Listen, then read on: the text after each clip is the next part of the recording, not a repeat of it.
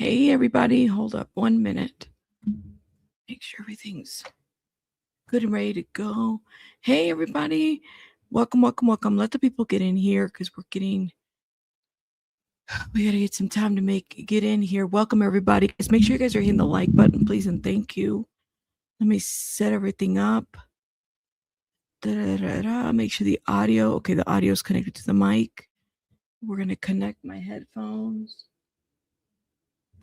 Welcome, everybody. Welcome, guys. Make sure you guys are hitting the like button, please, and thank you. Good morning. Good morning. Oh, my goodness. All right. Let me make sure I share this with everybody. We're live and we're on time today. Hopefully that's always, right? Thank you so much for hitting the like button. We live now. Welcome, everybody. Let the people of the Discord know that we're live too. Good morning, guys.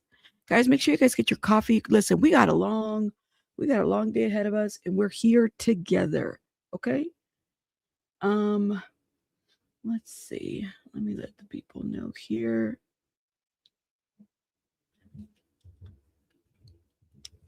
Everyone, good morning.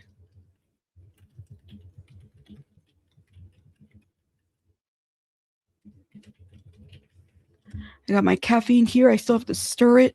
Welcome, everybody. Flojo TV's out there. Yes, I did see that. Shout out to Flojo TV. They're just getting in, guys. It is 6:47 in the morning in California. Okay, so it's very early in Cali. Abby, thank you so much for the 350 gems. Thank you. Shout out to you, Abby. Thank you. So we're now getting those notifications. Thank you so much. That's so much better. Hey, Flojo. Shout out to Flojo. Are you driving over there? Be careful, Flojo. Hopefully you connected with Becky? Try to make that happen for you guys. Let's see. Hold up 1 minute. Good morning, everybody. Good morning.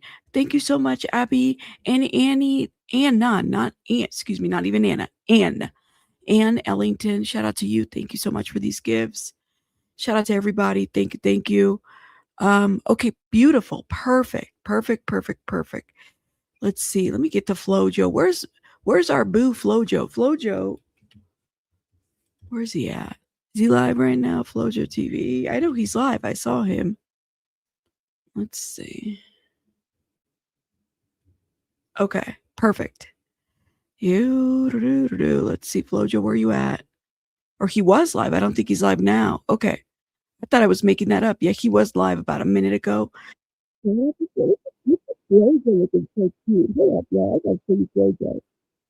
Flojo. Oh my God. He's got a little mic. Look at him. What's up, you guys? Shout out to Flojo. He looks so cute. Oh, yes. He's trying to set himself up. Shout out to Flojo. Della Dank, what's up, Della Dank? Can you guys hear me? Hey, Kadisha Lynn. Hey, Dee Dee. Hey, everybody. What's up, you guys? Cool. Flojo looking cute out here. We're here. We are live at the courthouse. We have media setting up all over the place. We have Sloan guys. Right over there. Is that Sloan? Shout out to Sloan. Mark the Shark right over there. Shout out to Mark the Shark. So,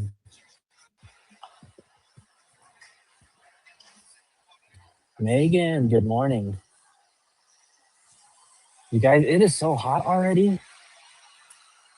I'm like sweating. Welcome, guys. I bet it's like hot. It's like 100 and I don't know something on what time. I wore the wrong color shirt today, you guys. Look, I'm already sweating through my shirt. What? I think I'm a little underdressed. But if we don't get in, maybe I'll just go back to work. Of course, Della Dang. Thank you. I'm checking the weather in Cali right now. Ooh. It is 89 degrees right now in Cali, guys. I'm praying too. I hope we get in. Yes, guys. So we will hope and pray. And you know what? If we don't get in, at least we'll be here. There are some other people here that I do have to meet with. Hopefully, I see them soon. But Are you guys excited? We have the prelims going on starting today. It's amazing.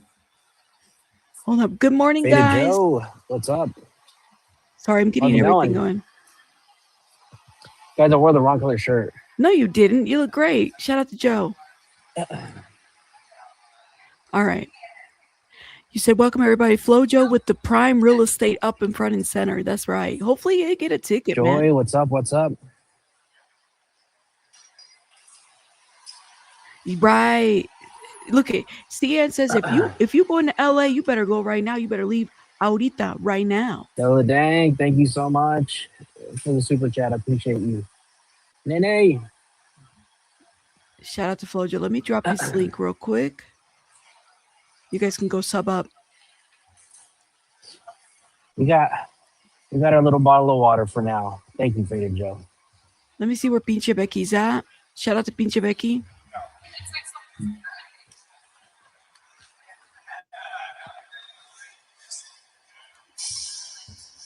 She's not there yet, so she's on her way. Welcome, everybody, guys. Welcome, welcome. Shout out to Flojo. Boots on the ground. We have all the media setting up right now. They're all around. Everybody here has a tripod. Should I just go back to my car and get my tripod? Should I just get my whole entire setup? Because we brought... Let me see. We brought the cinematics today, you guys. But unlike the arraignment, how's the temp in LA? Right now, look, I'm already sweating. Can you guys see that? What time is it there? It is currently 6:39 in the morning. We've been here since about 5. Oh my God. I don't know, 5:30 or so.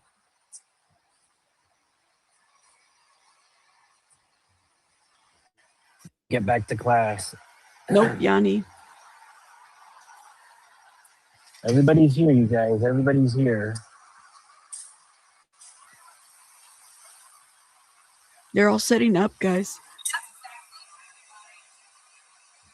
I'm going to show you guys Flojo's page so you guys can go support and drop it in the chat. Flojo TV. You guys got to stay active in the chat, okay? Keep me company. Here's our boo.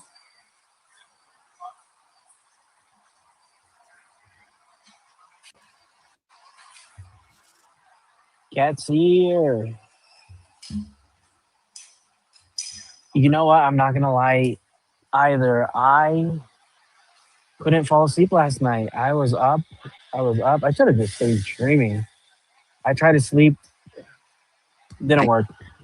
I couldn't sleep last night either, guys. I want to know, you guys, what are you guys anticipating for today? What is everybody hoping they see?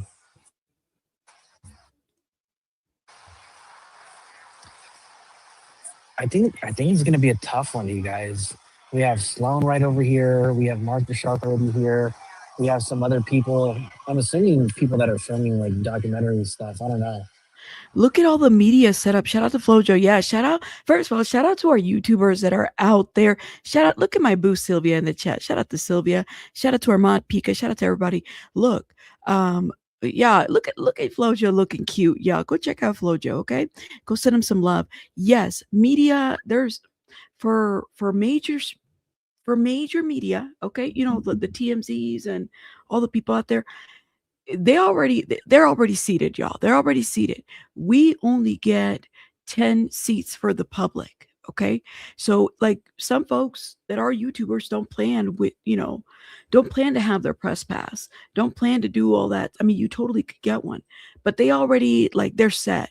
It's the people in the public that have to fight for a seat through a lottery. So it is very, very, very unfortunate because first of all, it doesn't matter if you get there at, 7 p.m. the following day. There's a ticket and you're not even guaranteed a spot inside, okay? Just so people are aware.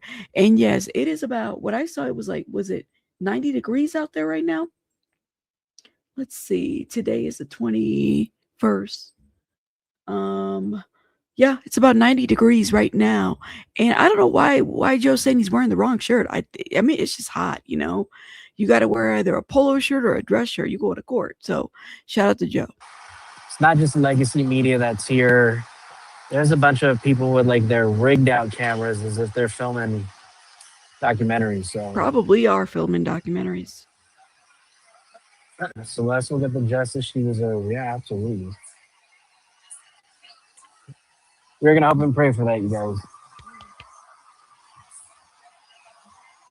Oh wow, these people got their major set up. Good morning, guys. Mama T. I know. Put a 1 in the chat if you got some sleep, because I sure didn't. 2. I had no sleep. I was so mad when I saw the video. I was Just to kind of give you guys a quick tour around. Really? That right there is Sloan in a suit. I think I'm a little underdressed. We have media setting up. Oh, Della Dank, if you are, put some flowers down for us. I'll send you some money.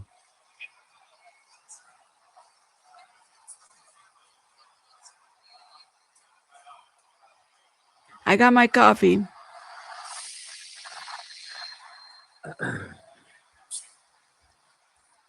Yeah, I think I appreciate it. Take lots of pictures too, Della Dank, so we can show them later.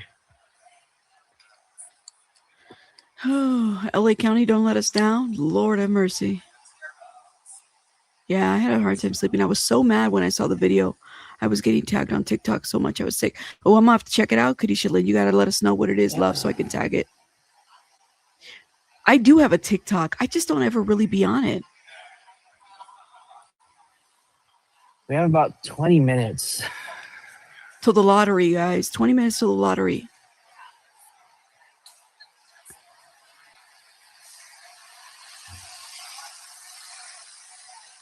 Oh, you talking about Asia's video? Kadisha, oh yeah. I saw that one. We'll have to watch it in a little bit, guys.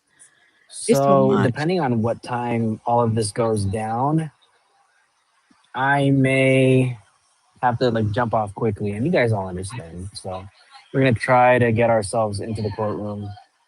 Hopefully get a spot. Also, you guys, if you guys don't already, make sure you guys follow me on X, because I'm gonna be tweeting out a lot of updates as well. Yes. So, you know, in case you guys want to get your updates first and I'm not able to stream, that's the way we're gonna do it. We're gonna be putting out updates on the X.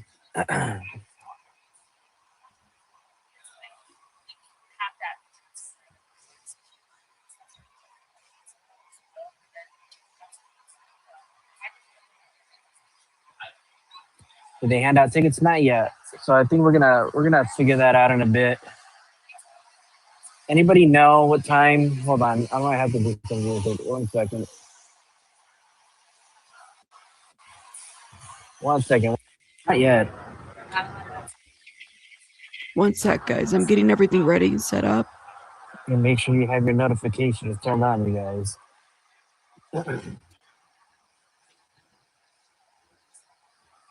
Best.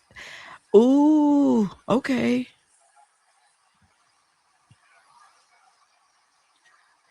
We just started, B Tim. Shout out to B Tim in the chat. Same, Kadisha Lynn, same. After watching your video, I'm convinced she's all about clout, no justice. Listen, we gonna watch that video, okay? There are gonna be a lot of people today. People are starting to trickle in already. It's getting. Shazza, what's up, Shazza?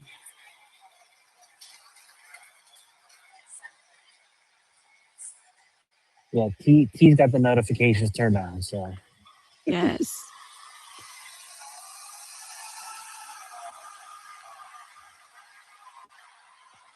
It looks like it's hot. He's already sweating out there. We're waiting for Pinche Becky to start up too, guys. She's out there for us too. Shout out to Pinche Becky. She's going to be out there. Even if there's no hearing, she's I'm not gonna lie, you out guys. there. I really just wanted to come on and say hello to everybody. Make sure that I'll let you guys know that we are here, and all of you guys that are in the Discord, you guys already know. If you guys are members though, and you guys are not on the Discord, make sure you guys join the Discord, because this is where it all goes down. The Discord gets the scoop first, so make sure you become a member. Join the Discord. Yeah, Pinche Becky's the best. We Shout got out a to family her. full of really cool people. I see Rabbit just went on. Yes. So I am probably going to sign off really quick. And I don't know, maybe I'll hop on her live. Join the Shout out to Flojo, guys. This is Flojo's page. Go check it out. I did drop the link, guys. Make sure you check out our boo Flojo, okay? And shout out to Flojo. He's out there too. Thank you, Pika, for dropping the link. All right. This is the video, y'all. Look, our girl was working overnight. Our girl, Kadisha, look at this. David's ex-best friend, Asia, just came out last week to denounce David after getting kicked out of an influencer party just for some old videos to resurface that are very controversial. And girl, I got some questions for you. And I know y'all have been waiting for me to talk about this. I've seen all the tags, and the way that Asia talks in this video, I do think it's joking, but it's absolutely disgusting. She's literally talking about getting with minors, and when they snitch to, you know, the same exact thing that David is being accused of. And you know me, I like to dig. So after I was getting tagged, I went and I actually found the full video of this stream where she is saying these things. And this was uploaded on July 15th of 2025. So Celeste was already gone, but this is right before she's found in David's Tesla. I'd be low-key about it. I'm just hoping, like, we're at an arcade. I hope I don't get a minor's number, bro. Like, no. You gotta ask the age first. No, you never ask the age. You always just gotta, yeah. She just say, nah, you never ask age. Oh, this didn't age very well for her, huh? Gamble. We gotta gamble later, after you hook up with them. After, yeah, you just gotta gamble your life. No, it's not gambling nothing, you know. If they snitch, you know, you just... It is. Why would they snitch?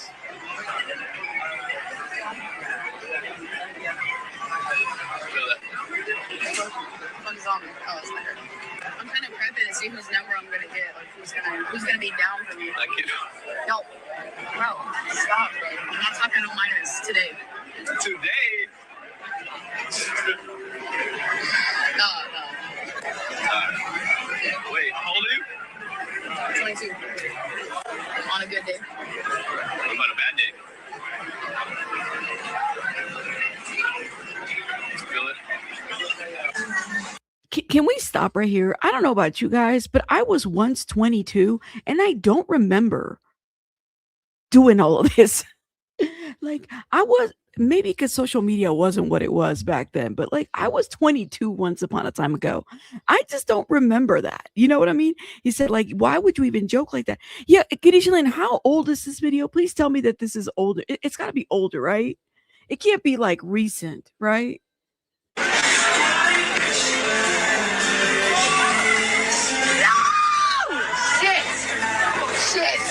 Shit. I'm gonna have to ask a child out. What the? Really trying to understand, as someone that was just on the internet literally a week ago claiming how it was horrible that David was with a minor and you wouldn't stand for this, and you went right to David and you were like, you better not be with a 13-year-old. Show me proof. You think it's okay to joke like this? Actually hear her talking like this, it pisses me off. It's disgusting. It's ridiculous. It's ignorant. Like there's nothing even funny about this. Like, so I don't understand why she thinks that that was okay. Already had my thoughts on Asia since the beginning of this. I even said this when I covered her video last week. Like Asia has been all over the place since the beginning of this. First, she kept saying that she didn't even know Celeste when we all saw the email that she got of Celeste's missing poster. But it took her getting kicked out of a streamer party to finally come out and say something. I'm literally not kidding. It was a long video and half of it was like, feel sorry for me, feel sorry for me. Like I said, even though I didn't agree with that, I do think that now Asia will be a crucial piece in the trial that makes it there with David because of what she knows. When she said she has been talking to investigators, I do believe that. I think that if they went after some of David's friends like Neo, they definitely went after Asia, because you guys can't forget, Asia was also there right before David's tour ended, and he canceled it when Celeste was found and ID'd. I can recognize how important something like that is, but at the same time, I am not somebody to stick up for ignorant behavior. At this point, girl, you're so dense. And my only hope out of all of this is that if Asia is asked to testify, she actually follows through with it. I hope she doesn't get scared off. And I hope she actually stands up for Celeste Rivas Hernandez like she said she's going to. Y'all let me know what you guys think about all this in the comments. David, I just can't. What in the hell? Yeah, there's the date right there. July 15th, 2025. I mean, Celeste was already gone by then, guys. Girl, I mean, like, listen, I know she said, and that was the nicest way to say it, right? Because ultimately, there's been a lot of people on the internet that have not been so nice. Please note that. But Kadisha Lynn was nice on that one. I can't believe, but it's like, what are you saying? So then you only live once. Minors, yeah. What did she say? I'm just hoping that we're at an arcade, and I hope I don't get a minor's number. I'm looking at this. You got to ask them their age first. No, you never ask the age, girl. I don't know. I guess for me, I was never in an arcade in my 20s either. So there's that. I don't know. You said this just solidifies why I said we didn't need to feel sorry for her, and she's old enough. So shout out to Naomi. Naomi and her beautiful accent. Shout out to her, love. Shout out to you. Do you think Asia will be? Yeah. So I have a feeling she's going to be someone to testify. Right. So there's that. Well, and Cheeks, it makes you wonder, how old is this guy right here? Is he a minor? Because, some of these young kids, I mean, they look like they're of age, but really like they might be underage. And you have to ask. You said the same behavior you was calling out, saying you never would be okay with this. It's the same behavior you're joking about. Yeah. And it makes you wonder, what did they know? What didn't they know? Today's a day for some positive information. Well, progression, hopefully. You said, I used to investigate crimes against children, and I did undercover work to catch people like this. A girl named Lucky. Shout out to you, love. You said, what would be, why would you be saying this to? I have no idea. Somebody understand. You make this make sense to me. I don't know. And calling her dense is like the nicest thing you can say, because literally we can't even make it up, with her. Seriously.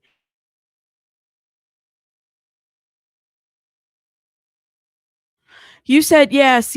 Could they prosecute her if she doesn't testify? I don't think that they could, but they could probably hold her in contempt if she's wanting to prosecute, if she's needing to testify, but doesn't testify, if she doesn't, help out if she's a witness. Could be possible that she was throwing shade at David for saying you don't ask their age first. Ain't that some ish? So it makes you wonder how many of these young people, not young people, well, they're young to me, but how many of these 20-year-olds, are out there not thinking that this behavior is okay, and you're not asking for people's ages. Can somebody let me know? It makes you wonder how much of this behavior is acceptable within this crowd. I don't know about you guys, but I just cannot. I told y'all my oldest is 18, and I tell him, he turned 18. I said, listen, you always ask, don't believe any of this. You have to ask. You have to ask for ID, and if you're not gonna ask for ID, then I'm gonna ask for ID.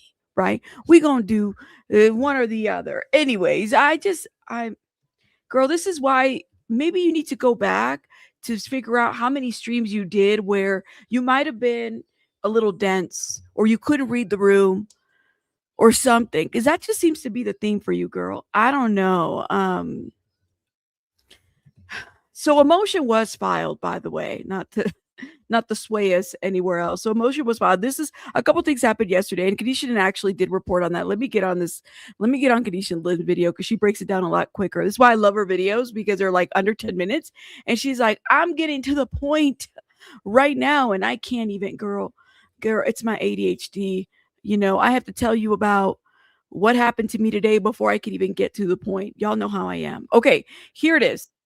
Shout out to our girl, Kadisha Lynn. Make sure you guys are subscribed, and I'm going to drop the link here. Hold up, Has put in a y'all. motion asking the judge to come to the preliminary hearing tomorrow over Celeste Rivas Hernandez, not in shackles and not in handcuffs. David's attorneys are arguing that he doesn't pose a risk to the community, that he has never tried to escape or been disruptive in all of the hearings that he's had already. And this is one of the reasons why they want him to come in without any handcuffs or shackles on. This is usually a tactic before an actual trial, not so much a preliminary hearing. And the reason why it's a tactic at trial is because they don't want the jury to perceive you like you're already guilty. Now, the judge has not made a determination if he is going to be able to enter the courtroom like this tomorrow, but I'm sure before the preliminary hearing, there is going to be some type of response where we figure out if she's going to let him come in like this or not. A lot of people have been asking me, what type of evidence will we probably hear at this preliminary hearing tomorrow? And it was actually talked about in the brief, so let's go over it really quick because yeah, so I think that whatever is mentioned in the brief, shout out to Khadijah Lee, because this is correct, right? I'm thinking clearly we're not going to see, I don't think that the audience is going to see Sam, but they are maybe going to be shown, you know, to the judge at the very least, or text messages about the planned emergency B. Emergency. Is that how you say that? Emergency. It is emergency. Plan B. Thank you. I'm like making it up. Plan B emergency. You know, y'all know the birth control. I'm sure we're going to see text messages. I'm sure we're going to see communication. I wonder if, like Sylvia said, my boo Sylvia said in the chat, well, maybe it's going to be the detectives. I wonder if it's going to be any of these investigators that have signed off on the report. I wonder, it could be any of those. Guys, we are here for 3 days. Today, tomorrow, we're taking, what is it? They take Thursday off and then they're back at it on Friday. All right. So we're going to be live. We're going to be here. Okay. So listen, say a little prayer. Okay. Justice for Celeste, of course, but also like shout out to the YouTubers out there that, you know, at this point, I mean, mainstream media is what it is, but I'm always going to listen to the YouTubers because they always be picking up on stuff that some of us don't. The mainstream doesn't even really report on. That's why it's important to have the public, the YouTubers out there. It's important for us to be out there to get the news because, yeah, we dominate. We do. It's kind of a lot. You're going to hear information about pretty much everything that David is charged with because the prosecutors have to show probable cause for each charge, but you're not going to hear everything that they have, but you're going to hear a lot more details than what we know already. Not only are we going to hear about the murder charges with the special circumstances of them trying to prove probable cause for those, we're also going to hear about essay of a minor and also mutilation of a corpse. Like I said in this brief, they put a whole list of things that they plan to show at this preliminary hearing, but this is the part. The mutilation, what does that mean? Y'all remember the pool, the purchases that were talked about? The purchases, crucial witness, crucial witness, guys. The Uber driver, the one that dropped her off, right?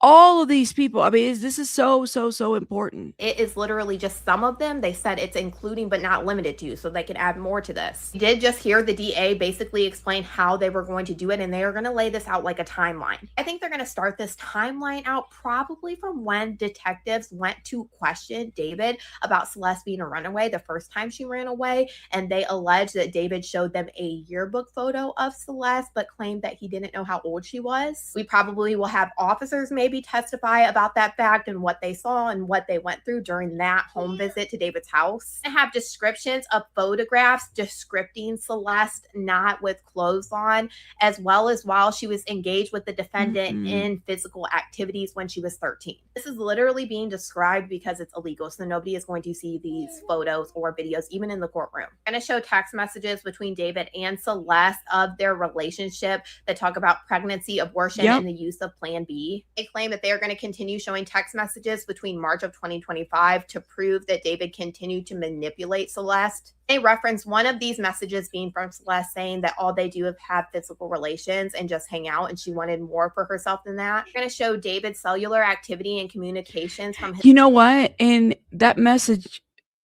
man, that message makes me so sad. The where she says that, like, where she talks about wanting more than what she was getting at that moment.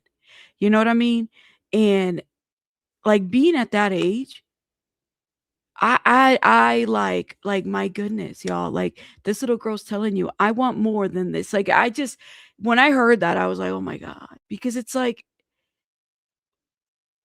she wasn't happy, guys. She was not genuinely happy. Clearly, I think at some point she realized that this guy was no good, right?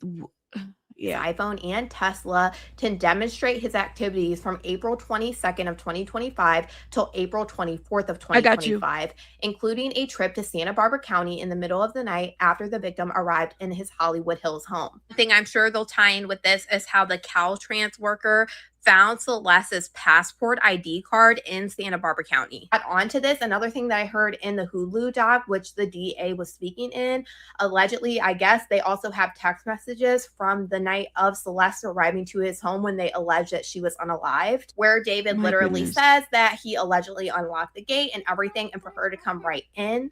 I do assume we are going to have probably an Uber driver testifying about him dropping Celeste off there, because I do think this will be a big piece of the puzzle. We're going to show surveillance video of David driving his Tesla on July 29th of 2025 for the last time before parking the vehicle and leaving on tour at the end of July. They claim that they are going to show DNA evidence developed from stains collected from David's garage, which match Celeste. Look at all this evidence. I mean, even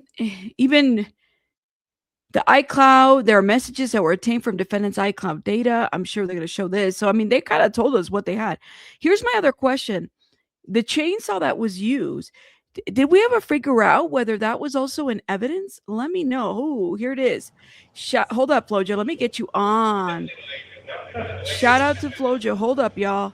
Hey, Flojo. Let me remove and get you a bigger screen. What's up, chat? How are you? How are you doing, dude? What do you have for us? What's it feeling like out there? Can you hear me okay? Hold on, I can't hear you. Are you there? I'm here. I hear you. Well, I can't hear you for some reason. Uh-oh. Okay, come in and out again. Look, at shout out to Flojo, guys. Make sure you guys drop. Go ahead.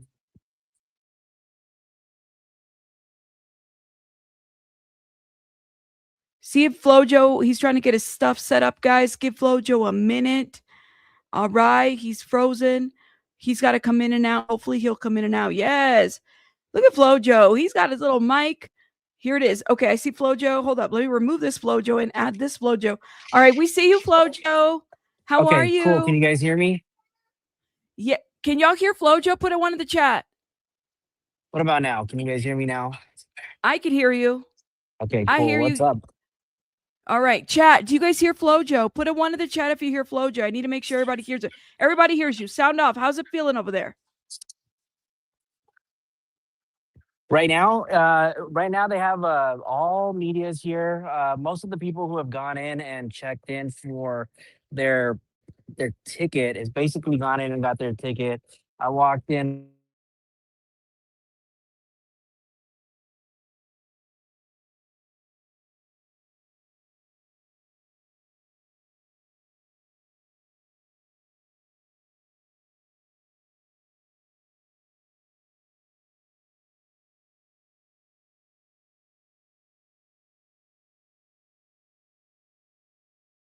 All right, hold up, guys. Flojo disappeared. I see him now. Hold up. Here it is. You're here. Sorry about that. I don't know. Maybe you're my fine. phone, the reception's horrible out here. I don't know. But everybody who from the public who walked in and wanted the tickets basically gone in and got their raffle ticket. They're doing the drawing for seating at 8:15. So we're gonna be patiently waiting until then. Currently, there's some big content creators out here. I've seen Sloan is out. Ooh, Flojo froze. Flojo, frozen Joe. Flojo, come in and out again. All right. He giving us a scoop, guys. So he's out there. He gave us a little idea or details about the lottery. Flojo, you froze.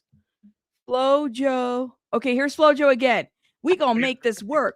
Let me remove this Flojo. I have no idea. You're fine. I have like on. 3 Flojos up here, and everybody's like, which was Flojo? And for some reason, my browser keeps refreshing. You're fine. Streamyard needs to create an app, but everybody who's here, is here, and I'm assuming that more people are gonna kind of roll in and try to get their claim their ticket for the raffle or the lottery, How whatever many you want to people call do it. you see out there? Like, if you were to guess I ballpark mean, right overall. behind me, that's Fratmore Ross right over here. We have Mark the Shark right over there. Yeah. Sloan's here. Sloan is out here doing coverage, and I think a few other content creators that are out here. Wow. Is that court building that does that? I guess they had to get the lottery going. Flojo froze again. First Liberties is in the house. First Liberties, I'm dropping the link for you again.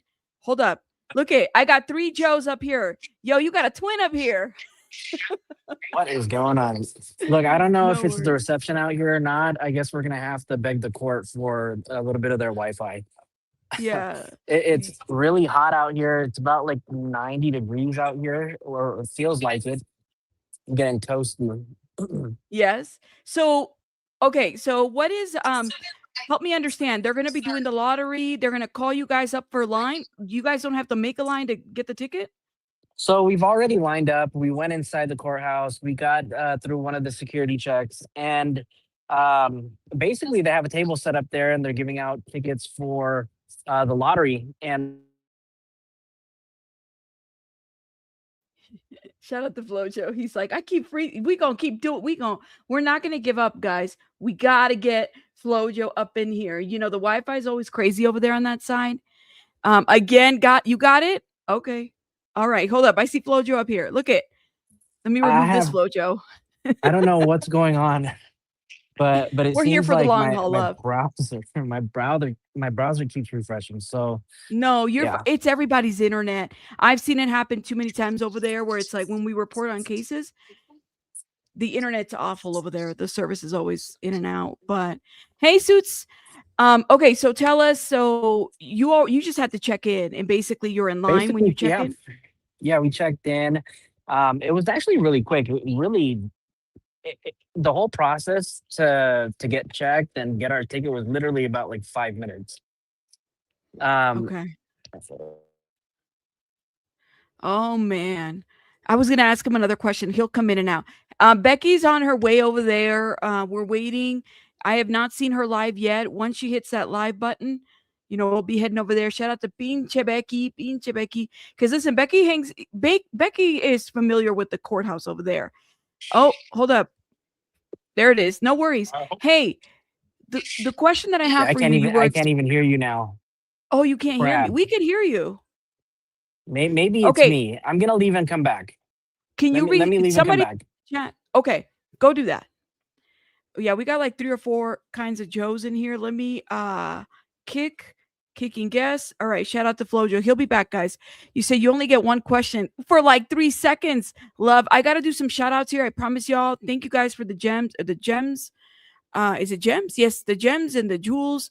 I'm not used to that, so I promise y'all I will shout you out here in a minute.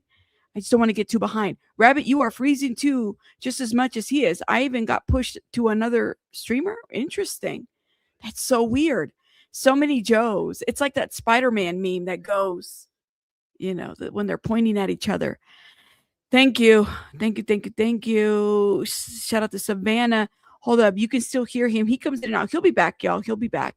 For Liberties, I'm going to email you the link if you need it as well. Shout out to First Liberties Podcast, our legal eagle in the chat. Suitsy and Stilettos is also a legal eagle, y'all.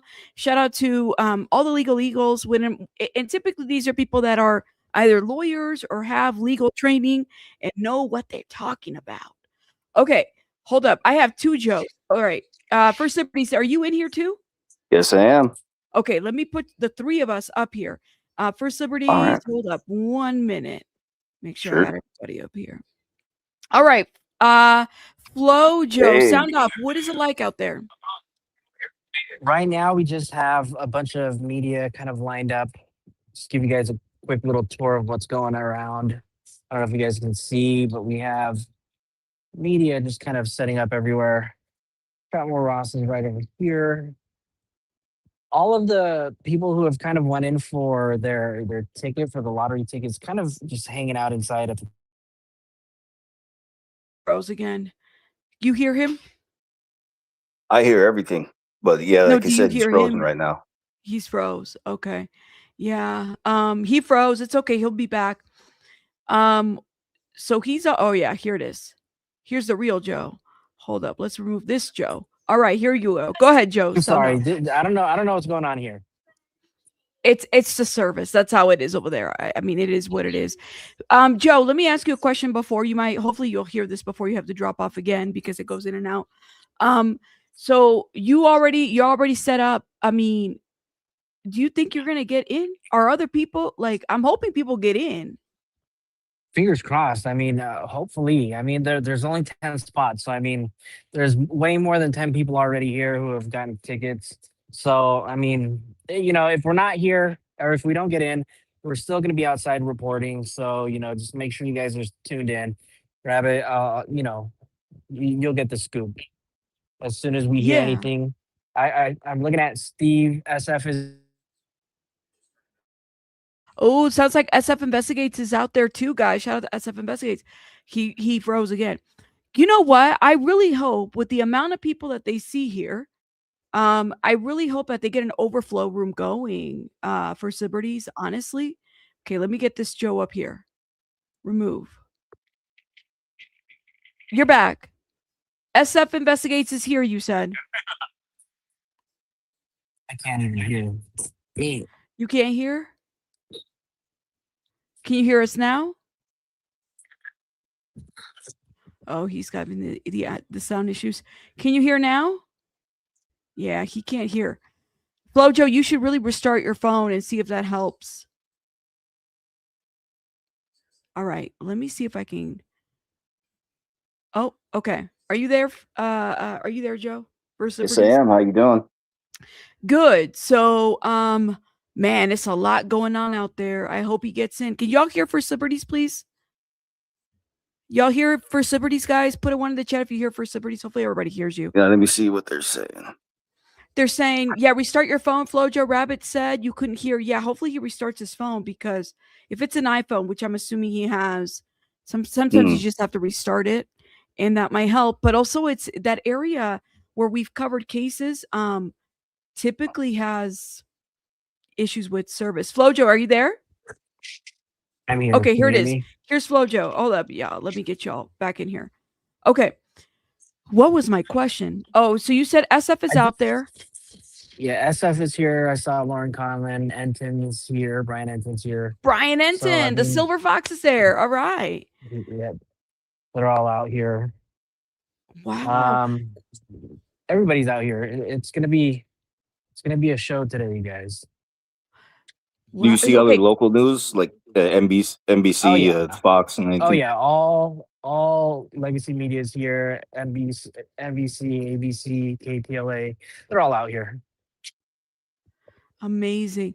Question. Do you think that with the amount of people that are out there, I'm hoping that they get an overflow room or something. Like you would think that they would be like, we can spare a room where 100 people could sit and maybe it's, being televised through something. Now, Flojo just froze again. Maybe it's being televised through something because that's what they did at the Diddy trial.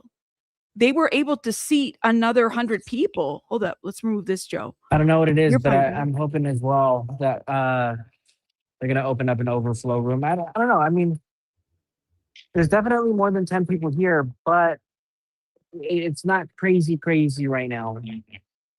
And I can't even hear anything. So what I'm going to do right now is I'm going to hop off for a bit, make a few rounds, and then I'll check in with you in a bit. Okay, go do that. Brian Enton had to do public lottery too. Yeah. If you stream, we might jump over and show you out as well. We're waiting for Pinche Becky to I hope you're okay with that. I'll come back. I can't hear anything, so I'll check in with you in a bit. I'll be in your live. All right. Guys, so hey, did you see this? Kadisha Lynn said that Brian Enton had to do the public lottery. Yeah, isn't everybody? Right? I've never seen this before, first of all. I've never seen a lottery for a court case. Never heard of that. Well, the RICO for Diddy, hold up, let me see. But Brian Enton had to do the public lottery, but he's media, so he can't even get in, y'all. Oh my God. I don't know. That's weird. I've never seen that before. I didn't expect it whatsoever. Really? Well, the Yeah. interest of his case. I mean, oh man, this is gonna be intense. Let me see if I can pull Brian Enton real quick on his channel. I wonder if he did a short about this or something. Yeah, that's Here. why you're pulling up his channel. Yeah. That's exactly Hold why. up. Let's see. Latest. Hold up. Short.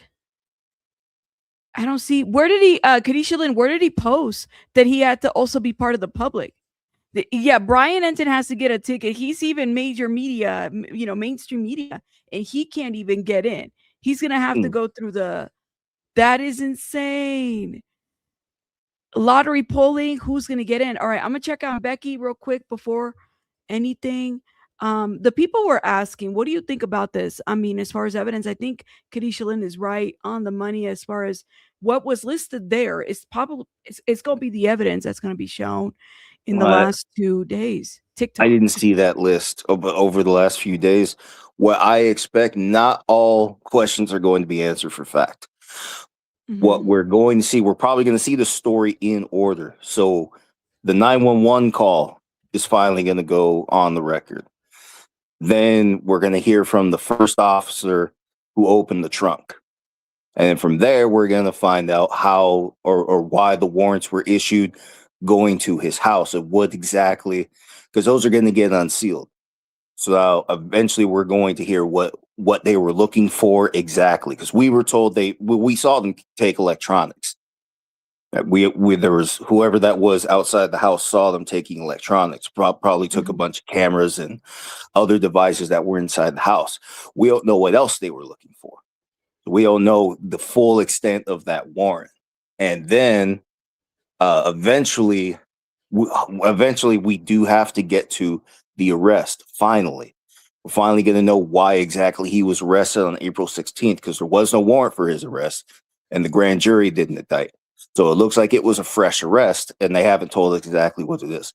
But today, I think we're going to start right at the beginning from the 911 call to the first police officer, and probably going to make time for, like I said, to explain why the first warrant was issued for the house.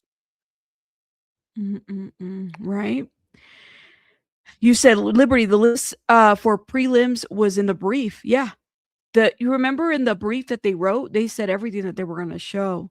So it's already there for us. They might have more, though. Yeah. I'm thinking too, right? Like interviews, or at least they definitely have more. Remember that Beth Silverman said all possible charges weren't filed yet. This is far from over. Absolutely. And then obviously we still have the federal case coming up.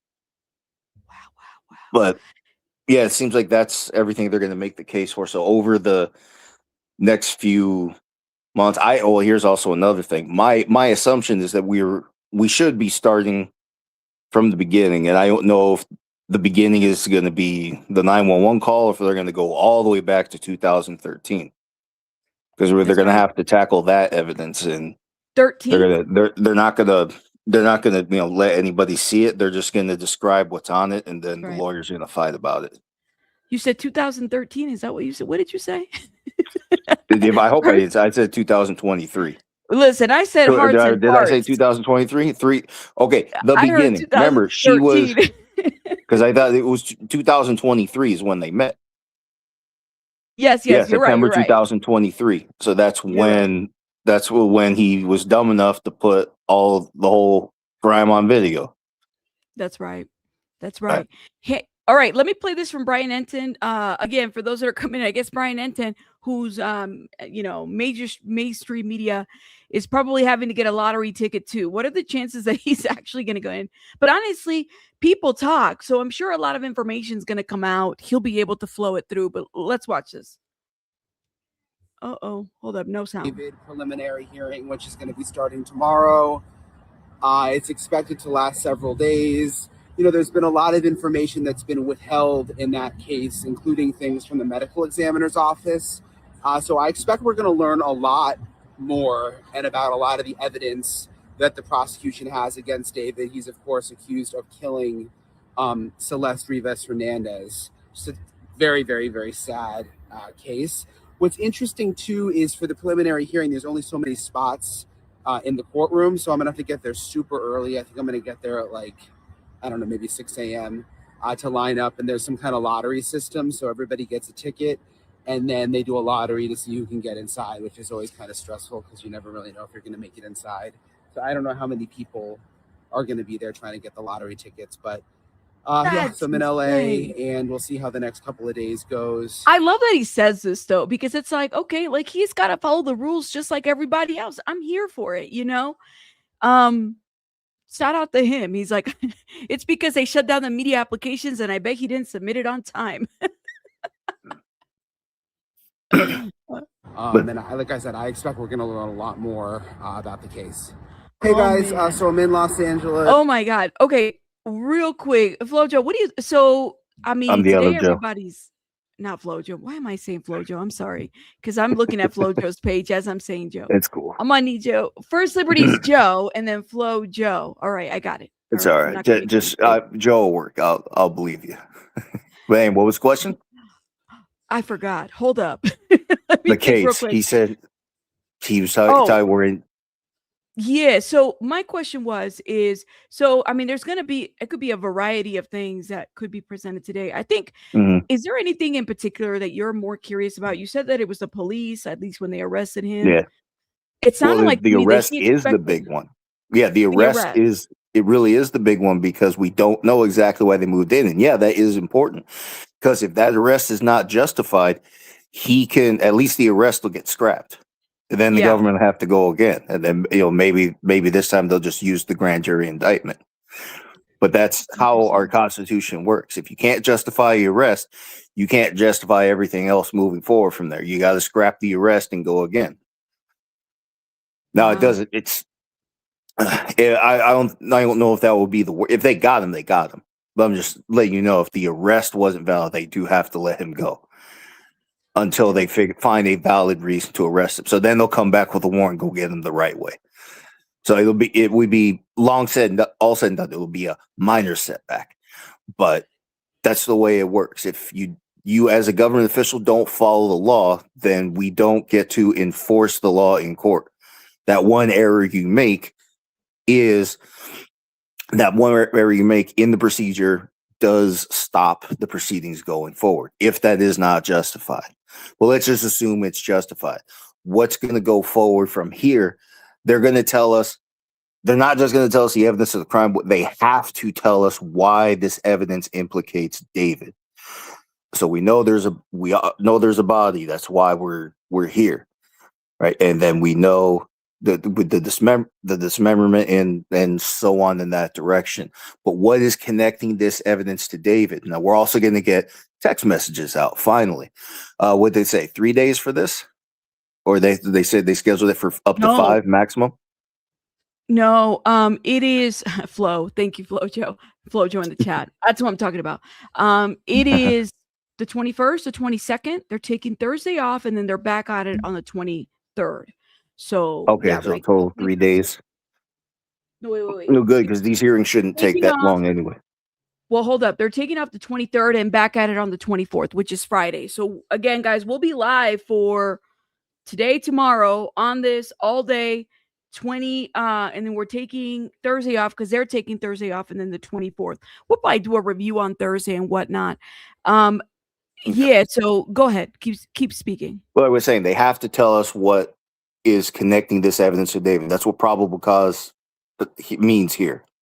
Like probable cause, like a probable cause on the streets, it looks different for the cops. You could be the closest one to a body, and they could, if the cops are seeing it for the first time, they may arrest you for being too close to the body, but that may not be enough to go to trial because the cops didn't find any evidence connecting you to the body. If just because you're the one closest to the body doesn't mean you're the one who did it. In other words, and that's part of the reason why he wasn't arrested in the beginning. You have a body that's in late stages of decomposition. He's been on tour forever. He had a good argument, actually. Even though that was his car, the warrants eventually went to, they went to search his house. He did have a good argument in the beginning since he was gone for so long. They really don't know what's going on. And they can't hold him until they figure it out. That's a constitutional violation too. That's not the way the law works. He would have gotten out in an afternoon if they did that anyway. So That's what right. we have to find, sorry. So now what probable cause here in the court means is that this evidence is connected to David. Now it's a low standard. It just means that the facts likely relate to a crime. But Right. every step of the way, since it's David's trial, they have to tell us why it connects to him. So we're going to see text messages because we were told text messages contextualize this. So what he said to other people, what she said to him, all of that is I don't know about absolutely all of it, because here they don't need to make their whole case right now before the trial. They just need to make enough to justify the arrest, and then the judge will agree to move the trial. So we're not going to, like I said, that's why we're not going to get absolutely everything. That's not the purpose of this hearing. Oh my gosh. So, okay. Somebody in the chat asked this question. I thought it was a good question. With everything being sealed, do you think we'll be able to get some transcripts? I haven't even tried that because I'm under the assumption that things are sealed. But if we can make some phone calls, and even if I have to be here live while I'm calling some people, do you think they would make the preliminary hearing transcripts available for the people? Preliminary this hearing? Yes, for today, Yeah. tomorrow. Yeah, Okay. This the transcript won't be sealed, but it's not It won't be like one sealed. of those things that gets unsealed later. You can get that later. I What do you mean forget. later? Like, am I able to get it after the hearing? I think Today? it's up to 2 days. I forget the actual rules. I forget if it's 2 days later and so on. Okay. I forget what That it's is 2 days, 10 days. I think for grand jury transcripts, 10 days after the trial, you can Yeah. get them up to 10 days later. And I forget what the actual rule is, like how many days or so. But yeah, this won't be sealed. Everything, but also for people wondering, because they want to know what happened at the grand jury every step of the way, and they will Yeah. not.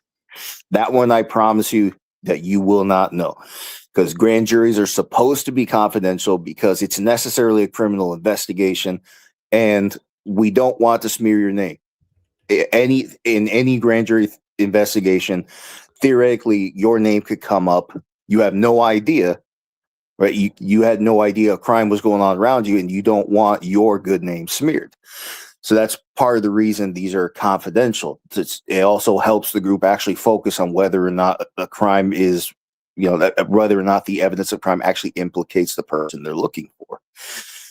And grand juries, there's like Emily Baker was talking about when you listened a few days ago, the rules of evidence are different in these earlier stages. There are hearsay rules, hearsay exceptions. Okay. So what that means, guys, in short, hearsay statements, these are statements that don't give us any fact to grab onto. They actually don't have any evidence to support them, even if they seem true. So in that case, we can't use them at trial. Now, somebody say, I saw David stand by as she bled out. That can be factually supported because we have a body that was stabbed. So that's why a statement like that wouldn't be hearsay. But then lots of these statements, third-party statements, they don't give us any fact to grab onto, so we can't use them in the court. So generally, they're not allowed. Now, there are rules for hearsay protections for the cops, especially because they do have to listen to hearsay. So if you tell a cop there's a crime down the street, and then the cop's going to have to tell the court, well, somebody told me there was a crime down the street, and that's how I responded. The court at that point doesn't so much care if you even really exist, but the cop gets to offer that statement to prove his state of mind, to explain why he went down the street to a crime.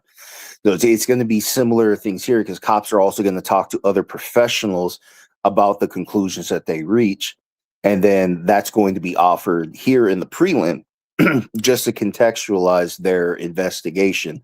And again, ultimately, why it connects to David. But that's all, that's allowed here. But yeah, usually third-party statements aren't allowed. Also at the grand jury, third-party statements, you can ask for them, but they wouldn't be allowed at the trial. They have to be much more organized. At the true trial, they have to be much more organized. It's going to be a lot of the way questions might have been asked at grand jury hearings that won't be allowed at trial. So even Beth Silverman will have to rethink the questions to ask in order to get the right answer on the record. You said And then that's where it's rethink going to the be more contentious. questions. what do you mean by rethink? Like, what do you like? Well, because there's- you can can't ask a question like, well, yeah, you can so at a grand jury hearing or where hearsay is allowed, you can ask a question like, did you hear anything from other people? You can ask Yeah. stuff like that because it's an investigation. Oh, At the trial, okay. you have to ask, what do you know? Where were you when you saw or heard the relevant thing? And what happened next? What did you do next? You have to say it like that at the trial. Because if you call for hearsay or if you allow a witness to speculate, you get objected to. And enough objections, and yeah, the judge will scrap just about any witness off the stand if they really don't play by the rules. Interesting. Just so people know, I am looking at the court reporters directory. I'm gonna see what I can do about the transcripts. I can't promise anything because I know that everybody's going to be busy right now. Just side note for the people that are wondering, I am looking at this, at the transcripts real quick. Okay. But go ahead, Joe. I'm a little bit like intrigued by, she can't, the grand jury, it's investigative, right? Mhm. Where it's like, she's got to be careful about the kinds of questions he asks here, because you're talking about a prelim. And the rules of evidence, I did hear Emily D. Baker say that the rules of evidence are a little bit different at the prelim. Yeah. Correct? Because in the investigative phase, you can ask just about any question you want. Now, as long as you are not forcing people to say something that implicates David and the evidence isn't really there, if it's not a true statement. So it's basically, as long as the government isn't forcing these witnesses to implicate David, or leading them on to give certain answers that aren't actually supported by any evidence long term, and try to bring them into the courthouse later, yeah, they can ask just about any question they want. However, it's like learning a new language when you learn the rules of evidence. The rules that are strictly applied in the court, every remember, like I've told everybody before, every witness has to be speaking to what they know based on where they were when the crime happened. Where were you when the crime happened? Where were you that you would have seen or heard something relevant? Celeste would have been a witness because she was the victim in the crime. Right? You see what I mean? But she was in that position to be a victim witness in that case. But yeah, the rules for witnesses, it's the same for cops. It's the same for the average civilian. You have to tell the court where you were when the thing happened. And generally, we need that supporting evidence.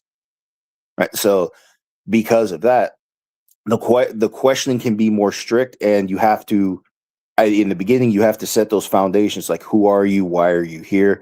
Where were you on the day in question? What did you see? What happened next? You have to do it like that in the beginning. Gotcha. Okay. That is so interesting. I'm listening to you talk, but also looking into the transcripts. This is, let me side note, Joe. So that you are aware, for transcript requests in LA, every court has, I guess they switch out court reporters, but I was able to find the department in the courtroom for this specific hearing. Oh, okay, perfect. All right, I'm going to submit a request while I'm doing this, so I'm not ignoring you. I'm just going to get this done here, if you don't mind. Go ahead. Let's see, please enter as much information as possible regarding the hearing in the court event. You're seeking the transcript. Hold up. I'm sure we're not going to get these, and if we get these anytime sooner, they're probably going to be at least $300 or $400 or $1,000 or something. But let's see. Let's see what. Do you think it's worth it? Oh my goodness. Yeah. I mean, I want to know. I want to know everything. Hell yes, it's worth it. Hell yes, it's worth it. I mean, let's see. No, I'm not from a law firm. Hold up, guys. Let me make sure. I don't want them to ignore my request, so I might use a more personalized. The case name is going to be, let me just look this up, just so I get everything correct, the way everything is spelled, because I don't want that to be, I know what the case name is. Right. but I want to see how they spelled everything because that'd be. Here it So is. anyway, yeah, the rules are Keep less talking. strict because of the investigation phase. Going into the trial, a lot of that liberty you have to investigate. You don't. What happened? I agree everything Gord said. You don't have that liberty in the court. It has to be organized because when you are sworn in, you are swearing you are going to tell the truth. So that means you're telling the court you're organized, right? So from there, you have to follow rules that keep that organization straightforward, right? So that's why you can't ask people to guess. You can't ask what other people said, what other people. Sometimes you can talk about what other people told you. Okay, that's a hearsay exception. That's called present sense impression. Other people, third parties, may give you a different state of mind for the moment, right? Like I was saying earlier with the cops, that's what cops offer it for, the present sense impression. Somebody told me there's a crime down the street, right? So that changed his state of mind, and that influenced what he did next. It's like little things like that you can get in. Go ahead. You look like you have a question. I'm muted. Yeah, I'm muted. Is there a difference? Because I'm looking. So the court case number for this would be 26CJCF02399. Is that correct? Does anybody let me know in the chat? That would be I need to get the brief. That's what I need because I don't want to be making this up. Yeah, it should be the same all the way forward. Yeah, but I'm getting two different numbers and I don't know why. Hold up, Anthony Burke. Case number, criminal case number. I just want to make sure I'm correct because I don't want to waste these people's time. You know, that's the worst thing you can do in a situation like that. Let's see. What time does the hearing start? 8 o'clock? 30. Criminal brief. My understanding, 30. 1 second. I promise y'all I'm not ignoring you. I'm just looking. I'm trying to submit for transcripts. Give me 1 second. I figured I'd do this now just to get an estimate of how much the cost is going to be. Well, it starts at 9. The evidentiary hearing, starts at 9:30. So what? It's 7:52 over there. And who else is in our studio? Oh, the other Joe. Joe, are you there? Or did you drop? Oh, did you drop? Are you here? I dropped. I don't know what I touched. Sorry about that. It's okay. The evidentiary hearing starts at 9:30 a.m. So it is 7:52 over there in Cali time? Yes. Okay. All right. So let's see. You said 9, right? 9:30. 9:30. So 8:30 from here or 9:30? Well, it is 9. Excuse me. It starts at 9:30 in Cali time. Oh, okay. Right. We're gonna be here a while. Okay, cool. Yeah, we gonna be. I mean, we went up early. Smoke them if you got them, folks. Yep. Get your get your coffees, get your teas, get your mimosas, get your stuff because we're gonna be up here. And this is how it was when we were doing the Diddy trial. We were up here up in the I gotta early, get me man. an omelet. Go get you an omelet. Go do that. Get your water. Right, say hello to the birds. Shout to the birds. Girl case. Number 11. I thought those I'm birds never were gonna live great. that down. That shit was funny No, why? I didn't know. I didn't know cute. you could hear. I thought it was really didn't know you could hear that. And then I go listen to our replay, and you have birds chiming the whole fucking time. And I'm thinking that's why everybody was so pissed off at me. Nobody was pissed off at you, criminal case. So what are we looking at there? Because I know there are a few news pieces about today's hearing. They're all basically the same. I know Law and Crime did a video. I haven't even watched Law and Crime, but I couldn't sleep last night because I was thinking like, oh man, this is gonna go. You know, because for me and I know people in the chat. I know you are. We're all invested because we want to know, right? I think that this case hits us in different ways and whatnot, but yeah, we all want to know what this is going to be. Why am I pulling that the criminal case number is still pending? I don't think it's pending. We have one. Why is it saying that? Know. Anyways, let me play this and then I'm gonna keep filling out these forms so that I'll give you guys an update about what they say about transcripts. Okay, let me play this real quick. This morning, the preliminary hearing for the singer accused of killing a local teen. David is due in court today as a key hearing begins in the case against him. for the death of 14-year-old Celeste Rivas Hernandez. Eyewitness News reporter Tim Caputo live in downtown LA with what to expect in court today. Tim. Rachel, John, good morning. Well, the big thing we could expect in court today is to see and hear all that evidence that prosecutors and investigators have against the singer known as David. This is a pretrial hearing that begins today. Sometimes pretrial hearings could be an hour long, could be 15 minutes long. This will not be that. It'll last several days, potentially even into next week. A judge will be overseeing the pretrial hearing and will also be determining whether or not this case ultimately goes to trial. David Burke is the suspect's name, also known as the singer simply as David. He was arrested 7 months after the body of 14-year-old Celeste Rivas Hernandez was found dismembered in the front trunk of his Tesla. And much of the evidence investigators gathered over that time just hasn't been made public. Prosecutors believe the 14-year-old had been having a sexual relationship for many years with David and that she threatened to expose that relationship and ruin his career.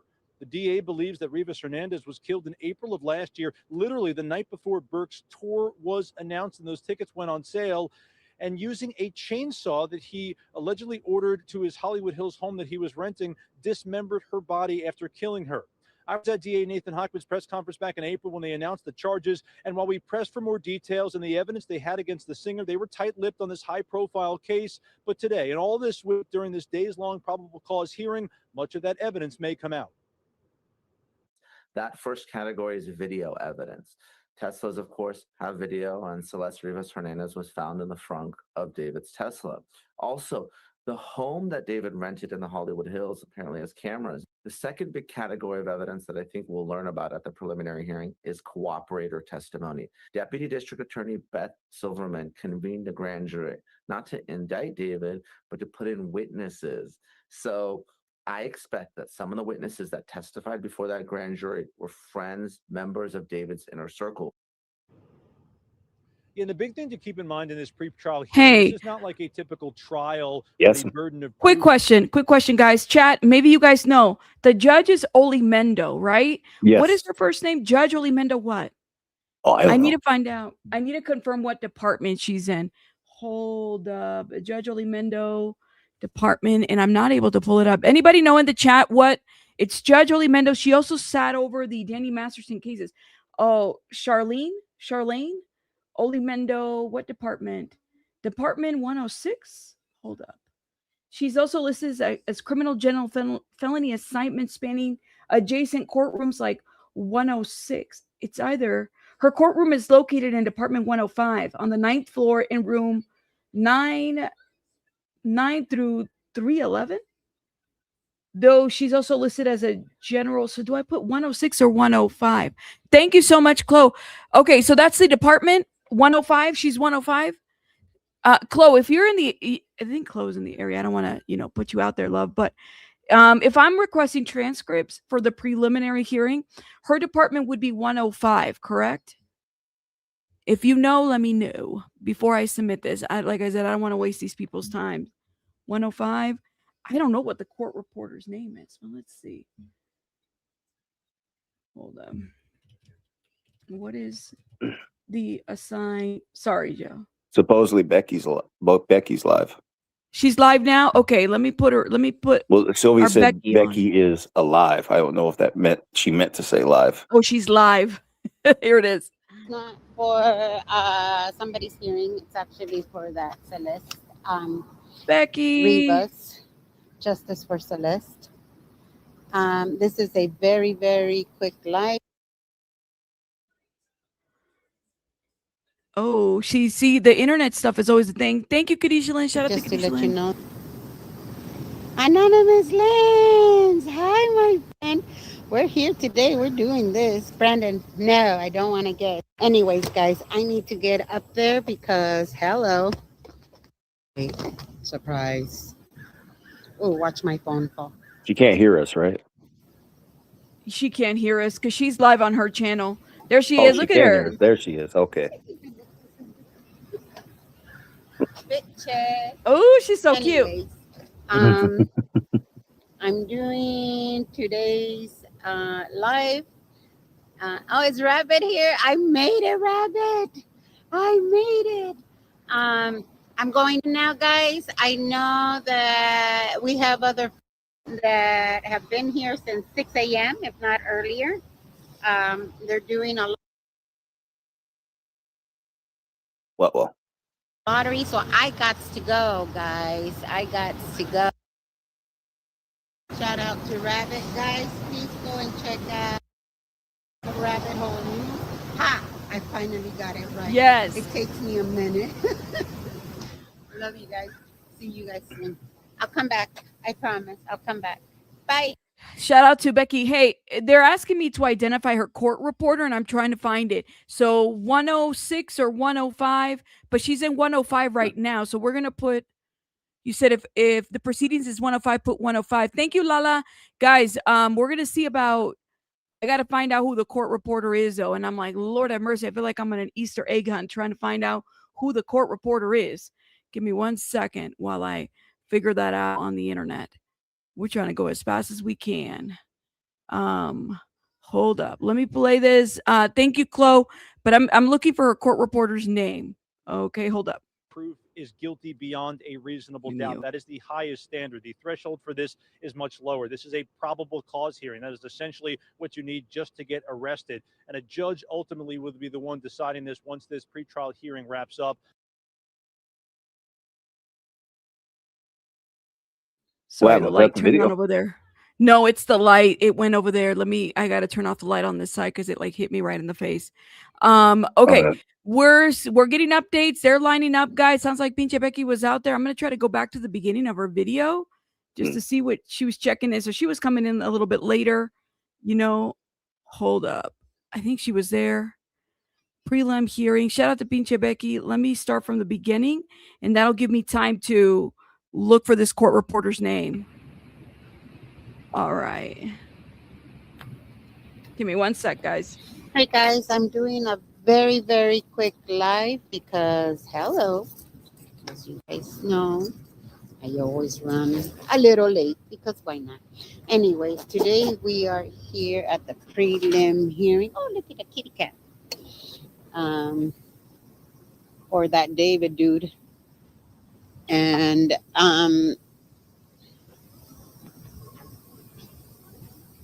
she said for the David dude. She's so funny. Yes, Lala, for the Clara Shortridge Foltz, I think that's how you say that. Suits, look at this. Suits says Rabbit Allison Winter adjournment again, adjournment for 2 years. Oh my God. You know what? Suits y Stilettos, you know that case is probably going to get dismissed. I have to kind of wonder. Anyways, What whole is that different case? rant. That's the one with the Rex Huberman, the fake therapist, that lady. Oh, they're probably going to try to get her license or something. I don't know. Oh my God. But Anyways, she didn't have a license. She doesn't. So she's for the last 2 years, they've been pushing back the court hearing. She's been able to engage in that documentary while she was facing these criminal charges. It's crazy work. Anyways, let me see if I can find who the court reporter is real quick. This is a replay, right? Yeah, this is a replay from earlier. We missed the earlier part. All right. I want to see if the courthouse still has those fat ass squirrels plaguing it. That look like cats. Yeah, she said, "Oh, look at the cat," and I'm thinking that could be a squirrel. They're huge over there for some reason. Oh boy. You see right there the ABC news van. There's that news van again. Should be seeing everybody there. The world's gonna be watching this one. Rita Joe, yes. Hey guys, gosh, we're here at the courthouse. No, it's not for somebody's hearing. It's actually for that Celeste Rivas, Justice for Celeste. This is a very, very quick live just to let you know. Anonymous Lens, hi my friend. We're here today. We're doing this. Brandon, no, I don't want to get. Anyways, guys, I need to get up there because, hello. Wait, surprise. Oh, watch my phone fall.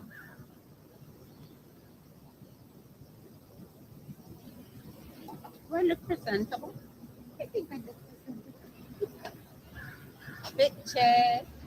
Anyways, I'm doing today's live. Oh, it's Rabbit here. I made a rabbit. I made it. I'm going now, guys. I know that we have other that have been here since 6 a.m., if not earlier. Shout out to Pinche Becky. Yeah, we're gonna mute her real quick. Shout out to her. She's out there for us as well. She's trying to get in there to get her lottery. Here is Flojo here in the. He's out here as well. Hopefully he'll get some service because the service is so spotty over there. What's bothering me, Joe, is that I have to find out who her court reporter is because it's a requirement of the form. I just don't know who the court reporter is. And it says right here on the internet, because the internet never lies, court reporter per the website, court reporter varies. No, varies things. It varies, but you're asking me for a court reporter name.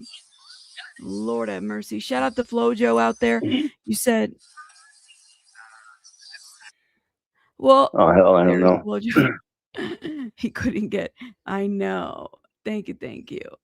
And that's okay. That's okay. Let me just make sure thank you. Sorry, I had to ban an asshole in my chat.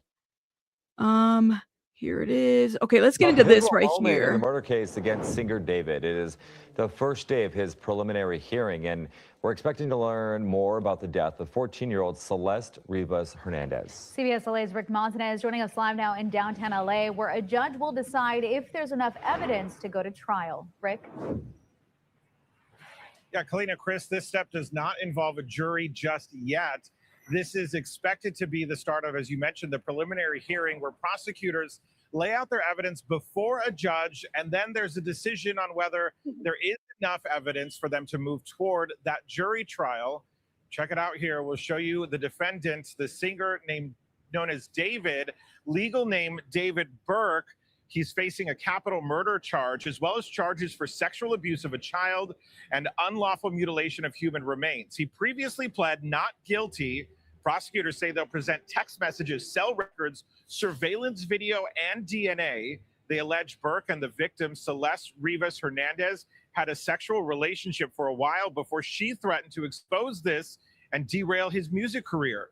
According to court documents, Burke arranged a ride share to bring the 14-year-old victim to his Hollywood Hills home in April last year, then fatally stabbed her. The allegations continue that he tried to cover his tracks, buying items under a fake name to dispose of her body, and even texting and calling her as if she were still alive. We spoke with criminal defense expert Lou Shapiro and former federal prosecutor Nima Rahmani to understand the expectations of this preliminary hearing. There's overwhelming evidence in this case. I can't see any world where the judge finds no probable cause. There is a lot of dots that one could connect. The preliminary hearing will serve to really connect them. So there are several possible outcomes if there is a conviction. That includes life without the possibility of parole, as well as the death penalty. But at this point, District Attorney Nathan Hochman has not announced Does anybody else know how to reach Flojo directly? death penalty in this specific case. So a lot of people still What do you waiting mean? to see about that. The preliminary Then hearing maybe we could ask him for the reporter's name. He could just ask somebody in person. Yeah, they have a directory, and I saw Ronan. I saw your message too. We're looking for the court reporter. It's a bunch of us looking. Lala, thank you for the message. I have the template and everything. What about It's Becky? literally the court reporter. You know what? But I know. But to get her attention now, ooh, let me text her. Yeah, because I thought you had a direct line. I would just ask her I to find the do. court reporter's name. She's got a Google Voice Okay. number. And I just don't know if Google Voice allows for texting. Let me see. Message. Hold up 1 second. Becky, can you ask for the court reporters? Because even if she doesn't get a name for the judge, I think, what is it? Did we say Department 5? We 105. are trying to get the transcripts. Man, it's a trip.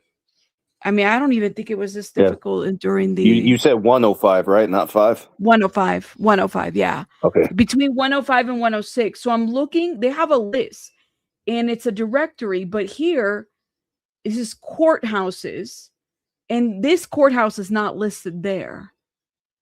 So court reporter directory, compiled court reporter directory as public service.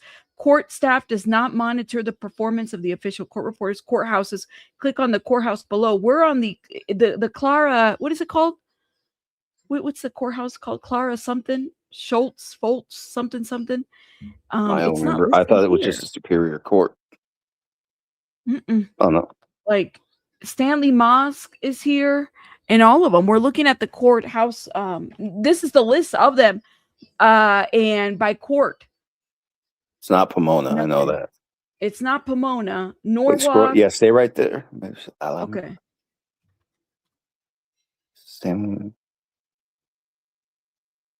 It might be West Covina. That looks like West Covina. West Covina. Yeah. Okay. Because they're not assigned. You know how? I mean, this is a big courthouse. But look at it. Am I going to put all these people's names in that list? No. I don't know. We got time, right? We do. We'll find out. But I'm trying to figure out, because it's literally requiring me to put here's the paperwork. Because court's never exactly on time, right? And we still, it's only 8:11 here, and we're waiting for 9:30 here. So we got court reporter's name. So hold up. Let me see the area. The courthouse is Court Clara Shortridge Center is serviced by what court reporters? I just texted her and see if we can get any idea what's going on. Official court reporters. Due to the ongoing court reporter shortage within the state system, the court also relies on pro tempore contract reporters, while private attorneys frequently hire private court reporting agencies for deposition and independent people. So official court reporters, LASC, these full-time court-employed reporters assigned to a specific department. Okay, but are they assigned to a judge? It doesn't sound like she's got her own assigned court reporter. Clara Shortridge Foltz. What was that? Foltz, Clara right? Shortridge Foltz. Right, and the list doesn't show that. Let me see. Hold up, I'm gonna go back to the list. Look at this.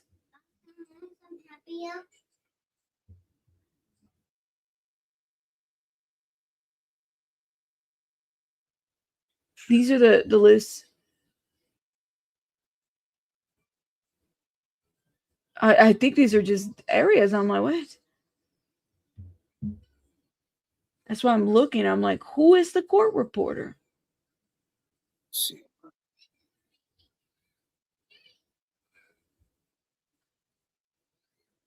Let me call the courthouse, y'all. I'm going to call them. I'm going to find out. Let's see, I know I found a number here. Give me 1 second. I might have to mute, guys. Clara. Is it Shortridge Foltz Courthouse? Olimendo court reporter.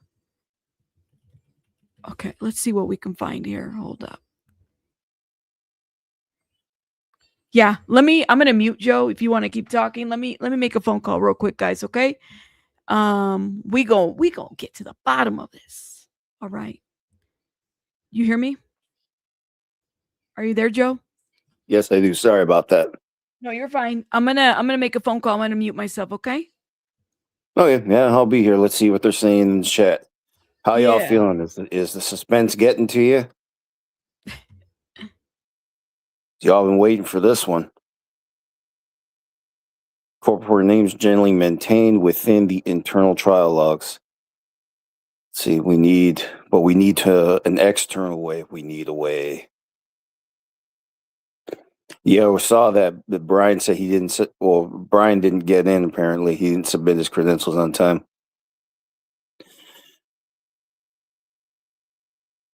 They don't post court reporters department.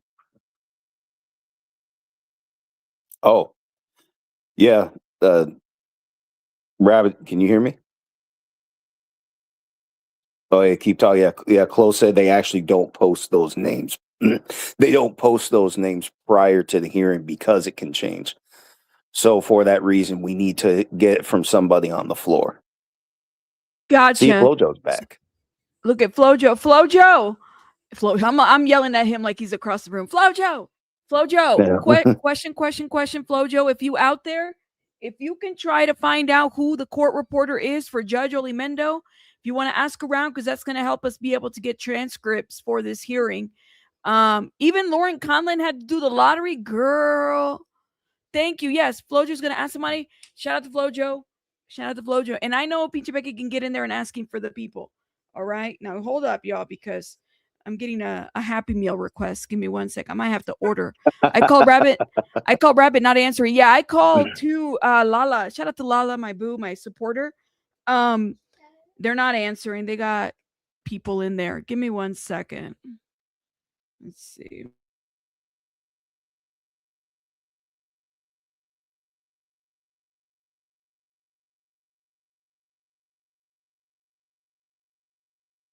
Sorry, guys. I'm not trying to stay silent, but let me go ahead and we're going to find some report while we waiting. I'll keep them talking. Downtown this morning as And I want you to play see what this. they're talking. Yeah, What are they keep going playing? in the chat. Yeah, let me see what they're talking about, because yeah, this is a big one. But again, people, we're not going to hear everything. Might not even hear from every witness. The government just has to justify basically the government just has to explain why this evidence ties to David. They don't have to put the whole case forward right now, but they need to be able to argue that this needs to move the trial in the interest of criminal justice. And it's not ridiculously hard. In fact, if you were to shoot somebody right now, even if you knew it was clear-cut self-defense, you're probably going to get arrested, probably going to get processed. You could be in this spot too. Doesn't mean you're guilty, but the judge would see that as evidence for a trial. And then they're going to leave it to the jury. Jury more likely say not guilty if you're telling the truth. But basically that's how it is. So even if you think you really didn't do it, it's a low standard. You can still go to trial anyway. So, and somebody like this, personally, I think he's going to be convicted just on the optics alone. Just for the fact that he's accused of just about every serious felony we have in the books. All charges haven't been filed. He's in a courthouse full of moms, and he's being accused of killing a 14-year-old. I just don't think he has a way out. And the worst thing about it, let's talk about the hypothetical future where he tries to appeal this. I don't see if he's convicted, I don't see any room for anything on appeal. It doesn't look like he has a way out. Like when you look at cases like what was his name, Adam Montgomery, and then you look at the recent cases that were overturned, like Leticia Stouch, and then with Alex Murdaugh. Those were things that shouldn't have happened. But the way this one is playing out so far, if you look at the government's evidence, what it's really coming down to is that 20-minute gap where the government says she would have passed away. So we don't know exactly when she passed away. We don't know exactly why they're saying she would have passed away in that small gap. But could also be why they didn't just get the warrant for his arrest or move to indict earlier, because maybe they. Oh, I'm sorry. Oh, cool. Let me stop. Becky got a spot? Like what do you mean she got a spot? Like she's in the courtroom? What you mean she got a spot? Mark got it. What do you mean? What do y'all mean? What do y'all mean? What do y'all mean? Like they're in the courtroom? Yeah. All our people got in? Oh, wow. Wow. Okay, that's good. Sorry, keep talking. But I didn't mean to interrupt you. That's I it. got distracted. Check the private Oh chat, no, please. we were looking for it. What was that? Check what? Check the private chat. I just messaged you. Yeah, Okay. so Baby Bunny's already yelling for a Happy Meal. We'll probably they don't do breakfast. It's not lunch yet, so I don't think they got Happy Meals quite yet, love. But yes. Yeah. Okay, can you hold up?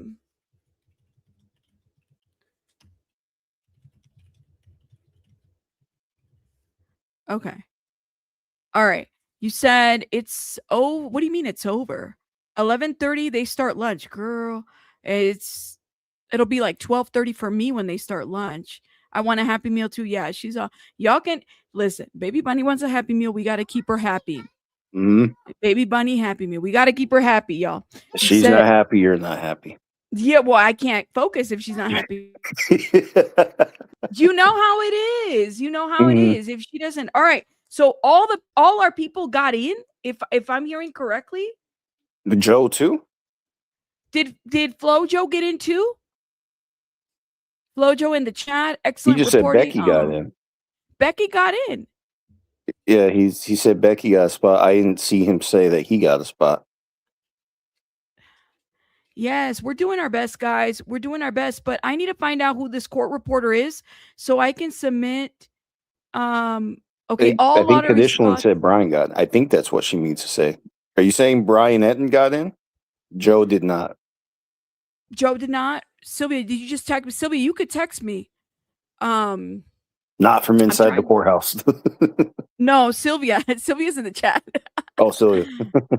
Yeah. I think you said Becky, sir. Hold up. No, you're right. Brian is in. Oh, gotcha. Okay. Sorry, y'all. I'm like getting distracted because this girl's asking me we're gonna order her a Happy Meal later. She's I don't like shout out to the people that do the Uber stuff, but y'all, I mean, clearly I'm gonna have to read your text, Rabbit. Okay, I'm reading, I'm coming. I even unsilenced my phone. Okay, cool. So it says, hey, they're saying that Pinche Becky and Brian, Pinche Becky got in, Brian got in, Pinche Becky got in, and Sloan got in. Enton, Lauren Conlon, Becky, Brian Mark Enton. got in. Mark got in. Yes, the Mark the Shark. Ooh, we got a good group, y'all. I feel we're good. Oh my God. We got a really good group in. Yeah, at least half of them we know. Cool. So everybody's gonna be taking good notes. Yes. Everybody got to take good notes. Yeah, we got good people in, guys. This is amazing. It's good. You know we're gonna get some good reporting. So yes, we got a good group. Amazing. Thank you. Thank you, Sylvia. My phone is forever on silent, which is horrible, right? Hold up. Oh, Becky says, I'm heading up. I got a ticket. I'll check off the elevator. Cool. If anyone can find the court reporter name so I can request transcript. Yes, honey, give me 1 second. Transcripts, please, and thank you. I will talk to him. Okay, honey, I will. She wants to order the food too. Yeah, girl, she's like, yeah, talk to him. Yeah. Anyways, it's still early. They don't have Happy Meals right now. We gotta wait. Okay, that is okay. Oh man, I can't believe it. I'm excited. I'm excited because we got a really good group. We're gonna get a variety of reporting. Poor Joe though, he had to file for a day off a month early. FloJo couldn't get in. FloJo's gonna hear the chisme outside. Well, maybe FloJo can get us. If they can't get us the court reporter, man, these transcripts are going to be yay. Okay, she just emailed me. I made it and I got a ticket. Shout out to Pinche Becky. She made it and she got a ticket. Oh my gosh. This is cool. I'm so excited. Y'all don't even know. I'm so excited because I feel like we're gonna get some really good reporting. Yeah, the Baby Bunny CEO is asking for a Happy Meal, but they're not open yet.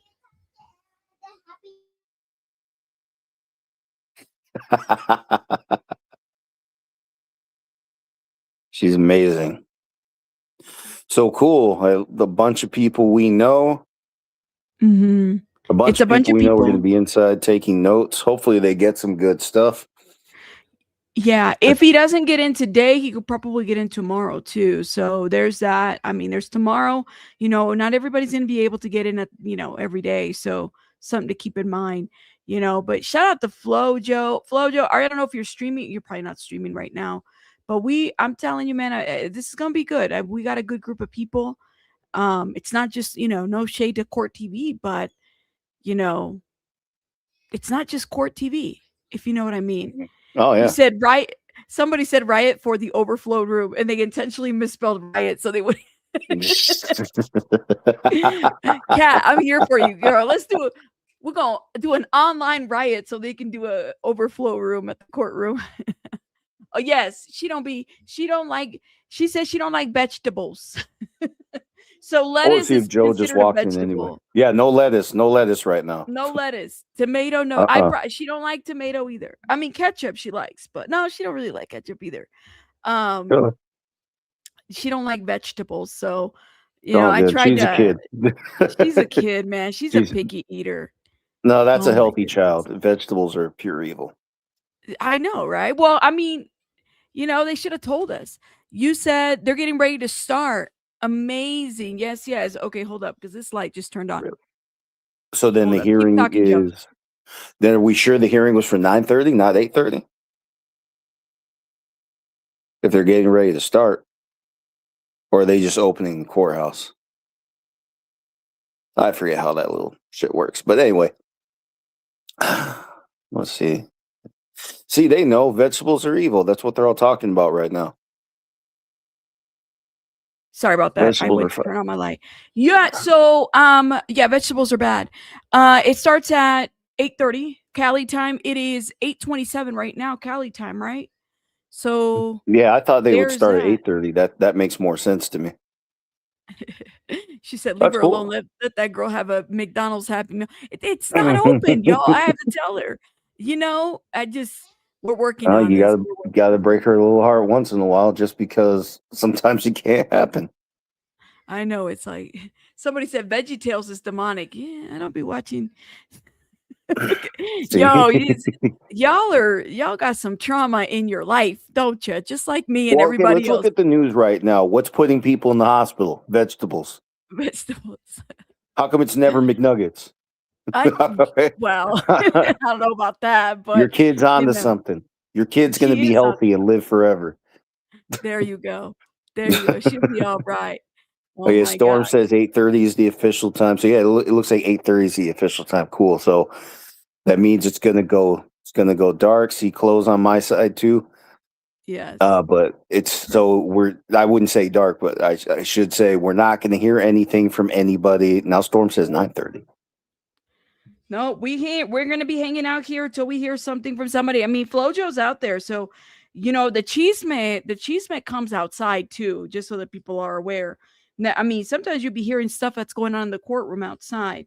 But I'm hoping that we can get the court reporters. As soon as we get the court reporter's name, I'm gonna put it in this document so that we can send it off and we could see how much. Oh, hold up. What did you say? Yeah, I don't want to put unknown. I want us to put the sister craft. I want us to put it's not letting me do an unknown. Let me show you guys. It's Wait, Joe was right here. We didn't ask him to ask. No, he's looking for it too. Okay. He's gonna ask for it too. Thank you, okay. thank you. Fitz says for lunch for Baby Bunny. Well, y'all can hit the cash up with the lunch. Oh, Flojo, not Flojo. I'm other Joe. No, give me a few minutes. I have to look for it. Yeah, I actually have to please. set it up. First of all, shout out. First Liberties Podcast is an up and coming content creator, and y'all know, you know, he has been breaking it down. He's got this plethora of knowledge. I mean, the man he just has it. Okay, so if you love his content, make sure you check him out. You subscribe. I'm trying to get him to get his Cash App going too, because like, you know, we're here. Nobody works for free. We have to be able to put everything together. You know what I mean? So I get it. But yeah, if y'all want, we're gonna do a Happy Meal order later. Yes, tell them we do the cheesemate. We need to know what the cheesemate is outside the courthouse, please and thank you. Red chat rabbit? What do you mean red chat? I promised to shout out people with the jewels and the gems. I just haven't been able to because I'm like trying to multitask here with trying to find out who the court reporter is and looking things up. Who's red? You said PI Mama Red T, chat red rabbit. chat rabbit. What do you mean red chat rabbit? I PI don't know what Mama that T, means. what do you mean? I don't know what that means. I'm looking to see what I comments think she stand out. meant read chat. Read chat rabbit? Maybe did she send a super? Yeah, maybe. He said, we in Rabbit's overflow room. Y'all are in my overflow room. That's a good way to put it. Oh, accident. Gotcha. Can you put the court reporter for case number and date right there? It's here's the deal. It says right here, and I can't scroll up because it's got all my, private identifying information, but case name, number, Mail the money. courthouse, department, and court reporter's name. I need the court reporter's name. That's what we need for the day. That's what we need. Thank you, Penelope. Yes, happy meal. Happy meal fun. Thank you, y'all. You said maybe she meant read the chat. It was an accident. I think that's what she said. You said Rabbit. I texted Flojo. Okay, yeah. Hopefully we can get the court reporter's name because guys, honestly, once we get the court reporter's name, we'll be able. I don't want to waste these people's time. Right? They're busy, so they'll let us know what this cost is. I have a feeling this might be. I got the case number already. Thank you, love. I'm thinking for something like this. I don't know. It depends how it's how fast you want it. If we get same day service, yeah, you're looking at about for 3 days. It's going to be about a good $900 or $800 for 3 days. If it's expedited, this is how court transcripts are very costly, guys. Mark Shark says no phone. Yeah, I figure there's not going to be any phone. Oh no! Do not take your phone. Do not take a smartwatch. They're looking. Don't do anything funny. Just pen and paper. If they say pencil and paper, pencil and paper. Just do what they say. Yeah, I would just take pen and paper. You said, well, let's start with day one. Yeah, day one. That's what it is. The cost is based on how fast you want it and how many pages is in there, and so that's how it's total. We did for the Diddy trial, we had that, but we also had there was another case that we were looking at court transcripts for. So yeah, court transcripts are very costly. They're not cheap. And you would think that they would have and thank you, Penelope. You would think that they would have, like, I don't know, for the people that can't make it, give the court transcripts for free. I don't know. You know what I mean? Like, if we're only going to get 10 people in a courtroom, then at the very least, the people that can't get in should get the transcripts for free. Wait, Flojo got in too? Huh? It was insane. Honestly. I thought he just said he didn't. Yeah, I thought he said he didn't. Yeah, go charge your phones, Joe. Go do your thing. The other Joe. I'll be right there. Yeah. Do your thing. You're gonna have to use we're gonna need a picture for your avatar instead of a J. We need something that's like, I don't know, of I'll your work on that. personality. Yeah, and I can make you a quick one too if you need one. We'll put one in there for you. We have AI do it. Yeah, Mark got in. We heard that. How long is the preliminary? It's gonna be an all-day thing. It's going to be there's going to be things that the transcripts are going to get that some people won't get, right? And I'm imagining a hearing like this, because of the shocking nature of everything, there's going to be a lot of things that we're going to hear that we won't be able to get. Thank you. Thank you, Lala. I appreciate you. Thank you, love. I had to pop off for a while, just back in. No worries. Flojo, we're waiting. So anyways, we're just waiting for a court report. Let me go ahead and play this while we wait and get a court reporter's name, okay? Singer David Burke returns to court in the murder case of 14-year-old Celeste Rivas Hernandez. As we have been reporting all morning, he's accused of killing the teenage girl whose dismembered body was found in the trunk of his car last year. Prosecutors alleged the two had a romantic relationship that she had threatened to reveal. Burke has pleaded not guilty. Here to talk about some of the details on this case is TMZ executive producer Charles Latsaboudier. Charles, thank you for being here this morning. Hey, Charles. Wait. Yeah, good morning, Bob and Jen. How you doing? Good, good. Let me stop. I can never say this. First of all, the TMZ guy, I don't know about you guys. I can never say his name. Charles Latsaboudier. Is that how Latsaboudier? Latsaboudier. Hold up. I want to make sure because she said it very perfectly. I can't say it. Hold on. His last name is Latsaboudier. Are you shitting me? No, it's like French or something. Hold up. Let me hear how she says it. I don't care what it is. You have to. We're saying it like that from now on. Latsaboudier? No, but it might be. There might be like some history, and I'm trying to be respectful because you know how the people, people get really feeling their some type of way. Yeah, it's like Latsaboudier or something. This guy you should spell it like it's. Yeah, they should spell it how it sounds. Okay, that's not our fault. Yeah, but that's not how it sounds. Let me see how she says it. Morning. Hey, Charles.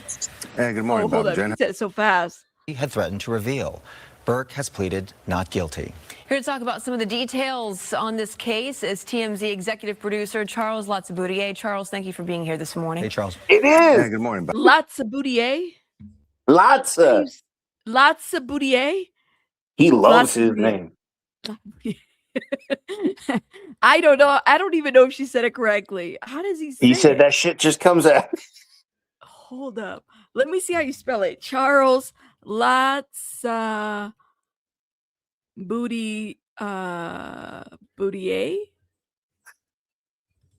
It's cool. No, man. I can't even spell it correctly. Oh, okay. Let me hit play on this, okay? Jen, how you doing? Good, good. So TMZ, you guys have been all over this story since David's Tesla was found back in September of last year. Have you heard anything new leading up to today's preliminary hearing? Joe, is that you laughing? Like you're cackling in the background. She said it so fast. I don't know. Is that how you say it? Because I told you I can't. He's not correcting her. He's not correcting her. It's a lot of, and there might be like a historical, so I'm trying to be careful, but she said it fast. I don't know how the hell they say it. Anyways, let me hit play. Yeah, this is going to be a very big day for prosecutors because, they have laid out the details, a lot of the details that they say they have at this point. But now for this preliminary hearing, they've got to produce witnesses and evidence to convince the judge to go forward and have David stand trial for Celeste's murder. One of the first things to look for today when David arrives in court is whether or not he's in handcuffs. Hold up. Just so people are aware, Lala, thank you first of all, thank you, Lala, so much for this generous super cash app. But I want to shout you out. Thank you, Lala. And Teresa, thank you, Teresa. Thank you, guys. Don't send me money for transcript quite yet. I'm gonna pin it. Okay. If I don't get transcripts for whatever reason, I'm gonna do my best. Y'all know I be doing my best. I make phone calls. If I know people, I'm gonna pull people and make it happen. Right. But just hold off until I tell you guys if we got a transcript thing going on, you guys will be the first to know. And then those transcripts will be available. I'll put the signature in there and then kind of like how we did it before.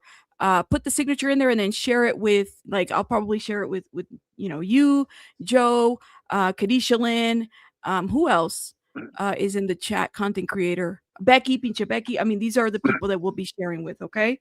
Chloe, are you still in the chat? I don't know. Is Flojo in there? My tinkle tits. Oh my God. Sorry, I didn't mean to say that out loud. But hey, shout out to my tinkle tits. It's my OG, beautiful, wonderful mod, Tinkle Tits. Shout out to Tinkle Tits, guys. Make sure you guys are dropping some hearts for Tinkle Tits, member for 41 months. Oh my God, my boo Tinkle Tits. And Chico's in the chat too. Shout out to my mods, y'all. I haven't seen you guys in a minute. No, Latsaboudier is the It is how you say that. That's how you pronounce his name. Okay.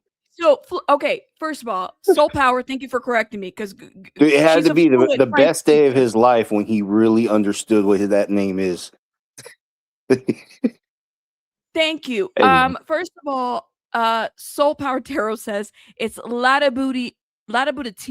So did she pronounce it wrong? Tier? Is it La Well, Laudable Close showed up. Tier? Yeah, look at Clo's last comment. Okay, hold up. Laudable DA. Oh, in the pronunciation, but by first, Laudable DA.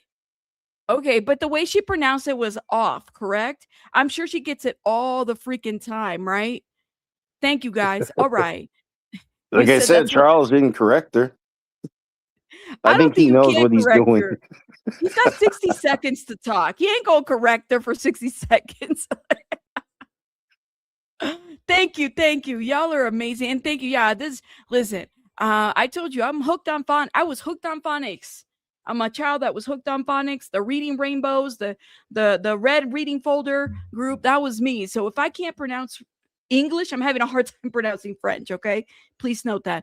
Pika, member for 40 months. Shout out to my wonderful OG members. Thank you, Pika. Mona, member for 21 months. Sorry, I gotta shout out some people. I'm so behind. I promise I'm gonna shout out everybody that has supported the channel today. I promise y'all, I am not forgotten. I just I'm waiting. I'm trying to get ahead of other things as well. Okay, so thank you, Lala. Again, we're gonna be ordering that Happy Meal later. We will be ordering the Happy Meal. All right. I needed my gavel. Yeah. Okay. All right. Let me keep going. You have your gavel with you? I got my gavel. I got my 2 gavels with me. I have 2 gavels.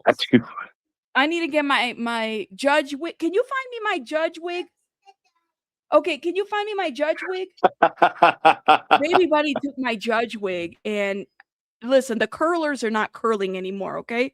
Let me go ahead and hit play on this. Okay. Attorney Blair Burke had filed a motion yesterday requesting that he not have handcuffs on. Obviously, she thinks it's not. It said in the motion she does not feel it's necessary.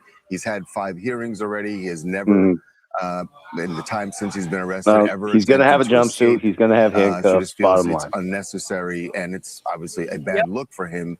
The judge has not ruled on that yet, so that's probably something the judge. You said he's gonna have a jumpsuit. He can't wear. Yeah, he didn't want to wear one, right? So since the jury isn't present, he doesn't get to. They don't fix him up to look his best. They don't do that yet. He's got, like I said, he's gonna have the handcuffs. He's gonna have the jumpsuit for this hearing. Sorry, tough shit, but we're not the ones with the body in our trunks. Just remember that. Yeah, no, it's true. And you're one to say, like, you're very much in support of, constitutional and making sure nothing is violated, right? But the jumpsuit, you are okay with him wearing a jumpsuit. You feel like this is fine. Well, personally, I agree. If everybody's going to be watching, he actually should be able to. He actually should be able to dress up if everybody's going to be looking at him. Personally, I think so, but that's not what the court said. Court made that ruling for the trial. So because this is still before the trial, this is a hearing that's just for felony cases. He doesn't get to do that. Now, like I said, personally, I agree he should, but yeah, that's not what our Supreme Court said. So that's why they don't do that. Yeah, I mean, fair trial is still a fair trial, guys, and whether you like it or not, I mean, this, he still needs a fair trial, whether we like it or not, because we don't want to see this appeal later on. That's waste of money, resources, and stuff like that, right? That's true. That was a point I was talking about earlier, and I didn't even finish it. I was explaining why, even if he does appeal, he's probably going to appeal. Everybody appeals, and especially if he were supposed to be executed, his appeal would be filed automatically. So one way or another, I think he's going to appeal, and there's a good chance his lawyer told him this is rough, anticipate an appeal, right? But like the lawyer wants to tell you, I'm probably going to get you go home, but ethically can't make any promises. But realistically, he should anticipate the appeal. Any good legal strategy means anticipating the appeal. And like I said, that narrow 20-minute window, if the jury buys it, he will never get out. Because appeals are not based on whether or not you personally think the jury was fair. It's not for those personal arguments. You'll get to look at how the trial played out, and you don't get to beg the judge that Anybody else would have gotten it right. There's no way this jury could have gotten it right like that. It's not that simple. The appellate court, first off, they look at the evidence in the light that is most favorable to that guilty verdict, and then they ask themselves if anything is missing. And if something's missing, then they would say a reasonable jury could not have actually found this man guilty. Now, they don't actually need that moment of death on camera. And cameras, remember, people have been convicted way before cameras existed, before audio, for any video. Okay, so, and it's still the same way today. We don't need any of that to get anybody convicted. There could have been some kind of witness in some way, shape, or form. Point is, what the court is going to look at is whether or not the jury had enough facts to say guilty or not guilty in a fair and impartial way. And as soon as they agree that, yeah, the jury had enough facts, they might not even listen to his appeal. They might just shoot it down and say, no, you got nothing. So he's not going to get out. Like, that's why I say I think he's going to be convicted based on the optics alone. And if you look at appeals, fewer than 10% of appeals are ever successful to begin with. And of that 10%, most of them are just lighter sentences. Even fewer are mistrials. Like what we saw, like I said, with Leticia, Alex Murdaugh, and then Adam Montgomery, that's actually rare. That's more so on the rare side. Oh my He's probably not going to. What's up? No. In Close says, important to stress, appellate courts don't re-review the facts and make a determination. They just go to see if there were any mistakes of the law. They can't reconsider the evidence. Yeah, in other words, the appellate court, the appeal is not a second chance. It's not a second trial. It's a review of the objections that were made during a trial. So any objections that were not made in pretrial or trial don't get considered on the direct appeal. So the lawyer's gonna fight. I don't know if Blair's really gonna duck out. We can't really know. We don't know how much money this guy has. She'll stay as long as he has money. And like I said, if that's him on camera with Celeste, he really doesn't have anything better to do but to plead out. Or just to plead guilty. He might as well just shorten the trial, plead guilty. So we just bypass all that. Now for the first degree charge, like I said, that 20-minute gap seems to be the government's. Even the government may have doubts about whether or not a jury will buy that. Like I said, they could have moved in on him a long time ago if they had something stronger. So maybe they really, especially if they had it on video. I don't think they have that on video. They would have moved in a long time ago. All right. So anyway, like I said, the appeals are unfair. There's no presumption of innocence on an appeal. So once you're convicted, you're fighting uphill. Let me shout out. First of all, I will be shouting out some people here in a little bit, but shout out to Tinkle Tits. Tinkle Tits gifted like 20 memberships. Shout out to our boo Tinkle Tits. Tinkle, I keep thinking of Luigi Booty Lover. Because that's his name on Discord. Shout out to Tinkle Tits. Okay, Tinkle Tits, I know you're here and I love you so much, but just so you know, we might be moving on to at some point maybe covering the Mangione case at some point. So you might want to. I know you taking a long. Shout out to everybody that takes long social media breaks, but Tinkle Tits, just to give you a heads up, and shout out to my Tinkle Tits. He messaged me last night and I said I gotta get to bed, but I couldn't even sleep last night thinking about this hearing and stuff like that. Hold up, let me see if I can get. Come on, there you go. Put some hearts in the chat. 20 memberships. Thank you. Is she gonna jump in and join you? Who?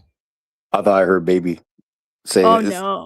Okay. She's singing. She's waiting for her. We can't order the Happy Meal's not. I gotta wait till like 10:30 because that's when it's breakfast. It's not 10:30 yet.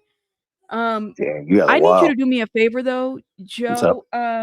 I got to keep up with my water. I can't get behind because I ain't trying to drink this much water, at like 12 when I should have been drinking more, right? So remind me every hour, hey, take a chug of water or something. I'm going to be going to the bathroom a lot. I've been doing pretty good on the water drink. I'm even feeling it in my face. I feel like my face is a little bit more clearer. I'm sleeping a little bit better. So yes. Oh, okay. Back to the conversation. So Chloe says new evidence is more so for post-conviction relief. Yeah, Last chance habeas. efforts. Habeas? Yeah, Last the chance habeas efforts. challenge. Yeah. So Gotcha. yeah, a habeas appeal is different from the direct appeal.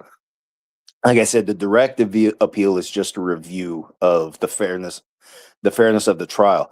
They don't dispute the facts. They don't fight anybody on whether or not the facts, they don't fight anybody on what the facts mean necessarily. They don't fight. They don't. Sorry, I gotta wake up too. The appellate court is not going to dispute matters of facts. They're going to look at whether or not the judge admitted the facts lawfully. Everything within the letter of the law, the rules. Okay. So if the evidence was admitted within the rules, even if the evidence sometimes, and it can happen, even if the evidence isn't, it's not like it overwhelmingly shows your guilt, but there are enough facts for a jury to decide guilty or not guilty. So you could be convicted, even if you know you didn't do it, but but the facts are there. If the jury says guilty, a lot of times that could just be the end of it. And especially in this case, and that's also what I was talking about a moment ago, fewer than 10% of any appeal is ever even successful. And it's even worse when you're accused of everything this guy is being accused of. Statistically, he just doesn't have a way out. Unless there's some kind of a fundamental error, a constitutional error, I don't see how he gets out at this point. He's got nothing. And What do you like she make said, of the? Go ahead. I'm sorry. well, like Chloe said, you're not going to see new evidence, and even if what new evidence really could there be, unless somebody wants to take the fall for him. But then, well, I don't know how he's going to figure that out. Once this is done, his lawyer's probably not even going to talk to him anymore. I don't know how much money he has. She's going to stay until he's out of money. I don't think she's going to dip by the trial like Bruce Rivers said, but she is going to stick around until he runs out of money. And this Tell obviously me, isn't like a Sean Combs case, What's up? no. What do you think this is costing him to have representation? I mean, and this is just one Oh, it's lawyer. millions. Yeah, it's Sean Diddy good. Combs had like 9 lawyers total on deck. They were Yeah, I don't working even on the know. appeal while he was facing the RICO, while the trial was ongoing, if you remember. No, I don't even. I don't even know. It's like Bruce Rivers said, he charges $100,000 for homicides. So that's just a start. Lord. And like I said, that's just a start. This has to go on, and then somebody's going to handle your appeal. That's even more. So who knows how much money he's put down since then? I don't know. But this shit's expensive. Like, even look at Karen Reed. She didn't do any of this shit, and she's still in the hole. I think she's well over $1 million at this point. Well over $1 million the first time I heard the report. Oh my gosh. You said what Bruce Rivers charges well over 100,000. I mean, how much is your life worth, right? Right. How much I is guess. your life worth? And and also, as much as people hear bad stuff about public defenders, the whole thing is they have to take every case that comes before them. So they may not research yours as well as they could. So that's why it is different when you have a team that's dedicated to your case. It is a different level of defense, a different level of research that goes into it. I mean, that's what I was saying. If you guys saw Diddy, I mean, but that's a federal case. Diddy had Agnifilo was like the lead. Then you had Brian Steele, and then you had Nicole Westmoreland, right? All of these top-notch lawyers. I mean, they were all working simultaneously. The quiet one was it Alexander? I forgot her last name. Shapiro. She was the one that was. She wasn't the one questioning. She was the one that was already working on the appeal while all of this was happening. I mean, he had money pays, man, but the money that Diddy had or has is nothing compared to what a D4vd has. That's the reality of it. I mean, you're talking about somebody who, was in the industry years ago before this, trial happened, right? Yeah, So, and yes. well, plus they are very different cases. This isn't as much as people like to think so. That no matter how much money you got, when the evidence is good, there really is no buying your way out of it. It's just not the way it works. As as people start talking on the witness stand, and the more the court record adds up against you or your client, with it, from whatever perspective you're thinking from, there's just nothing money can do. These rules are designed to dissect the incident that happened, and they are designed to get to the truth of it. And once we have the truth that you took a 14-year-old girl's life, there's no money can save him. No money can save him here, and it's going to be even harder on appeal. So that's why, and like I said, he's going to get convicted just from the optics alone. Juries get emotionally invested in cases like this, and he's in a room full of moms. Yeah. You see what I mean? He's got no way out of it. And like I said, I think he's probably, well, no, I wouldn't say he's better off pleading guilty. Because if he does it's saving everybody the money if he's guilty, right? Like, but he's saying not guilty and everything. Chloe says public defenders are generally way more practiced than private defenders. Just saying, I love public defenders. I really do. I've worked with some really great ones. And for me, it's like, if I needed a defender, I probably would hire somebody who's done public defense work in their background. Public defenders are legitimate. It's just that they get overwhelmed. It's not like they're bad lawyers. Like Corey Richins had public defenders, and people were laughing at them and stuff like that. They actually didn't do it. They weren't bad lawyers. They were actually really good. It's just they had a client that's really hard to defend. Yes. Now, whether or not she was guilty, she did a bunch of stuff after the accusations that guilty people shouldn't do. Like writing to witnesses, for example. The walk the dog letter, if you never read that. The government framed that as an attempt to manipulate a witness from inside jail. So, yeah, she did so many things that just an innocent person should not do, or nobody should do, right? So it was just an uphill fight for them. It's not that they were bad lawyers. They actually did a really good job cross-examining some witnesses. The whole thing is, I think she was just destined to lose. Yeah. That's not on them. Yeah, public defenders ain't chumps, for sure. Well, I've known of prosecutors that become public defenders, or even like they go from prosecute. And I always find that like versatility very interesting, because it's like, well, they're on one side, but then suddenly something happens where they flip over to the other and they start kind of going for the other side, which I think is great. I mean, like I said, you want to be able to, they get too many cases. But anyways, I know that we kind of went into this rabbit hole. I am going to be, just so the people in the chat know, I'm going to be dropping the link maybe in about, because we're just waiting, guys. We're waiting to get an update. We're waiting to hear. Yeah, we're in 30 minutes. Well, yeah, 30 minutes until 9:30. Yes, because if it was supposed to start at 9:30, yeah, we have about 30 minutes I'm left. looking at my time, y'all. It is, I forget, it's 8:58. Yeah. You're right. Or no, wait, no. Storm said 8:30 mine. Okay, so actually, no, I read her wrong. She said 9:30 later, but she was saying that for you. So yeah, they're already in there. They're already in there, right? Yeah, so it's 8:58. They're going to have at some point a lunch break. We're going to be live streaming. We're going to stay live all 8 hours today, okay? Just so people are aware. But while we're doing that, I am going to drop the link for people that want to come up and, give me your thoughts on the D4vd, because Joe's up here, I'm up here. Y'all can say your piece and your thoughts about this. I mean, it was a very interesting conversation. Was it 2 weeks ago that we had when we were talking about Asia Collins? And that, I don't know if you saw that new video that Kadisha Lynn dropped on that as well. So we're going to be here, because we're going to be hearing everything. I actually did catch it on Joe's stream last night. Did you? What did you think? Unfortunately, I was half asleep. That's not a shot at her. I love her videos, but I was messed up. I was tired. You were tired. I got you, man. I got you. Like Abram is in the chat. Shout out to our boo Abram as well.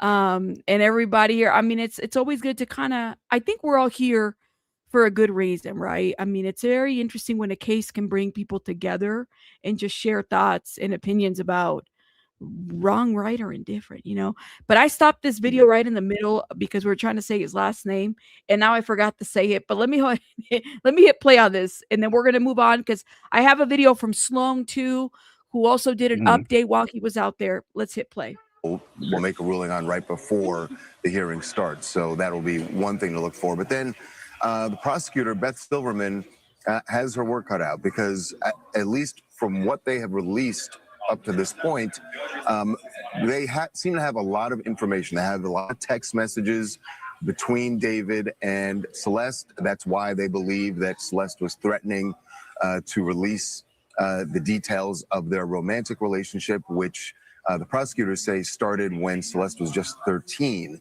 Obviously, at the time of her death in April last year, David was about to release an album, and so he was in the middle of promotion, and the prosecutors believe that that's why he killed her. The evidence that they laid out, though, has everything leading up to Celeste arriving at his house. They say that David ordered an Uber to bring her to his home on April 23rd, and that she entered the home. And the way prosecutors lay it out is that he was lying in wait and that he murdered her almost immediately after she entered The lying in wait. And then also another thing that SF pointed out, are we going to find out about this? Something he said that stood out to me as well. Hold up. Let me see if I can find SF, because he said something I think is a very important point. I mean, shout out to SF, who's also out there. I'm going to text him and see if he wants to come up later.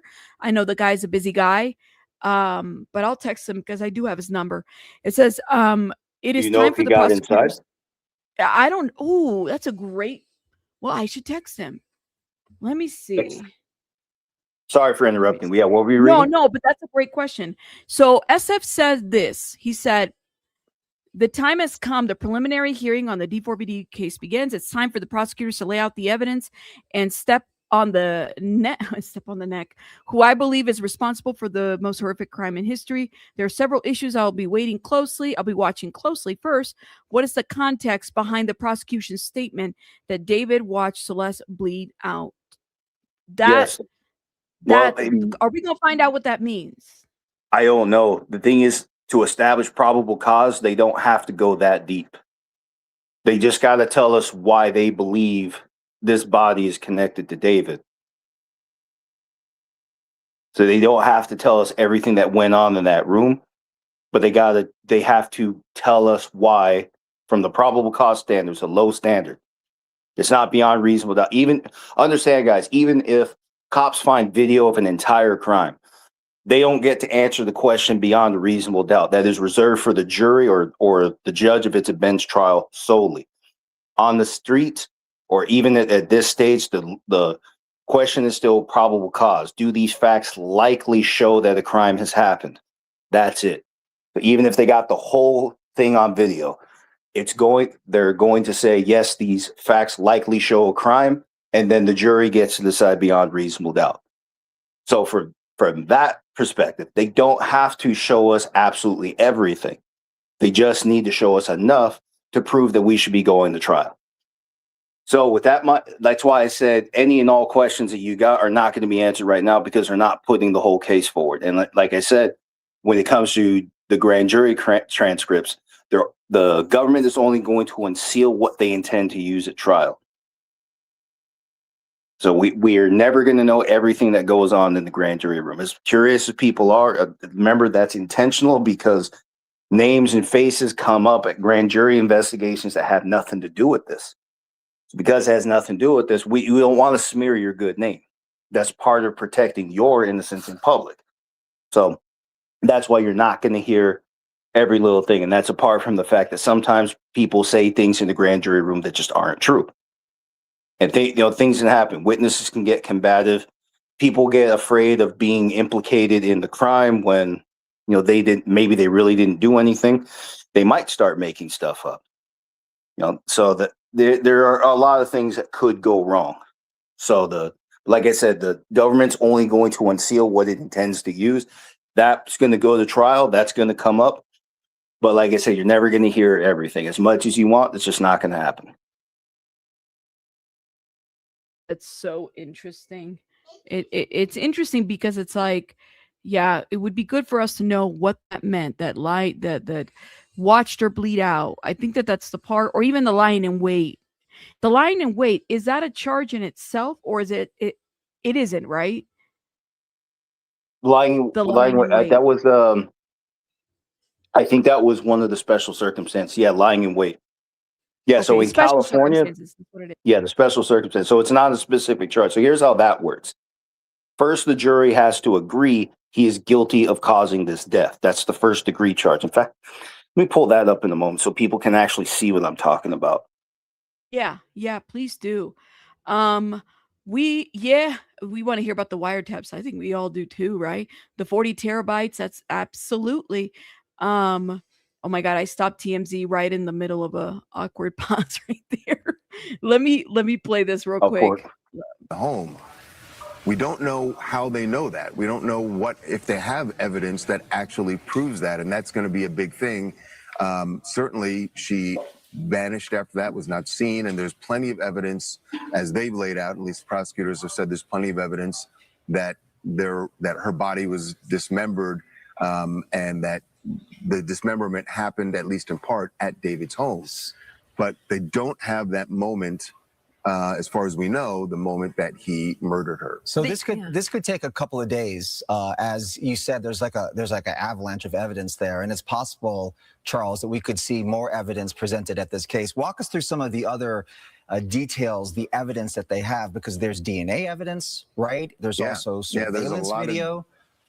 A lot of DNA evidence that show, in particular at his home, there is basically like a kiddie pool that had been purchased. They have all these Amazon purchases of the kiddie pool. They have an Amazon purchase of also, not an Amazon, it was a hardware store where he bought a shovel. There were burn boxes that were purchased. So all of these things, and that pool, there were bits of it, according to the medical examiner, there were bits of it included in the body parts that were found in David's Tesla. So they believe what happened is that he dismembered her and put the remains in this kiddie pool in his garage to prevent the blood from getting all over the garage. But they found evidence of that in... I'm having a hard time believing that they didn't get any, like he didn't get any blood in the garage one way or another. Altered Scribbles, first of all, shout out to you, love. Don't think that, y'all, listen, times are tough. Y'all don't need to do that. But I hit the like button and hype. That's the best way to support.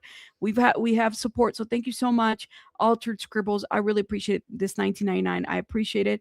But please, please, please don't feel like y'all gotta, like, I love y'all. Y'all are amazing. But hitting the like button is also helpful too. Thank you so much. And I promise I'm going to shout out some more people. Like, look, Ms. Dizzle over here with the Happy Meal Fund, as well as Altered Scribbles. Thank you. Thank you. Yes, honey. Happy Meal. They start Happy Meals in 20 minutes. Okay. Yes. We're waiting for the Happy Meal. All the people that have sent the I hope for your sake that's true. It is. It's in, like, I think they stopped serving breakfast at 10. It's 10:30. It's 10:08 in my area. So they stopped serving breakfast. What is it at 10:30? So hopefully we'll get that in there. Thank you guys. Thank you guys. I promise y'all I'm going to shout everybody out. Tinkle Tits, Luigi is still my husband. Shout out to Tinkle Tits. Luigi's still the zaddy. Hey, I'll be back in a few minutes. Something came up, but I'm still here. Do your thing. Do your thing. Yeah. So I just don't want people to, let's see. I don't want people to think that, like, I appreciate it, guys. Thank you so much. And if we're able to get if we are able to figure out how much these transcripts cost, I will let you guys know. We'll figure it out. We got to figure something out though. So we can get the information out there. We're not at the court hearing. While we wait though for not for Flo. I keep saying Flo. I'm sorry, for the other Joe. My bad. Shout out to our First Liberties podcast. But Flojo, I don't know if he's out there in the line too. Shout out to him. Look at this, guys. So I saw this and I was laughing hilariously. Look at this. And you take, you're under arrest. No, Matrix got me. The Matrix, shut up. What the hell are you wearing? Man, look at that shirt, doesn't even fit him. Look at my shoes, man. Look at the Ellen DeGeneres shoes. Go a little lower. I got a gun. Ah, that's your dick, man. Yeah, touch his dick. Hey, you know what they're gonna do to you dressed like that in jail? Can you explain to me? Look at this shirt, doesn't even fit you. I ate too much. Top G my ass, you're gonna be a bottom bitch for you. Oh my god, let me stop. Let me stop. Sorry, I saw that and I was like, oh my god, this is hilarious. Hold up. Let me jump over here to look how cute Sloan looks in a suit. Let's play this. Oh. Side of the courthouse for the David preliminary hearing today. for the David case, David Burke, D4vd. You guys may remember he killed Celeste Rivas, and today we have the preliminary hearing, which is when prosecutors come together and they present a bunch of evidence, maybe even evidence we haven't seen yet, to the judge, so the judge can decide if this can go to trial. So we don't have a jury or anything today. Actually, when it comes to his charges, I like to think of it in like 3 different buckets. We've got the before, the during, and the after. He's being charged for before his inappropriate relationship with a teenager and collecting that inappropriate content of her. He's got the during, the killing, him, you know, luring her to his Hollywood Hills home and unaliving her. And then we've got the after, which is the mutilation and things like that. So these are the 3 main charges that the judge is going to be hearing today, and it's not guaranteed that I'll be getting in. There's a lottery system, so we will have to see if I make it in. Please manifest I get in there, because I really want to look at him straight in the eyes. So it looks like I am the first one outside of the court. I don't know what time he went there, but clearly it wasn't that hot because he doesn't look too sweaty in there. I know you said, wow, I've never seen Sloan with so much. Sloan is so cute. Made in Media Worldwide, thank you so much for this super chat. I appreciate everybody. I promise y'all I will be shouting everybody out, because there's a lot of people that send me some jewels and gems. I think they're called gems. Thank you. And Lala just gifted 10 memberships. Thank you, love. Shout out to Lala. Thank you, our supporter Lala. I want to go for the trial depending on how the lottery goes. Well, it sounds like, I mean, a lot of people got in, right? So Rabbit Hole got YouTubers inside the courthouse. Maybe you can collaborate. Yeah, we got people out there. Some of our people are there. We're trying to figure out who. Okay, honey. We're trying to, maybe during the break, we're going to try to figure out who the court reporter is so that we can order these transcripts, guys. So we'll figure this out, okay? We will figure it out. You know, I don't guarantee everything, but we're going to try to figure out as much as we can, okay? Sloan doesn't say allegedly charged or nothing. Nope. Shout out to Sloan. Sloan looks very cute, though. But what did he say about, he said something at the very end that I missed it. Courthouse for the David preliminary hearing today for the David case, David Burke, D4vd. You guys may remember he killed Celeste Rivas, and today we have the preliminary hearing, which is when prosecutors come together and they present a bunch of evidence, maybe even evidence we haven't seen yet, to the judge, so the judge can decide if this can go to trial. So we don't have a jury or anything today. Actually, when it comes to his charges, I like to think of it in like 3 different buckets. We've got the before, the during, and the after. He's being charged for before his inappropriate relationship with a teenager and collecting that inappropriate content of her. He's got the during, the killing, him, you know, luring her to his Hollywood Hills home and unaliving her. And then we've got the after, which is the mutilation and things like that. So these are the 3 main charges that the judge is going to be hearing today, and it's not guaranteed that I'll be getting in. There's a lottery system, so we will have to see if I make it in. Please manifest I get in there, because I really want to look at him straight in the eyes. Oh, he said, I want to look at him straight in the eyes. Manifest. Hey, Joe, are you back? Oh, he got quiet. Yes, I am. Okay. Can you take over real quick while I run and get something from the fridge? Are you cool with that? Oh, shit. Yes, I can. Absolutely. Right, Let's see up what to you. they got said, going shit, on. so in let the me chat. know. No, I'm good with crowds. Let's see what they got. What are you guys saying? What do you guys think? Is the anticipation getting you? What do you think we learned new? Like I said, the cop's going to give us some new details. You might remember his warrant was actually unsealed a long time ago. It was the officer that first opened the trunk. He said something about the presence of insects, for example. Then he'll open the trunk. We're probably going to hear even more gruesome detail about that. We're probably not going to hear something you didn't know. We're probably going to hear it in more gruesome, sharper detail.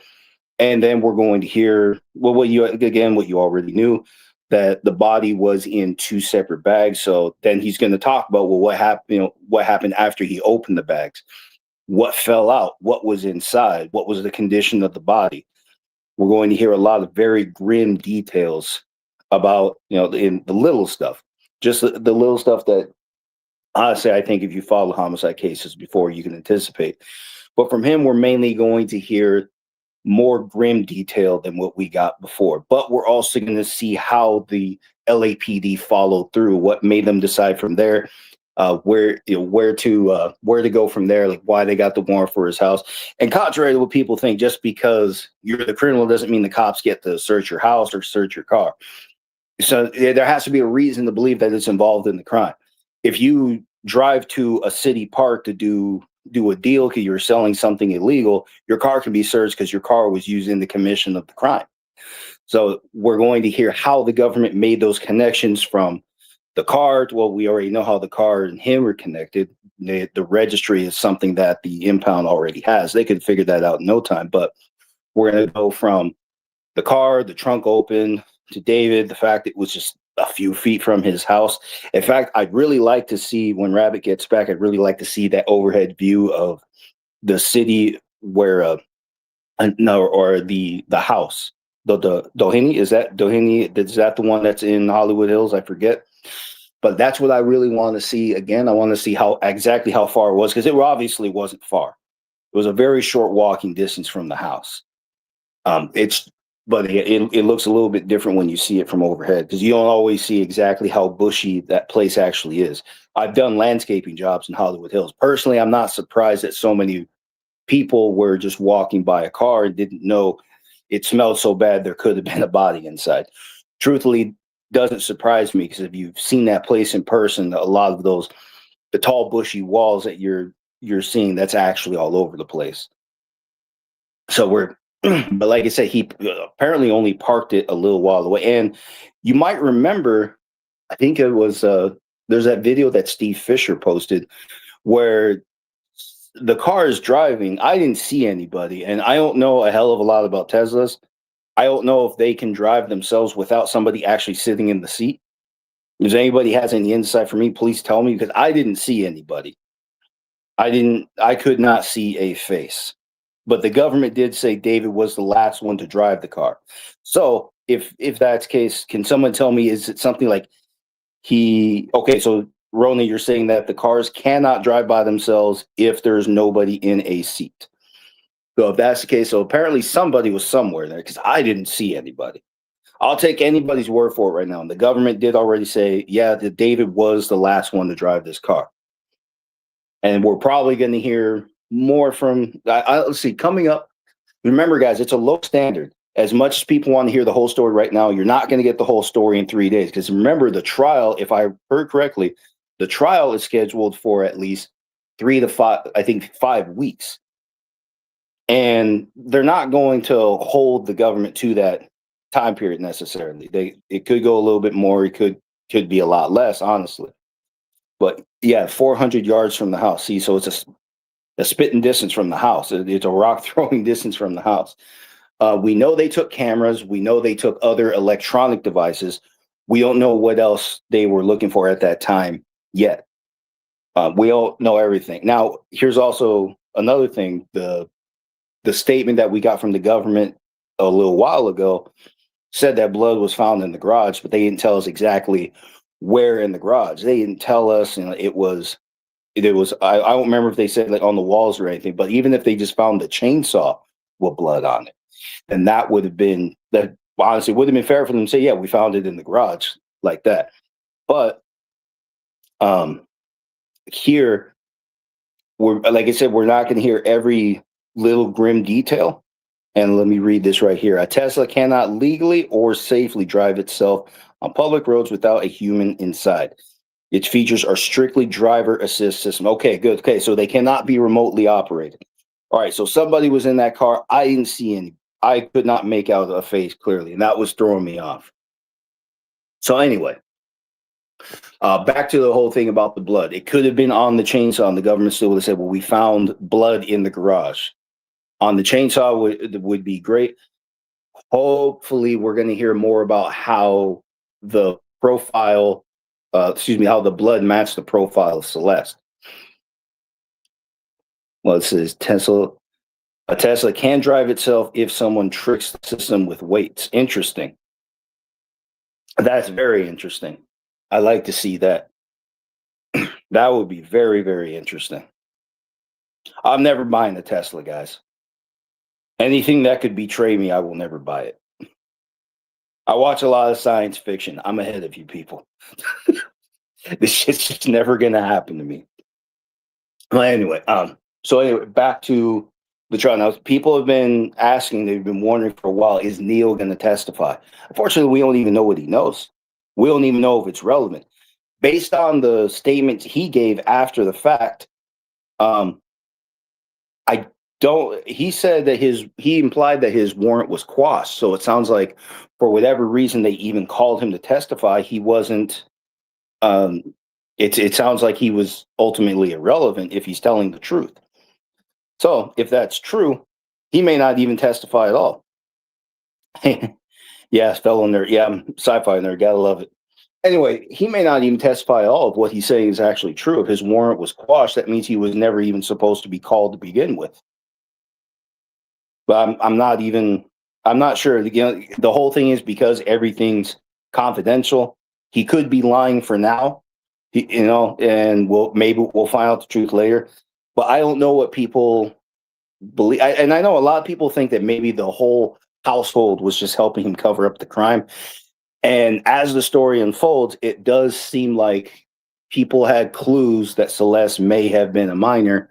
And, well, it seems, I guess you could argue that was Tesla's are done. Oh, sorry, I'm reading the super chat. Go from ahead. People Kid. What did Tico? Well, first of all, and this is a good question too. Something to pinpoint. Do they have this one thing we're unclear about whether the chainsaw is for evidence, right? The other thing. Thank you, Tinkle Tits. Tinkle Tits says Teslas are dubbed as as F. It requires a small electronic signals, so move for FSD. Current smart, but what is FSD? Any current smartphones also do this, even with screen protectors. What is SF? What is SS? Yeah. Can you tell us what FSD is? I'm not savvy enough. Oh, her parents are at the preliminary hearing. Yeah, they can. They be. They may not test. They might not say anything. Yeah. I also don't know what they have to offer. It doesn't seem like they really. The only thing that might. The only reason they might testify is because I think they helped identify the body, so they might full self-driving. FSD is full self-driving. Full self-driving. Gotcha. Okay. Here are the parents, guys. Wow. Yeah. So anyway, Lord have they mercy. did help identify the body, so they're gonna have to test. They're gonna have to testify to that. Yeah. And conditionally, she says she has her own sources. She's gonna do a recap. Wow. But anyway, like I was saying about everything about Neil, we don't know what he knows. We don't know what he should know. Now, it does seem, based on the way Asia's talking, sounds like, and we saw that video from Hollenbach. So it sounds like a lot of people had a clue and either knew her full age or never believed she was really 19. That could go a number of ways. And I wouldn't, as much as people want to, it's a hindsight argument at this point because we all know he knew her age. And even if it doesn't matter, I'll get to that part next. But let's take that statement at face value, where it was Hollenbach who said still dating that minor. Well, like I said, I've seen some girls. They were adults, but they were so small you wouldn't believe it. Like I said, at my last warehouse, I knew some girls that were really small. And they were, if they had not been working at my warehouse, I wouldn't think they were 18, 19. One of them was 27, barely looked 16 or 17 herself. And she had braces to make it worse. So I wouldn't put a lot of weight on it just because there are so many other ways that, you could offer those statements. There's there are other reasons people could have said it. Could have been insulting. It could have, could just be people being dicks to him, even if they didn't know the truth. But it all doesn't matter. Ultimately, it doesn't matter because we know, first off, he knew her true age. They met when she was 13. Okay. And we saw that the LA Sheriff's Department showed up at his house to talk to him and tell him this is a minor, and this is a minor, she's with her parents now, and you have to stay away. Okay. He got that. Well, and then let's not forget the unaccompanied minors United Travel, you know, if And that we're whole to look thing, yeah. into that. Yeah, like he And knew. he looked into that. So all the evidence is there. So he knew her true age. It also doesn't matter. And we talked about this defense of age or mistake of age when it does come to sexual relations. Well, in this case, it doesn't matter. The statutory charge is specifically for any person who was under the age of 14 when this happened. She was 13 when this started. That's the government's evidence. The only thing they could be fighting on the defense side, they're not going to fight. They probably aren't going to fight whether or not she was 13 at the time, because it doesn't matter. If he did it once, if he did it once when she was 13, he knew. Okay, and then remember, they have to prove that it happened 3 times within 3 months. For this charge specifically, it's illegal the first time, but for this specific charge, remember the key word is continuous. Okay, this is about continuous abuse of Celeste. So they have to show that she and him participated in the same illegal acts 3 times within 3 months. And it is possible to get that charge dismissed on appeal because the government proved 2 charges in 3 months, not 3. It's possible for that to happen. So that doesn't mean he didn't do these acts. It just means he was charged the wrong way. So that would be a mistrial, and then blah blah blah from there. Yes. But that's let me shout out. I got to shout out Chant. Clearly, Shelly, I dropped for those new members, guys. The Discord membership is in the community wall for members only. I don't drop the link here in the chat because not everybody's a member, and it's a paid membership. So just so people are aware, Chant, oh my God, Chant, thank you so much for this very generous super chat. I really appreciate it. Thank you. That's really, really nice of you. Shout out to everybody that has supported. I promise I have so many shout outs to give. I'm just waiting a little bit because I'm waiting for I want us to get on some other stuff as well. I'm going to drop the link so you guys can come up too and sound off. Okay, you'll have a couple of minutes and whatnot to sound off and everything. What do you think about that, Joe? Are you cool hearing from other people and what they have to say? They might have direct questions for you. Okay, absolutely. So we're gonna do that. Yeah, let's do that. I'm here for it, guys. Let me just give you. You don't have to show your face because I'm gonna put a little marker over. But no booty picture. I don't want to know about your OnlyFans. Do not promote your OnlyFans here. Sorry, this is not that channel. Okay, I love y'all. But please, if you are a content creator, let me know in the private chat so I can, promote you out as well. So we need to do that, okay? But I want to hear from the community as a whole what you guys have to say, where you guys stand, because this is a case that has brought a lot of people together. The link is in the chat. Let me go ahead and pin it. While we're talking. And Chant, thank you again so much for this very generous super chat and for your support. It's very, very kind of you. Let me go ahead and pin this while I'm here. Hold up. Let me see. Rabbit, the fact that you have to, I have to, Kadisha Lynn, you wouldn't be, listen, I have seen some eggplants that I did not want to see up in here. Y'all think I'm joking. I never believe you. Oh man, it was really bad. I want to say it was like in 2023. That's the last. I've been doing pretty good. And then ever since then, we've been blocking links. So we don't allow people to drop their links. And they take a huge percentage. Personally, I think you should just go ahead. I'm sorry. I think you should start a preferred list, and then you can just email it instead of leaving it out there in the YouTube chat. That way, this stuff doesn't happen. That's why I say email it to me, so you don't have to worry about it. You'll know it's me. Yeah, there's one time, I'll tell you guys a really quick story. One time there was this person who, it was a true crime case that we were covering. And there was this huge notorious guy. I don't even want to say his name because I'm not trying to give anybody that kind of attention. But we got into it and I basically verbally, annihilated the guy. And he had his feelings hurt. And then he started sending people out here. And so I started, every time I dropped a link, I would not let them up. But they started waving their eggplant all over in the backstage. I said, Lord have mercy, I can't.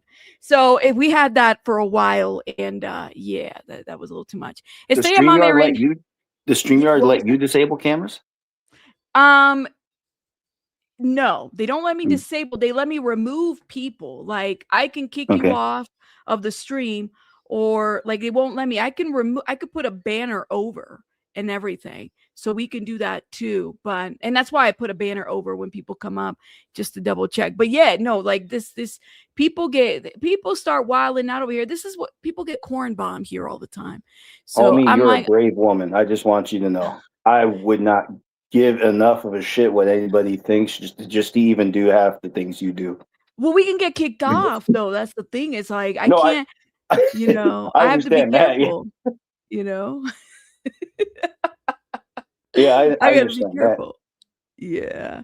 But Estrella Mamer gifted 10 memberships. Thank you, love. Shout out to Estrella Mamer. And if you've been gifted, put some hearts in the chat.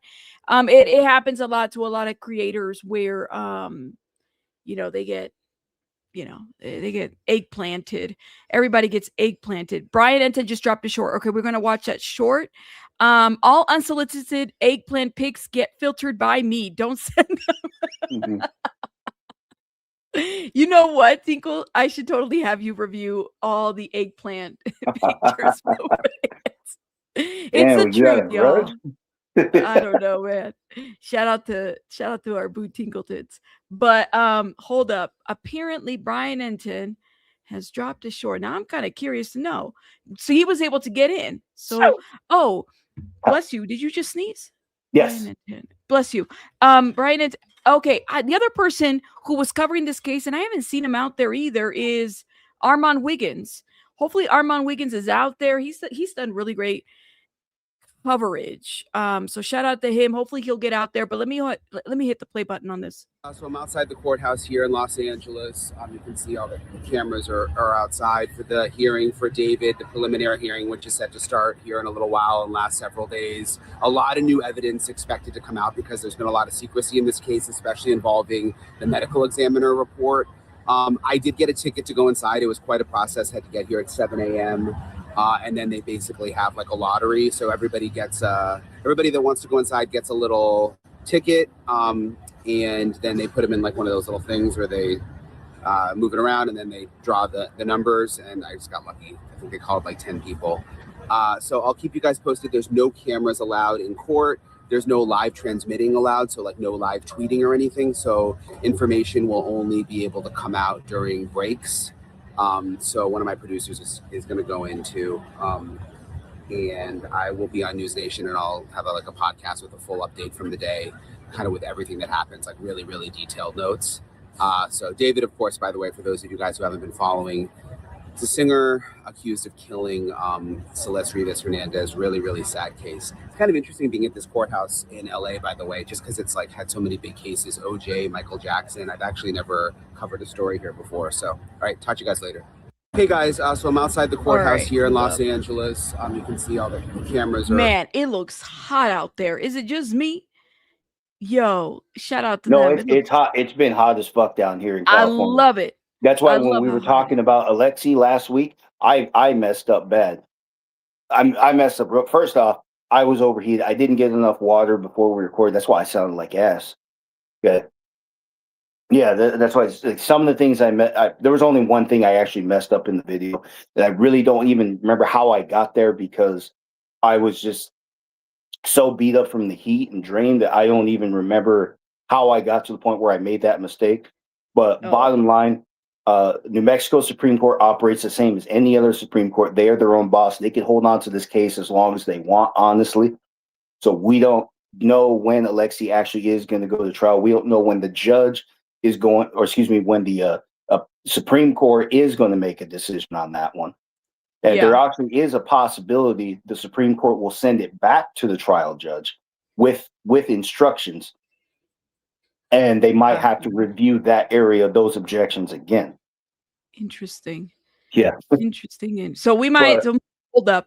That's what we're saying on that. Okay. Yeah, go ahead.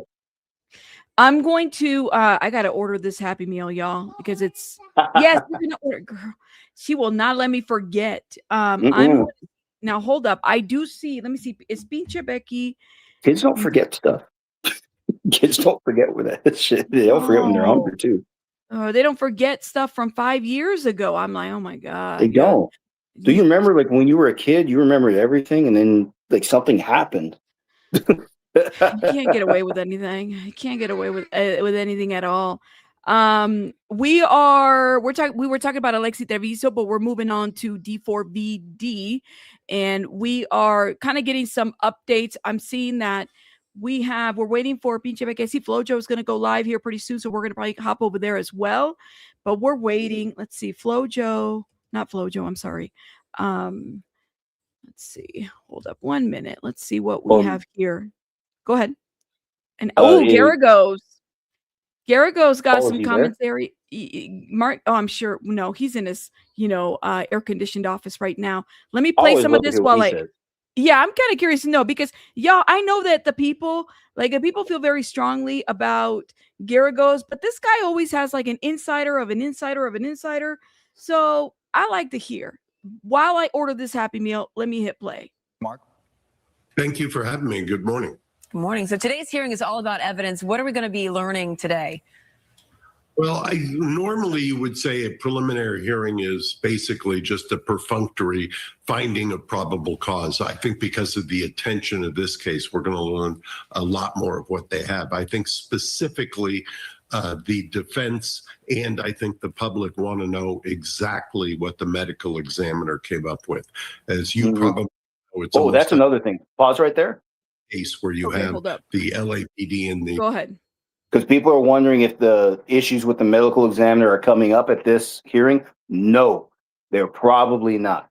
The only thing we know is that people were accessing the file without permission. We don't know that anything was actually tampered with. So we don't know if any illegal edits were made. We don't know if anybody's falsifying that document. We don't have any of that. Right now, since we don't have that, we're not going to hear anything unless that did happen. If that did happen, then that does have to be turned over to the defense. If that is concealed from the defense, that is probably the only thing that would save this man on appeal. Like I said, he's going to do 16 years just for the illegal relationship with Celeste. That's 16 years minimum. He's probably going to get the max just for that. And for the first degree, that's life. But if there was evidence that was not turned over to the defense that either proves he didn't do the crime or would have meaningfully challenged the state's theory. That's what Brady evidence is. Brady violations, there are no excuses. Ask Nancy Grace. She got reversed by the Supreme Court. She got busted for 2 Brady violations in her career. That's why she's retired. But like I said, prosecutors cheat. Prosecutors are sore losers. Wait. Say what? Nancy Grace is retired? What? They retired? I thought she was retired. Isn't she? Oh, I thought she was. Well, I know she was, but she was reprimanded by the Georgia Supreme Court twice for Brady violations. That means she was hiding evidence that would have shown that a defendant isn't guilty. So she got busted twice. Remember, those are just the 2 times she got caught. Prosecutors could be doing this all up and down. Who knows? The whole thing is, if that evidence comes up, they have to turn it over. That's a U.S. Supreme Court requirement. Your license depends on it. So she got busted twice, and it's a very serious offense. That's why Alec Baldwin's case got dropped. The Brady evidence was shown. Yeah, the Brady evidence was shown on day 3. There was evidence that either would have shown he wasn't responsible for the crime, or it just would have been a significantly challenging to the state's theory against him, one or the other. And the New Mexico Supreme Court said because it showed up late in the trial, then the only appropriate remedy was dismissal, and that's why his case got dropped. So if that's one of those things on appeal, you prove it, then you're just going to walk. So if that did happen, then yes, defense has to know. Blair Burke must know. But otherwise, we're not going to hear anything about that breach. So that's actually all I wanted to say. Maybe it's just me thinking like, I don't think Beth Silverman would hide anything, but I mean. Don't put anything past the prosecutor. Okay, a crooked cop might beat you in the streets The average prosecutor will get you life in prison on the least possible evidence. what was the name of that one lady who was like featured on 48 Hours, guys? I did a whole breakdown of her. I see her face. Siegler. Remember her? I remember that name, but I don't know. Siegler. Oh my God, she was like a beast. She put a lot of people on death row in Texas. Katie Siegler, put a one in the chat if you guys remember. Chat, if you remember that lady put a lot of people on death row, and then there was somebody who was put there who shouldn't have been put there. That got exposed recently in an expose. Yes, put a one in the chat. I bet you if I show you a picture of her, you're gonna know. I think her name is Siegler. She had a show. It only went for a couple of seasons. Katie Siegler. Is it Siegler? Siegler. Hold up. Let me see. Texas lawyer. I think her name is Kate or Katie Siegler. Siegler. Kate Siegel or Siegler. Oh man, she's put. Nope, that's not her. Siegel, lawyer Siegel. I see her face. I did a whole video on her a couple years ago, and people got mad. They were like, "Oh, she's the best defense attorney." And I don't know, man, or not defense. I'm sorry, prosecutor. Damn, what was her name? Let me look this up. But what did she Kelly do? Siegler. Thank you, Kelly. Ooh, here it And is. what did she do? Well, she got, hold up. I'll show you, man. She did a whole show. And I remember her. I remember like she was a beast. She would reenact these murders up in the court, right? When the trial was going on. Hold up. Let me tell you what she did. Kelly Siegler. That's her name. She had a whole show. Let's see. Lawyer. There was something that she did there, something about, I don't think it was a cold case. Here it is. She has a history of unethical behavior. This is back in 2015. And I remember her show came up. Cold Injustice. TNT star Kelly Siegler accused of pattern of prosecutorial misconduct. And I remember her being like this top-notch like lady, y'all. Like she was on it and then she got exposed. I did a whole video on it and a lot of people got mad at me because, you know, people have their favorites. But this lady right here, I mean, she was featured in I don't know how many 48-hour episodes. So it says right here, significant was the prosecutor's testimony at the habeas hearing that apparently favorable evidence did not need to be disclosed if the state did not believe it was true. The Siegler asserted that she would only reveal evidence if she was convinced that it was not just exculpatory but true. Do you know how many people she sent to the death row under that? It was a lot. No idea. Yeah, so it was she's had a lot of death row folks under her pocket. Let me see how many death row. And that's what I'm saying. The average prosecutor will do that to you first chance he or she gets. And that's average. That's remember, because that is their job. Their job is to represent the evidence at trial in the interest of 20 people. 20 people on death row for no damn reason. Well, I don't know if it's all 20 of them. We'd have to find them individually, right? But if she's saying that she was not revealing information, only what she found relevant, I mean, that's what would get you in trouble, right? That's that whole Brady. Necessarily, correct? No, because we do have a rule called prosecutor's discretion. They decide what evidence goes forward. That's why I said the grand jury statements in David's case may not necessarily all go forward. The prosecutor decides what is relevant to the case. The prosecutor can be wrong. If the prosecutor's wrong, that, well, tough shit, you had your chance. Remember, we have that double jeopardy clause.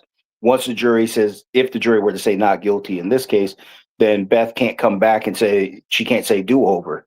Doesn't matter. On this evidence, she basically gets one fair shot. The jury's going to say guilty or not guilty, and that's it. But prosecutor's discretion is normal.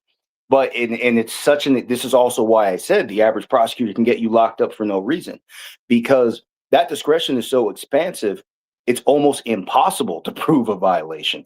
That's the issue with Karen Reed's case. They clearly manipulated the evidence. That was something that one of the jury members commented on that after the trial, that remember what Karen Reed was locked up for. They said that she backed into O'Keefe, right? Wait, John, right? John O'Keefe, that was the deceased name? Yes. Yeah. Okay. So she backed into him. She happened to strike him in the head where the tail light would have been. And then they said they found all this shattered tail light. Supposedly it belonged to the same make and model that she has, right? The whole thing, the tail light, bottom line. Okay. So that means, so here's what happened. The jury found a video after the fact that was added into evidence. And the prosecutor said this all took place after the fact. So in one of the videos, they found 2 red lights instead of 1 red light and 1 white light, which you would expect if a tail light was out. So in one of the videos, there were 2 red lights, which means the light wasn't busted when the government put that into evidence, but said it was after the fact. Right. So that in my mind, that's what one of the things she's suing for, abuse of process. Or saying that they're using the legal process for something it wasn't intended to be used for. Now, whether or not they're going to get busted, this is why I think she's honestly, in the long run, she may not get anything. Because prosecutor's discretion means it is the prosecutor's job to put the evidence forward, to organize the evidence, and they are allowed to make they can make minor errors in judgment. You have to prove a willful malicious error in order to prove that violation. And because the courts are so kind to prosecutors, it's almost impossible to prove that violation. So in other words, these prosecutors are almost never scared.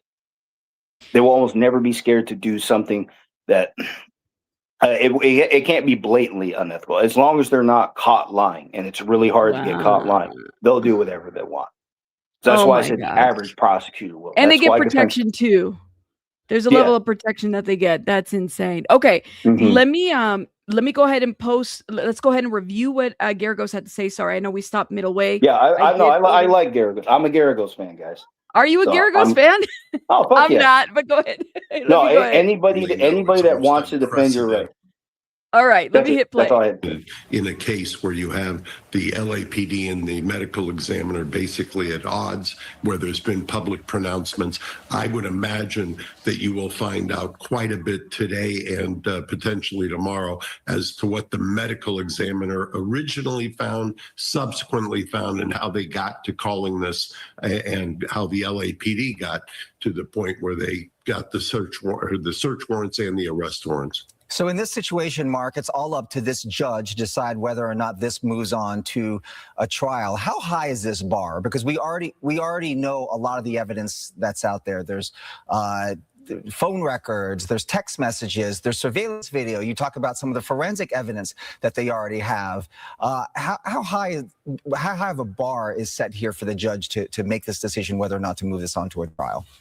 I don't want to be a smart aleck, but I normally say that probable cause at a preliminary hearing is my client breathing. But I will have you know that in the last 2 weeks in a preliminary hearing on that very same floor in that building, a judge in a murder case dismissed 2 of the co-defendants on a case we have. So it is a bar where you can't put on absolutely nothing, but you have to technically, the legal standard is there enough evidence to show a crime was committed? Clearly that's going to be one of the so-called battlefields. And then the second one, is there enough that there's a strong suspicion basically that David is the one who committed that crime? Yeah, there's as you mentioned, there's forensic evidence, there's circumstantial evidence, phone records, Uber records, but we still don't know exactly what happened inside that home. Is that a weakness now for the prosecution? I think it is. And if you look at originally what was stated and where LAPD was coming out and saying, we don't even know that there was a crime committed. And now you've got a very detailed summary, at least by the prosecution, as to what they think happened. How you got from there to here is what I think everybody is focused on. I think one of the reasons there's so much interest in this case is because nobody clearly knows or understands what did happen. And I think there are a lot of kind of leaps of faith is my guess as to what the evidence is. I don't know that they're going to be able to say that David committed this act, and we know that. I don't know that they have a percipient witness, meaning somebody who actually watched it happen. I mean, there's been a number of people brought into the grand jury, whether or not, and that's under a seal, so I don't know, and the public doesn't know. Do we have somebody who's going to say, yes, I was there, this is what happened? Arguably, the defense is going to take the position, they've carefully crafted their statements, that the evidence is, from the defense standpoint, is going to be, we don't even know that he had anything to do with the way or manner in which she died, or that he was the cause of that death. That leaves open all kinds of possibilities. So that's the defense's strategy, in your opinion, is there's all this evidence, but connecting all the dots, does it all lead to David? Right. If there's, for instance, I could give you an example. It's not based on anything yet. We can revisit later. But if the defense is that the cause of death was an overdose or a drug, or toxicology supports that, and that there is no way to show that there was any kind of a criminal means or method to the death in the first place, and that any kind of, there is some gruesome details, at least in the ME's report, about cutting and things of that nature. We don't know as of right now how they determined whether that was the cause or whether that was post-mortem. Well, the medical examiners say that she was stabbed several times whenever she walked inside the home. Yeah, and that's going to be, I think, a battle right there. I think you're going to see cross-examination as to, did that happen before or after death? Yeah, right. And then there were the receipts, right, of buying a pool and buying and then the fragments of that pool being found in her body. Well, there was a case, I don't know if you remember, there was a case in Texas years ago involving Robert Durst. Yeah. And Robert Durst was charged with murder. Robert Durst was acquitted because his defense was that basically the death was caused by self-defense, and all of the gruesome cutting and dismembering took place afterwards. So God only knows if that's what the evidence would show here, that she died, and that all of the, because as you aptly noted, I mean, those are hard facts to deal with when you've got saws and you've got cleanup, purported cleanup area, things of that. But if all of that was to dispose of the body, I know that's a kind of a gruesome thought, but that still does not make it a murder if that is the case. Right, there is a big difference there. So today's going to feel more like a mini trial, right? Is it? David was arrested, 3 months ago. Is it unusual for a preliminary hearing to start so soon? And I do know that it's been delayed several times. You have a right to a speedy preliminary hearing. Normally, in a case like this, 3 months, 6 months, sometimes as long as a year is standard. It's actually more surprising in this case, to me at least, to have seen the amount of time that elapsed between the discovery of her remains and an arrest and a prosecution. That's a lot of cops. That was the more, if you're talking timelines, that's the more significant. Did you say that's a lot of cops? Yeah, that's a lot of cops. It was a lot of cops. And what's her name? Blair was actually outside when he was. I don't know if you ever saw those pictures, but when he was, I saw actually there's a small video of it. Yeah, I saw that. She was on the phone right away. To answer that question, if there is not enough evidence, they dismiss the case. But that's why the government has to tell us why this evidence is connected to David. If the government can't establish why this is connected to David, yeah, the judge will drop it. The judge has to drop it. But that's only it. And probable cause, like, it's not ridiculously high. It's not a high standard. It's a low standard. It's the highest standard beyond reasonable doubt. You have all the elements of the crime satisfied. And in fact, that was one of the things I was going to show you right here. That's the, oops. Hopefully, I'm sending you something in the chat right now. Sorry, sometimes these private chats in StreamYard are a little bit clumsy, guys. Forgive me if I'm... No worries. No worries. By the way, I did get in contact with SF Investigates, and I invited him up, so I'm trying to see if he's too busy. If he's too busy, he wasn't able to get in, so he didn't get in. Okay, this is a... Oh, hold up. Let me see. Oh, that's the jury instruction for first degree. Okay. California? Okay. Yes. So this is so okay.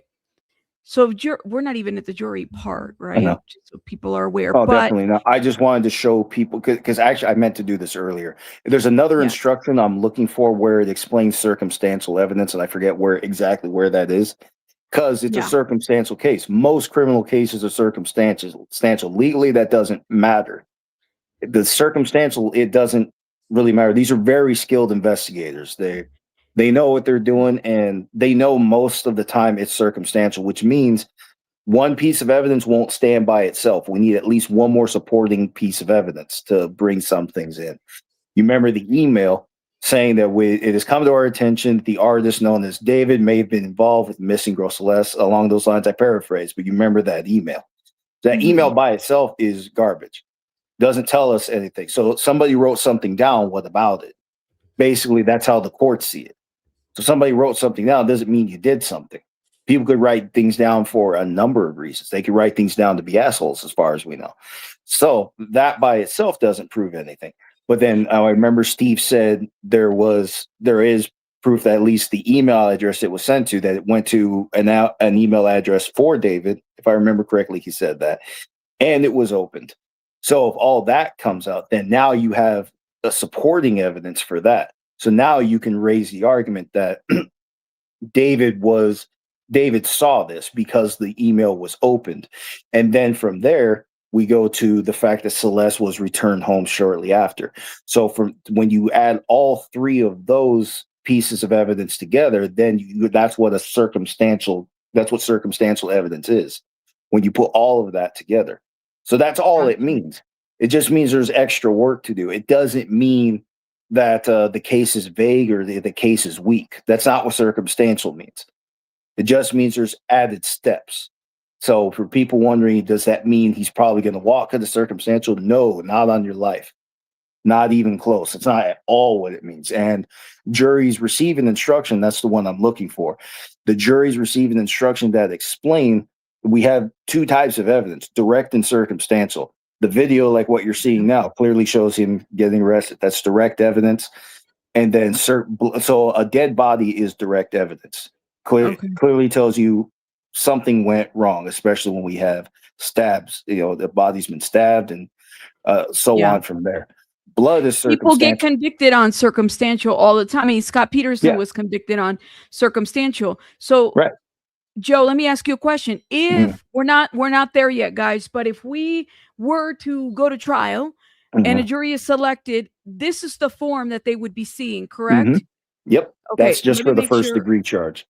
This is just for the first degree charge. What can you tell me about this form? Well, this is just the standard instruction that they're going to receive. They're going to get a packet of instructions. Okay. Now this, the reason I brought this up was to explain the special circumstances. First, the jury has to believe the government has satisfied all of these elements. And if the government satisfied all of these elements, where they're going to say yes all along, and then they move to the special circumstances. So then they look at the lying in wait evidence, the financial gain evidence, and killing a witness, all three of those. So they're going to look at that evidence separately. None of that matters if they don't even believe that he's guilty of causing the death. So they're going to look at, this is just a good look at first what the jury has to see and understand. And anybody can find this right now. This is on, you see right there, it's on Justia. You can look that up. And just to give you a glimpse into what the jury is going to have to do, what they have to be convinced of before they convict this guy. And the government has to satisfy, you scroll to the bottom, see how everything's broken down. See, oh no, that's, defense. Yeah, so basically the jury has to agree to all of it. So when every criminal instruction, you'll see 100% of these, and this is also just some case law, some other court rulings explaining, just further explain what is or is not malice aforethought and all this other stuff that they may not explain too well at trial. But these are just some examples for them to go off of. It's also a good thing where you guys would be amazed what you can learn about the law if you just read through these instructions too. So anyway, I just wanted you, you don't have to go through, top to bottom like that. But if you wanted to go through that case law and see those definitions, some of them are just other citations. You don't have to, worry Gotcha. about that. But Like authority, bench notes, hold up. And I'm looking. So this would be like a form that they would see. And I mean, I've never, when I did your jury duty, it was not a homicide case, clearly, but like, this is interesting, guys, because it really like outlines everything. He or she killed without lawful excuse or justification. So they're going to have to. So right here where you said the defendant had expressed malice if he or she unlawfully intended to kill. The defendant had implied malice if, and then it goes into each and every act. That is so interesting, guys. So all of that is what the government has to prove in order to convict. If any one of those elements is missing, then if he can prove that on appeal, and remember, even though at the criminal trial, he does not have to prove a single thing. The government has to prove anything. He has a right to challenge everything that goes before him. He's not required to say a word.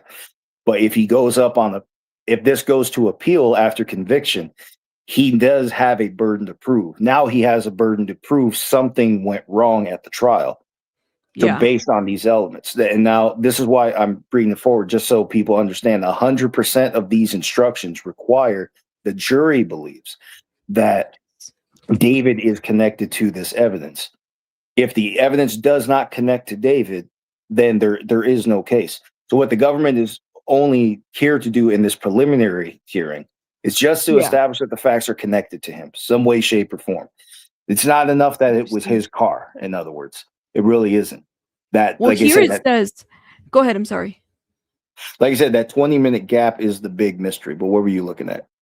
I was looking at the definition of malice. Malice of forethought does not require hatred or ill will towards the victim. It is a mental state that must be formed before the act that causes death is committed. It does not require deliberation or the passage of any particular time period. Okay. I mean, words, it breaks it down for you, basically. It's an interesting form. Yeah, it's a great form. You got anyone you can actually download them, but Justia just has those up for anybody to read. Yeah, when it comes to proving intent, it's not about proving good or bad intention specifically. It's not about reading, the dictates of your conscience, what you hold true. It's not about any of that. It's about understanding how the defendant would have consciously understood his actions going forward. Like, well, if let's say it was just a kitchen knife or something like that. So he's waiting for her with a kitchen knife. Let's say if there's a third, there's a neutral third watching all this happen. Let's say he's waiting for her behind the door with a kitchen knife. That shows he understands what he's doing. We understand that based on his actions, we understand that in his mind, he wanted this girl to die. He wanted to be, if he's waiting behind the door, he wanted to be in a position of advantage. That's lying in wait. But that's also another thing that might come out specifically that I didn't even think about that yet. We might know exactly what they mean by lying in wait here, because that could be a lot of stuff. That could be as simple as telling her, come over so we can talk, because he's disguising his real intent. I think there's actually a form for that one too. I'll look that up. But just for disguise, yes. Go ahead. I'm sorry. I'm saying just for disguising his true intent, that could also be lying in wait. Perfect. Right. Oh man, that's insane. Let me go ahead and play this so we can finish this, because we got 1 more minute. And actually, we have some cameras outside the courtroom too that we're going to go at too. Let me go ahead and play this. Okay. Abnormality on a timeline. It is just a I don't want to say just, it is the preliminary hearing. But obviously if this goes to trial, it's going to be a fascinating case with all of the details that we know. And we appreciate all of your insight, Mark. It's always great to have you. Thank you. Always great to be here. Thank you so much. Oops. Oh, was that me or you? Yeah. Can you hear me? Yeah. Okay, what did you have any final thoughts on Garagos' statement or anything like that? No, I love everything he says. He's right. That's how defense lawyers think. They think different. Okay, let me sum it up like this. Let me tell you where people think wrong about this. Let's look at the guy who was accused of throwing his wife overboard at the Bahamas. Well, now people don't know exactly what happened. So remember, I think the wife was a former Marine, right? Isn't what they said? Former Marines or Navy? She I served, don't right? know. I think she did serve some time. I just don't know what branch it was. I thought they said that. So that's part of basic training, though, swimming. And so people had doubts as to whether or not throwing her overboard, even in rough current, whether or not that was enough. So, but anyway, just so everybody knows the incident I'm talking about. Point is, people look at that story and the inconsistencies, and they say, if you are not guilty, why are there so many inconsistencies in your story? That's usually what people ask, but that's presuming guilt. If you're presuming innocence like Mark, the question is not why do you look guilty? The question is, what is the guilty action? The government has to answer that question. What is the guilty action? And that's how the government overcomes that burden of proof. So in this case, what is the guilty action? Now we have evidence of a guilty action. We already heard the autopsy, and for those who didn't know, she was fully dressed when she died. The report said that the tube top had holes in it. Remember, multiple holes, the 2 holes. So it's probably the one near the liver and then one above, what was it, the left lung? Or like the left rib, yeah. So Something to that effect. But yes. So we know the guilty action in that case. We know it was a stabbing. There's no doubt about that at this point. So it's on the clothes, it's in the body, right? And an eyeball is missing. We still don't know exactly what that is. We don't know if that's something the insects did or not. We'll have to wait for the medical examiner to explain. They might say, well, the examiner might say maybe the skull was cleaned out. So if the skull was cleaned out, that could indicate that the eye was taken. We don't know yet. Anyway, sorry. So anyway, point is, what people normally ask is, why do you look guilty? And that's the wrong question. The court has to answer the question, what is the guilty action? Mark is seeing things differently because he understands that. What is the guilty action? And he's still asking that question. What is the guilty action at this point? So that's why, like I said, Mark he thinks differently. He approaches it differently from the average person, because most people presume guilt. So since he doesn't do that, and I think that's why he frustrates people, and we don't know where the finger is. That's always a good question. 2 fingers are missing, and we don't know, but they don't really have to bring that into evidence. The whole point is a 14-year-old's life was taken, and whoever did it had no right to do it. That's why we're here. I wonder, what did he do with the other body parts, right? Like, what happened? And not only that, the chainsaw is another part too. Like, that was one piece of evidence we couldn't figure out, right? The whole chainsaw thing. By the way, guys, I'm still I'm looking through the transcript stuff, so I'm still working on it, just so people are aware. But go ahead. I mean, what do you think that situation with the fingers, but also the chainsaw? What happened to the chainsaw? Well, they could have already taken it, because remember, we were told electronics were taken. All right, they could have taken the chainsaw back then, because remember, they found a dismembered body in his car. So they didn't just go to his house looking for evidence relating to it's not just the surveillance evidence. Publicly, we were told that they took cameras, electronics, but that warrant could have been for a lot more. It could have been for tools that could have dismembered a body. So they could have taken a lot of stuff we have no idea about. Like the 2 chainsaws are missing, right? Or 1 chainsaw is missing, sorry. 2 were purchased, 1 is missing, right? Yeah, 1 is missing. Do you think Kenesha Lynn says Santa Barbara? Did they leave the chainsaw in Santa Barbara?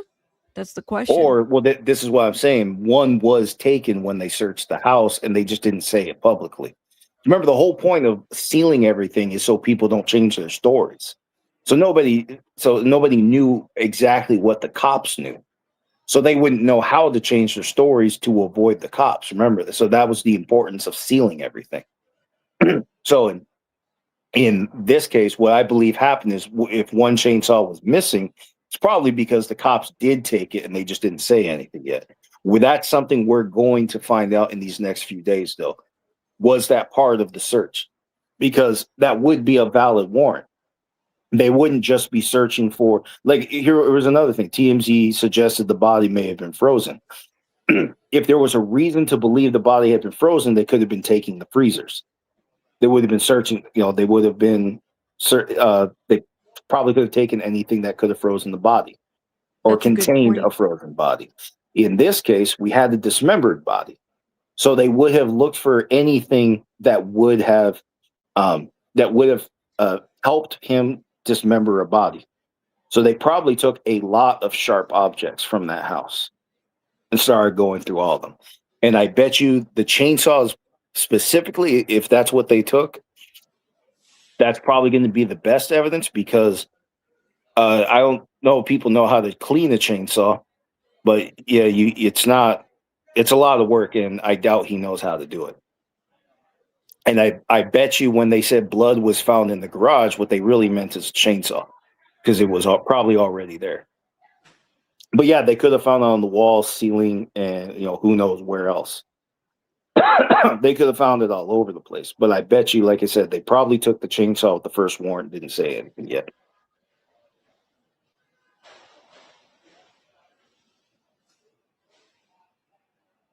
Sorry, I'm muted. That is interesting. The chainsaw, they probably took. So between the chainsaw and then the pool, do you think they ever found the pool? Thank you, Ronan. I think Ronan is leaving. Shout out to our mod, Ronan. Well, I think Ronan said he had to go. How long did it take for them to? There was, let me see, the 8th is when they found the body, right? Yes. And then it was by the 18th or 17th of September that the warrant was executed, right? Does anyone remember that timeline? Does anybody remember the timeline of you said, I'm sure it was all over the chainsaw, is messy. Right. Like, to clean something like that, he would have had to have cleaned it somewhere. And there were cuts in the thing, right? So my thing is like, I just have a hard time believing that somehow he was able to do this with no mess in the garage. I don't know. Oh, by no means by no means whoever cut up the body made a mess. And especially, like I said, I bet you no one thought to clean the chainsaw. So Keep you talking, have all Joe, these, because I gotta go get this Happy Meal. Keep talking. Got you. Yeah, sure. I'll take over for a bit. Go ahead. So like I said, guys, I bet you he didn't clean the chainsaw because he wouldn't have even thought to do it. And if all he did was scrub the outside, there are little grooves on the inside of the chain and the joints that he probably didn't clean. So there would be blood in there, and there could have been blood on the ceiling, the walls, and all that, maybe. But I'm just willing to bet that when the government said that blood was found in the garage, they actually found it on the chainsaw. So let's see. Question for everybody: can defendant take the stand and testify for it? Yes. Yes. I don't know if you're from the U.S., Joy Empress, but yes, defendant can testify if he chooses to do so. They usually don't. They usually don't, because most people can't survive a tough cross-examination, and especially Beth Silverman, she's really aggressive, and the prosecutors are usually dicks anyway. But the whole thing is, people don't understand cross-examination typically, and how stressful it can be, what kinds of questions they can ask, ways they can set you up. He probably won't be prepared. It's not even so much about whether or not he's telling the truth, even if he did do it. But what matters is how those statements look on the court record. Remember this thing most of all. The highest evidence in a court of law is not it's not DNA, it's not video, it's not photographs. Everything that matters is what goes on the court record at the end of the day. So whatever is said on the court record, if that makes you look bad, if it makes you look worse, you're stuck with it. And on cross-exam, a question, answering a question in a way that seems innocent to you might reflect horribly later on, because you have to remember that there are differences between facts and arguments.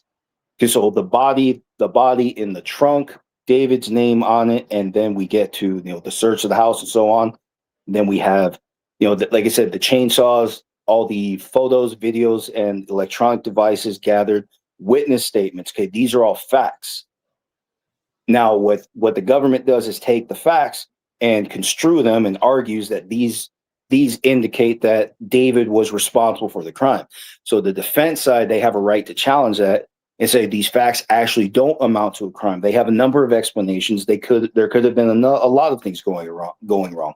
So you don't actually know if this man did what you accuse him saying. But that's ultimately for the jury to take sides with who they agree with or disagree with. But yes, he can testify. But in this case, I bet you he's not, because he will hurt his appeal. As these are some of the most emotionally charged cases when it comes to first-degree cases, and especially when minors are involved. Juries are more likely to convict even if the evidence is weak. So he probably won't. But I don't think he will. Like I said, I don't think he will. It's possible. If he is as bad as the government says, then this is a desperate man. Am I talking to myself? No, I'm talking to you guys. Here I am. Yeah, thinking, no, we hear I you. thought it I'm was here. muted. No, someone no, asked if I'm you're talking to not. myself. I mean, I'm muted. I'm hearing. I'm listening. Go ahead. Keep going. Right. Yes, because someone asked if David can testify. Yeah, he can testify. It's best he doesn't, because he can hurt his appeal, because the way your testimony looks on the court record, and just because you take the stand and say you didn't do it, that's not enough. If the jury says guilty on these facts, it's not enough that he took the stand and said, I didn't do it. Okay, that's nothing. That's not how it works.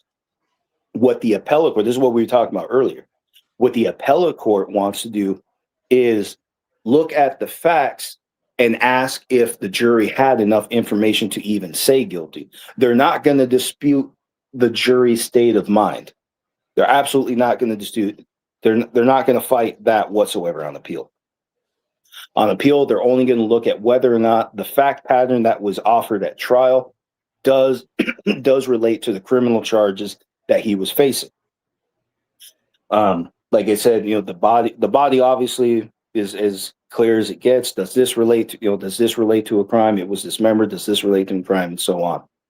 So for him, let me give you a self-defense example. I think that's what people have to understand here. Let's say, think of any incident that was self-defense. So the government puts you on trial for the homicide. The government's going to put you on trial and say that you did this willfully. It was a reckless disregard for human life. The other end of it is, no, this was an act of self-defense. This was urgent. This had to be done right away, or I was going to die. So, but you see, in both cases, it's the same set of facts. Courtney Clenny is actually another example. Her trial is going to be, I'm really looking forward to hers more. I'm looking forward to hers more than this. Personally, I'm looking forward to Courtney Clenny's trial more than this one. But let's look at that one. The facts as they're spelled out, right? The government took those facts and said, this is a crime. She's going to, and in her case, she actually will have to take the stand. But in that case, she's going to raise self-defense. So what happens there, it's the same set of facts. We have, in this case, a woman who produced a dead body with a knife. That's not in dispute. Everybody knows that. Nobody's confused about whether or not she caused the death. Now, what it comes down to is whether or not, under the circumstances, that would be self-defense. And that's basically how criminal defense works. You look at the way the facts are offered, and you have to find a counter argument to what the government says. And at very least, you can always offer that the government's position is just insufficient, that it's weak. They're reaching, they're trying to force it to make sense when it doesn't make sense. But ultimately, every fact that goes on that record is just, everything is just going to go from bad to worse for him. And like I said, if he testifies, there are ways to, and it's hard to say also because we don't know all the evidence yet. But let's say, for example, he does testify. I don't even know what the foundation questions would be. Like, where were you when all of this take? Like, where were you on April 23rd, 2025? What would he say? Oh, I wasn't at home. I was down the street at Fat Burger. I wasn't even anywhere near my home. Okay, let's say he says that. Not necessarily Fatberg. You guys get the point. He says he wasn't home. So then we're going to revisit the cellular data and text messages coming from his phone that show that he was at his house. Okay, now he can say, I don't know anything. I wasn't touching my phone at that time. I don't always bring my phone with me. I don't know what those text messages are. Okay, this is what I'm talking about. Credibility is 100% up to the jury. Even the way I just said it right now probably isn't convincing to most people under these circumstances. We all know he knew her age. Okay, I'm completely done, wondering if he ever knew her age. That you remember, when I first came around, we were talking about that. What if he didn't know her true age? Well, now we know. He knew from the beginning. He knew damn well what he was doing was a crime. So we know damn well that he just has a general, I don't know, the guy's he's just kind of a screwed up guy, it looks like. But that's also not enough. How does the government prove he did it? Because even if he did it and the government can't prove it, he still walks. So that's important here. That's why the 20-minute gap is the point of debate that's going around, whether it's TMZ, News Nation. I see them talking. I see them basically as an extension of TMZ sometimes. Tell me if I'm wrong. I don't think you're wrong. Sorry. I'm trying to, guys, I'm letting you talk because I'm trying to get these transcripts. I'm still working on this. Oh, you're still working on that? Yeah. Oh, yeah. I'm close. I'm trying to see if I could just ask it without us saying who the reporter is, if it'll allow me to submit it. That's why. But no, go ahead. Keep talking. Okay. I'm not ignoring you, I promise. So like I was saying, will he testify? Well, she only asked if he could testify. Yes, he can. But will he testify? I don't see what he can do himself any favors.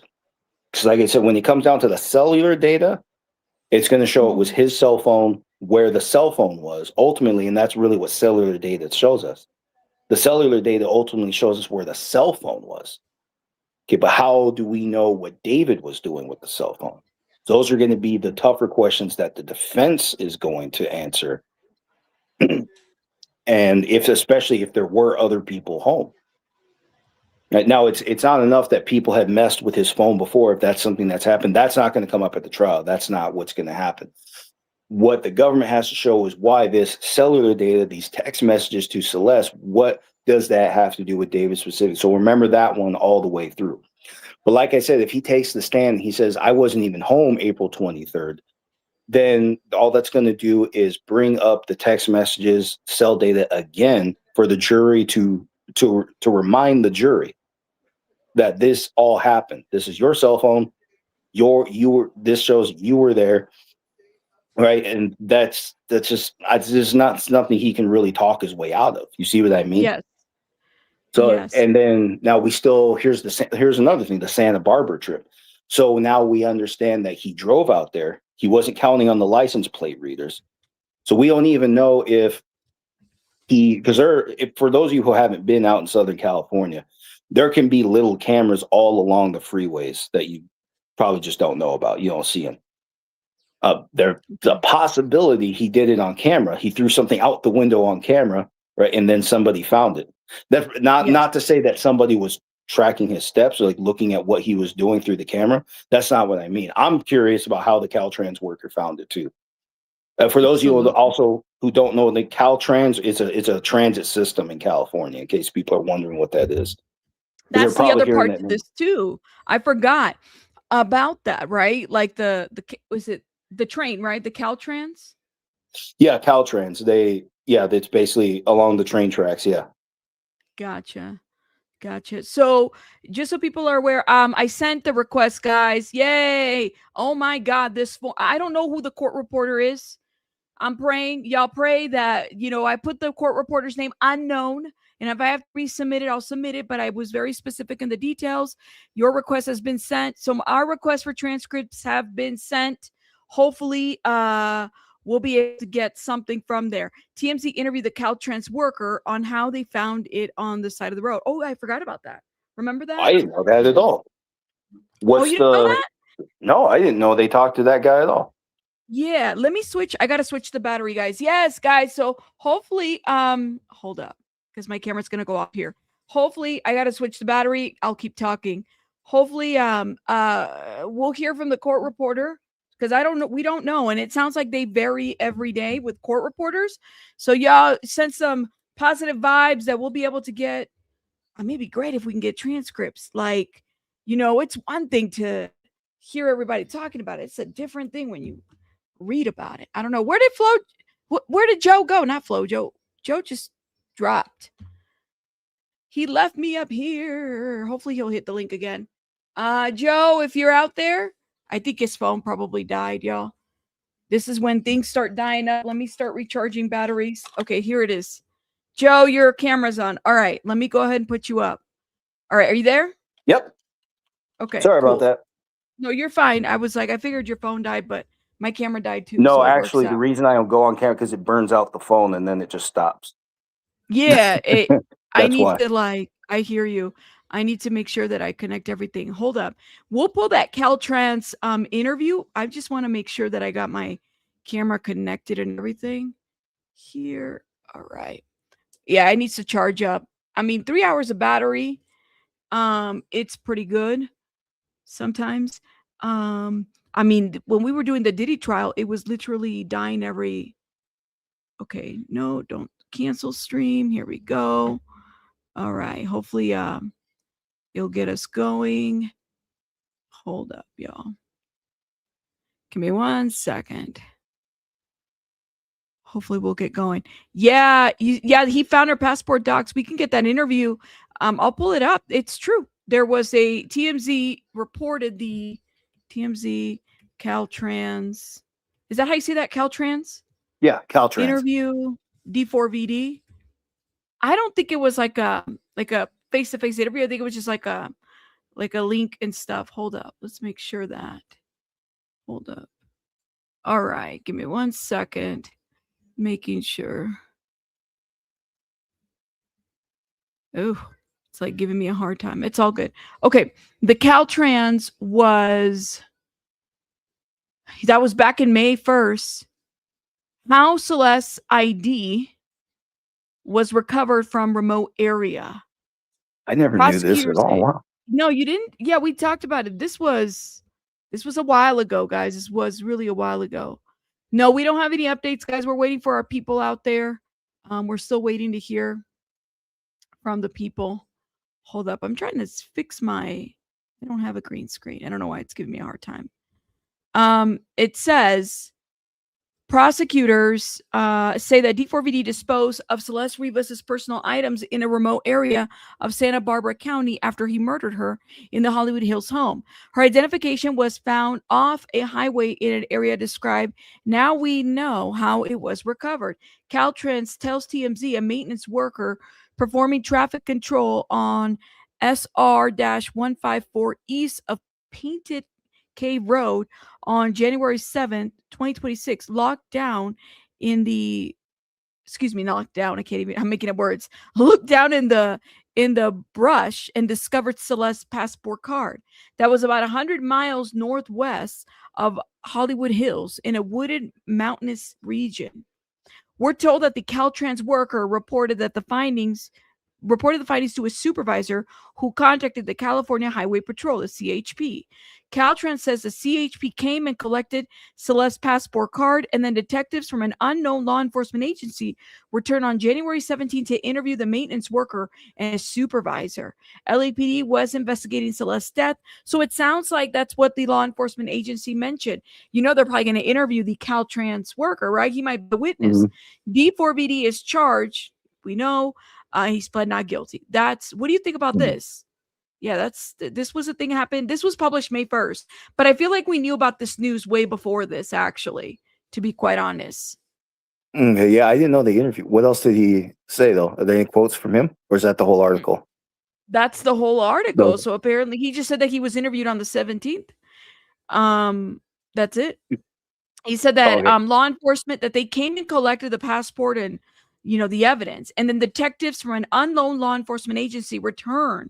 They said unknown law enforcement agency. Could that be the FBI? Could that be the LAPD? Yeah. That could be anybody. Passports are necessarily federal. Yeah, I remember. So that, yeah, so I imagine there would have been some kind of concern to them, and especially if they found blood on it. Well, I Yeah. don't, which we don't know. They didn't say anything like that, right? They didn't say anything about blood. They just said the They didn't say passport was anything. gone. They just found the passport, and then they came back and interviewed by an unknown law enforcement agency on the January 17th of this year. Dang. Yeah, so they'll offer So that at trial to show consciousness of guilt. These are actions that he's taking after the fact to show that he knows what he did is illegal, and he's taking these actions to conceal everything he did. The dismemberment also serves as consciousness of guilt evidence, as well as a crime in itself. So that's offered for multiple reasons. That's why another reason I don't think he shouldn't take the stand. But if he is as bad as the government says, and this is a desperate man that will take desperate measures to stay out of trouble. If that's the case, he honestly might testify. But if he does, all he's going to do is ruin any chance he has at appeal. Like I said, he has no way to talk himself out of any of this. It really just comes down to whether or not the jury believes that 20-minute gap is sufficient to prove his death. Back from the store, only new news first witness by AP. Oh, so Alternative Press has something. Oh, let's see. You said alternative. Flo. Who you said the AP, the Associated Press? Yeah, the first witness is announced by Alternative Press. Ooh, okay. Ooh, are they doing minute by minute? Ooh, hold up. Associated Press, let's figure this out. Oh, I'm here for it. Hold up. If we have to buy a subscription, we go and buy the subscription. Hold up. Are they really charging you for that? Are you sure you don't want to wait? The subscription for updates? Or for what? Transcripts. If you said we're going to buy the subscription. You know how some outlets are out there and they report minute by minute? Yeah. Everything that happens. Yeah, typically, after a while, you could check their website, but after a while, they start charging for updates. I'm looking to see who's the first witness. We have a first witness. I saw screenshots. Okay, let me see if I can Google it. Give me 1 second. D4vd first witness. Oh, snap.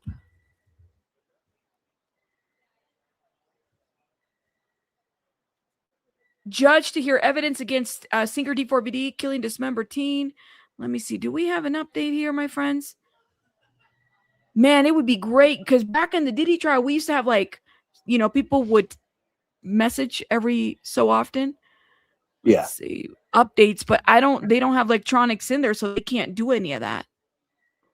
Yeah, Chloe said the people who set up there. I did, but Chloe didn't put a name. First witness is the LA. Thank you so much. Got it. Thank you so much, Alexa. She said the first witness is an LA sheriff's deputy who went to David's house in February 2024 looking for Celeste. There you go.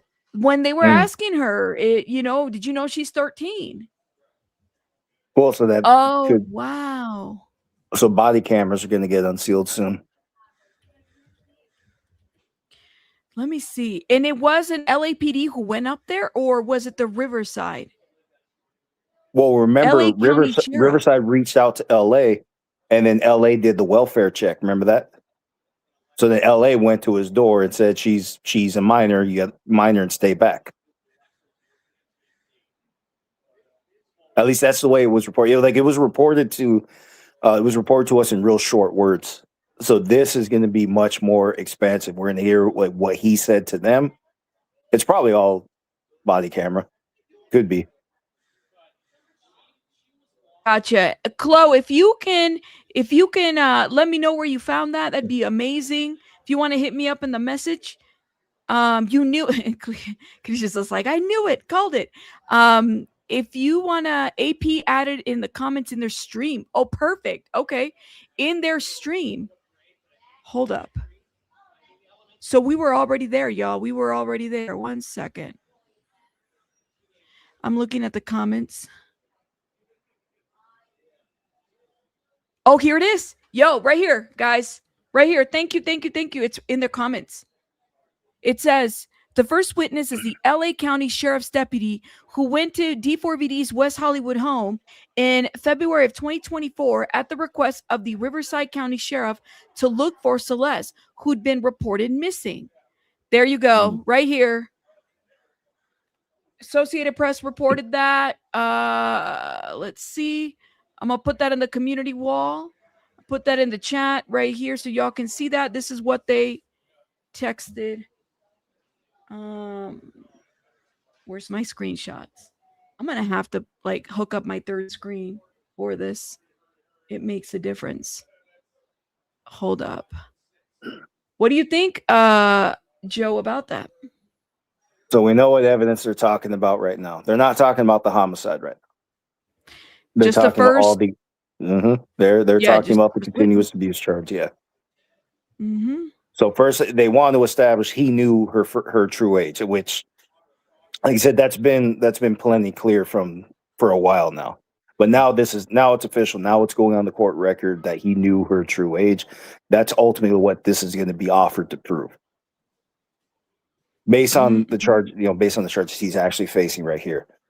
Still throws me off because, like I said, Beth said that all possible charges haven't been filed. Now I don't know if that even means the state has more evidence they could be using, or if they're just talking about the fact that the FBI could be filing their own charges later, and they will file charges later. But usually, the thing is they wait for the states to finish first before they do anything.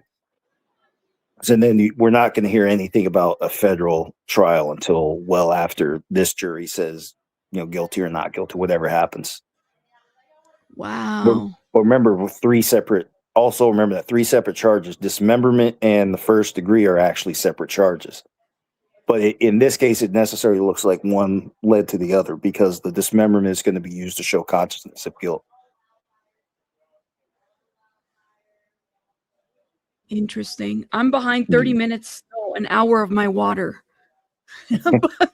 I'm sorry. Clearly, Shelly. Fletcher's like, listen, I'm not even paying attention to that. You were on a mission for McNuggets. No, I know. Well, the food, I got me a sandwich too, so I might have to take a bite out of that too. Did you get your food? Are you going to eat or what? Like, what's going on? Who, me?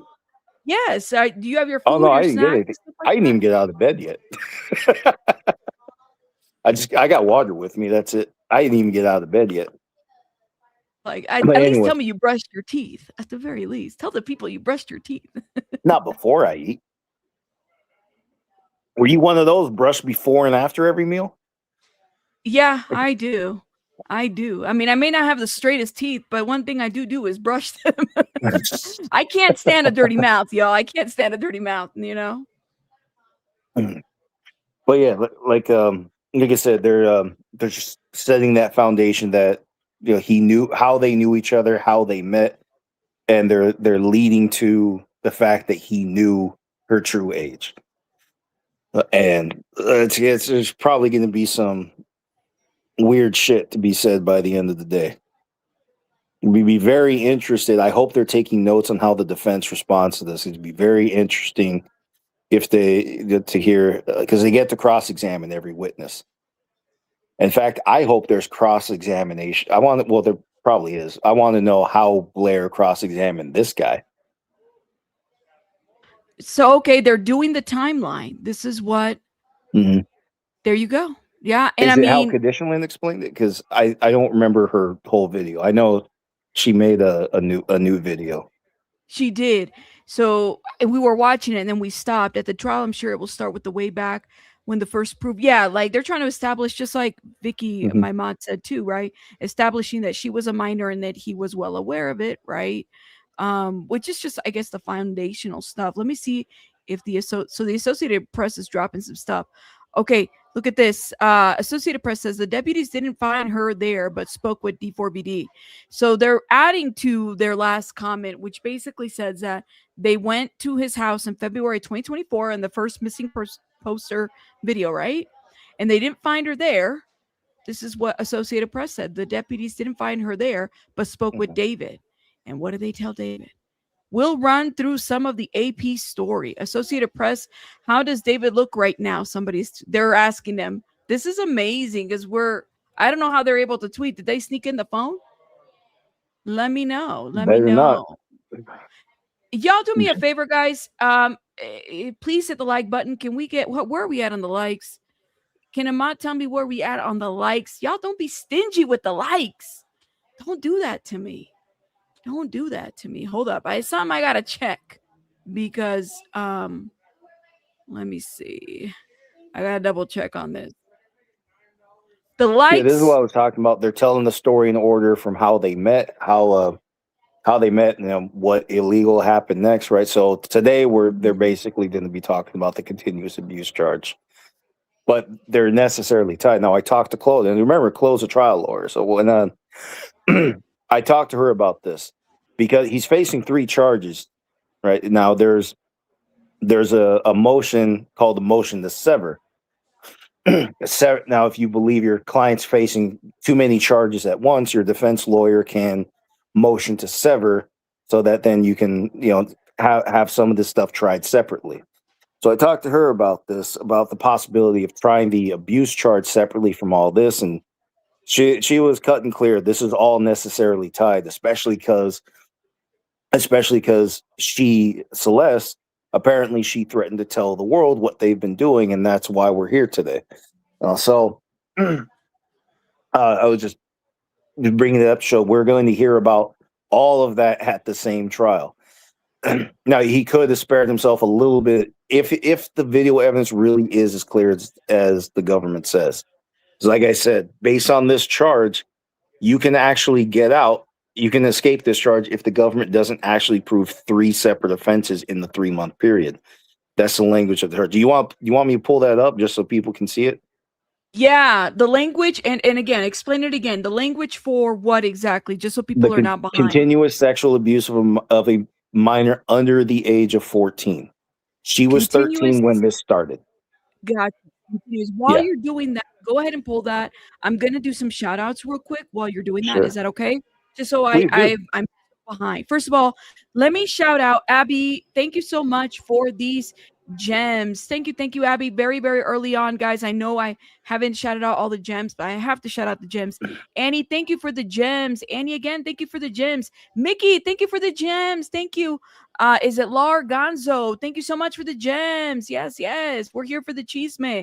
Shout out to you, love. Tara, thank you so much for the gems. Soft TMI, thank you so much for the gems. Ava, thank you so much for the gems. I always want to say Eve, but it's Ava. Ava, thank you so much for the gems. I appreciate it. Look at this. Thank you, guys. Thank you. Black Owl, thank you so much for the gems. Queen Bee, Chris, thank you for the gems. Nikki, thank you so much for the gems. Black Owl, thank you for the gems. A Girl, thank you so much, girl, for the gems. I appreciate it. We have a new member, Altered Scribbles. Thank you so much for the gems. Thank you, love.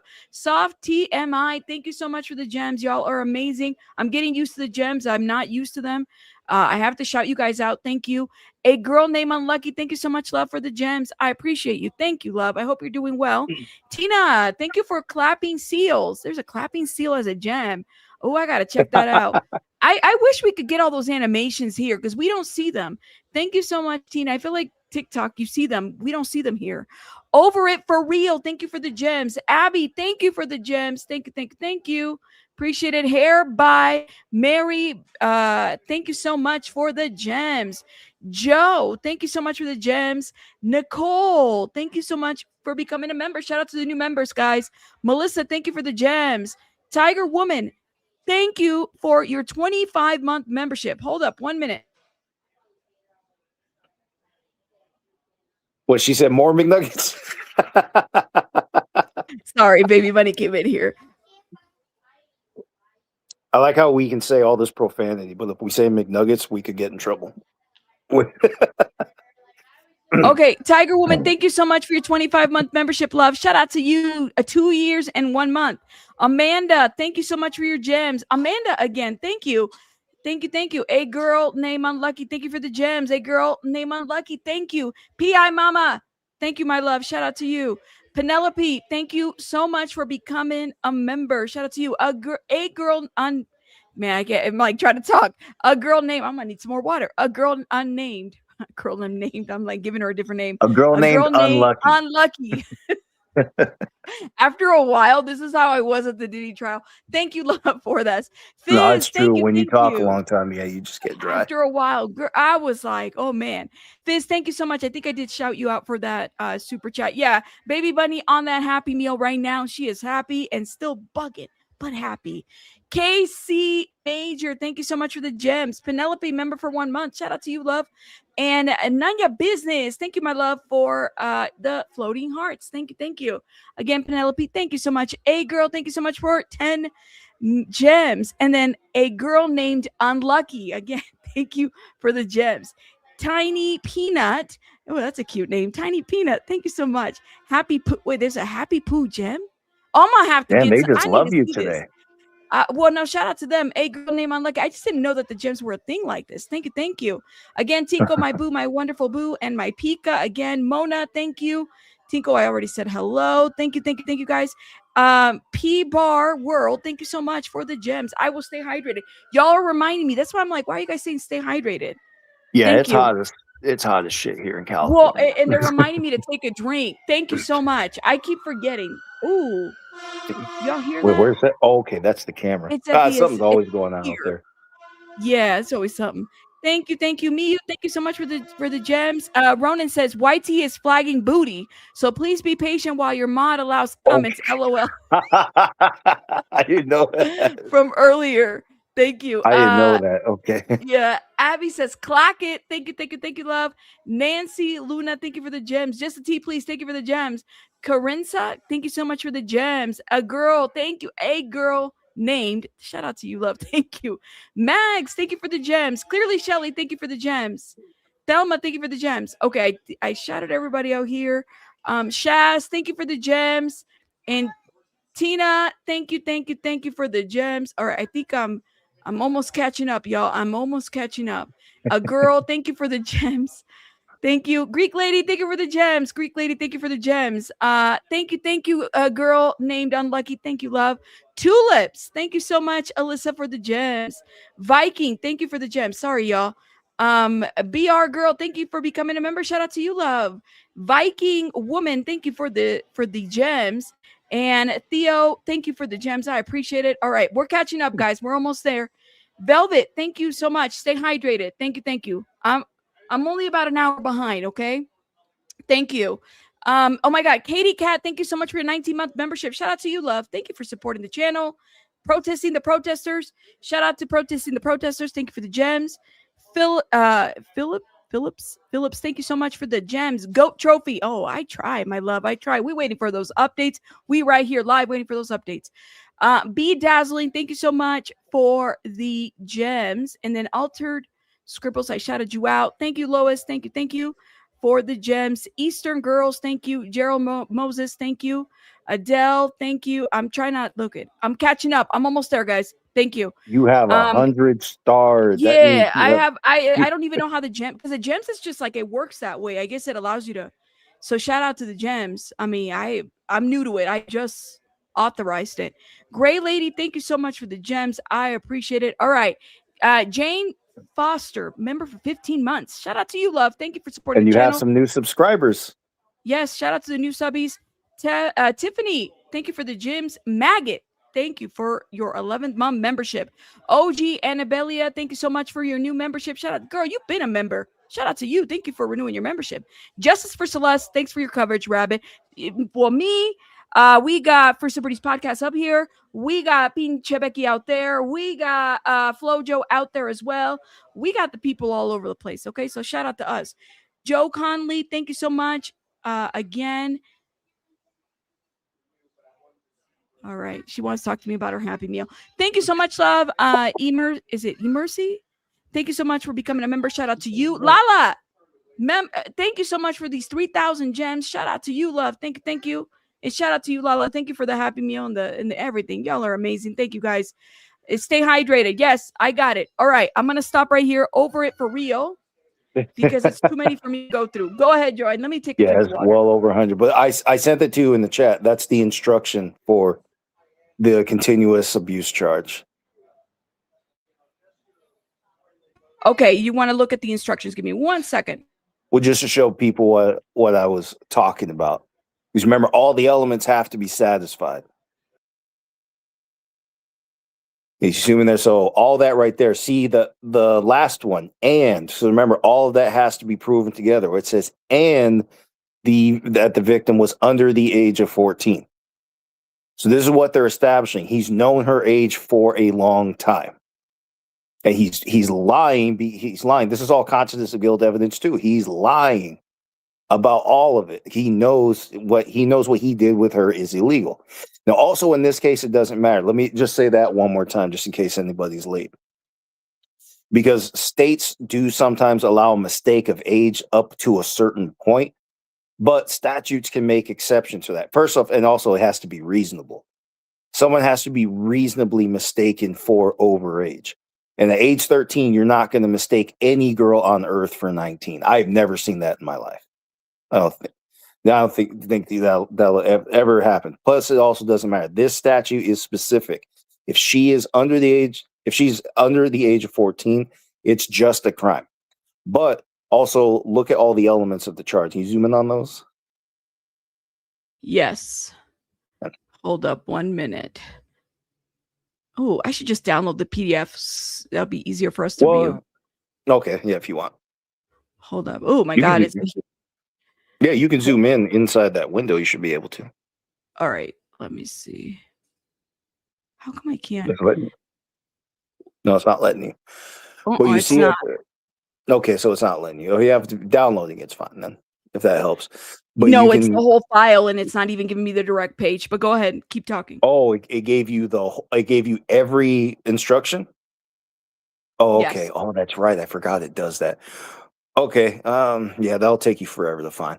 So you see right here, this is a standard instruction that the jury is going to get. So the government has to prove all this stuff. 1, 2, 3, 4. First, starting from the top, the defendant, and then parentheses here that says, either lived with the same home or had recurring access to a minor child.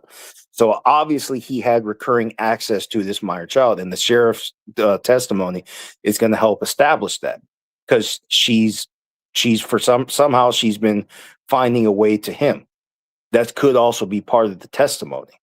We could be finding out how this first element right here is satisfied, how he kept getting that recurring access. That could all be part of the report, because they went straight to his house looking for it. Or is that a separate report? Remind me, the February 2024 report. Was that February the same? 2024 was when they went over there to tell him they were looking for her. She had been reported missing. And then don't forget the email. That was around the time frame that the email was sent to Josh Powell. Not Josh Powell. Is his name Josh Powell? Y'all remember the manager who acts like he didn't know her, he didn't know nothing or anything like that? Not Y'all Morgan remember? Roth? No, Morgan Roth. No. Remember Josh? No, that's Rob. Marshall. Josh Marshall. Okay. That's who it was. Sorry, not Josh Powell. Okay. But yes. So remember that first element here is the defendant David had continuous access to Celeste. So she's known for hanging out with this guy. Apparently the cops know that. That's all going to go down in their reports, and that's going to be added up against him. So that's going to be something that the sheriff's office might be able to help establish here, that he had frequently been hanging out with. Hold up, Joe, this is Becky. Hold up. All right, Becky, what is up? Tell us. Give us a Hi, everyone. So I'm kind of like in a little corner, so I apologize if I don't sound too clear. It is very graphic. Mom and dad were both there. He was there. I didn't see too much of his family. I don't even know if his family was there. But when they were showing the pictures from the trunk, from the Tesla trunk, the man had no emotion. None whatsoever. They were kind of fanning the mom to make sure that, she wouldn't, I guess, pass out, because she looked very distraught, but they were very calm at the same time.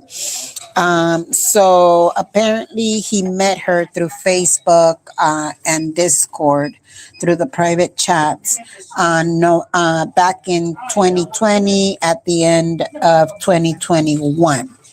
He claims that he last saw her on November November 12th is when he says he last saw Celeste, and that he last spoke to her on February 13th of 2024.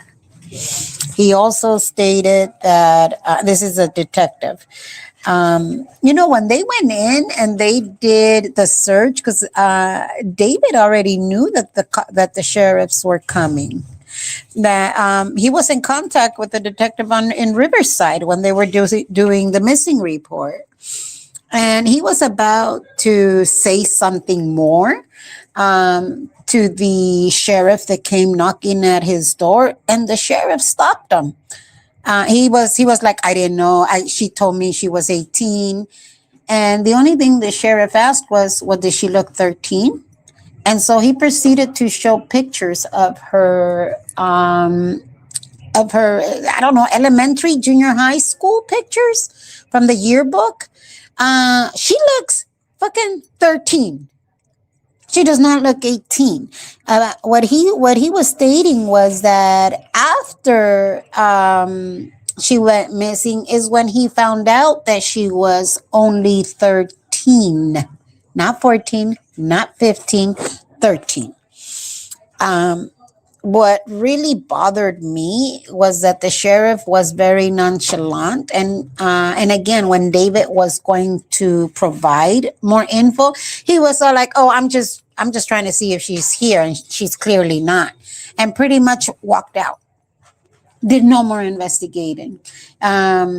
The female deputy looked like, "Oh wow, that's great! You do R&B, and oh my god, I just wanted to smack both of them."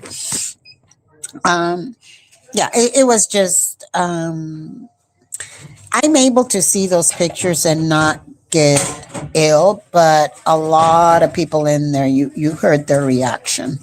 What pictures are you talking about? The pictures of the torso. It was just one here. Let me go back in here and kind of check. Did they show photos that we haven't seen yet? Yeah. Well, I don't know. Did you guys see the pictures from the Tesla? No, nothing's out in public yet. That's where you're going to be the first one to see it. Okay, so it was from the cadaver bag.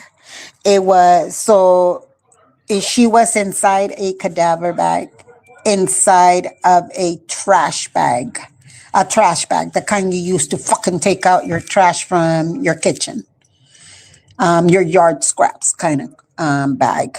And in there, they found just the arms and the legs first, with the pinky finger gone. The shish finger was found, but the pinky and the ring finger were cut off, and those were not recovered. Then they showed the head and the torso. The knee was literally chopped. So the leg was chopped from the knee, and then chopped again below the knee. So he literally chopped her knees off. Does it describe? No, honey, I saw the pictures. No. Okay, I saw so you did see. So does it look like everything was chopped at the bone, or do you think it would have been severed at the joint? It looked like it was severed at the joint, the top of the knee, and then slightly below the joint, below the knee. But did it look like any piece of the bone was missing, like a piece of the bone was cut? It's hard to see on the pictures. Okay. But I'm gonna have to go back, guys. They're calling us back into the room, into the courthouse, and I'll come back out and give you guys a full description of what's going on. Okay. Take care, Becky. I hope you Okay. eat something. I'm gonna drop I your did. coffee, right? Where's your coffee, right? Or what is it called? I don't have the buy me a coffee. My channel is just monetized. But Rabbit, I'm seriously doing this for you, for me and for you, because you're the one that presents it so well. So guys, go ahead and show some love for Rabbit and send her whatever you guys need. Whatever you guys can. Becky, if you can get the court reporter's name, please and thank you. That was my request. I'll go ahead and get that for you. Okay, right, guys. thank you. I gotta go back. Take care. Bye, Becky. Bye. Kick me. She's kicked out. She's like, kick me out. what do you think? Oh my God. I feel like anybody take notes, because I was like, I took some notes. So the public got to see the photos of, did I hear her correctly? She said the body, I mean, we could replay this back. She said the body in the body bag inside of a trash bag, like where you would Yeah. put your Yeah, it was scrap. multiple layers. So that also explains why the smell was contained for so long. He actually did it in layers.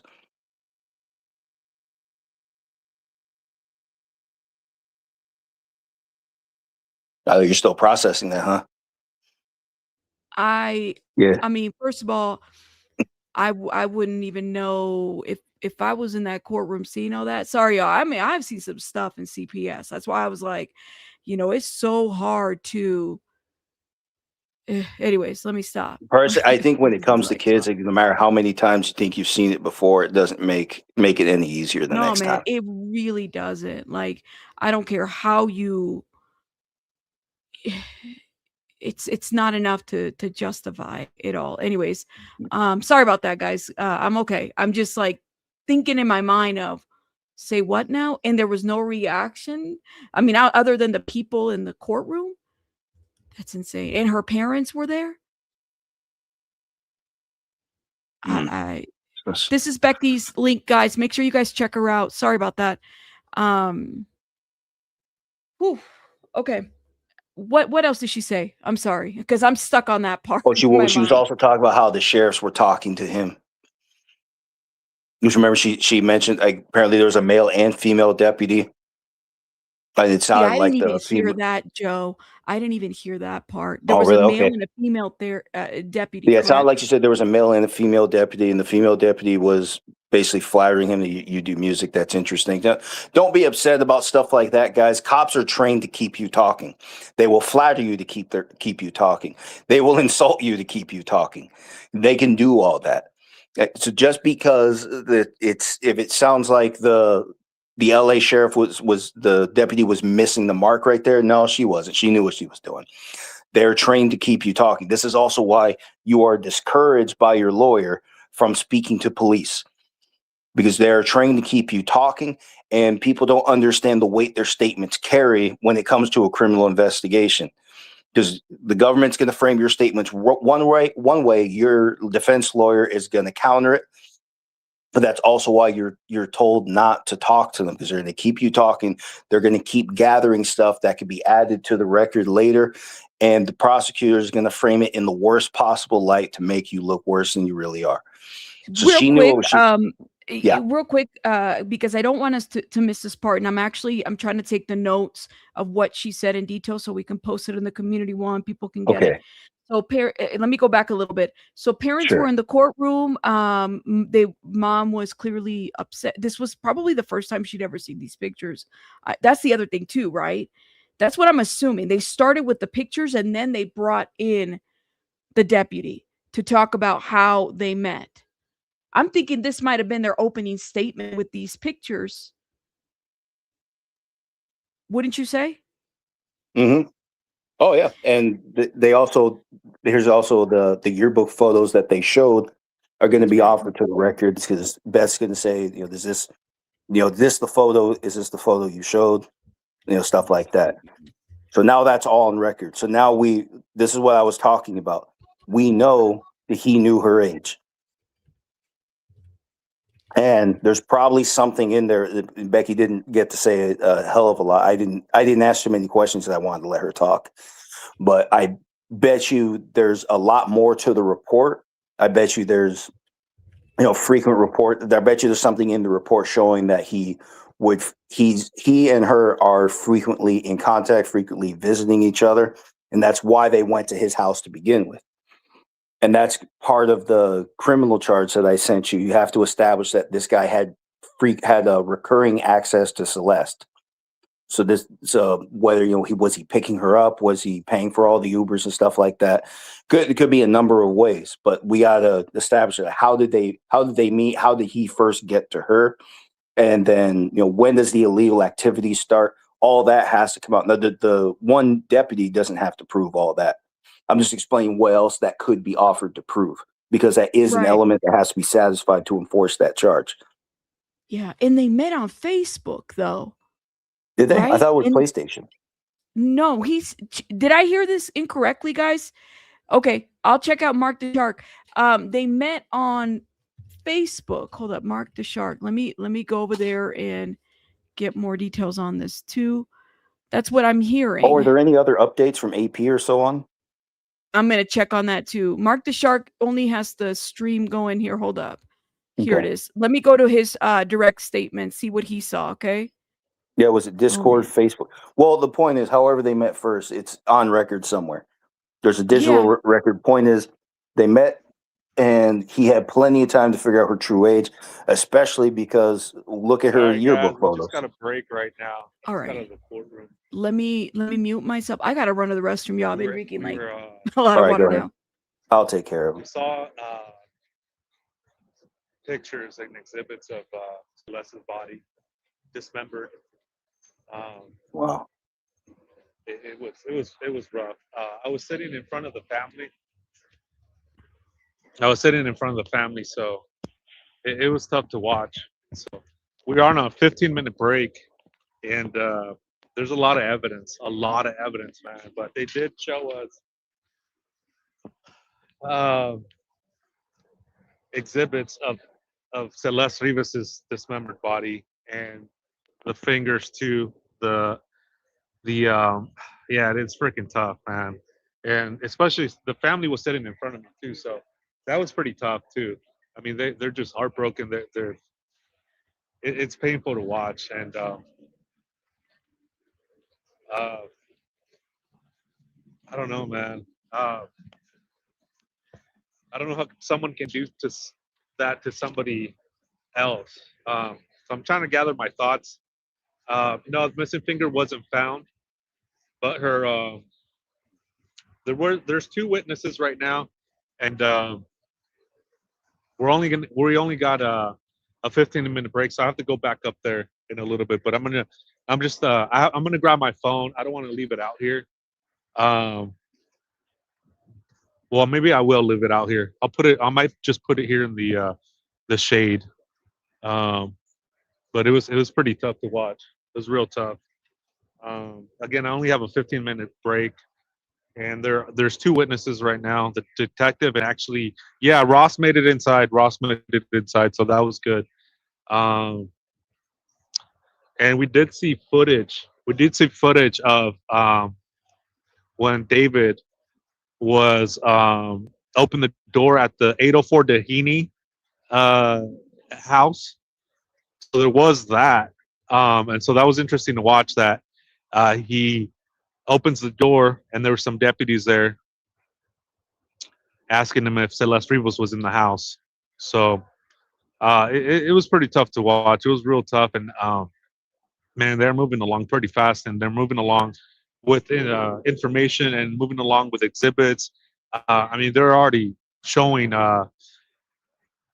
Celeste Rivas' dismembered body in 2 trash bags, and she was in a body bag, cadaver bag, and I mean, it's just gruesome. It's gruesome. It's beyond the pale. It's beyond comprehension of somebody doing something like this, and I don't know, man. It's just I don't think a 15-minute break will do, especially with the family being there. Like, but let me get in the shade real quick. It's really hot right here. Let me get in the shade real quick. There we go. That's better. But let me go over some notes real quick, and then I have to head up. You're listening to a YouTube David, creator they named did Mark the Shark. they did Yes. grant a motion for his Guys, this is Mark the Shark. Shout out to him. I'll drop his link here in a minute, guys. Give me 1 second. I was trying to go to the bathroom and eat, and well, I got my food here, so I gotta eat. Check the private chat, please. Yeah. for his shackles to be removed. So just his hands were free. His hands are free. Hold on a second.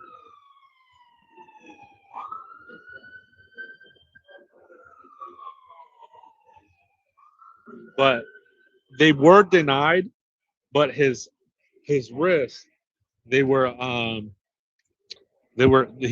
wrists are free, and he was given the thank you to the judge like that. Let me go over some notes real quick. So that was interesting. They did search the 804 Dahini house. It's David case. David and Celeste Rivas case. David? Yeah.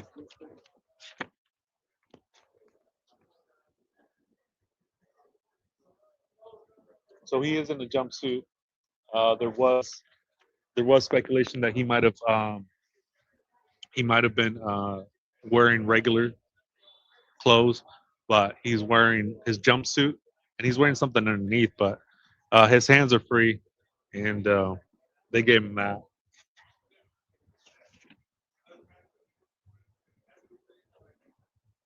So yeah, the handcuffs were removed. So he has the full use of his hands.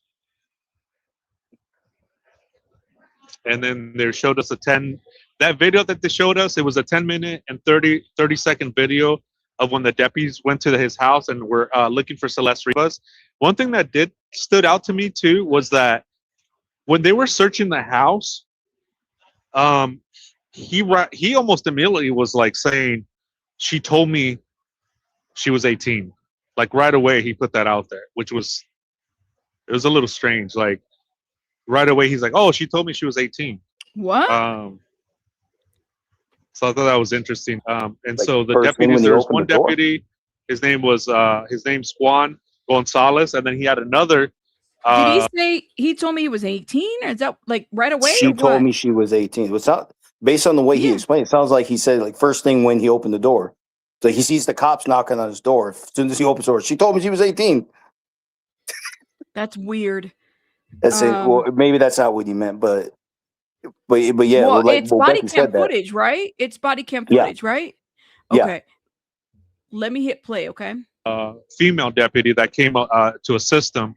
So they were just pretty much the deputy that he's the first witness. He was pretty much saying, "Look, we're just going in there to check and see if she's there.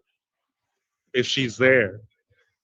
So that was his task, to go in there and see if she was there. He didn't know any of the investigation, what the detective was doing for Riverside County. That's what he was saying. So they were just there to see if she was there, if a missing person was there, and she was not. They also were trying to look and see if there was any indication that there was a female in there. The one thing that stood out to me, that there was Hello Kitty plush toys there, which was strange. Hello Kitty toys and Hello Kitty plush toys in one of the bedrooms. Mark's like, I'm just toys. He's like trying to say it and he can't. Poor Mark.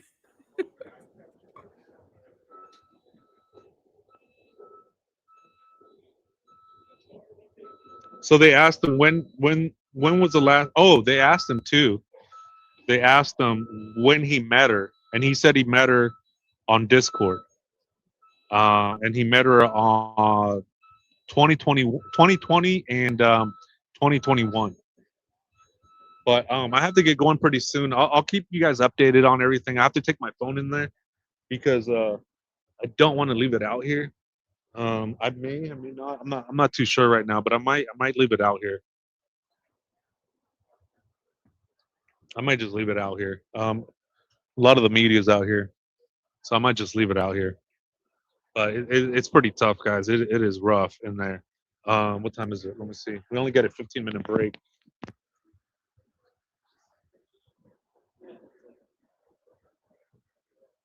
Okay, I got to get back.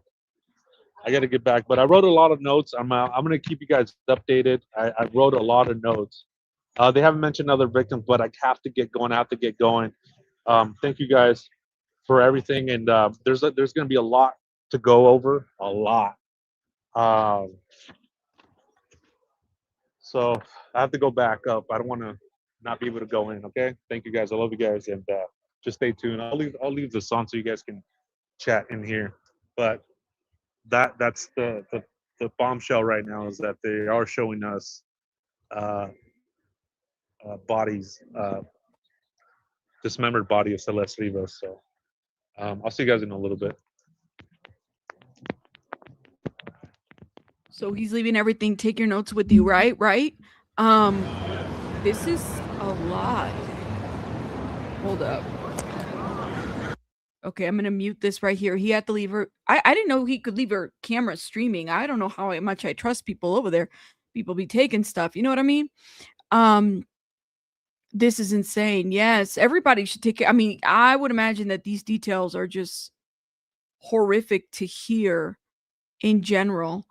I'm looking to see what people are saying. When David, look at this. Here's the Associated Press. Here is another tidbit that they're providing us. When D4vd appeared in courtroom, he appeared upbeat and energetic. That's interesting. Maybe even unbothered, y'all. Maybe even unbothered. This is insane. Hold up, guys. Let me check. I'm going to post some of these updates on the community wall so you guys can go check them out. Celeste Rivas Hernandez's parents were in the courtroom along with dozens of reporters and members of the public who got their seats through the lottery drawing. He said 2 fingers were missing from the hand. Oh my God, I got to read. Oh, we got more details, guys, from the Associated Press. Hold up. I'm going to read these to you. I'm also trying to type them up so that I'm able to post them. Associated Press details. This is insane. Okay.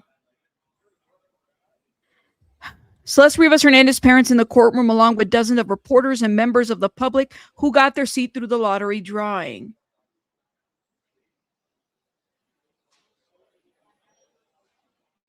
Hold up, guys.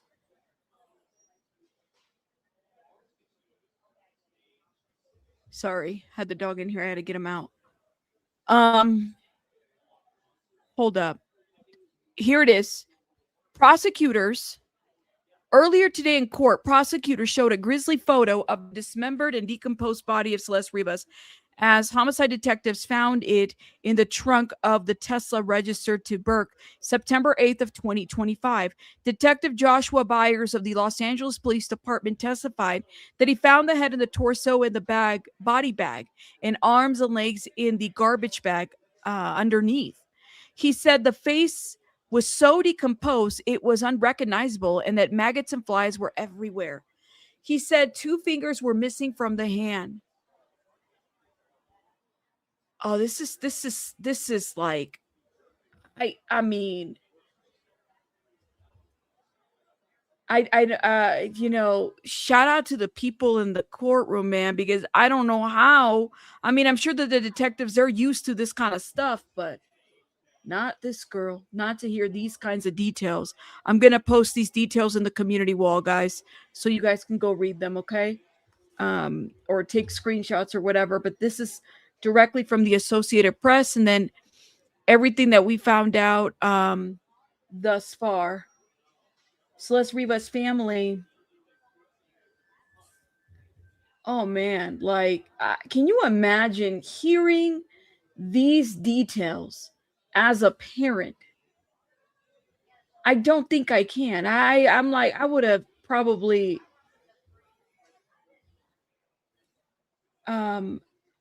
parents in the courtroom, very emotional. My assumption is this is the first time they have seen these pictures of Celeste. Oh my God. Can you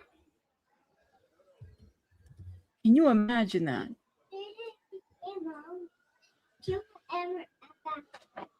I'm in shock.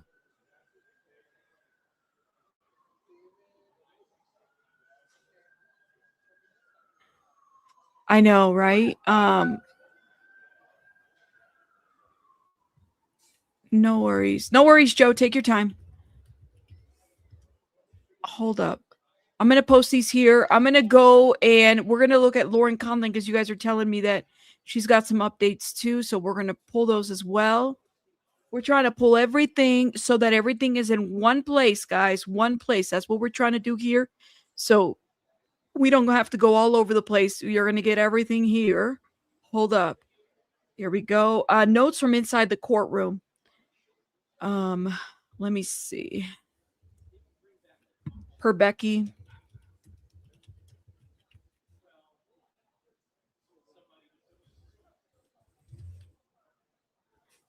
Hold up, let me tag Pinche Becky.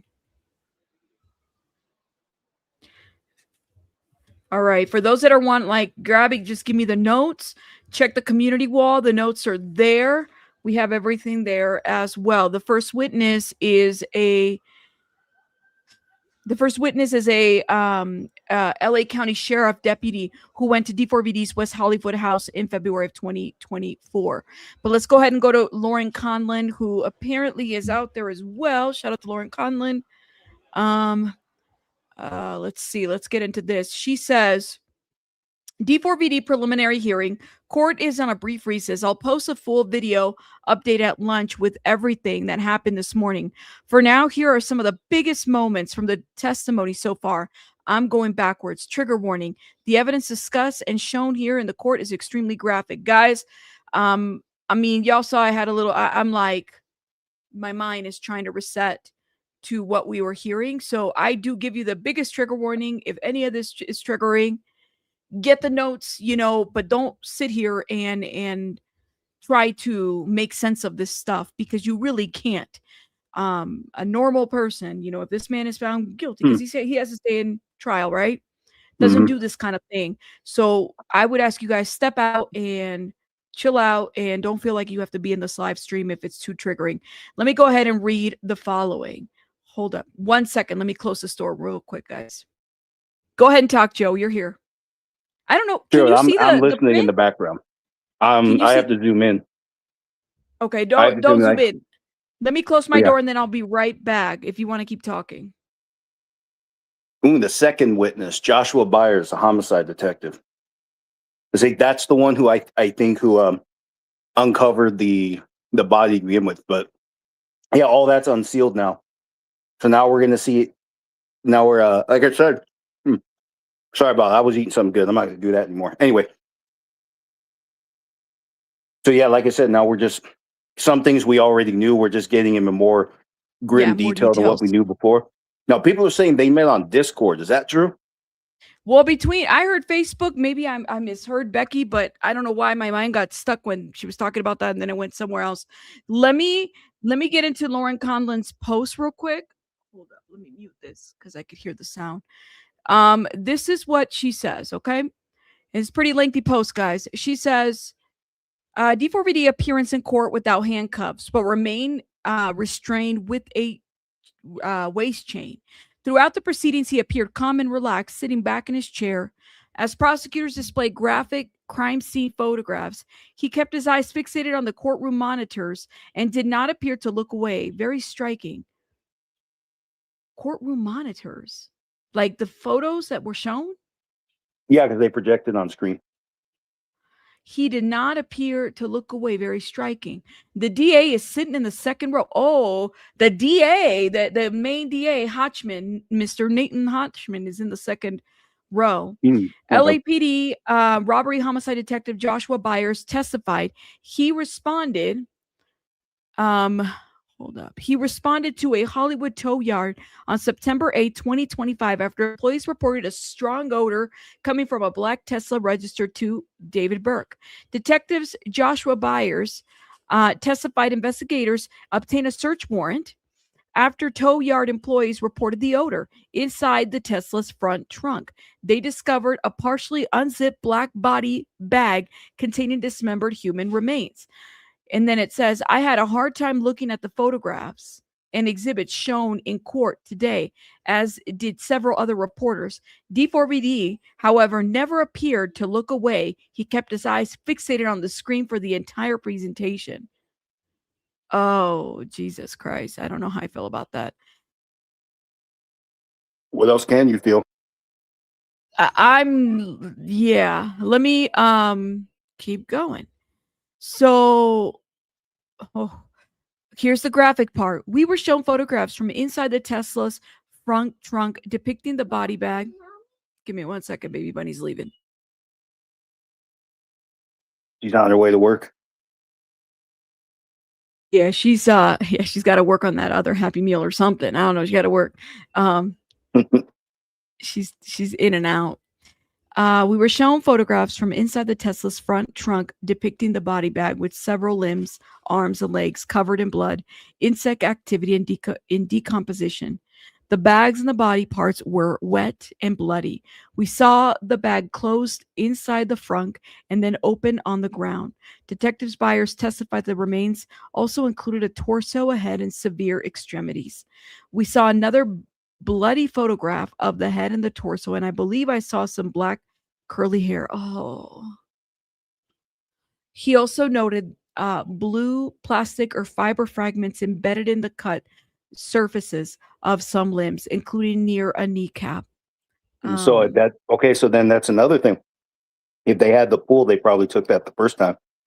They probably looked for anything with anything with a similar texture or similar material is the word I'm looking for. So they got that. They got a lot of stuff after when that first warrant was issued that we don't even know about yet. Yeah. Let me keep going. And by the way, they are going to break to lunch. Sylvia in my chat said they're breaking lunch in like 5 minutes. So I'm sure Becky will probably hit the link here pretty soon too. But let's keep going. She says that where did I leave off at? Oh my gosh. Detective Breyer testified the remains also included a torso. We read that. He also noted blue plastic fibers or fragments. Okay, we read that. Detective Breyer further testified the victim's left ring finger and pinky finger had been amputated along with the right index finger with the shh. Due to the advanced decomposition, he said that he could not identify the victim's face because of skin slippage. What? What is skin slippage? I gotta look this up. I don't know if Hold that's up. a medical term. Say that. Read that line again. They said due to advanced decomposition, he said he could not identify the victim's face because of skin slippage. Oh, well, remember after some point in decomposition, the skin liquefies. You said don't Google it. Oh man, I'm scared. Well, I mean, I don't even guys, I got the medical examiner report. I don't even remember us reading that in there. Okay, hold up. Let me sorry guys, let me continue reading. First statement. Shout out again to Lauren Conlon. She says the prosecutor's first witness, Los Angeles County Sheriff's Senior Deputy Juan Gonzalez, testified in response to David Burke's home on February 17, 2024, to conduct a welfare check after Riverside County investigators reported 13-year-old Celeste Rivas Hernandez missing. Deputy Juan Gonzalez testified David Burke told him he met Celeste through social media and Discord, doesn't say Facebook, in 2020 or in 2021. Had only met her once in person and believed she was 18 years old because she told me she was 18. Deputy Gonzalez testified Burke told investigators the last time he spoke with Celeste was February 13 of 2024, and the last time he saw her was November 12, 2023. Huh. Okay. Burke also showed deputies a 6th grade yearbook photo of Celeste and a missing person flyer during the welfare check. Of note, Celeste looked about 11 years old in the yearbook photo D4vd had, and she was wearing a Batman sweater. Deputies searched Burke's Doheny drive home with his consent while looking for Celeste. Gonzalez testified he noticed some Hello Kitty items, but said that Burke explained it was an artist's house where other people frequently stayed. Okay, body cam footage showed in the court captured Burke telling deputies, she told me she's 18, but someone saying she's 13. She told me she was 18, but everyone is saying she's 13 while providing Celeste's phone number and discussing how they met. During cross-examination, look, there's Steve right there. We're going to see this here in a minute. During cross-examination, Burke's attorney, Regina Peter, emphasized that Burke was cooperative, voluntarily provided Celeste information, and repeatedly stated that he believed she was 18 years old. On redirect, prosecutors asked whether Burke ever told deputies he had been in an sexual relationship with Celeste or helped her leave her home, as the defense was insinuating that he had been cooperative with officers and told the truth. Defense attorney objected during the questioning, before the questions were answered, and the judge sustained the objections. Okay, hold up. Defense attorneys objected before the questions were answered, and the judge sustained the objection. So the question was, okay. Yeah, what's the question? Whether Burke ever told deputies that he had been in an sexual relationship with Celeste or helped her leave her home, as the defense was insinuating he had been cooperative with officers and told the truth. Yeah, see, that's what I was talking about. At court, that might be a sustained for hearsay, but here it's not going to be sustained. Okay. I'm sorry, at trial. Here at the preliminary, that's allowed. Okay. Let me, I'm going to play this interview this video right here, because I think that this is her correspondence. Hold up. Let's see. Can we? Hi, I'm Taylor with Los Angeles Magazine, here today at the Clara Shortridge Foltz courthouse today. It is the first day of David Anthony Burke's preliminary hearing, who is accused of the murder of Celeste Rivas Hernandez. We have a lot of press outside, as well as Lauren Conlon from Los Angeles Magazine upstairs in the courtroom now. She will be getting all the details live, and we will be reporting them to you as soon as we know them over on X.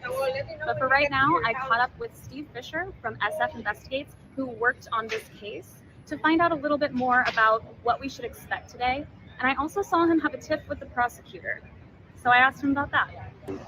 It'll be kind of a slow start, I think. The detectives, will probably be called first, and they have to lay the foundation of all the evidence. So they're not going to jump right into the really, awful parts, but they will, they'll lay the foundation of how Celeste and David met and how the relationship evolved, and how it got to where it did.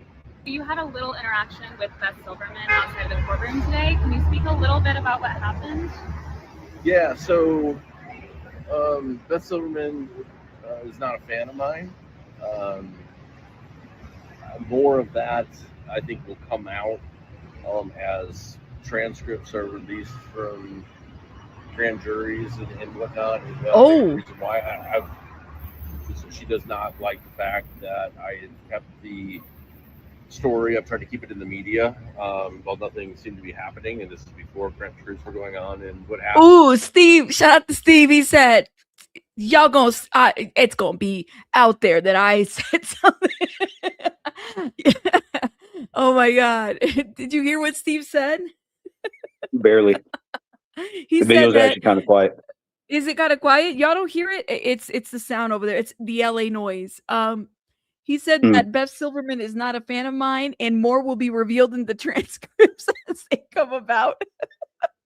Let me hit play. Hold up.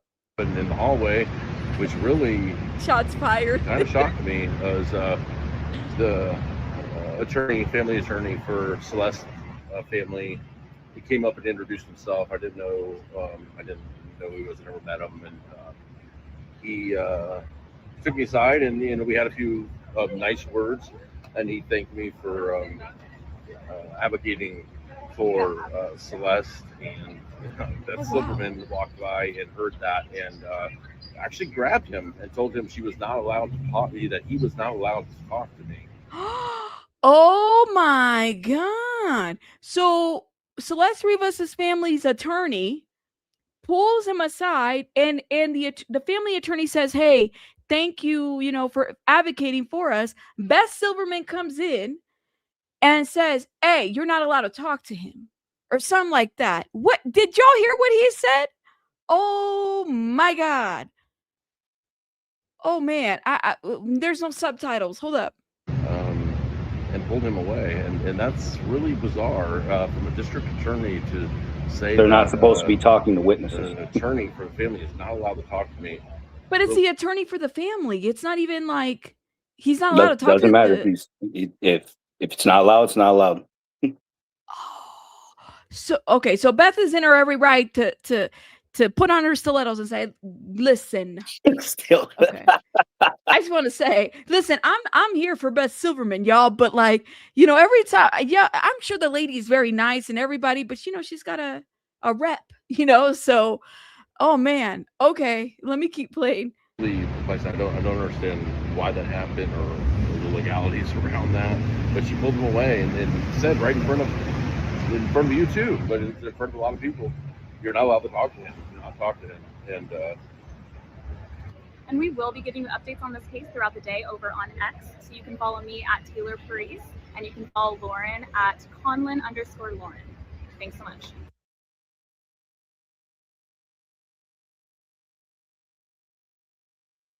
I think we were both muted. I'm muted. Sorry. That was an interesting video. Oh man. So So what else do we know that's new about the trial? Well, or no, the prelim. Sorry, not a trial yet, guys. nothing new. I mean, that was an hour ago that was posted.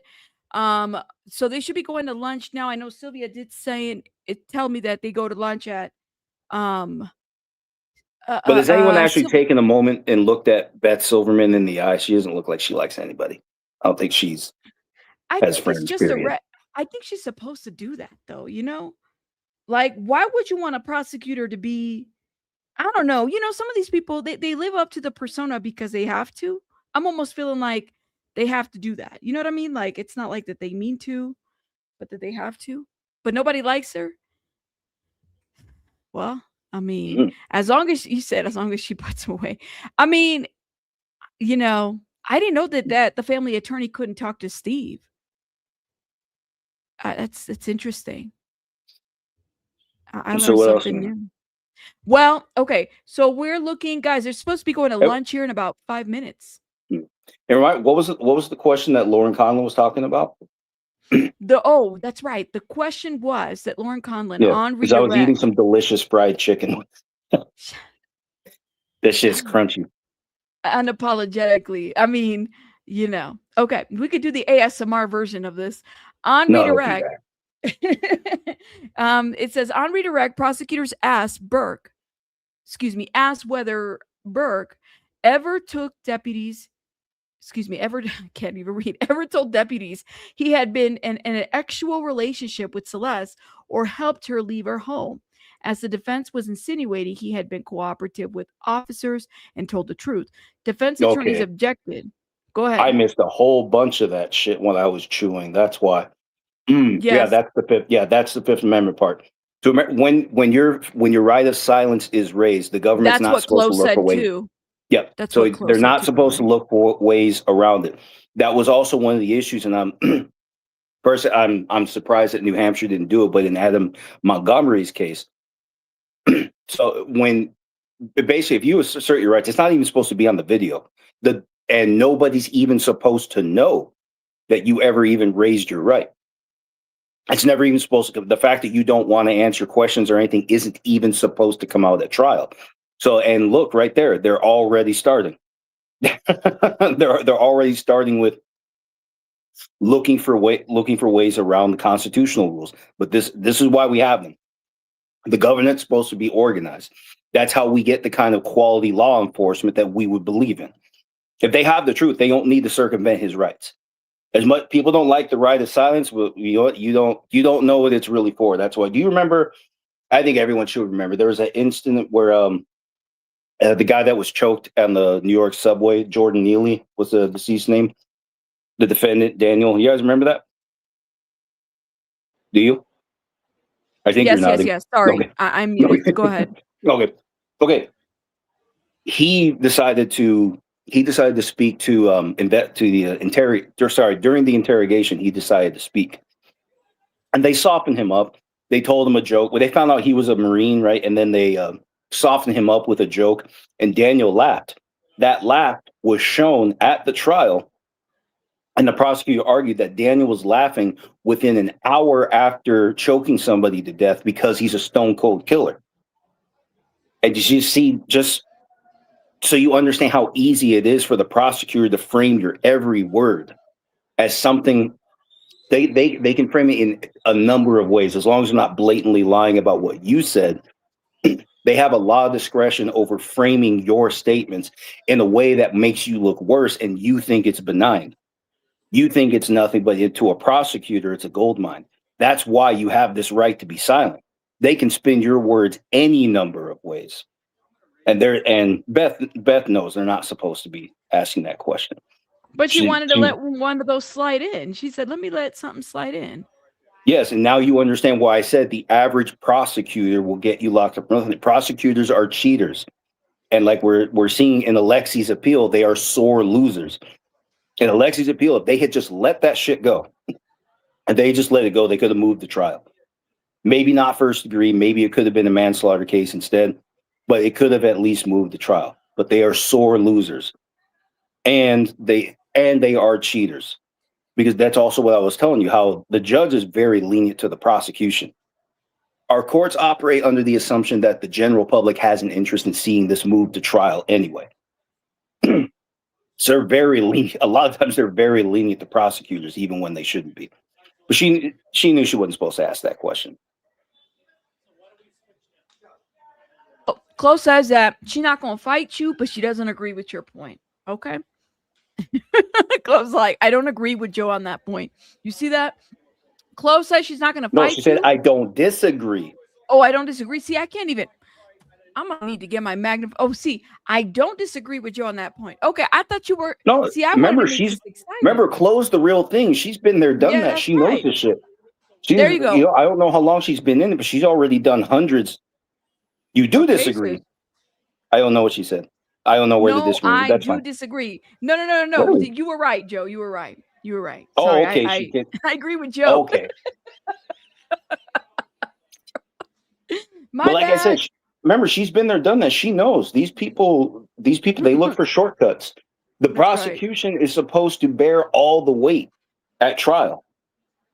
And any chance they get, they will skirt the rules. And that effectively puts a burden on Chloe and what she does in criminal defense. And that's it's really not supposed to happen. But at the same time, sometimes the judges they're just so much more lenient to the prosecution sometimes. So it's unfair. Bottom line, it's unfair. It'll make you wonder how many people got locked up when they shouldn't have been locked up. And I'll get it together, people. I'm sorry. Hey, you got to see how good this fried chicken is, first of all. It's enough to. That's why I'm deter over here you. acting like I heard stuff and I didn't. I know, right? I love that the APA is putting updates on their chat. Thank you, Chloe. I would have never have paid attention to that. It says Detective Joshua Byers is on the stand and expected to remain the key witness for the remainder of the trial. Interesting. So he's going to be the key the whole day. So this is going to be yeah. 3-day. Guys, we're already almost 5 hours in. Almost 5 hours in. Okay. That is insane. Hold up. Let me send you something real quick. You said, listen, we can all relate. Yes. By the way, it doesn't, for the people that want to come up, y'all can still come up. The link is there. But if Becky comes up, I'm going to have to mute everybody so that she can give her update because that's what we're waiting for. Honestly. You know what? Becky doesn't breathe. If she comes up, we know we got to stop. we know there's nothing else for us to say. She can go. Yeah. Yeah. So, but anybody's welcome up there. If you have some thoughts, you don't have to show your face. If you have some thoughts about the situation. And then maybe I need to do some shout outs now before I get too behind. Okay. Cause I was really behind over there. And I didn't mean to be, but I was. Let me shout out. Hold up. Thank you. I don't have much. Thank you again, Ultra Scribble Stinker. I appreciate it. Made in Media World, thank you again for this. I think I did shout you out. Lala, my boo, thank you so much for supporting the channel and supporting me today. I appreciate it. Hey, girl, thank you. Greek Lady, thank you so much for the floating hearts. Greek Lady again. Oh, a makeup brush. Oh, I don't know. You could see. I wish we could see these animations. A girl named Unlucky. Thank you for the silver stars, my love. Alyssa, thank you for the tulips. I think we did read this. Oh, we read Tinkle Tits. Shout out to my boo, Tinkle Tits. Good to see my boo again. Viking, thank you so much for the 200 gems. I appreciate it. Again, Chant and Estrella Mom Aaron and BR Girl. Thank you, my love, for becoming a member. Viking with the gold coins. I think I've caught up to these because they're grayed out. Hopefully. Hold up. Yeah, these are grayed out. So I think I should be good. Hold up. Hopefully please note that if I miss you, please know I did not mean to. It's a lot. So, Gerald, thank you so much for the 2 gems. Delania, is it Delaney, thank you so much for this a loot box. What's a loot box? Thank you. Gray Lady, thank you so much for the silver stars. Thank you, love. Jane, I think I did shout you out for the 15-month membership. Thank you. Get over it. Thank you so much, Lala, for the gems. I appreciate it. Thank you. A UNC alert. Thank you. I'm just an OC girl. Ooh, an Orange County girl. Thank you. Is it OC, the Orange County? I think so, yeah. The OC. I was born in in that area. So shout out to the OC. I don't know if it's still what it is, but shout out to you, love. Thank you. Luna, thank you so much for the floating hearts. Thank you. The art of a personal story. Thank you so much for these 2 gems. Thank you. Appreciate it. Kelly, thank you so much for becoming a member. Shout out to Kelly. Morris, thank you. Thanks for all that you do. Now, y'all, thank you so much for supporting the channel, guys. Make sure you guys can support by hitting the like button. Can we get to 1,000 likes? That'd be amazing. Tartar Minx. Thank you for becoming a member. Shout out to you. And Dress Up My Love. Thank you for supporting the channel. Good update, Rabbit. We are doing our best, man. Nini. And also, thank you so much for being a member for 9 months. Shout out to you, love. Nini 6, member for 5. Thank you, my love. Shout out to you. Thank you. And Over It For Real. Thank you so much for these gold coins, my love. Thank you. I appreciate it. Y'all are amazing. Let's see. Yes. You're from the OC too? Yeah, I was born in Orange County.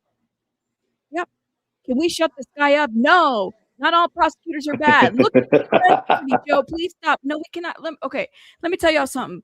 Mr. Lore or whoever, if y'all are a guest up here, let me say something, Joe, because this is y'all know, as a channel holder of this channel, I don't let people be rude. So please don't be rude. If you don't like somebody's opinion, say what it is that you don't like, but don't be rude to my guests, whether you like them or not, because I wouldn't even allow people to be rude to you if you were up here. So let me check you before you get blocked, okay? Yeah, go ahead. And I know I'm speaking to a generalization, but first, wait, who's this guy? Mm-hmm. He just wants us to look at it. Yeah, he just wanted a little moment. And so sir or madam, I actually voted for Nathan Hochman to be the state's attorney general. Just want you to know that. That's it. That's all I had to say. What's this? This is all. You're like, I voted for him. Hey, so anyways, Brian Enton's got a little video for us. Hold up. Let's see. Brian Enton. Let's see. While we wait for more updates, they should be going to lunch here pretty soon. We're waiting because this is going to be an interesting lunch, I think. Here it is. Okay. Hold up. There was a break now in the... Hey guys, I'm outside the courthouse in Los Angeles. There was a break now in the David hearing. We knew that it was going to be gruesome. There were a lot of details we hadn't heard about yet, and it is. They've been showing... Ooh, hold up, y'all. My headphones died. This is why it stopped. 1 second. 1 second. Okay, let's see if it goes now. Pictures from after they found Celeste Rivas Hernandez's body when it was taken out of the trunk, allegedly of David's trunk. Her family is in the courtroom, so you can imagine. I mean, they've been emotional looking at these pictures. Some of these details are hard to talk about, but they talked about 2 severed arms, 2 legs, a severed kneecap, all in the front trunk of the Tesla. Just looking back at the notes here. They noticed in the right hand a tattoo that said "shh," and on the left and pinky finger was removed, that it was cut off, they said. Found in a black trash bag. Left hand was found in a black trash bag with 2 fingers severed. And they could not see a face, they said. The question was, when she was removed from the trunk, could you see a face? And the detective said no, there was quite a bit of decomposition and skin slippage, so it was unrecognizable. So it's difficult to listen to all this stuff. And again, the family's in there. So, yeah, we're not allowed to report the details of what's happening until there's a break, and there was just a break. So I'll keep you guys posted. Hey guys, outside the courthouse in Los Angeles, there was... That is horrible, man. Horrible. I don't think that they heard all these details. There's no way. I mean, did anyone mention David's family? I was going to ask the same thing, man. You read my mind. I was going to say, I didn't hear anything about David's family being there. No, I haven't seen anybody yet. No, I haven't heard anybody. Becky didn't say it, but does anyone even know Mr. Dawood looks like? Yeah. Oh, I'm sure we know what I think Oh, there are have photos. read. Yeah, there's photos. There There are are photos photos. of the whole family, right? And Yeah. Celeste, aren't they all together? Aren't both families together? Yeah. I thought there was something like that. But Well, yeah, I and haven't heard I any report. I wouldn't support this guy. We know for a fact his brother ain't gonna be there. But if that was my brother in shackles right now, I'd say tough shit. I wouldn't even show up. I wouldn't even show up to say tough shit. I would just stay home. I mean, well, imagine the amount of hate, though. You know what I mean? Like, the reality is that this, if this man is found guilty, right, or we go to trial, Mhm. he destroyed so much, right? Between Mhm. his family. Let's talk about that. His family too. He destroyed. I mean, coming from somebody who was able to garner so much following and attention and all, not all that glitter is gold, clearly, because you can have all kinds of clout and everything, and all this come up be great, but I mean, look at what people would be willing to do to, Just to keep it, yeah. To keep it, to have it, yeah. I don't know, the whole thing's crazy. The- like I said, he's gonna get convicted, most likely, even without. First off, I think if you look at the evidence, the way the government offered it, yeah, it does look really good. Now, one of the things that's interesting to me is like the DNA match, because the state didn't say how much of a match it is, so we don't know. We don't know actually how reliable that is. Yes, that'll be interesting when that gets broken down at trial. But all said and done, it looks like what they're really trying to do is show that David was the only one who actually had the opportunity to do it. Ultimately, that's really what I think the purpose of that grand jury serves. You get all these other people to say where you were, let's say from April 23rd on until May 5th, probably what they were asked about. So we know a lot of people had access to that home. So then if we know where everybody else was, and it looks like David was the only one home, then that singles him out. So even though we don't have that moment of death on camera, we may not have a neutral witness like Mark Garagos was talking. We also may not need it. Remember the Corey Richards trial? Did you follow that at all? Not a whole lot, other than the poisoning, and that's it.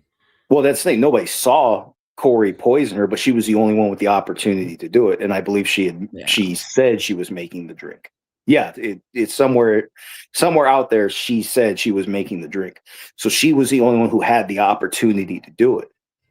And you can see when the circumstances are narrowed down to that one point, that can be very compelling. If he's the only one who had the opportunity to do it, I think the jury will buy it just from that alone. Gotcha. Are you going to see what she posted? Yeah, in a couple minutes. I'm waiting to see. So just so people are aware, let me give you guys a little bit of announcements. I did submit for the transcripts. I'm waiting to hear back. I'm sure we're probably not going to hear till the end of the day. What I asked them is pricing for 24 hours. What is it? A couple days. 24 hours would be the expedited pricing, right? Just so people are aware. Then a couple days, then 7 to 10 days to see what the cost is to figure something out. So just so people are aware, we are I'm going to be looking into the transcripts because I am kind of curious and I want to know, it's great that we have content creators out there, but sometimes the transcripts will capture details that we didn't even know or heard or anything. But y'all hold up 1 minute. Also, another update. Hold up. Who While is you're it? pulling that up, someone asked in the chat if the family's going to be made to testify. It doesn't look like it. It looks like they escaped the grand jury altogether. Now, I don't actually know what they know. Maybe it has something to do with the flight, because we know for fact Celeste is the one that accepted the boarding pass. Remember, you looked that up a few days ago. Yeah. The whole thing is we don't know what they know, and contrary to what people may believe, subpoenas aren't. The court doesn't hand those out. You got to tell the court why this person should know something relevant to the charge. So if we don't know what they know, then nobody can actually make them testify. Very good point. Good point. You said, I love to know what he looked like. Hold up, let me see. I'm looking to see. Yeah, we could look at Kadisha Lynn's video. I just want to make sure that she gets a little bit more traction on her video before I start playing it, because I want everybody to watch her and support her too. Why did he buy 2 chains then? Was someone else supposed to help back out? I don't know. Maybe That is a good question. I that is honestly a good don't. question, actually. Is it Christy Davis? Shout out to Christy Davis. I am wondering the same. Why too? Did he think, well, in case one breaks? And then there's the I don't know. incinerator part too, right? Yeah, the burn cage. Now, even though it wasn't used, they can still offer it to show. He again consciousness of guilt. He's concealing his steps. Everything after the fact is just showing he's concealing the steps. The fact that he dismembered her, he put her in a trash bag apparently before putting her in a medical body bag, in 2 bags, excuse me. Because remember, did they say that at the trial that the body was in 2 bags? Because they said trash bag and then but did they two separate body bags? Did they say that? I only heard a trash bag, like Becky was describing it. It's like a bag where you put your scraps. Hold up. Yeah. Matter of fact, I think somebody Yeah, she said black trash bag. Well, anyway, all that's just being offered to prove after the fact that he was taking steps to conceal his illegal activity. And that's beside the fact that dismemberment is a charge. That is a separate charge. It's going to serve both purposes in this case. That was the issue with what the hell was that idiot's name? This guy that said that he saw his wife dead in bed and then he chopped up the body because he freaked out. And he pleaded guilty to dismembering, but then he said, "Yeah, I didn't commit the crime, or I didn't kill her." Yeah. A cadaver bag in a black trash bags. That's right. Yeah. And she yes. described it as the kind that you just put scraps in. That's right. Yeah. So Becky described it as the black trash bag inside of the cadaver bag. The So it sounds cadaver like there was bag only he one already bag. had, though, right? Like he already had this cadaver bag from something else. Well, I don't know. Because if you remember back in the report, it didn't say anything about where he that he ordered the cadaver. Well, he ordered a laundry bag. He ordered. I don't remember about the cadaver bag, whether it was ordered and subsequently Amazon delivered. Do you remember that? That was like the narrative. And I can't remember if that was under the Victoria Mendez name or if the cadaver bag was something that he already had. So let's see if Victoria testifies at trial. Wouldn't that be something? Victoria Mendez. It turns out he's real. No, he's going to take the stand and throw his voice. I'm Victoria Mendez. Yeah. Yeah. But anyway, I don't know. I don't remember that detail. Just to answer your question, it's also not as important because body bag was one thing ordered 2. Yeah. Okay. Yeah. So he did order that after the fact. So yeah, same thing. It's all coming together. This is all stuff that he did after the fact to conceal his guilt, is what the prosecutors are going to argue. This is insane, man. Oh, and they're still on lunch, right? Yeah. Oh, well, they should be. I thought they would have taken Flojo lunch got now. in. Yeah, he got in? Flojo, yeah. Chloe said Flojo got in. He got in late, but he got in. Cool. He got in. Good. I'm glad that they let him in. Well, apparently it's like butt to gut in that courtroom, and there was only 2 seats available. What did they say? It was what did they say? Hold up. What did I post? I'm like, I don't remember what I posted, but I put it on the community wall. I said that let's see, something to the effect. Do you know if both chainsaws were?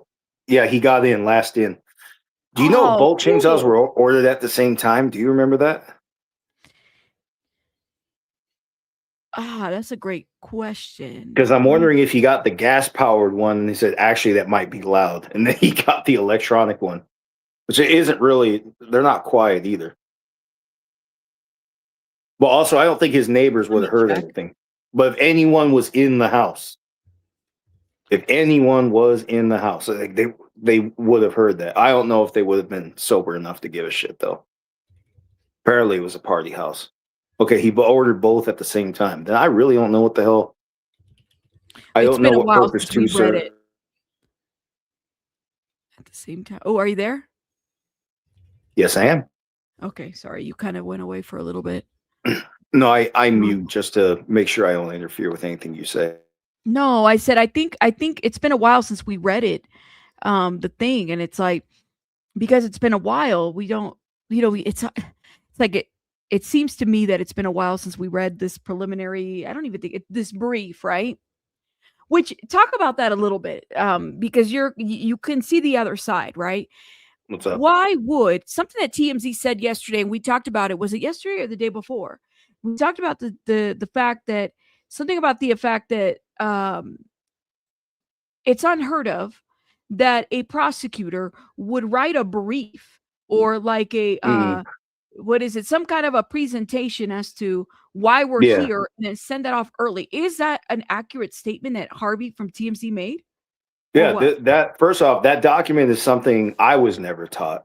And I was asking her, like, Chloe does criminal defense. She said she didn't know what that was.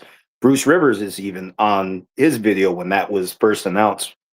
And he said he didn't know what that was. A bunch of people have never seen that before. And then the first one to actually say anything was actually Tenny Garagos. I forget which channel. I forget if that was with Lauren Conlon or was that their other podcast, Reasonable Doubt. But she said they do stuff like this in New York. It's a public statement of the facts. So it's nothing. It's nothing absolutely foreign in U.S. law. But this doesn't happen in California. I had no idea what was going on when that was announced. I thought I missed a bunch of shit. But apparently, there's nothing in the law that stops them. So that's why they did it. That's interesting. I was wondering about that too. It wasn't in the body. What there. part though could Ishilin tell me in the chat? Girl, I could drop the link too if you want to come up. If you want to tell the people, shout out to Kadishalin. Be amazing. I know she's a busy lady though. They're making it sound like it was removed but not missing. But I don't remember the autopsy saying that. Yeah, amputated. Amputated is the word. Yeah, they say amputated, but nobody's reported because that would have gone to the medical examiner. How come the medical examiner doesn't say that? Well, no, the examination just says that the two fingers are missing. We're missing, right? It doesn't say remove. It just says missing. Because then that would imply, yeah, if I'm reading, if I were to read that from a medical examiner report, right, and they're supposed to be kind of like independent of, and I read the word remove, I'm thinking that they've already determined that it was detached versus saying, well, her limbs are missing, right? Or something's missing. Well, missing, it doesn't sound like those two fingers are coming into evidence. Just the fact that they're not here. I haven't heard, it doesn't sound like they recovered. I thought that was specifically stated that the two fingers were never recovered. Isn't that something in Beth's document? No, they never say never recovered. They're just, I don't even think the word missing is there. It's literally says, I have the, I'm going to look at the medical examiner's report. Not that now that we know what she looked like and what happened, I don't know if it's a good idea, but let me see. Hold up, y'all. Because I would think if the fingers were recovered, then Beth would have happily stated where they were found. Like if they had that in the glove box, or something like that, or if they found it at his house, something like that, I would think that Beth Silverman would happily say where it was. Let's see. I thought it wasn't. She's saying the David one and other one I knew, but they're referencing the shish tattoo. I thought it was on there, not removed. No, that is the one. Oh no, the one with his name. Yeah. Didn't she have a separate one with his name? There was and then there was what happened to the one with the name? The David finger was missing, yeah, okay. Right? I think that's what it was. The one with his name is gone, but then the one with the shush. Oh wait, the shush tattoo wasn't that on the pointer finger? Look, this is what they said in the autopsy. Absent. Yeah, she already has a paper copy. Oh, I did. Remember, I told you that I ordered this back in. That's right, you did. So the paper copy's been on my desk. It's been in my files here, guys. It says absent.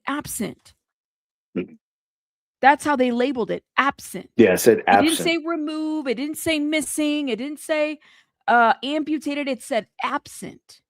And that is the one. It was, hold up. But no, guys. That's not the one. No, the one is still in her hand. The ones that were absent was the ring finger and the other finger. Yeah, so those, well, the one with his name was removed, and well, it would have been easier to remove the pinky and that ring finger at the same time. Yeah. So Khadijah Lynch That's probably why was it happened. present. Yeah, the shush one was present because it's in the autopsy report that it was present. The ones that were absent were, I mean, sorry, I don't know if this is right or left. I'm just thinking in my mind, but it was like the last two, right? The ring finger and the one next, the pinky finger. Yes, the ring and the pinky. Thank you, California girl. Yeah. Lauren needs to fix her post because it's gone. Yeah, maybe I could text her in there. Let's see if we could tell her. Hold up, girl. Because she probably minor did, mistakes, let it happen. It's minor stuff. It's gonna happen, especially as time goes on, and it's so much information too. The story's gonna keep getting bigger for a little bit. Yeah. So now we knew. Yeah, he said he met her on Discord years ago, and so when was it? So that was 2004. He met her on Discord. 2000. What did he say? 2020. Apparently 2023. Yeah. Right. Is that what he said? Because someone in the chat said 2020, is why I'm wondering if that's true. Whole point is that none of it really. Yeah, the whole thing is none of it really flipping matters because dude knew what he was doing. He knew her age. There's no two ways about it. And when this first unfolded, just in case people didn't hear me say it before, I gave him the benefit of the doubt. Because like I said, I've had some very small women working in my warehouse. You have to be 18 to work at the warehouse. And I've met some really small women, some from 19 to 27. They didn't look 18, not at first glance. So if they weren't working with me, I wouldn't know they were actually adults. So I did give him the benefit of the doubt. On top of that's also what I believe in personally. You know, we talked about before. Presuming innocence is something I actually hold true. But we're past that point now. He clearly knew what he was doing. And even in this case, like I said, whether or not he knew, in this case, it just doesn't matter. For that charge, and remember I sent you that jury instruction earlier. If the whole thing is, once he went to bed with her, it was over. And he was dumb enough to put it on camera. Like, this is just the dumbest motherfucker on earth, dude. It just keeps getting worse. Like, this is the worst possible person at keeping his own dirtiest secrets. What's up? You seem like you're looking at something. Are you talking? Yeah, I'm gonna unmute myself. No, I agree. I'm hearing what you're saying. I was agreeing with what you're saying. I'm just like, well, I mean, I just don't know. Did he think that he was going to like? Did he think he was going to get away with this? I don't understand. Like, apparently he did. He ain't smart. He ain't bright. He's not caught up, and like you said, he doesn't understand how the law analyzes this. Because people think proving it means it's on video or it didn't happen. That's the way a lot of people think, but that's not how the courts think. Courts have been, convicting people for forever without video evidence. Even today, nothing has to be on video. Okay, people got to get that part out of their heads. The video evidence, as compelling as it can be, that is not the end all be all. That is not ultimately what we're relying on. We're relying on the witness statements on the witness stand, and even the juries are going to be instructed to do that. They take their notes on what the witnesses are saying on the witness stand, and that is what's going to be considered when they make when they go into their deliberations and they decide guilty or not guilty. Gotcha. And video helps. Remember, videos don't tell the whole thing. There was an incident in Arizona a few years back where an officer shot someone walking into a house. The video doesn't show a fire. Yeah. Let me stop you right there because we're gonna jump real quick. I think Mark's got some updates for us real quick, guys. Cool. Make sure you guys check out Mark. Let me hit the like button. What did he say? Then I'll go for something else. I'm not sure what's going on, but give me 1 second. It's gonna buffer for a second, okay? I think there's going to be a press conference. Yeah, he's live right now too. Oh, definitely. The whole world's watching. There's going to be a conference. You think it's going to be a press conference today? Oh yeah, shit! Look, here we go.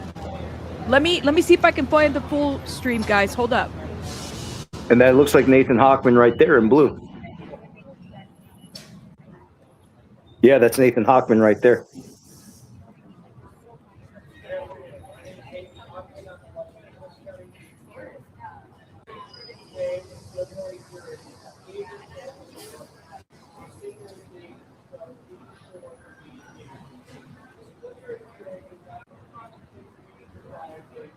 Five days.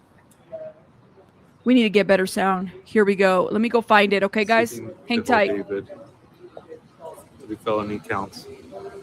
First-degree murder.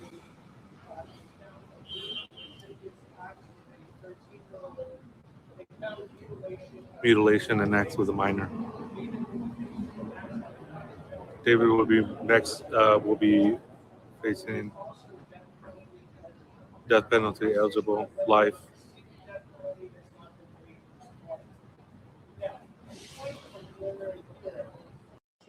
Acts with a 13-year-old and the kind of mutilation of human remains. David will be facing Let me know. life without the possibility of parole, or he is also death penalty eligible. The decision on whether or not to seek the death penalty has not been made at this point. Now, the point of a preliminary hearing is somewhat different than you actually perceive in the media, whether it's TV or the movies. Because what often happens in TV or the movies is you go from an immediate arrest into a trial. But in our system in California in particular, you have an intermediate step. That intermediate step is a preliminary hearing where effectively the prosecution's evidence is going to be tested before a judge, not a jury. The standard that we have to meet is not beyond a reasonable doubt at the preliminary hearing stage. It is probable cause. We are not obligated nor will we be presenting all the evidence at a preliminary hearing that we will be presenting at a trial to prove David beyond a reasonable doubt guilty of the 3 felony charges in which he has been charged. So at the preliminary hearing, we will call a number of officers. We estimate there will be over 10 different witnesses, both officer testimony, coroner testimony, and there will be individual witnesses as well. And again, we can rely on hearsay and other things that won't be allowed to be relied on in an actual trial.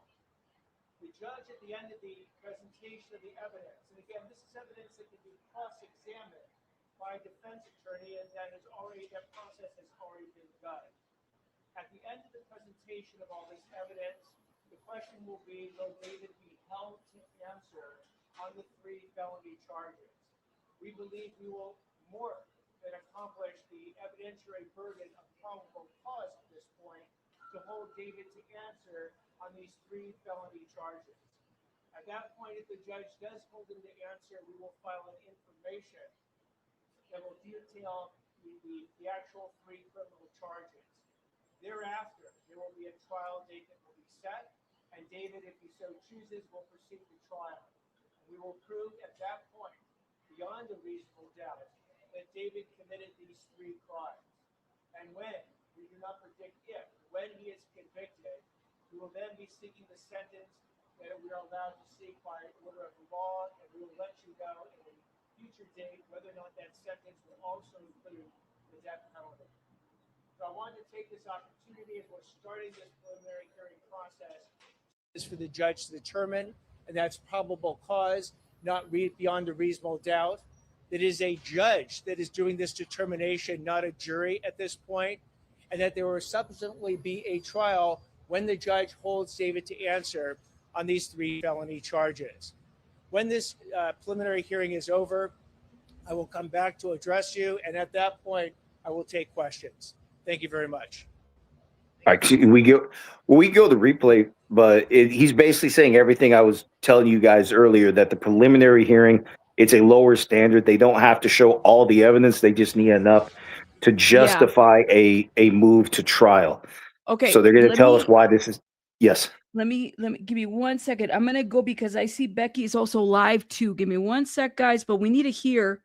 Oh man, how come I can't? Okay. Give me 1 second.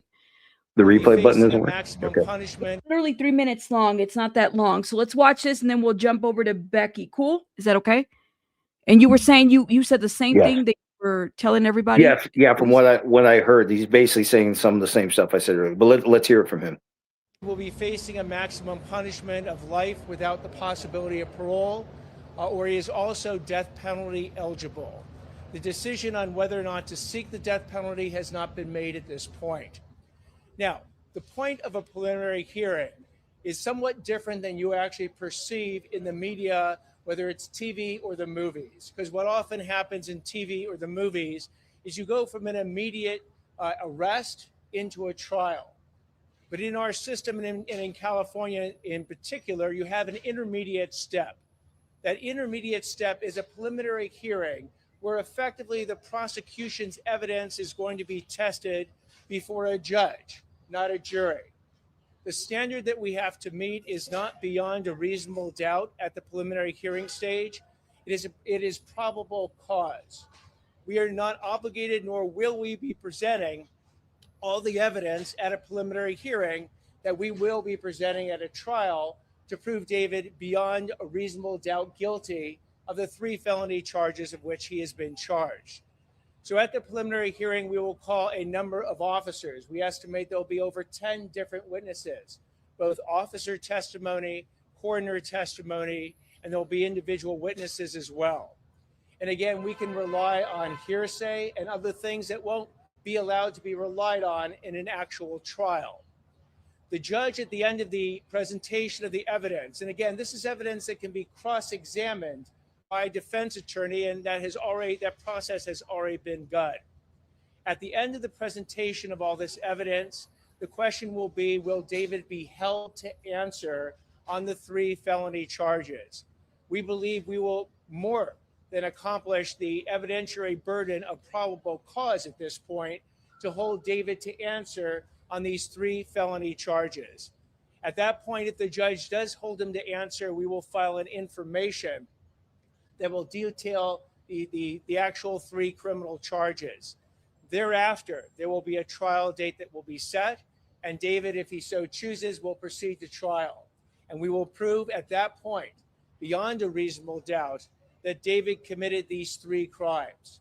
And when, and we do not predict if, when he is convicted, we will then be seeking the sentence that we are allowed to seek by order of the law, and we will let you know in a future date whether or not that sentence will also include the death penalty. So I wanted to take this opportunity as we're starting this preliminary hearing process to explain where the preliminary hearing fits in the process so people can understand as we are presenting evidence and it is being cross-examined what ultimately the standard is for the judge to determine, and that's probable cause, not beyond a reasonable doubt. It is a judge that is doing this determination, not a jury at this point, and that there will subsequently be a trial when the judge holds David to answer on these 3 felony charges. When this preliminary hearing is over, I will come back to address you, and at that point, I will take questions. Thank you very much. Thanks, everybody. He said, hold up. Now let me go to Pinche Becky because she got some updates for us, guys. All right, let's see what she's got. Up. Is she coming up? All right. Yeah, she's up here, actually. Okay. All right. She took some notes. Hold up. She was just saying Celeste's parents. Yeah, and then it went off. I wonder if it's her Wi-Fi. Here we go. Okay, normal speed. All right, she's setting up there. Sorry, guys, you cannot hear anything.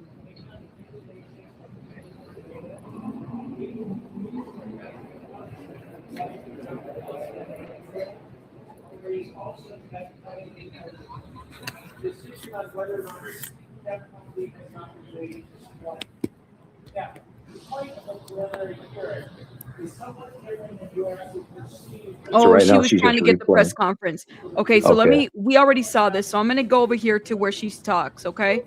Hold up, here it is. Ooh, girl. Is she still checking herself out? So let me, and I know Rabbit is streaming. I couldn't figure out how to hurry up and start streaming, and then going on to Rabbit. Wait, Mark says something about federal warrant. Streaming stuff. Federal warrant? Yeah, conditionally just said that. Found out. All right. We'll jump over there here in a minute. Let me see what she has to say. I'm going to try to hurry her up. And just passed away very quickly. So, okay, let me go over some of these notes. It was wild. And your girl did go in. I hit the lottery. Okay. Let me take you guys through some of these crimes. So, Celeste's parents were there.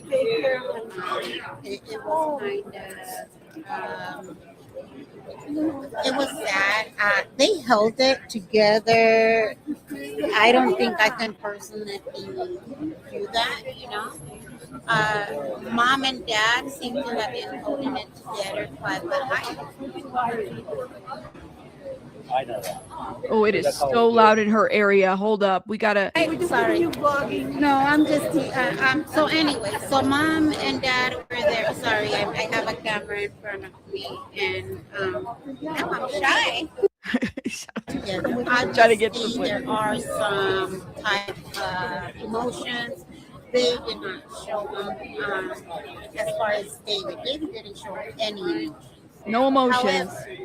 However, especially when they showed the torso, the legs. At one point, they even showed the knee pack for them. The knee, what is the name of the knee?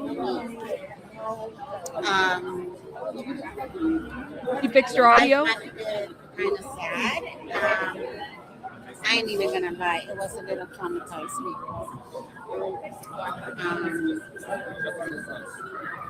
Guys, I don't know if I put up my.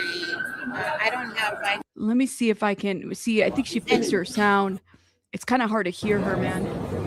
Yeah, there's a lot going on. I'm trying to get to the details. Better? Okay, thank you. Better. You got it there. We're on a lunch break. We're gonna go back. Okay. And through the body cam, what we saw through the body cam, and what we heard through the body cam was that David met Celeste through Facebook and chatted through Discord in private chats. They met apparently back in 2020, and at the end of 2021. Yes. Hold up. Whoa, that's a different timeline. Yo, 2020? Am I hearing this correctly? Yes, people were saying that in the chat. They were actually talking on Discord back in 2020. So he's known her real age for a real long time. How old was she in 2020? It's like 9 or 10, somebody said. Get the, oh my God. Let me keep playing this, yo. Oh my God. I'll go buy some food in a little bit. So the parents reported her missing, and they requested for the wellness check. They went out to David. He seemed very cool, calm, and collective. He's like this. Sure, come on in, look around. And while he's eating, again, with the hair bonnet, it was just a little weird. And then the officer asked him when was the last time he saw her. He claimed that when was the last time that he spoke to her. He claims that the last time that he spoke to her was on February 13 of 2024. But he had last seen her on November 12 of 2023. After the sheriff kind of looked around a little bit, it looked like David was trying to give a little bit more information. And the officer stopped him. The officer stopped him and told him, "I'm only here to find a missing girl, and she's obviously not here. Nothing else." Yes, it's the D4, whatever the heck his name is.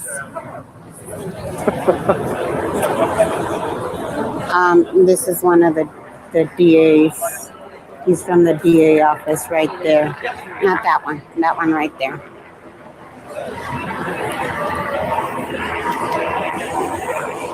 Yeah, sorry, I didn't even get a chance to put a title on my video. And the other video, I think it said something other than preliminary.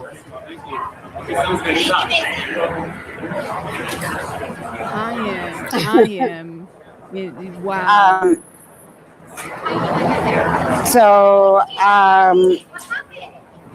And this I had already given to Rabbit. The body camera also showed a second detective that was there, a female detective, and David is all like, "Oh yeah, I'm a singer, I'm a R&B pop artist, alternative," and she's like, "Oh my God, how cool!" Okay, and again, when David tried to bring up information or to start spilling the beans, so to speak, he was like, "I thought she was 18." And then the sheriff asked, "Did she look 13? And so he showed a picture of Celeste wearing a Batman shirt, a school picture. The girl looks 13, I'm sorry to say. Hold up, guys. Hold up. Your girl got an email from the court on the transcripts. All right. Your girl's going to be working. Give me 1 second, okay? We gonna make it happen. Let's see what we can do here. Let's see what we can do, because I got the order form. I'm so excited. Wouldn't you also be looking for other stuff? And this is the crazy thing. He found a box of Hello Kitty items, and he asked about it. And David was like, "Oh yeah, this is an artist studio, and many artists come, and they leave stuff behind," kind of a deal. It was just very weird. He also went to Australia, and I guess it was they claimed it was the 12th of this month. So he returned from Australia. What I'm guessing is in February, because they went to his home on February 17th. So he had just returned on the 12th. Now, Los Angeles Sheriff Department did the work check on the 17th. Again, he claimed, "I'm only here to look for her," meaning Celeste. All right, I'm gonna pause. He claimed on the. Hello, Joe. How are you? What is up? What can you give us? Hopefully you don't freeze, What's up, but dude? that's okay for you. Rabbit, we are good. We actually nabbed the last seat inside the courtroom. The court clerk was kind enough to allow us to come in as a media standby, and we actually got accepted. But I do want to let you guys know a really quick update, hopefully before my browser refreshes. So far, we've only sat through about 2 witnesses, and I don't know if you've heard, but we're expecting to see about 10 witnesses for this preliminary hearing. Damn it, it's already refreshing. You already froze a moment, Joe. Hold on. Joe is frozen. Oh, I'm so excited. All right, I'm glad I got a court assistant. Okay, here's the other Joe. All right, this remove Spider-Man Joe over here. Go ahead, Joe. Yeah. Okay, so you said 10 witnesses for the hearing. Go on from there. It's happening again, huh, Rabbit? Keep talking. Oh. No? You know what, Right. Joe? You can hear me? Flo, Joe, I do can't this. hear you. Don't come in with your camera. Because Becky didn't pause. I think it has to do with this camera. Joe, don't come in with your camera. Don't come in with your camera. Just come in with the audio only. I think you'll have better chance. I think you'll have a better chance if he just comes in with the That'd be a lot better, yeah. yeah, because Becky came in with the audio and she was fine. So I'm thinking just not the okay, hold up. Mm-hmm. All right, cool. All right, Joe, don't come in with your camera. I think that's the issue that's holding you back. Can you hear me? All right. I can hear you. Joe. Okay, cool. See, I think this is what the issue is. Go ahead, Joe. Me? Okay. Yes. So I don't know if you guys heard me mention earlier, but we are expecting to see roughly about 10 witnesses in this preliminary hearing. And so Oh no, it's a sound. Yeah. I think it's the Oh, hey, service. then wait, he's still in here. We need to ask him in the chat. Was there a federal warrant mentioned? Yes. Was there a federal warrant mentioned? Joe. Okay, there. Joe, if you see that, can you type in the private chat, yes or no? Was a federal warrant mentioned yet? Might not be able to. He might not be able to. Yeah. Damn it. And you know Was Joe's going to tell us some good stuff too. dang. Warrant. Hold up. Warrant mentioned.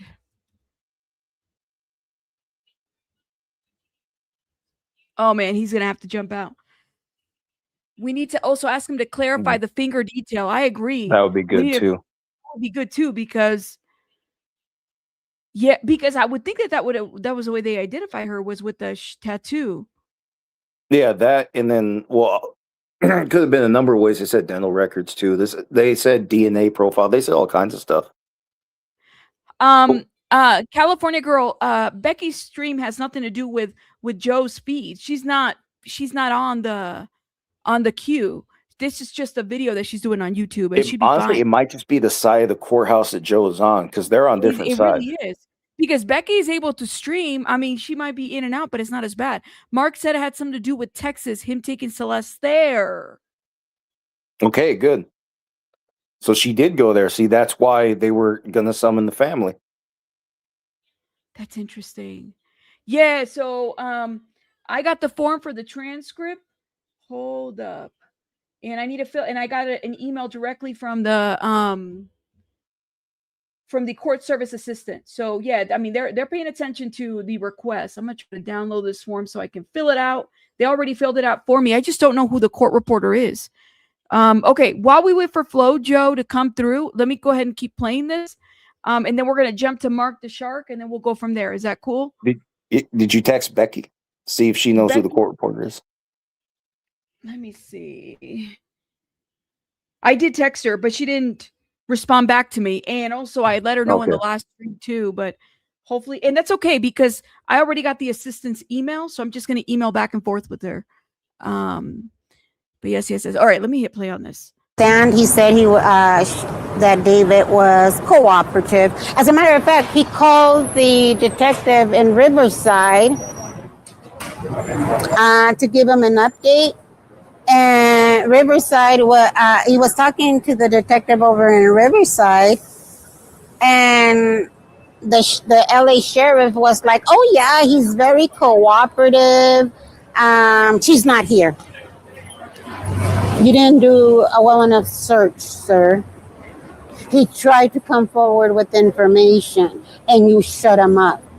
You told him you were just looking for the girl, and she was obviously not there." Right?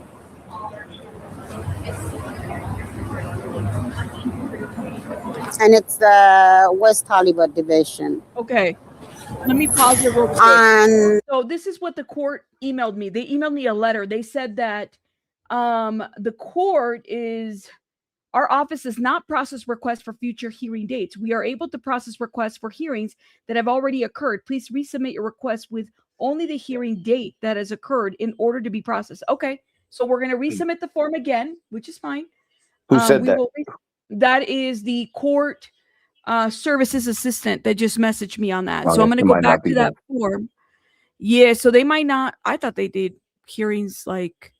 That's interesting. Okay. No, well, the clerks. I thought that was interesting that you even got to fill out an application so soon because they need time to actually process. The clerks actually need time to put things in the system. Yeah, I have a feeling that they probably are getting multiple requests. And typically when there's a trial or multiple hearings, you can this has been my experience. You can process and the application is on their website. You can process things for multiple dates. What they're telling me is that we don't know what I don't know who the court reporter is, which is fine. But what they're telling me is that it doesn't sound like they're not willing to do it. But I need to process it for today. Okay, so let me see if I can make the request for today. All right, anyways, let me have her keep talking while I figure this out. But that's good. At least I got an assistant's name. Right. Thank God. But So moving forward, on September 3rd, the Department of Transportation ticketed the Tesla, which was parked about 3 blocks away from the home.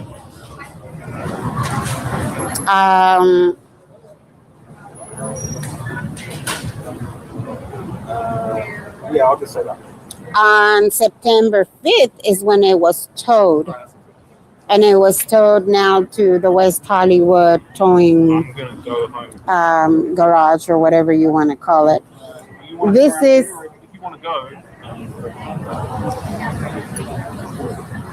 Hold on, because we're in public. Hey guys, I'm sorry if I'm not greeting you. Like I said, this is going fast.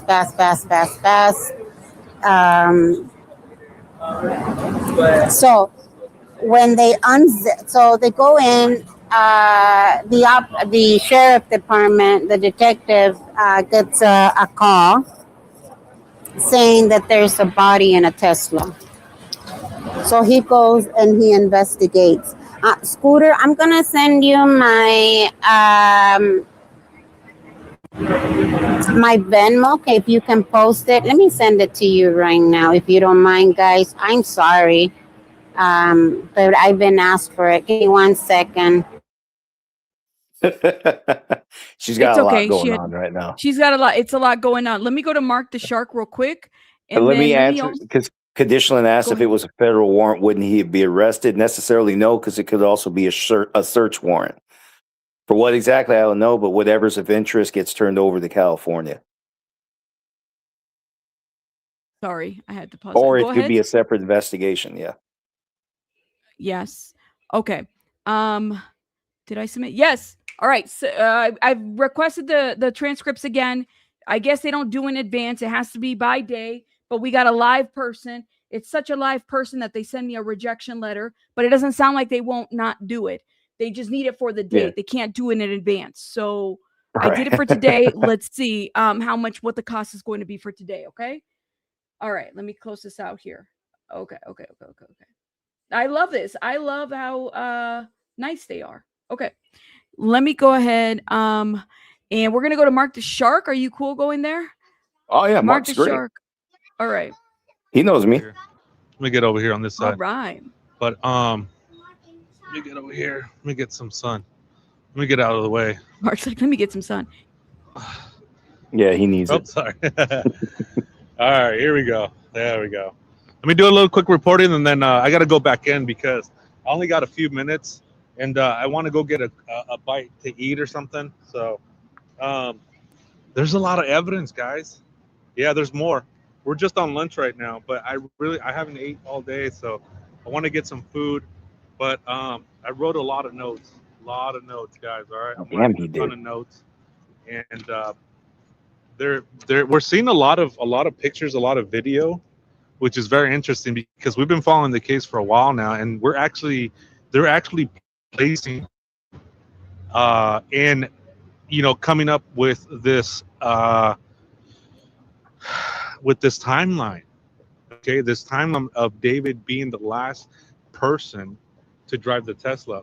His iPhone 16 Pro connected to the Tesla. There's so much evidence in terms of placing him there, which is a really good I'm being blown away. I mean, it is just amazing how much data they have.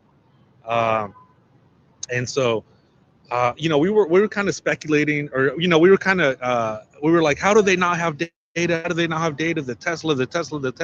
They have data. They have a lot of data from the Tesla. All right. They have his email iCloud account connected to the Tesla. They have addresses on the Tesla. They have him connect to the Tesla. So they have a lot of information with that. A lot of information, which we were like begging the Keep connecting y'all phones to the cars, okay? Keep doing that. question, like, where's all the data? Where's all the surveillance? So they do, and they found a receipt on July 29, 2025 of David from Ross for Less inside the vehicle. They went and checked that Ross for Less surveillance video, and they saw him on video. Okay, they haven't said what they purchased, or I might have missed it, but they also, the videos, they also showed us pictures of him being in the neighborhood, going back into his home after he dropped off the Tesla. Okay, and it shows, I showed you guys in the previous videos of all the cameras that are there in the neighborhood. I showed you guys. And they caught him coming back to his residence. Okay, most importantly, July 29, 2025. Okay, the last time the car moved. Amazon, here's a new one. Amazon purchases, and I got to go back real quick, guys, but there's Amazon purchases that he has an alias. Check this alias out, Trayvon Davis. That one I haven't heard. I don't know if you guys have, but I haven't heard that alias from Amazon. Trayvon Davis. Trayvon Davis is an alias that David used to make online purchases. Home Depot, Postmates. They have AT&T records. They have. They also talked about the airline tickets that David purchased with that email, with that same email. There's an email that he was using. Okay, there's a lot of information, a lot of data, and I wrote a bunch of it down. I have to start a new stream, maybe. How many hours do we got? And I got to go back because I got to grab something to eat real quick. But there's a lot of data, guys, and I know you guys are gonna be hearing it from the mainstream media. But from what I'm gathering right now is that his emails are connected to Amazon, Postmates, AT&T records. They have Celebrite, okay? Celebrite records, man. Celebrite's no joke. Celebrite, you guys know about that. Celebrite. There's a warrant, and they also touched about a federal warrant. A federal warrant. Why? Because he got tickets for Texas. There's evidence that he took Celeste Rivas to Texas and London. So there was a federal warrant with that. Man, there's just so much freaking information, man. So much information. The way that the prosecution is painting the picture, man, it is phenomenal. It's amazing. The way that the prosecution is just painting this picture, walking you through a timeline, right? July 29, and before that. I mean, they're really giving you guys an amazing timeline of, okay, here's David, here's what he's doing, here's the receipts, here's the timeline, here's the emails, here's the video. I mean, it is unbelievable, man. We thought there was no video, no anything, right? We were in the dark about what was going on, but there is just so much evidence, man, that the prosecution is painting that it is amazing. I'm like, I don't even know what the defense is going to do. And it is wild. So a lot of bombshells right now, a lot of just unbelievable evidence that is coming out. Again, emails, phone records, AT&T, Tesla data, video, surveillance video from the neighborhood, addresses too. I mean, there's just so much evidence right now, especially with the Tesla infotainment. So I got to get going, guys. Yeah, Beth Silverman is a bulldog. She is controlling right now. She's looking good. She's controlling the narrative. She's controlling the story. She's controlling the courtroom, man. Her presence in the courtroom, it is phenomenal, guys. I mean, it is second to none. She is putting in the work right now. So she's great. I'm in there. I'm really just looking at her do her work, and she's really just commanding her presence, her power, her knowledge in the courtroom. So I'm gonna grab some food, guys. I'm gonna end the stream, but I'll be back and I'll put another stream on, guys. I have a lot. Stay tuned. I have a lot of notes. A lot of it is very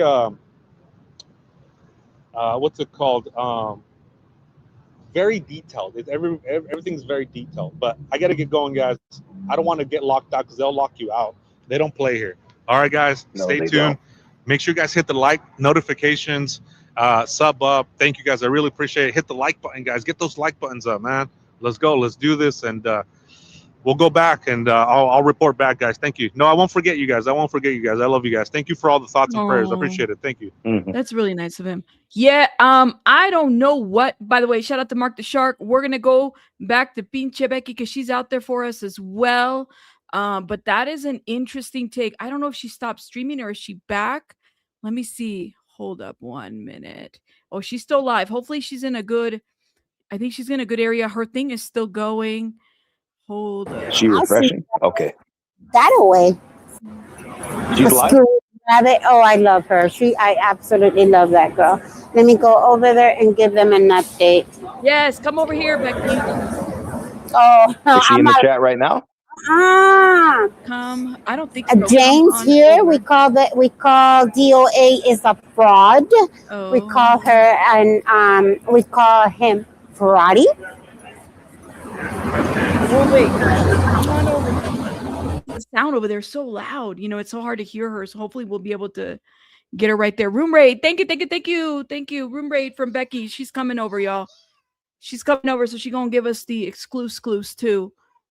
He got in. Yeah, he got in, Ashley. Brian Enton. Transcripts, I don't know, man. If it's a day and we're asking for 24 hours, I'm thinking Mama Llama. Is Mama Llama in the chat? Because I think Mama Llama, I remember a couple years ago, she was the one that let us know about typically how much Diddy transcripts were going to cost and stuff like that, just, you know, ballpark and whatnot. But Mama Llama, I think, gave us like, yeah, typically it's like this or that much. I'm thinking if it's 24 hours, it's probably going to be at least 300. But let's figure this out first before we even go that route or anything. Let's see if Becky comes up real quick, and that way we can get an update as well. But that was interesting. I mean, the feds. Mhm. What do you think? Well, like Chloe said, she could just be assisting California, but it was probably a search warrant. Because if this was issued a while ago, he would have been. If it was an arrest warrant, we would have known sooner. They could have already indicted him now because he would have already gone to the. Sorry, the case would have already gone through a grand jury. He could have already been indicted in the federal court. So it's probably a search warrant, and then whatever's of interest to California gets turned over to them. I do want to know what. Obviously, we all want to know what it was, but.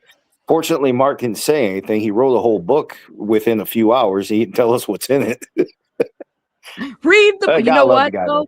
I can't be mad at him because that's how my ADHD. I be writing. I look like I wrote a whole novel, and it's a whole lot of nothing. It's a whole lot of nothing. Well, we'll find out, guys. Let me again. I have the contact for the court assistant, but we got to find out how much these are going to be. Hopefully it won't be too crazy. You want to see the picture that they showed D4vd? Yes. The yearbook picture? Oh, I think we saw that a long time ago. But yeah, pull it up. Let's remind the people. Oh, hi, Becky. Oh, hold up. 1 second. Hold up. This is the picture, y'all. This is the picture that they showed him. Is this the picture? The yearbook picture, Becky? I don't. Is that the one with the Batman shirt? Yes, she's wearing the Batman shirt. Oh man. Yes. Becky, give us an update. Shout out to Becky. You said you have a Venmo, right? Let me take off the Wi-Fi because can you guys hear me okay? I can hear you. Can you hear her, Joe? I hear you perfect. Go ahead, Becky. Okay. Tell us what you got.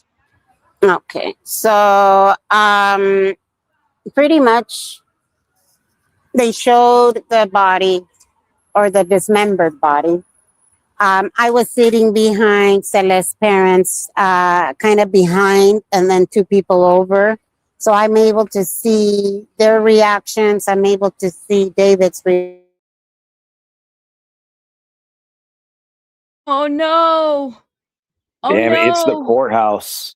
Damn, and she dropped. Oh, no, I think Mark just has a good data plan. They're relying on the. We need to get. What are those called? Those little, not Twilights, Ring Stars. The Wi-Fi that you can take while you travel with you. It's like your own Wi. It's expensive though. Oh, it's like the Wi-Fi that you hotspots? bought. It's your phone comes with the hotspot. Hold up. No, I don't remember what it's Starlet. called. Is that better? Yeah, you're good. I'm in an area where, sorry, it's hot out here. It is hot. Anyways, where was I? I was able to Becky. see the reactions. Yes. Did you hear anything about the federal warrant? Yes, that was for the Amazon shopping that he did. The federal warrant? That was a federal warrant. It was a warrant for his Amazon shopping.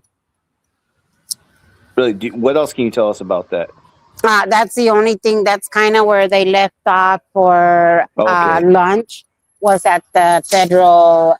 They brought up the Amazon federal warrant. They didn't say anything about her traveling to Texas, or yes, they also, that came up. Okay, so when the family watched the news and they saw the Tesla and the body, the dad actually reached out to the LA Sheriff's Department and was like, guys, that might be my child. They then requested the dental records to confirm.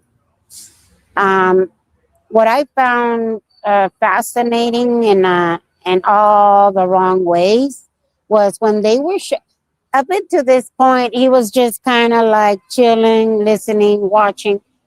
When they showed the dismemberment, Celeste, he kind of leaned over and was like this. That creeped me out. You mean David? Becky, David. the chat is saying make sure you don't get locked out. Are No, you? it's You're for good an on your hour. break, right? Yeah, I just wanna make I sure. got about 10 minutes.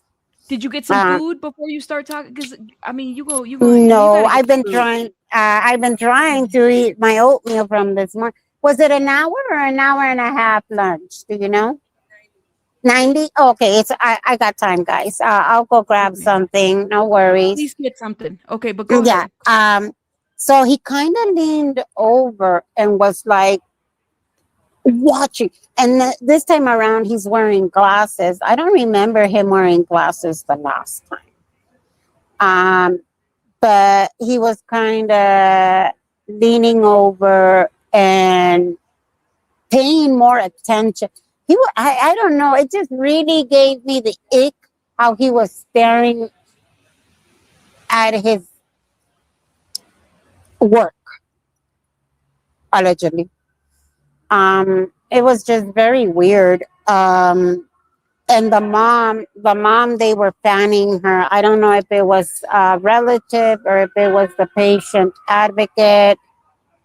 And so they were kind of like fanning mom when they were showing the body, the dismemberment. Sorry. No, it's cool. There's always something going on around here. Yeah. So, yeah, David was paying more attention to those pictures, which Becky, I found kind of odd. Do you know if his family is there? His family. I know. I haven't seen. I saw one person that may be related because they were on the side where he sits. Do you know if he had any family there? Right? That the black girl that was sitting, yeah. So he did turn around and smile at someone. Yeah, it was the dad. Like I said, the dad was the one that contacted the Los Angeles sheriff and said that body in the Tesla may be my daughter. It was the dad. Sorry, it was the dad. And so that's when they provided the dental records. And yeah, you can tell that the dad was just, I remember my own dad having that I'm strong, I can do this look. But obviously, but you can tell that he felt some emptiness. It was sad. It was just sad. And then the pool of blood. Oh my God, the fluid. It was a deep body.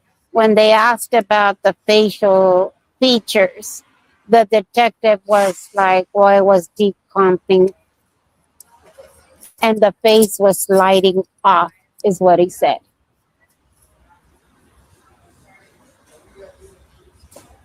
No reaction from him. No reaction when all that. None. None. Becky, did you hear anything else about United Airlines? Yeah, Yes, that it was through United Airlines, where I believe he bought the tickets to Texas and to London. So his claim when under David. So his claim that he didn't know she was 18, which is a statement that he blurted out when the first sheriff went to go and look for her. He blurted out, I didn't know she was 18. Bullshit. Because now we know that you bought the tickets for Texas and London. You had to know she was underage and 13. You had to. How the hell are you going to get the passport? He paid for the passport? It didn't say who paid for the passport. It just the detective.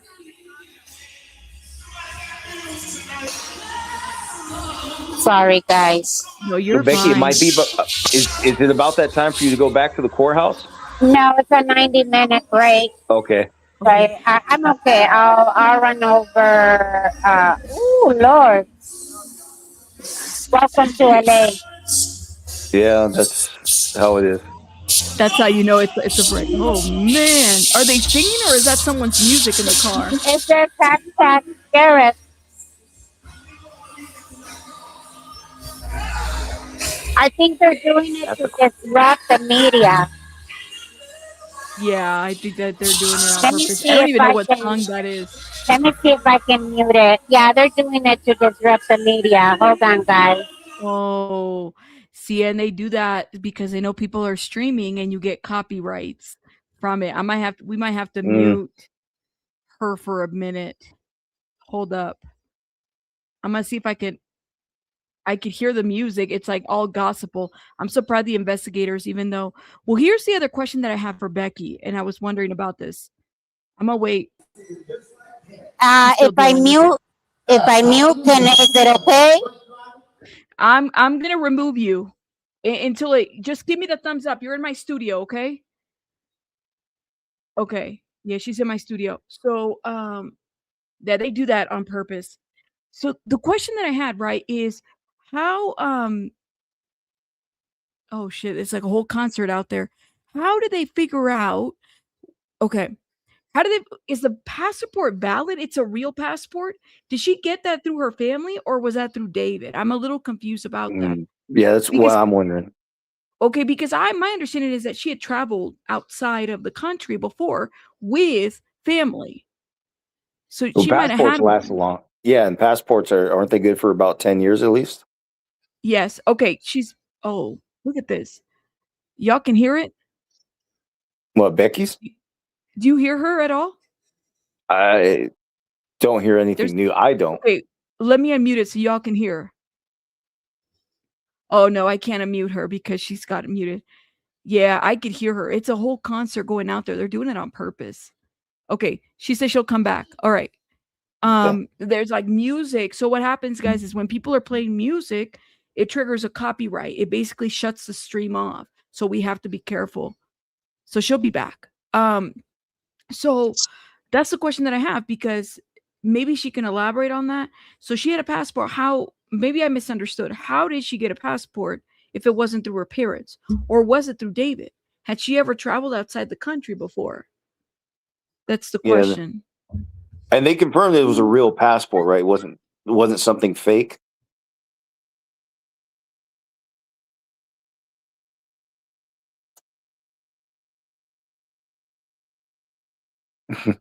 So she's talking to the kid. We love Junior. Let me show you guys. The music is real. I'm like hearing it somewhere else too. Look at this. Oh, they're doing it to everybody? They're doing it to everybody. Y'all hear it on the APA? She's in the chat. Okay. It's okay, Becky. We'll wait. They're doing it on to everybody. They hear it in the APA stream. I don't understand why.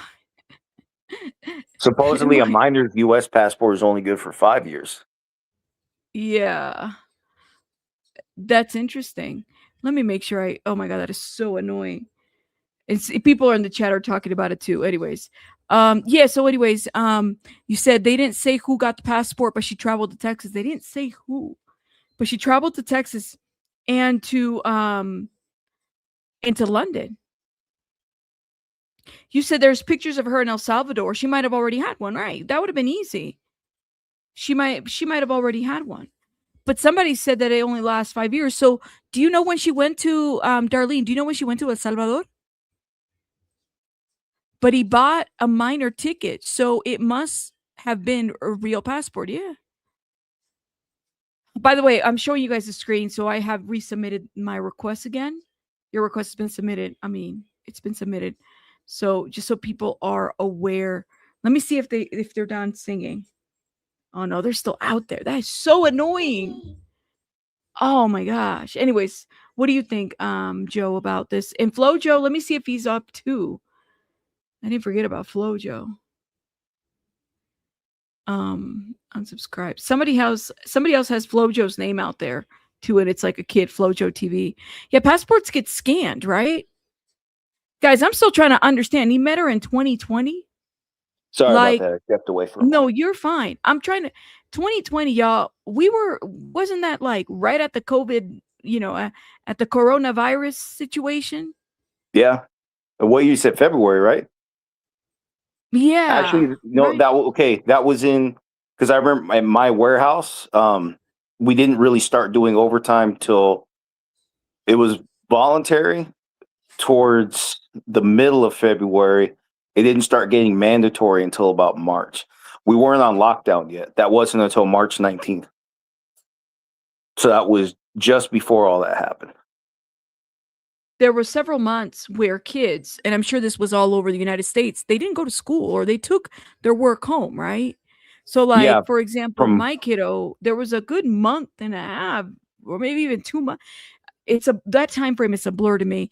After March, Miss K, after March, it was kind of like they went from they were dismissed from March all the way to like the summer, right? March, yeah, they were from, let me see, March 19th is when the lockdown started. I don't remember officially when they were lifted. I don't remember when in-person classes started, but it was much later in the year. The only thing I remember is that my warehouse didn't. They stopped following the procedures, the face covers and so on, till about February the next year. But yeah, he met just before all that went down. So yeah, this is basically about that time where people would have been locked up in their houses just messing around on the internet. That they didn't have anything else to do. That was an insane time, y'all. Try working in government when all that was going on. I mean, it felt like the apocalypse for a minute there because it really slowed a lot of us down, and there was just so many people that were in need around that time. You said, I mean, it would make sense. 3,000 employees at my warehouse. Can you imagine? But see, it says Mr. Ortega says, I mean, it would make sense why met her in 2020 during the time we were all locked inside. Right. We were bored. I think that's around the time that I was really, really introduced to YouTube.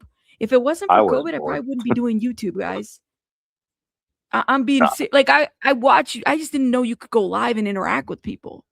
Oh my gosh. That is insane. So, I mean, she was already, I would like to think she was in grade school around this time and, not middle school. But then so she was 9 or 10. How many years apart are they? 5 or 6?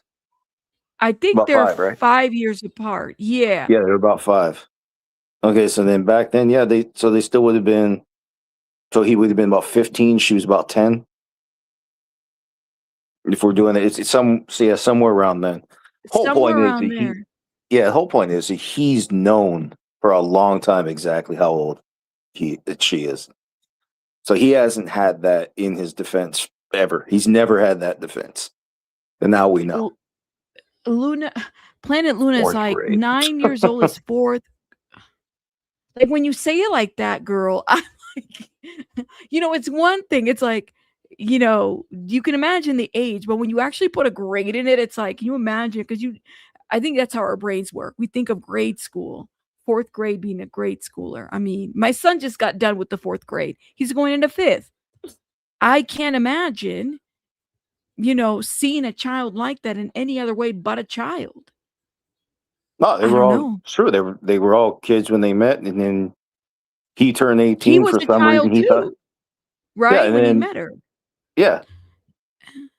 Well, yeah, that's the whole point. He knew he's known from the beginning how old she is. There's never any doubt. So he went through a lot of steps to make sure. Now that we all know this, now we have to get on to. Eventually, we're going to get to asking how much did these other people really know. We already know a few people either knew she was a minor or had a reason to guess that she probably wasn't 18. Like everybody had a suspicion at least.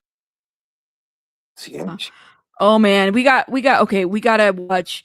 Let me hit the like button, y'all. We Becky's love still in the chat. Is Becky in the chat?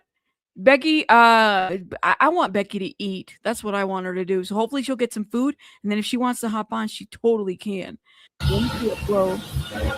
Oh, they're still playing the stupid music. Then this is the I hope Flo, Joe knows that this is the stuff that can get your stream removed. I think he's he needs to rapping be along careful. with. Is he I can't rapping even hear along? him. Well, It I looked muted like him. it. That's why. Oh, okay. Yeah, because of the music. Look. Are there subtitles? To investigate the body of the son.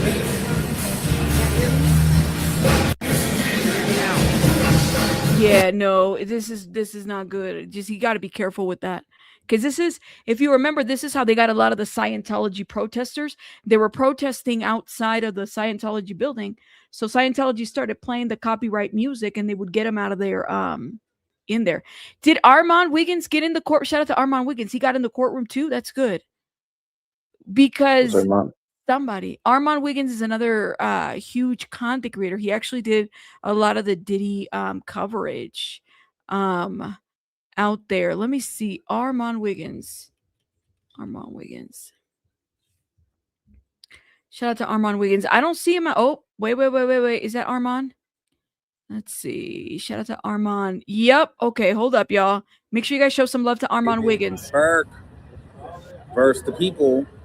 This trial is probably the most gruesome, nasty, dark trial that I've ever done. The fact that we're sitting here looking at torsos, dismembered arms, legs, feet chopped off at the knees. You've got the mom in there crying, like tapping her eyes. You have Beth Silverman in the hallways telling her, you know what, this is just the beginning. This is just the beginning. The dad is going through emotions. It's a lot. David is seemingly very calm in there, though, in an eerie way to me. I thought that was interesting. Like, he came in laughing and kind of like real jovial. And even his attorney seemed to be, not really fazed by the evidence. But I'm like, they've done a great job by, the prosecution has done a great job by, associating David with the cell phone records, associating David with the black Tesla, which associates the body. It's a thing. But for me, seeing that girl's hand chopped up like that with the missing fingers, and then they had the one finger with the on the side, like, and it was clear as day. The finger just laying there. Then it was just the whole body with the head and the torso. No arms, no legs, no knees, and maggots. This is a lot. This is a lot. It's gonna be a big deal. I hadn't seen anything like this before, but we're gonna recap it all tonight on YouTube, and I will see you guys after the break. Check out Armand Wiggins, very amazing content creator. Yeah, he did a fantastic job covering the Diddy trial. Shout out to him.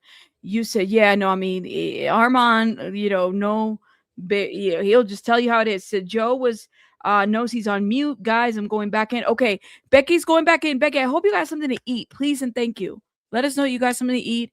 You didn't drop me your Venmo. You need to text me your Venmo, girl, your Venmo. And if you find out the court reporter's name, please let us know the court reporter's name. It doesn't sound like we're gonna need it, but Conditional and said, "Oh, the shush The finger was finger removed was- but found." what?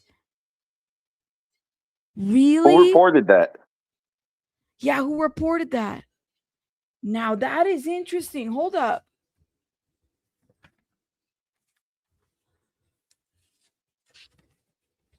Hold up.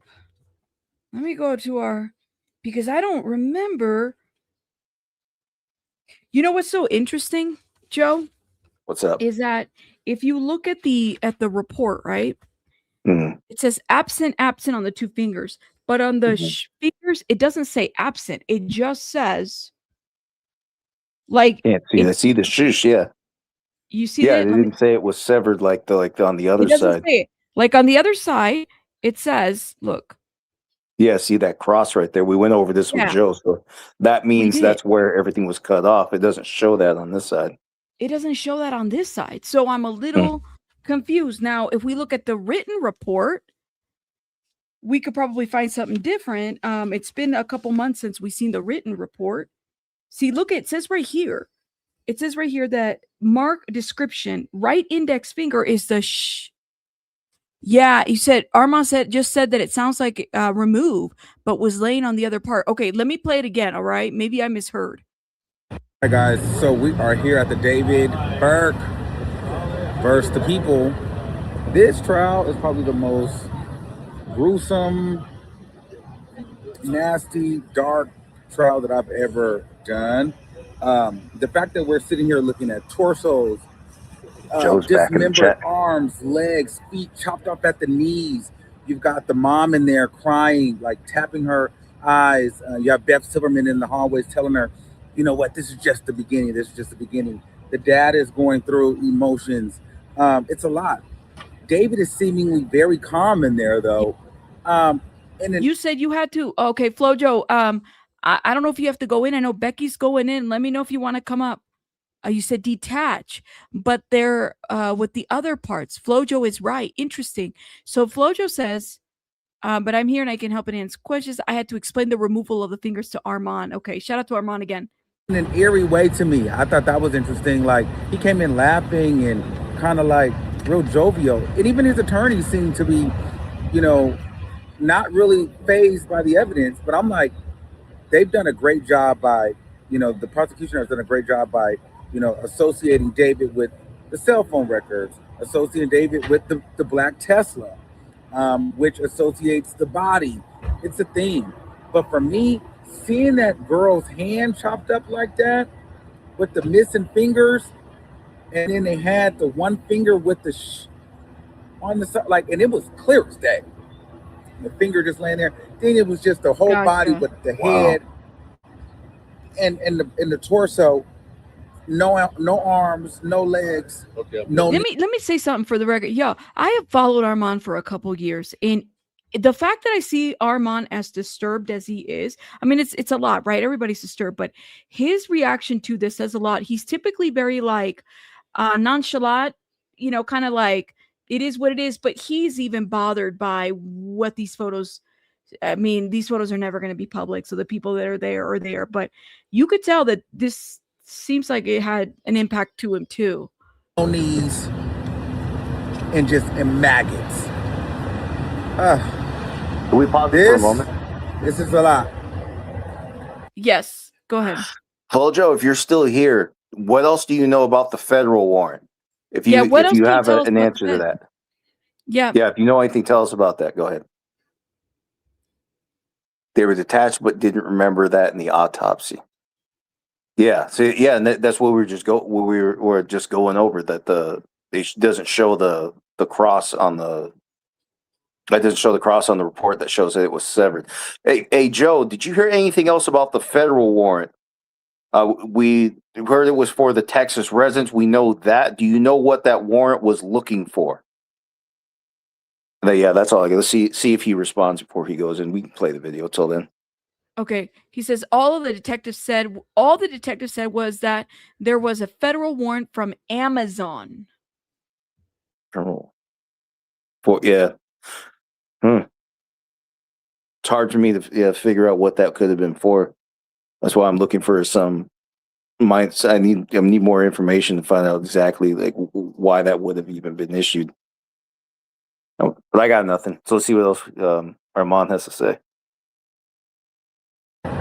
This is a lot. It's gonna be a big deal. I hadn't seen anything like this before, but we're gonna recap it all tonight on YouTube, and I will see you guys after the break. Hi guys, so we are here at the David Burke. By the way, they're still playing music. Like, look at this, y'all. See, this is why we can't even stream APA because of their music.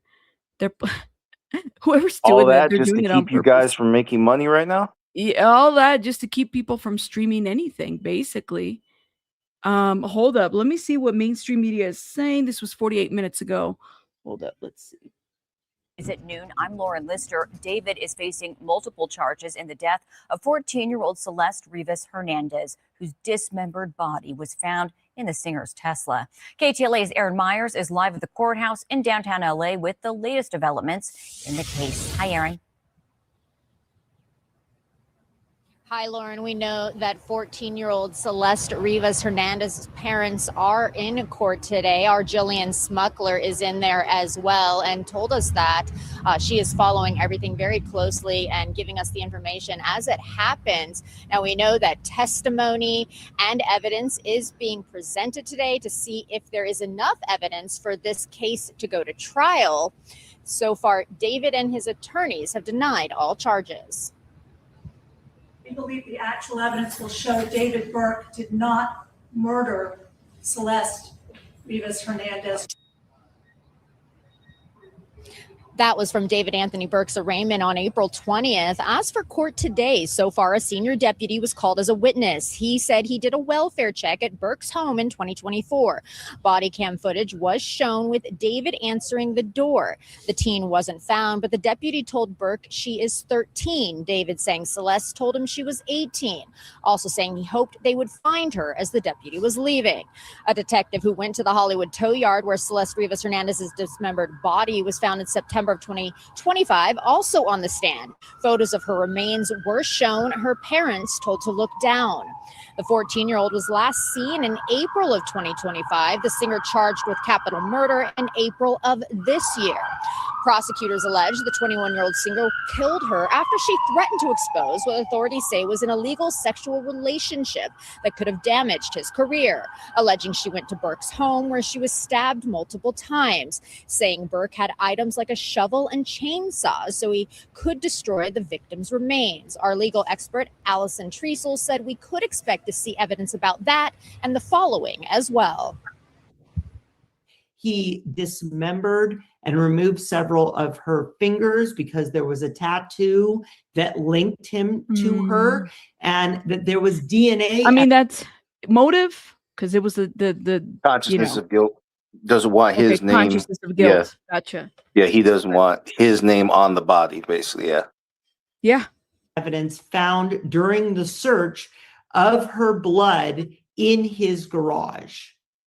They're also going to show that he was the last person to use the Tesla in which her body was found.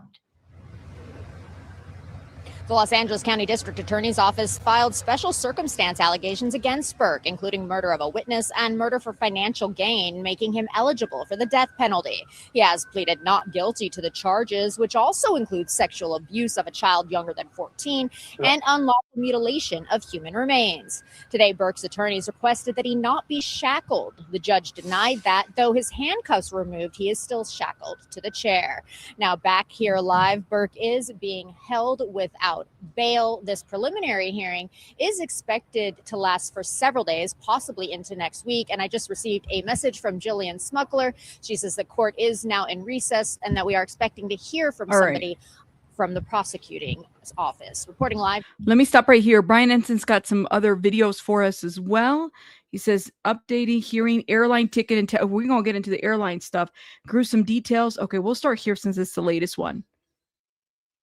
Inside the David hearing, there's just a break now for lunch. Going to give you guys an update on what happened. There's no cameras or anything allowed inside, so I wanted to give you guys the notes. So basically, they talked about the Tesla, of course, the Tesla. The prosecutors say Celeste Rivas Hernandez, her body was found in the front trunk. They talked about specifics about how it was left on the street in the Hollywood Hills, later ticketed and impounded and towed on September 5th, 2025. The detective was able to get a download of all the data connected to an iPhone 16, which David had named Tranquilizer, they say. That was the name of his iPhone Tranquilizer. But they were never able to find the phone. They did find navigation searches to Santa Barbara. Wait, what about, okay, I'm going to have to replay this. What about a tranquilizer? What did I hear about? That was the name of the phone, yeah.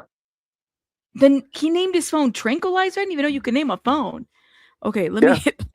Yeah, you can name your phone. Yeah, the notes. So basically, they talked about the Tesla, of course, the Tesla. The prosecutors say Celeste Rivas Hernandez, her body was found in the front trunk. They talked about specifics about how it was left on the street in the Hollywood Hills, later ticketed and impounded and towed on September 5th, 2025. The detective was able to get a download of all the data connected to an iPhone 16, which David had named Tranquilizer, they say. That was the name of his iPhone Tranquilizer. But they were never able to find the phone. They did find navigation searches to Santa Barbara and San Ynez Valley, but they don't know. They haven't said why, but they said they were significant for some reason. The detective says they were called to the impound lot on September 8th, testified that there were media helicopters. Celeste's father called LAPD and said that he believed the body discovered in the Tesla belonged to his daughter.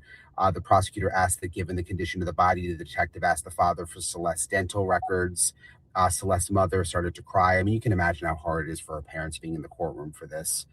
They talked about dental records. They executed a search warrant at David's house, collected more devices, including an iPhone 15, which they say belonged to David, and a tower computer. They say that they found that he purchased tickets on United Airlines for both him and Celeste to Texas and London, England. There was no date established for the trial. But this is significant because this connects David to Celeste. They say he bought tickets for them to go to London and United Airlines. Remember, she's just a teenager. And they also found an unopened Amazon box purchased under an alias Victoria Mendez, which they say they later determined to be David. And the box was what the detective called a burn box, a mini crematorium used to burn items to nothing. And they showed a photo. So it's been very graphic so far. So they're on lunch now. I'll keep you guys posted what happens this afternoon. Hey guys, so I'm outside the David hearing. All right, hold up. There's Let just me a break hold it now here. for lunch. Going to give you guys an update on what happened. There's no cameras. Hey guys, I'm outside the courthouse in Los Angeles. There was a break now in the David hearing. We knew that it was going to be gruesome. There were a lot of details we hadn't heard about yet, and it is. They've been showing pictures from after they found Celeste. Wait, what did you say? I didn't say anything. Okay. Rivas Hernandez's body when it was taken out of the trunk, allegedly of David's trunk. Her family is in the courtroom, so you can imagine. I mean, they've been emotional looking at these pictures. These details are hard to talk about, but they talked about 2 severed arms, 2 legs, a severed kneecap, all in the front trunk of the Tesla. Just looking back at the notes here, they noticed in the right hand a tattoo that said "shh," and on the left and pinky finger was removed, that it was cut off, they said. Found in a black trash bag. Left hand was found in a black trash bag with 2 fingers severed, and they could not see a face, they said. The question was, when she was removed from the trunk, could you see a face? And the detective said no, there was quite a bit of decomposition and skin slippage, so it was unrecognizable. So it's difficult to listen to all this stuff, and again, the family's in there, so yeah, we're not allowed to report the details of what's happening until there's a break, and there was just a break. So I'll keep you guys posted. Hey guys, I'm outside the courthouse in Los Angeles. There was a break now. Yeah, we did the same thing too. I think we were one of the first ones to actually plug in the ticket and got the confirmation. Somebody got the confirmation email. Thank you, Chloe. I got a shout out to Nolan Conlon again, guys. Let me hit play on this. It is day one, lunchtime at the David preliminary hearings in Los Angeles. And I'm going to give you a recap of the morning. I'm going to try to do it within 10 minutes. And Taylor Parise, another reporter for LA Mag, she is capturing DA Hochman's presser. So we'll have that later on lamag.com, on all of our socials. So check there. But I'm going to go backwards for a minute, or actually, no, I'm going to just sort of start off by letting you know who was in the courtroom. So Nathan Hochman was sitting in the second row, I believe. And also in that row was the family attorney, Patrick Steinfeld, for the Rivas Hernandez family. I believe they are also present, or some of them are, as it was discussed this morning before the proceedings began, that they would be able to attend under Marcy's law, even if they are going to be testifying at the actual trial, should it go to trial. And this is the case as well for David's family, the Burke family. I did not see them, but I didn't look very hard, so I'll check later.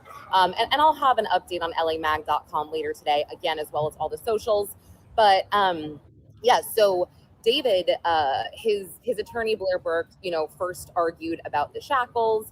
She said that these are they're inappropriate because his behavior has been appropriate in all other proceedings. He's very mild-mannered, he's been polite, and he is innocent until proven guilty. And Judge Almeida basically said, he can have his handcuffs off to drink water, take notes, but he needs to be, shackled at the waist. So there was that. And I just want to say something. I tweeted out this morning just some very graphic details about the photos we saw from inside the Tesla, and that's what I mean when I'll go backwards here. So let's go backwards from there. This was from a Detective Byers from the LAPD Robbery Homicide Unit. These photos, again, they were very awful. They made my stomach turn. A few other reporters I noticed as well kind of had to look away. But David did not. David did not take his eyes away from these photos. He also kind of gave me the sense that he was very relaxed in court, almost like he was kind of sitting in English class or something, just following along with the teacher. So, he would sit back in his chair a little bit. He would lean forward sometimes, and his mannerisms with his attorney, they were interesting. Blair Burke would rub his back. They would smile at each other. So let me stop right here. Think back into some of the stuff when we talked about, we can't psychoanalyze this man, right? Like, well, we can and we can't. We can't really diagnose him with anything. But one of the things I'll never forget, we did that one video. I think you were in the chat, Joe, and we talked about I think it was disclosed, at least the first time that he ever seen anything so graphic that he was, that it exposed him. Yeah, something like that. Something about graphic and gruesome. Something very so I'm not surprised that he, was okay seeing something like that without having any kind of without flinching, because it sounds like he's already been exposed to that kind of makes sense material. to me. Yeah, it Well, makes sense. personally, I was 8 years old when I went to my first and only funeral so far. I was 8 years old, and that was for a baby that was, I think, 5 months premature. Yeah. And it's a very small casket.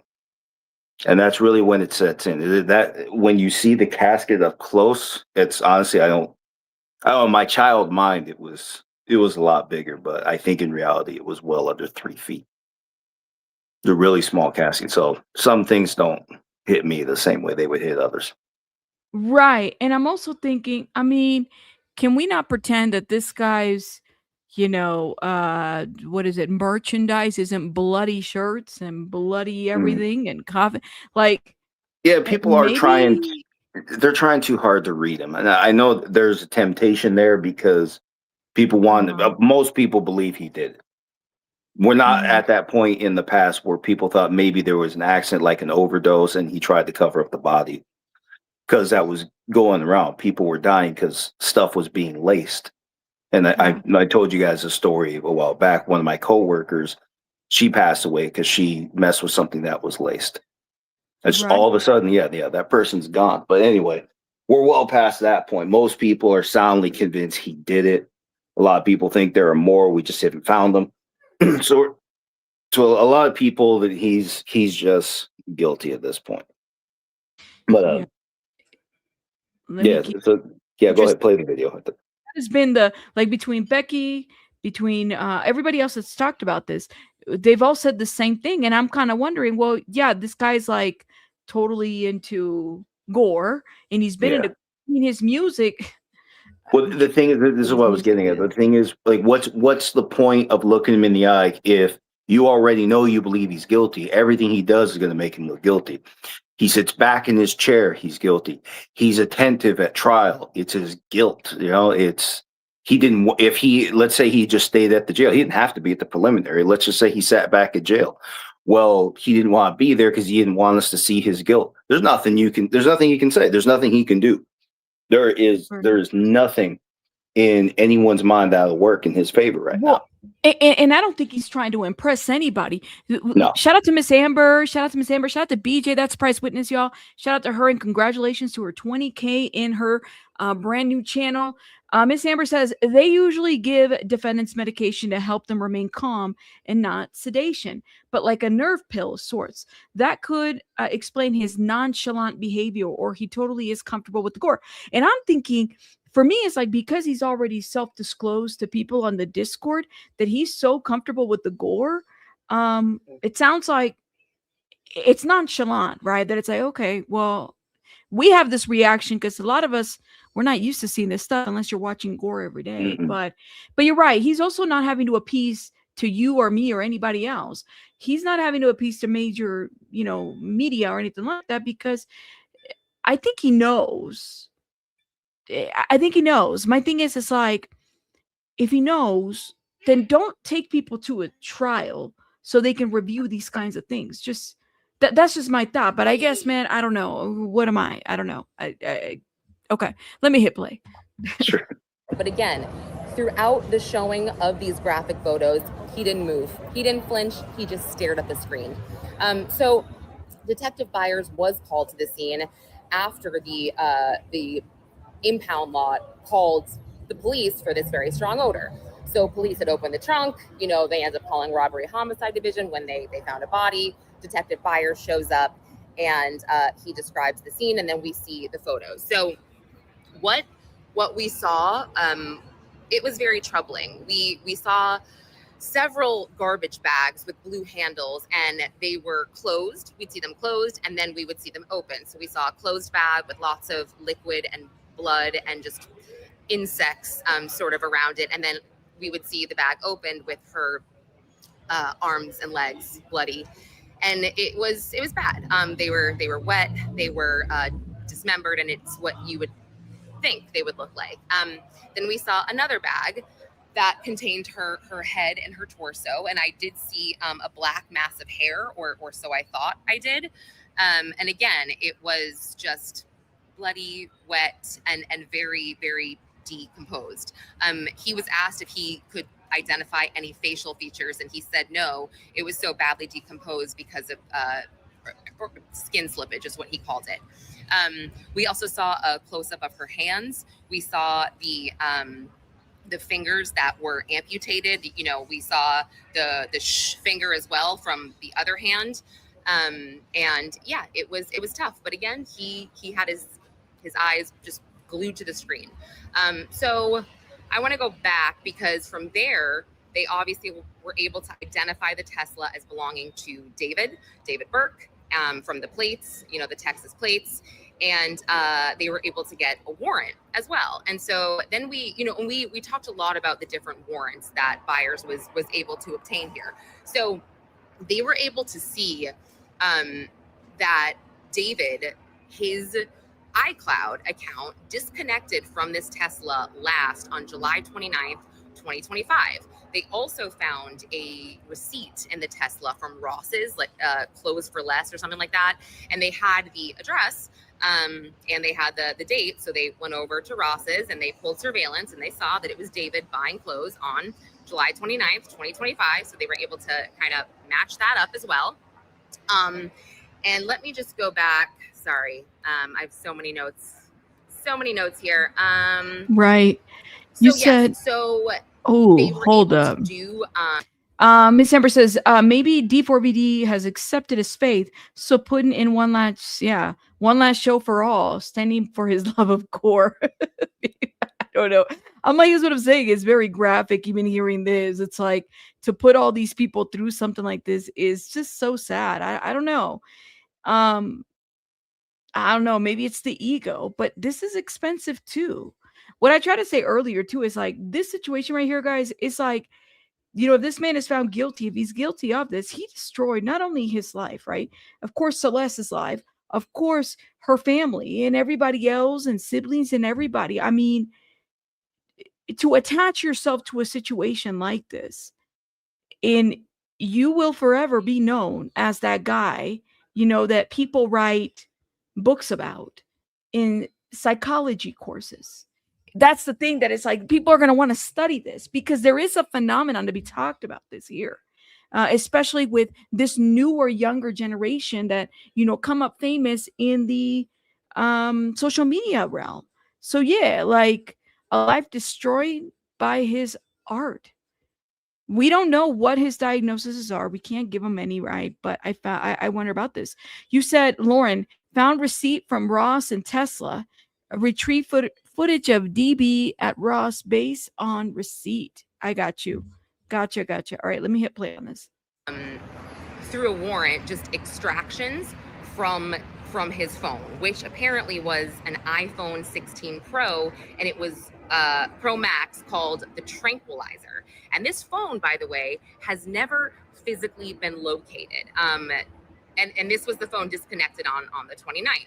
So per Celebrate activity, you know, they were kind of showing us sort of the places that he went, and they were screenshotting some of these places from the infotainment center on the Tesla and matching it up to the iCloud. For example, we had a trip identified in navigation to Santa Barbara and Lake Cachuma, plus a Tesla charge in San Ynez Valley in May of 2025, a month after they believe she was killed. There was another location of interest, a charging station on 729, which is on the way to Santa Barbara as well. And they found surveillance footage from a home nearby when he parked the Tesla on July 29th, 2025, the alleged last time that it was in his possession. And they showed us just multiple angles of him getting out, going into his home, you know, and that's that. So let me see. Oh, they talked about getting a search warrant for the home as well, where they went over the evidence that we kind of already knew about. The burn cage, they found that in a box behind the piano. They found a blue iPhone 15 that belonged to David. And, you know, they also said they found a tower computer. Hey, real quick, Cali girl, give me 1 second, real quick, Cali girl. I don't know if you do the all caps for I issues. If you do it for I issues, completely understand. But if you don't, could you just use regular font, please and thank you? I have been noticing that every text is all caps. I mean, if it's important, of course, you know, I get it, but I want to make sure that we're all in all caps, you know, because everybody gets the attention and everything, but I want to make sure that if it's not, you know, related to eye issues, other people can also have a hard time going through the chat if it's all caps as well, and, you know, trying to get to the comments. But go ahead, Joe, go ahead. I'm listening to what she's saying about this warrant. Oh, this is what I was talking about earlier, because they went to the house and then they took other stuff. I want to see if they talk about taking chainsaws as sharp objects. Gotcha. Did she say the warrants? Did she talk about the warrants? Why did She's talking about the warrant right now? Yeah, warrant right for the house. now, right? Yes, I see. All right. Okay, so you do have. I got you. All right, so you do have eye issues. I understand. Okay. You know, I'm just trying to keep in mind because I don't want people to think that you're intentionally trying to, you know, get attention or anything like that. You're just trying to make a comment, but I get it. All right, that's okay. Let's go ahead and watch. Where there was another email address, and this email address was also connected to the iPhone that, or the iCloud data that he had, and it's follow it, which is FALLIT and some numbers at gmail.com. And they actually found through that email or through that iCloud on the tower computer several flights that David had booked between I I think it was LA to Texas and LA to London for both he and Celeste. So, there was also purchases made under another alias besides Victoria Mendez, Travion Davis, I believe it was. Also the red Tesla in the garage, they were showing us photos when they were discussing the search warrant. They said that was registered to Robert Morgenroth, and they identified him as David's manager and, quote, personal assistant. I found that to be interesting. So, how they also identified Celeste, Jesus Rivas called LAPD Communications on September 10th after he saw lots of media coverage on the 8th, and he said, look, I think this might be my daughter. And basically, he used his son as an interpreter, or Celeste's brother, and he was able to provide LAPD or the medical examiner's office with her dentist's office so they could, identify the dental records, and it was her. And also, Dude. Oh man. And so the brother was the interpreter. I'm just like, can you imagine having to interpret that? I just imagine hearing it. They don't have interpreters in here? Like, what's going on? It's LA. Do we not have interpreters in there? No, they have interpreters all over the place. But Yeah, they have why bring interpreters all over the family in there, younger siblings to interpret? I'm sorry. I don't know. Maybe Dad said follow me. Sorry, y'all. That really upsets me. I'm sorry. So, he did say that per Jesus Rivas Hernandez, I think it's, Jesus Rivas, that she had 2 different phone numbers, and he gave them to police. And then they also found out that she had a 3rd phone number that no one knew. And when the detective said her name, he said, did he say his daughter's name? He said, yes, it was Celeste Abigail Rivas Hernandez. That was very sad. It was a very sad moment to hear her full name. But just going back really quick, because I'm trying to get this under 10 minutes. The first witness that we heard from was Detective Joshua Byers. No, I'm sorry. That's what I just talked about. It was Deputy Juan Gonzalez from the Sheriff's Department in LA, who was told to go to David's house based on the investigation that the Riverside Sheriff's Department was doing when Celeste went missing. So we saw body cam from that, where basically, he talked to David, and David kind of said, yeah, she told me she was 18, but then I heard she was 13. We see the photo of her, by the way, that yearbook photo, and man, apparently she's in 6th grade there. She looks younger, you guys. She looks much younger. She had this Batman zip-up sweatshirt on that was just, again, did you see that message about the cell phones? So anyway, let me stop this video. I will have more details. No, go ahead. Also, she said that there was a 3rd. There are actually 3 phones. There was a 3rd phone number that nobody knew about. Wait, there was a from phone number. Common Sense Sue. Yeah, she's saying that in the comments. And you just scroll up a little bit. Let me go up a little bit. I lost. Yeah, it. from Sorry Lauren. about that. Yeah, quoting Lauren at 1:40 p.m. Celeste had 2 different. Yeah, there. The 3rd And where phone did number she get nobody knew about. Was that to get a hold of him? That's probably the one. The one. Remember, he bought the phone from what's his name? A phone or a phone? So when we're talking about phones, we're talking because anybody can have different phone numbers, but one phone. Right? I can have one phone and have 3 different phone numbers in one phone. Mhm. So is there a difference, or are we saying 2 different phones? Like a burner, right? Guessing, yeah, burner. It would be good to ask about that, because I'm thinking like if it's 3 different phones, that's So insane. remember, guys, to enforce the continuous sexual abuse charge, for that language specific, it's not just that they went to bed together, but that he did it repeatedly. And so that the state has to show he had continuous access to this girl. Not just that they knew each other for a long period of time, but that he continuously had access to this girl, to her home, or he had a way to be alone with her repeatedly. They have to prove 3 offenses to prove that charge. So this is mainly what I'm seeing so far is it's playing into that. It's just showing the over and over. Not only he knows she was a minor, which is irrelevant, but only because the charge says if she's under 13, there's no such thing as an accident for this charge. It's not like some other charges where, like, if it was just statutory, if it was just like a statutory rape charge, if he was 18, she was 17, he could have said she lied her age. This isn't like that. In this one, because the statute specifically says she was under 14 when it happened, it's just illegal. There's no accident. But again, because the word continuous is in there, there has to be 3 illegal acts within the 3-month period. And part of that, like I said, is just showing that he had continuous access to her. And that's what we're seeing over and over. We're seeing that shown over and over. He had plenty of opportunities to be alone with this girl. That's ultimately what I'm gathering from the evidence so far. So that part of the element, two parts of that element are satisfied. And he's done for the day. Joe, What do you mean see if done you for can the find a day? spot. Can you get somewhere get somewhere with the good service? You could hit the link. I was like, what do you mean he's done for the day? So 3 different opportunities, you said, right? Yeah, so they have to prove 3 illegal acts within a 3-month period.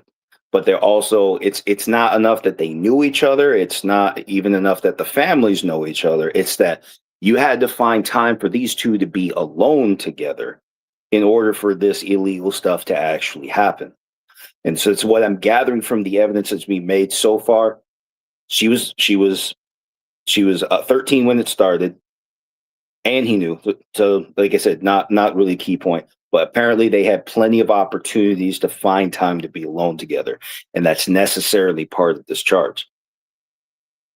So far, it looks like the government is working towards proving that one really well. But remember, like Nathan Hockman said, they're not putting all the evidence out right now. It's the portion necessary to justify that movement until trial. Then we're going to hear from more witnesses. Then we're going to hear even more cross-exam, and then finally, decide, does it go to the true trial from there? Well, and then are you hearing this too? That apparently her family members were at his home too in Texas. Yeah, didn't we talk about that a while ago? I thought it was actually apparently clear anyway that the families had met. They met in Vegas, right? So did they have an agreement for this, or did they think, oh, she's just a fan and I'm just, because you know how you have the people that are like, well, my kid's a fan of you, let me take you to go meet your fan. I don't know. Your celebrity. I don't know, but that, if anything, like I said, that just favors the government because that just continues to show they had plenty of opportunities to be alone together. See what I mean? So that, if that's true, that's more in the favor of the government in this case. It doesn't favor him at all. There's no defense to this. Like everybody knew the family consented. We all knew what was going on. There's absolutely none of that. None of that matters. The only thing I see in that so far is that the government is able to show that he had continuous access to her. So right now, at least on this charge, which seems to be the one they're talking about the most, that seems to be, it seems like they did a really good job establishing the evidence of that so far. Definitely. Sorry, Baby Bunny's loud, guys. Let me hit play on this. Go ahead. I got them. Later, again, lamag.com. Keep talking, Joe. Give me 1 second. Let me switch over to I'll another. Keep talking. FloJo, there are Starbucks and all kinds of stuff, all kinds of places out there. If you can find a good spot for Wi-Fi, see if you can find a way back to this chat room or to the StreamYard. And is that the new one? Is he gaining weight in jail? He looks like Wanda Sykes. Whoever drew that is a dick. That's funny though. Keep talking. That's the way I like Wanda too. Sorry I had to say that, but goddamn, that looks funny. But anyway, but yeah, FloJo, if you can find your way to a Starbucks or something like that, there should be a few spots in there for you to get good Wi-Fi. See if you can jump back up here. Let's see if you can tell us something new. I'm really curious about that warrant. The purchase, you said it was for Amazon purchases that went to Texas. And I don't, right off the bat, I don't know what that could be for. This is new to me, so I don't know what that would actually be relevant to. It looks like everything that we would need to prove from like I said, the continuous abuse, the first degree murder, and then you have the dismember. It seems like all of that's right here in California. So I don't know what that's being offered to prove at this point. I really hope you can come up here and explain that, because that would be That would be really, really good to know, because we're all expecting a federal warrant in this case anyway, simply because of the contents of his phone. The fact that he put it in the iCloud, which I believe is something that was established earlier. Well, let's just say if he's putting it in his iCloud, iClouds are something that the federal government would oversee if if there came down to it's something that the federal government would have jurisdiction over if there was evidence of a crime in that iCloud. So that alone would get the FBI involved, and then who knows what the hell else from there. So it could be related, but this is the California case. It's not the federal case. So very little of the federal case would actually come out, but we know there's going to be a federal case after this one. But it's typical the federal government will finish the state level. Well, excuse me, they will let the states finish before they pursue their own criminal case. Same thing, just like Luigi out in New York, the state level case is going to be first, then we're going to go to the federal charges after that. And that's usually how they do it. Let me see what you guys are saying in the chat. What do you think? How do you feel? You're learning a lot of new stuff. And for a lot of you, I know it's basically just more of the same. And that's basically the perspective I'm speaking from at this point. Y'all know, I presume innocent. You guys don't care about any of that shit. You don't care about innocence. You want to know how are we going to shove it up his ass nice and even. That's what I want to know. So I'll give you that. We'll talk about it from the prosecutor's perspective. So far, they can see this home run coming a mile away. From their perspective, nope, not a lawyer. Not a lawyer, just studied law for a while. Not a lawyer. I'm clear about that. No license. But anyway, check the second picture. Rabbit sent me something in the chat saying check the second picture. I can't move anything in the chat, Rabbit, so I can't move what's on your end. Anyway, second photo on the screen there. I'm not seeing anything else on the screen except David. Oh, that is a new one. Like I said, it just looks more like Wanda Sykes. Sorry, I can't see anything but Wanda Sykes right now. But anyway, like I said, a lot of people, you down there, you don't believe he's innocent. You're past that point. You're not giving him a chance where maybe there was an accident. We talked about this already. A lot of people thought maybe she OD'd and he hid the body. No, we're not. You're not looking at it like that right now. It looks like he was the only one with the opportunity to do it, and that's what the government wants. They want to prove he was the one, not that he was alone at home, but he was the one who had that opportunity to do it. Yeah, feds are absolutely next, but he was the one who had that opportunity. And now here's also another thing, just in case people are wondering. No, there's no knife. No knife was recovered, and that's perfectly fine. That happens all the time. You can actually see an example of this, even though it was a weak case. When ASAP Rocky went to trial also in California, no true firearm was recovered. They found a cap gun for some reason, whatever the hell. The whole thing is that there was an incident with him and Relly, and a firearm went off. Relly said the blood on his finger knuckles was from the bullet grazing.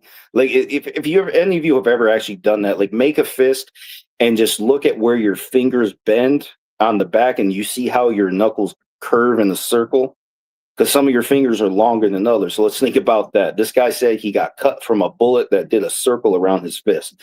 And do you think that fucking makes sense? But anyway, they still went to trial even though no true firearm was recovered, because what they need is evidence that a weapon was used. And in this case, or in the ASAP Rocky trial, excuse me, in that case, we had the witness, with the victim witness, which would have been Relly, even though I don't think it happened the way he said it. That's why it went to trial, because you still had someone with a minor injury and somebody saying that, a firearm was used against him. And that's basically all you need in that case. Sorry about that. What you need, guys, is evidence that the weapon was actually used. Sometimes this happens. Somebody will, you're cool. Someone will use a firearm or a weapon. Then you just name it, a weapon, any weapon. The weapon doesn't always get recovered, but the suspect gets caught running away. So that's also, that's for legal purposes, that's perfectly fine. Like sometimes people live in more forested areas. Guys know to, throw stuff out the window. It gets lost on a river. It flows all the way down. The cops will never find it. Yeah, that's fine. What they need to know, they need a reason to believe that a weapon was used. So just because in David's case, there's no weapon recovered, they haven't said that. I think now is a good time to say it, but they still don't need it. They have a body with puncture wounds in it. So the prosecution is looking to single out David by proving that he was the one who had that opportunity to perform this stabbing. So when we look at the statement of facts that was given by the prosecutor a few months ago, that was April or May when that came out? May 5th, right? Oh, there he goes. Is he going to say, is he talking? No, no, Flo, I don't know who, hold up 1 second, guys, because we're waiting for, is Flojo in the, no, give me 1 second. Hey, Infamous, let me put it, hopefully it is Infamous and not somebody else. Yeah, it's me. Yeah, it's me. Okay, do you have something? How's it going? It's going good. I just was curious. I mean, I hope that, the justice for Celeste, most definitely, but I just was curious. Didn't they say something that she was in the process of maybe like feeling like maybe he took advantage of her or something, that she was already talking to the law enforcement or something? Like she was already, I don't know. I think I know what you're talking about, but they didn't say that. So what you're probably talking about is the third special circumstance where she is a witness in a crime. If I should pull up that jury instruction too, so people can see that. So what that means is that they're accusing David of taking her life because he believes that she would have been a valuable a witness to law enforcement for something illegal, anything illegal. How you doing, Joe? All right, I'm everybody mute. Go ahead, Joe. Let me mute. What do you have to say? Oh, what questions do you guys have? I don't know where you guys are at. Can you guys hear me? Oh my gosh. Oh yeah, we hear you. We hear you. One of the things that they said on Reddit was you were posting on Reddit. Flojo TV thinks David rehearses answers ahead of time when the deputies arrived and confirms was not an investigation and merely a welfare check. Okay, what happened? What was posted on Reddit? I'm kind of curious to know about that. Go ahead. Okay, so this is talking about the first eyewitness, and when the first eyewitness, this is the sheriff's deputy, and he was with a female partner when they entered the home. This was basically when Riverside County had reached out to LA and asked them to do a wellness check on their behalf. And so basically the sheriff's deputies went to went to his place. They conducted the wellness check, and as they were, talking to David, it sounded like what appeared to me sounded like very rehearsed, as if he had an answer for every question. So there was no like pause in his tone of voice. So any question that the sheriff's deputies asked him, he immediately had an answer. So let me just take a look at my notes. They're talking about so it says that they showed the photo from 2/17/2024. Which was a missing persons poster.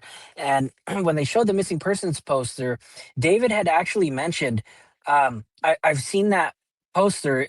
People are saying it's everywhere, which was really weird. So to me, it was like, okay, so you're already familiar with this missing persons poster? Like all of a sudden you know? And so when they asked, I don't think they specifically asked, like, did you know she was 13? Because that but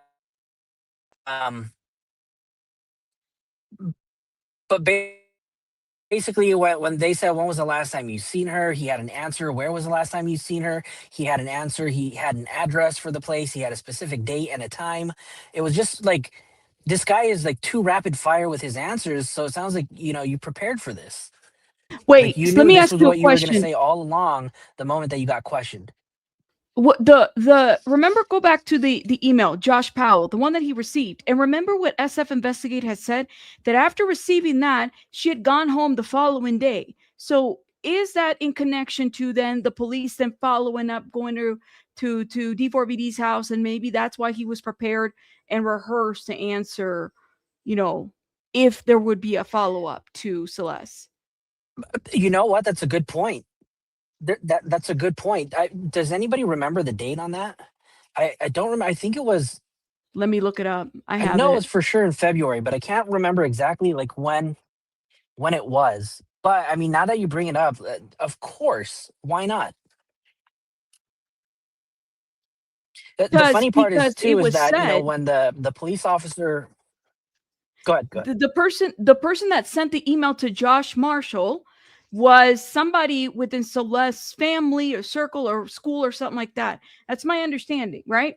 And it's interesting because the time frame gives February 2024 around that. Here he is. Somebody said February 17th. Okay, so let me go find that email. So that makes sense. Here's February 24th. Police is coming over, and he was already rehearsed. Should there have been a follow-up welfare check to see what's going on with Celeste? Let me go ahead and find the email. But go ahead. So he had also mentioned too that the last time that he spoke with her, and this was one of those rapid fire answers. The last time I spoke with her was November 12th, and that was the only time that they met. And then they gave an address at the location that he said he last met her, the only time that he met her. Then he said he met her about 2 to 3 years ago. We've been talking on and off. And as soon as he said that, the deputy stopped him and said, "Hey, I just," right? So basically like stopping him saying like, "Look, I'm not questioning you. I'm just here to see if Celeste is here." And he basically said, I'm conducting the wellness check on behalf of Riverside County. So like you don't have to like ask anything. You don't have to tell me like everything. There was questions about the photo, because they talked about the yearbook photo, and they showed a photo of Celeste Rivas, and that was the yearbook photo of her in the Batman shirt. And apparently that was a photo that he had, I think, on his phone. And then one of the questions that the deputy asked David was, "Does she look 13?" And his answer was no. And that I do remember clearly hearing him say that in the body cam footage.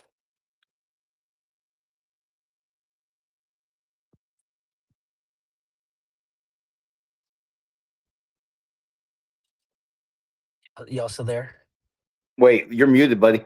Or she might be talking to somebody else. I know. No, I'm talking to you guys. Sorry. I know Oh. I'm muted, but I have so many tabs open. I'm trying to look for this email specifically, because then that would give the time frame that was put out there, right? I think that this is a very interesting time frame, and I remember I did, and his name is Josh Marshall, right, guys? Josh Marshall. Yeah. And this was December 15th That's of his management. Yep.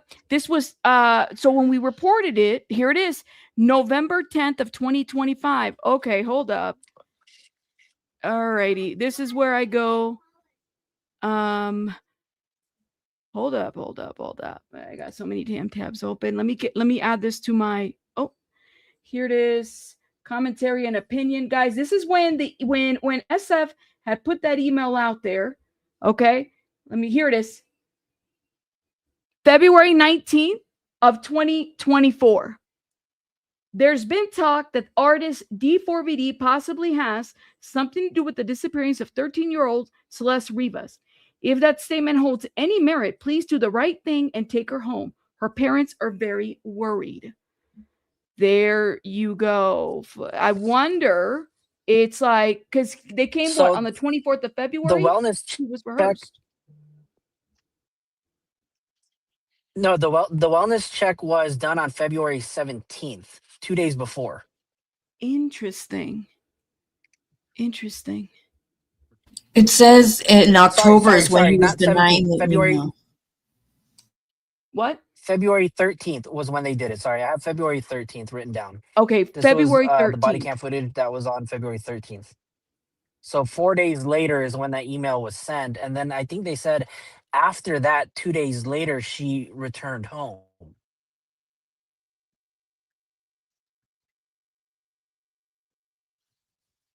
Wow. That's very interesting. Anyways, go ahead, Flojo. I'm sorry. I got caught up in the details. What else did you what else happened? What else was That was pretty much it. So for the first witness, they basically just established the body cam footage of when they did the wellness check, and then we break for like a 15-minute recess,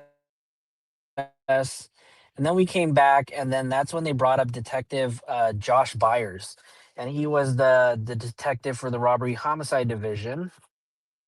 And this is where, so they just talked a little bit about his background.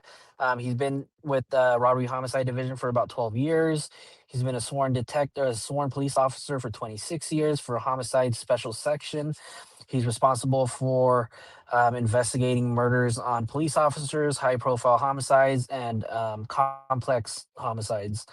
He's got a partner, Corey Farrell, who's been his partner for 8 to 10 years. Then they jumped right into September. And so they basically talked to him about the tow yard. And basically he was called to the tow yard for a death investigation. That's what it was termed as. And so when he arrived there, he said that when he got there, the front trunk of the Tesla was opened. And then they made him clarify what we call the front trunk of a Tesla, which is the frunk. Let's see. Then they started talking about how the vehicle was cited by the Department of Transportation on September 3rd, and then it was towed on the 5th. So to be honest with you, everything that we pretty much saw today, besides the actual evidence, has been stuff that we've already talked about, right? So the only thing really that we're learning new are like the minor details that they really showed inside the evidence. So kind of explaining some of the things. I will say they did show the photos of the front trunk of the Tesla. They showed the body bag. They showed another trash bag. So I know they were saying that David bought 2 heavy duty laundry bags, but from the photos, what it looks like is that as soon as the front trunk of the Tesla was opened, the body bag, the cadaver bag was placed on top. And once that body bag was moved or removed from the front trunk and placed on the ground, you can then see a black trash bag. And that black trash bag had blue handles on it. So it was actually an actual trash bag. And then they proceeded to show more evidence of it opened. And I'm telling you guys that was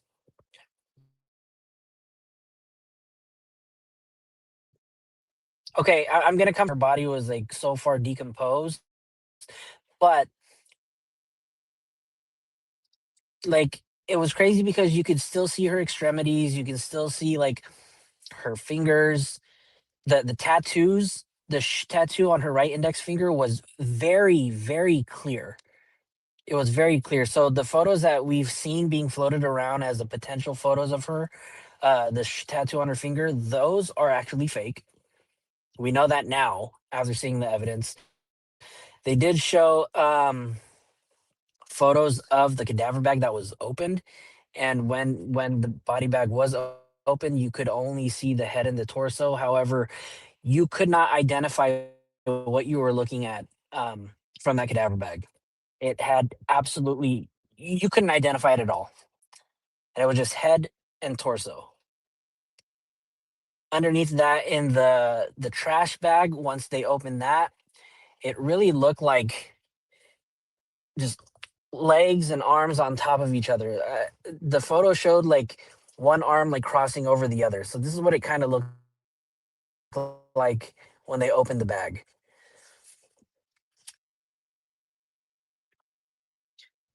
Oh, yeah, it was pretty crazy. Joe, that's did they insane. detail the finger that had the tattoo on it? Did they talk about it? Basically, they asked the robbery homicide detective about his experience with like the Celebrite, which is basically like how they take his phone records, they downloaded it, and they were saying that his Celebrite phone records were anywhere between 6 to 8 terabytes in size. So that right there is a huge portion of the 40 terabytes of evidence that they have. And basically, the Celebrite stuff, it's a whole record that basically says like the location from where your car went, the location where it started, when your phone connected to it, what photos, what videos you have on it. So just all that kind of data that could possibly be on your phone, they pulled from his phone. The crazy part is, though, is they said that that phone was an iPhone 16 Pro, and they said that when it was connected to the Tesla Model X, it had a name, and the name on that cell phone was Tranquilizer. That part was really weird to hear that he named his phone Tranquilizer. They also did mention until this day they have not been able to recover that iPhone 16 Pro. But when they went to serve the search warrant at the house on September 17th, they were able to recover an iPhone 15 Pro Max that was in the second floor den, but they haven't recovered the iPhone 16. Has anybody said anything about a cell phone that Celeste would own?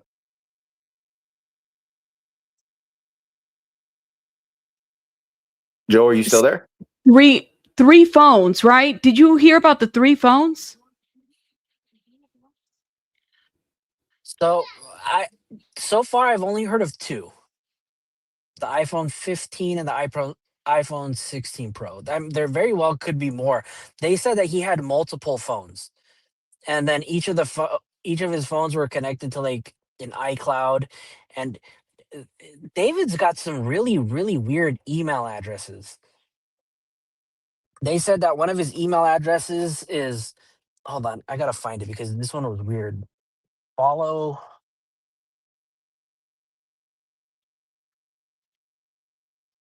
That is so interesting. Hold up. Yeah, y'all don't give if there's a troll in the chat, don't give it attention. That is like the worst thing that you can do. Don't No, worry, I see what's being talked about. Okay, let me just sell the point. Not that Chloe didn't already say it. There was no grand jury indictment, so we went to the He had a preliminary really hearing. weird email address. It was just really weird. Follow it. Go ahead. Yeah, go ahead, Joe. Follow it Yusuf. to 00112@gmail.com. It was really weird. That's what he used for his iCloud account. Let me see.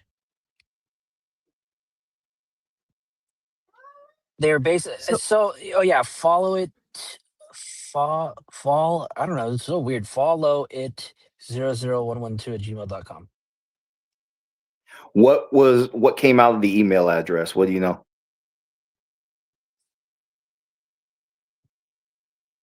Do you know if we learned anything from that email address? I don't know if you can hear me. I don't know. That's a good question, though. Yeah, Joe, can you hear us? Joe, I can don't you think he hear us? froze.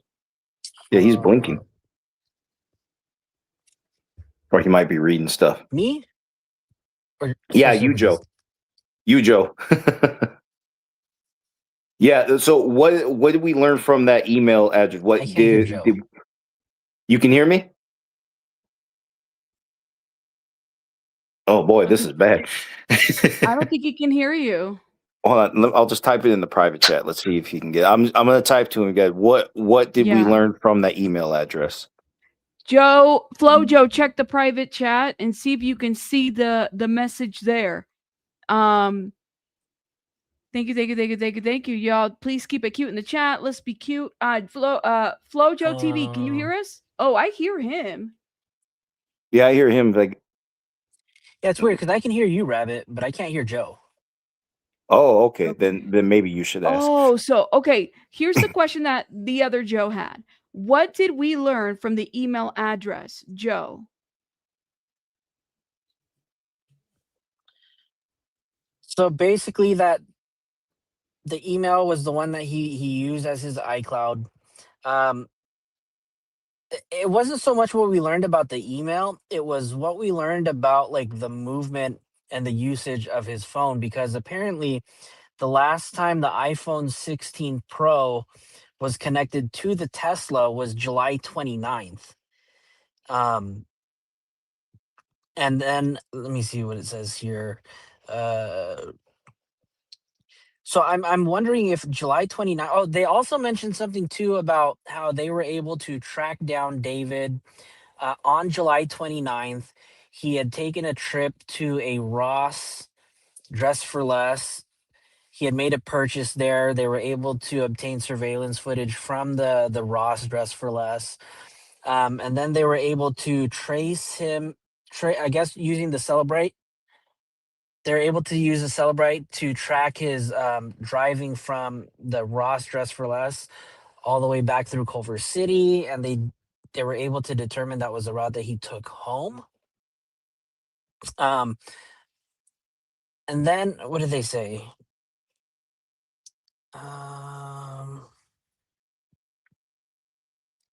That, and then they were also able to identify that that was him driving the car on July 29th, right before they were able to go on to tour. So basically what they were doing was just using all this Celebrite information to ensure to the public that we've identified David as the driver of this Tesla. Not only was he the driver, but his cell phone was also connected to the Tesla on this day. And they gave us a time too. They said that the last time that it was connected, that it was connected to, I think it was around like 2:15, 2:18 is what he said.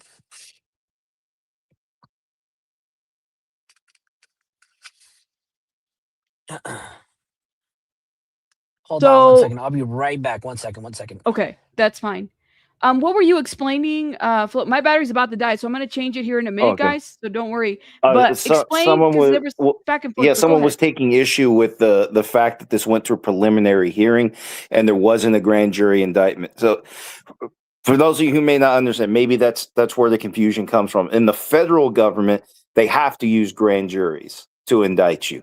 The states aren't bound by this rule. So what they do instead, if there was a grand jury indictment through the state, there wouldn't be a preliminary hearing. We would just forgo that and then start moving into the pretrial phase. This stage here is because there was no grand jury hearing. That's why you're seeing it. So I saw someone fighting about that in the chat, but it's not the way the states operate. They don't operate exactly the same way the federal government does. And yeah, things would have been moving a lot faster if they had just gone through with the grand jury indictment instead. But yes, like I said, for some reason they moved, and whatever reason they moved on for the arrest. That's the part I'm looking for. In fact, Joe, can you hear me yet? Yeah, can you hear the other Joe? Can you hear the other Joe? I'm connecting my camera, guys. I'll be back on camera here in a minute. I'm just waiting for it. I just what I was saying in the back chat is that it's been happening on a lot of different other creators panels. The StreamYard, Okay. it's glitching. Yeah. Yeah, You have StreamYard to like go down and is come a back up, test or just sometimes. link up again the audio. Go ahead, Flo Joe. No, I was just saying I can hear her. You can hear me, I just right? can't hear Joe. Okay, that's okay. Joe, put your question in the back chat, and I can hear you. ask, Yeah. I'll ask Flo Joe your question. I think that might be the best way to, handle this at this point. It's like not wanting to cooperate or something. I don't know. That's okay though. We'll make it work. Don't we? We always know how to make it work. Okay, here it is. I'm trying to. Sorry, go ahead. Earlier. That's okay, guys. Now, do you want me to refresh and come back out? Yeah, go ahead and do that. See if that might work if you refresh. And then come back out. Come in and come back out if you can. Shout out to yeah, for sure. I'll do that. And now to your other guest, she was asking about whether or not Celeste was talking to cops directly or so on.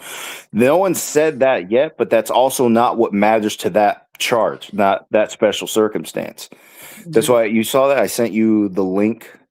When you get a chance, you can open that just so people could see what I'm talking about.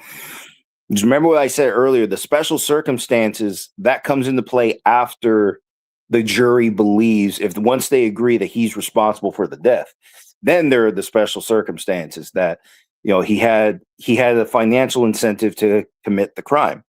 So if he did it by committing the crime, he would have solved the problem. Yeah. So what you're going to do is just scroll down a bit, and there are going to be some definitions down just below all this. Let me see where you go. A little bit. We'll see where is that. Oh, right there. Scroll up a tinch. They'll say victim was there. Victim does not have to be an eyewitness or important. No, that wasn't the one. Purpose of killing. Fuck, I should have pulled it up first. There it is. The one that says defendant must believe victim will be a witness. That's what I was looking for. The one just below that.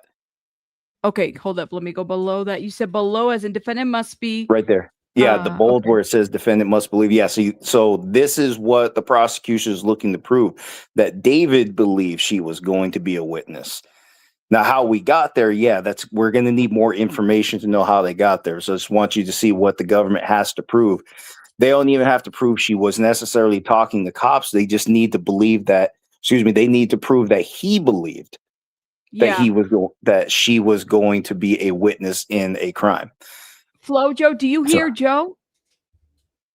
Do you hear me now, dude? I can hear him now. Okay. Okay, yeah, that's a weird thing. Yeah, StreamYard's a pest. What direct questions you have for any other questions for Joe? I mean, it's a lot. I'm just trying to figure out where to even start because it's like. So I don't. Is this family there? By the way, did anybody say his family's there? Because I haven't seen anybody say that they've seen his family at all. No family from David's end. I did hear that Celeste's mother was there, and she was, she was a little calm throughout the whole thing. But other than that, I didn't hear of any of David's family there. Well, nobody loves him. Who's going to show up for this guy? His brother already condemned him. I learned that on your channel. Oh, now I can't hear Joe. Ah, motherfucker. Or is he just messing with me? All right. Well, okay. Ask him, Rabbit. Did we learn anything new from that email? Did we learn? Okay, let's go back to that question. Did we learn anything new about that email? That's what. Yeah. Did we learn anything new from that email address? Did we learn anything new from the email address? Oh man! Again. Yeah. This question was not meant to be answered. It was not. We will never know. So what I think happens is what I've noticed on the other creators, if you're flipping or somebody else is flipping to a different page, like on their desktop or whatever, for some reason it does that. It does it constantly with different panel members. Yeah, it's okay. All right, go ahead, Joe. Okay, so go ahead and give us a quick rundown of that because I have a feeling that Flojo is going to get up here again. Yeah, so I was just explaining the special circumstances part because that's what came up. She opened with that question about whether or not she was talking to cops. We don't know yet, but I'm also saying that's not necessarily what the government has to prove in order to enforce this, to get the win on this circumstance. So again, first the jury believes that he's responsible for the death, and then they move to these instructions. And then this one is just what I'm saying. This is just something for the jury's information showing that in order to get this special circumstance, the government just needs to prove somehow that David believed she would have been a witness in a crime. Okay. So that's all that really needs. Yeah, that's all that really needs to be proven. Okay. Well, thank you for all your informative information. It's yeah.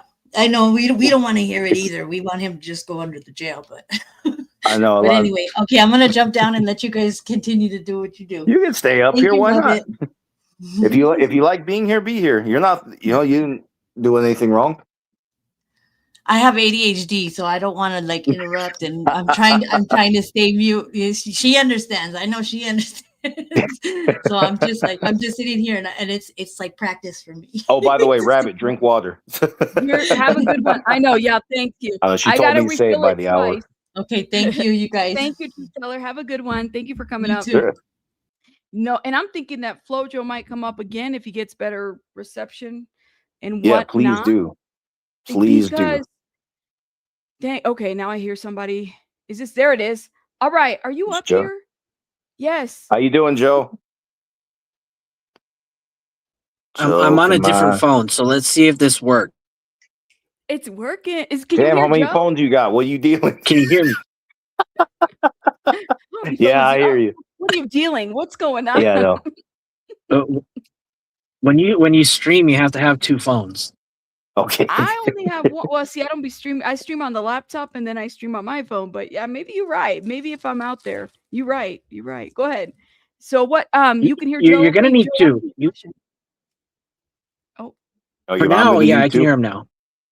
Hey, how you doing, Joe? Okay, so now hopefully I get to ask the question. Did we learn anything from the email address that you mentioned earlier? That David's email address. Did we learn anything from any emails inside? No, nothing yet. Nothing new so far. At least Okay. not at this point. Maybe by now. So, what was the email? What was that attached to again? His iCloud. It was attached to his iCloud. Oh, okay. Okay, so they're just doing that to prove it's his iCloud. Okay. So, yeah, no, shout out to FloJo. You're doing the Lord's work up there, dude.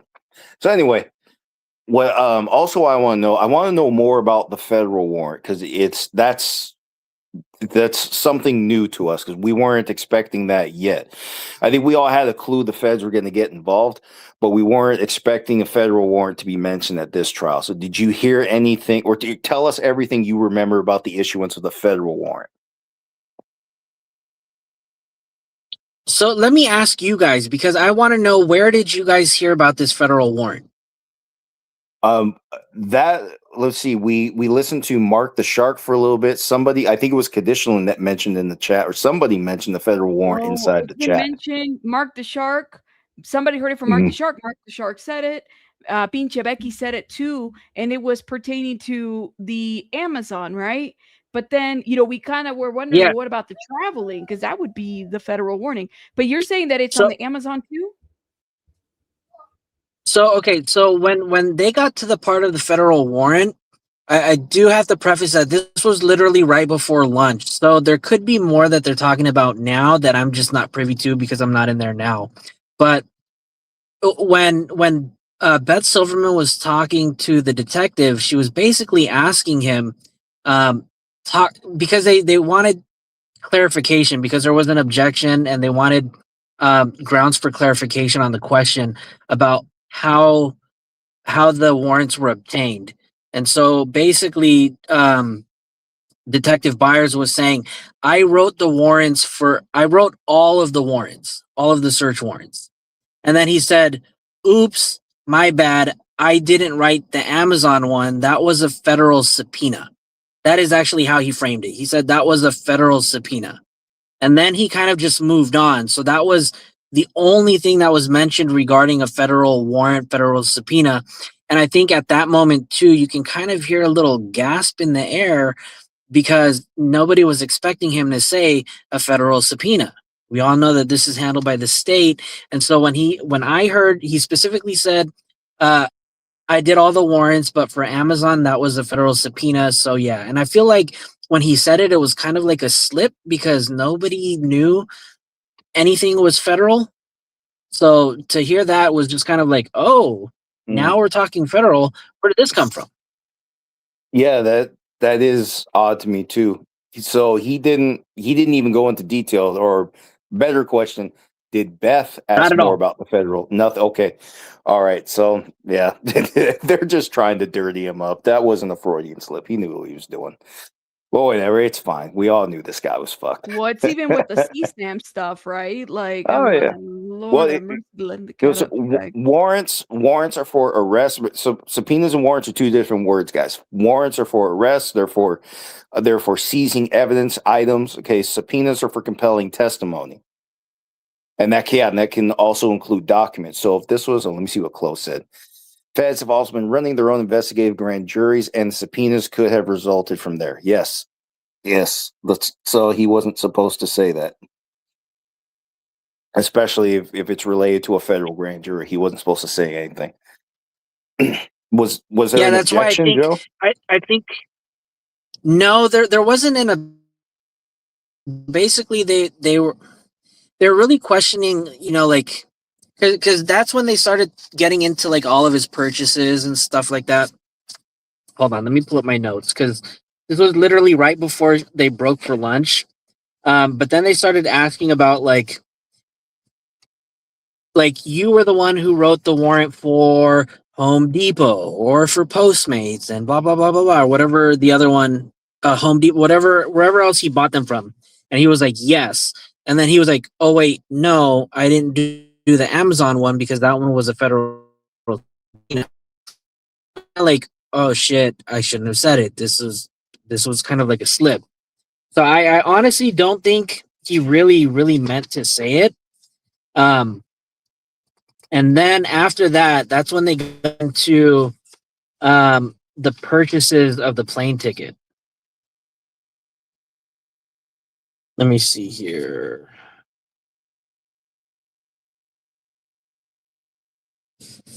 They talked about photos. They confirmed a few photos of 1368. They confirmed, where the location was, where the Tesla was last parked before it was towed. They just showed like an overview map of the Doheny and the Bluebird spot. They had the detective confirm. They also showed footage. Well, it wasn't footage. It was 2 screenshots of footage. It was surveillance footage coming from, let's say if you're facing David's house, the footage came from the right side, so further down from his house, not towards Bluebird, but would appear to be the opposite direction. And in that screenshot or the footage of where that came from, it basically showed David walking back from Bluebird the last time the Tesla was parked. So it showed a picture of him like further away, and then the last screenshot was him literally walking into his house. That is it's just like, oh my God. By the way, BJ's in the chat. BJC, make sure you guys check out her channel. She just hit her 20,000 subscribers. BJ, shout out to BJ. BJ, I dropped the link if you want to come up. Girl, everybody loves you here. What else, Joe? Regular Joe. Is that live right now? Is that a live shot? This is the AP press. Right now, this is them. I had to put them on pause or on mute because of the music. I was like, what do they have? They have the music playing or something. And they did that to be dicks. They did that on purpose. Yes, they did. Well, it looks like they're packing up. But remember, Hotman Did you said they're guys see coming what back. it was? Who? No, we didn't see who was playing the music at all. No, I don't think is the preliminary over. I'm not seeing that preliminary is over yet. I don't think so. Lauren from LA Mag said that the They said exhibits they're expected to. should be out tomorrow. What kind of exhibits are they going to show? I'm a little worried about these pictures. I'm gonna be honest with you because what did you have to explain to Arm? Some of them. What was that? What did you have to explain to Armand Wiggins? What happened there? Oh no! So during the recess, into the vending machines and I basically looked at him and I was like, "What did you think of the evidence?" And I was basically talking about the tattoos, and he was like, "What was up with the finger?" And so I was basically explaining to him that on the left hand, so on her right index finger, she had the tattoo, but on the left hand, her ring and her pinky finger were severed off. And I told him the assumption for him removing both of the fingers was because it was just easier to remove both of them, as opposed to him just removing the ring finger that had his name on it.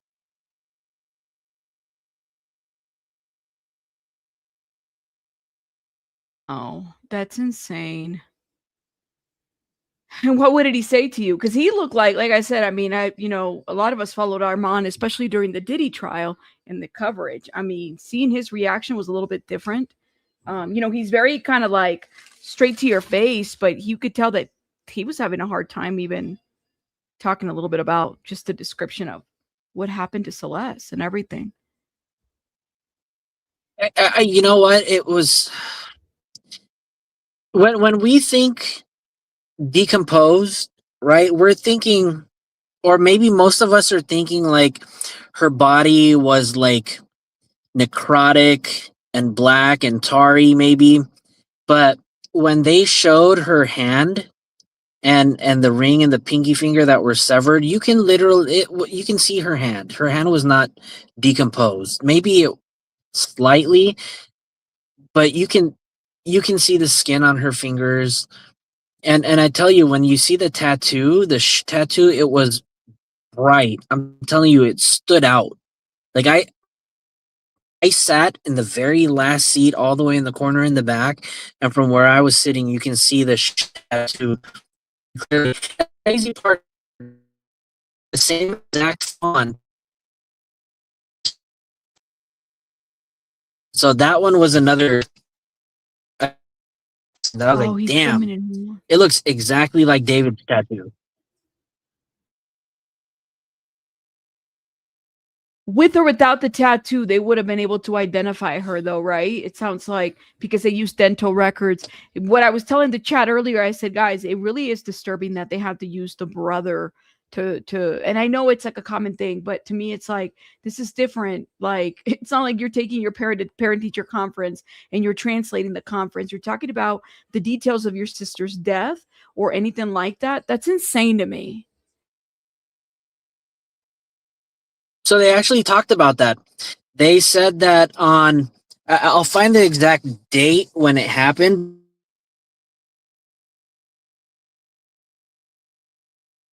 He's going in and out, Joe. This is a good question. Was this red or black? Oh, I wonder. Flo, Joe, yeah. you're out. Yeah, Joe, if you can hear us, we can't hear you, but we can't want hear to you. listen to everything. Yeah, he can't even see us. Is he blinking? Yeah, he I don't froze again. know. Damn. He froze. Always when he's getting good. And I'm looking at some of the stuff on the top chat on your YouTube chat, but what's going on in the Associated Press? video? Look Yeah. at this. Let's see some Yeah. of these updates. Let me see. Okay. Latest on the story. Oh, man. All right. Okay, guys, we got the latest details here up in here because the chat on the Associated Press is putting them up there. Let me read them to you guys. Oh, there's Flojo too. All right. Flojo, you here? I'm here. Sorry. Okay. Hey, buddy. Go ahead. The What question are was, we talking what about? color was the tattoo? What color was the tattoo on the? Was it red or black or what? What was it? It was black. It was black. It was It black. wasn't red. So that photo with the red, or not, because the name was red. So when you said that there was an AI photo out there, what do you mean by it wasn't the right one, or you knew it was AI? You said something to that effect. You remember what you said? No.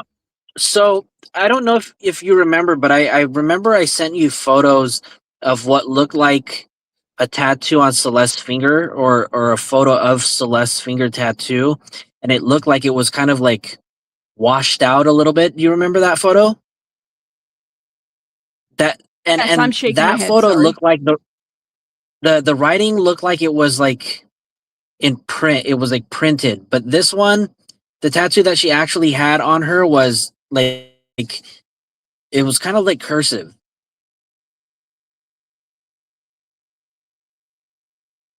So it was in kind of like a script font.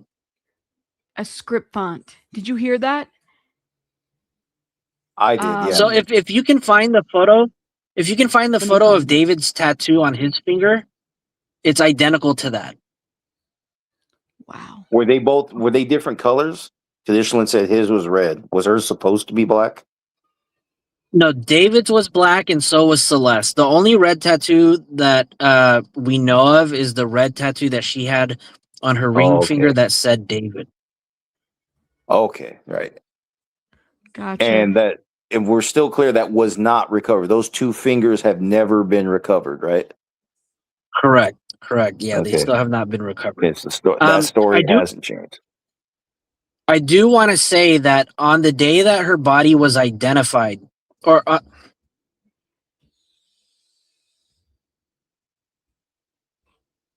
on the day her body was identified, 2 days later, the Robbery and Homicide Division received a call from Jesus Rivas, which is supposed to be her father, and he asked, or he was inquiring to see if that was his daughter. That's interesting. If his daughter Let me was give the you- one that was killed. Let me give you guys some breaking, just an update for tomorrow.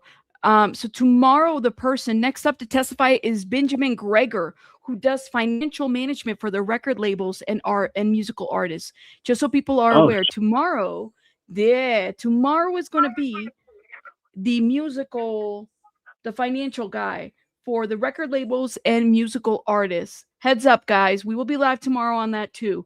But go ahead, Flojo. I just wanted to give the people an update on that. That's going to be huge. That is going to be huge. That's not a name we've heard. So this guy is the one that's doing the financials. I'm sure people are Googling the name. His name is, let me put it in the chat so everybody sees it. Benjamin Gregor. Okay. And he does the financials for, I'm assuming, Interscope and all his artists. Okay. Let me put it up here. Here you go, guys. That's who it is. All right. All updated information right there. I'm kind of curious to know what this looks like too. But go ahead, Flojo, keep talking.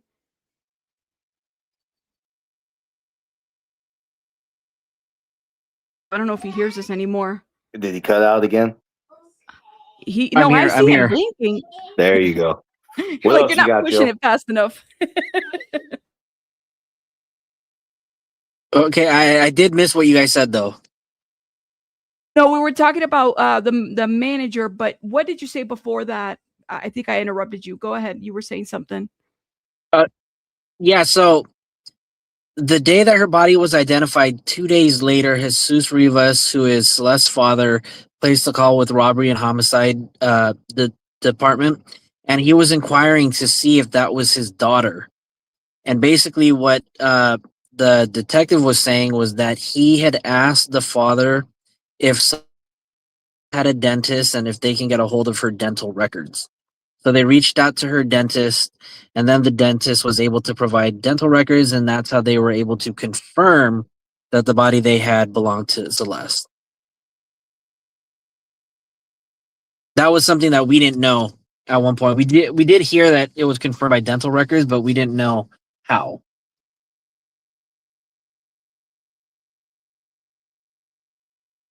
Are we saying, quick question, Flojo, are we saying that this picture right here is fake by chance, or what are we saying here? Let me show you the picture that I'm talking about. This one right here. Thank you, Madison. I did get it. I just couldn't respond to you right away. Right here. Yes, that's not real. That's not a real photo. Yeah, that looks kind of fresh. Oh, it actually was. And look at the angle of the letters. Is that even how it was written on the photos you saw? So see, that one looks right as if like it's fading out. It looks as if it's capitalized letters like SHH going straight down. The other one is finger, cursive, right? Yeah, the way they made it seem as if it went like this, you can read it like this. Okay. Not like this. So this one's horizontal. It was like as if it was read like that. Gotcha. And it's cursive. That's the way it appeared in the photos, which was very odd. Okay, let me take it back. Maybe not cursive, but maybe like a script. So, can you pull up David's photo of his tattoo? Yeah, you know what? Let me go to our because it's identical to that. Discord. Yeah, let me do that. Okay, hold up. D4vd tattoo. Here it is. And I feel like, isn't it like 3 H's instead of 2? Hold up. Here it is. All right. Let me remove this. Let me stop sharing that. Here it is. Let me show it to you guys. Here it is. Yeah, it's like script, right? Like that. It looked exactly like that. So you see how it reads sideways as opposed to the other photo that reads down? Yeah, so you're saying the photo that Rabbit has highlighted, the large one on the right, that is the proper one, the proper way to read it? Yeah, that's the way it looked on Celeste's finger too. Can you hear me? Yeah. Yeah, we so hear you. here's my question. Clearly this unless they did it themselves. But that looks like that was professionally done. That you know how it's like very nicely in cursive, because I don't have any tattoos, right? But I do have a lot of family members with tattoos. So I mean, that cursive in itself would be kind of hard for one person to do on their own, right? So if he has it, did he have somebody else do it on her too? Another adult? I think it was the same person. I feel like it had to have been the same person.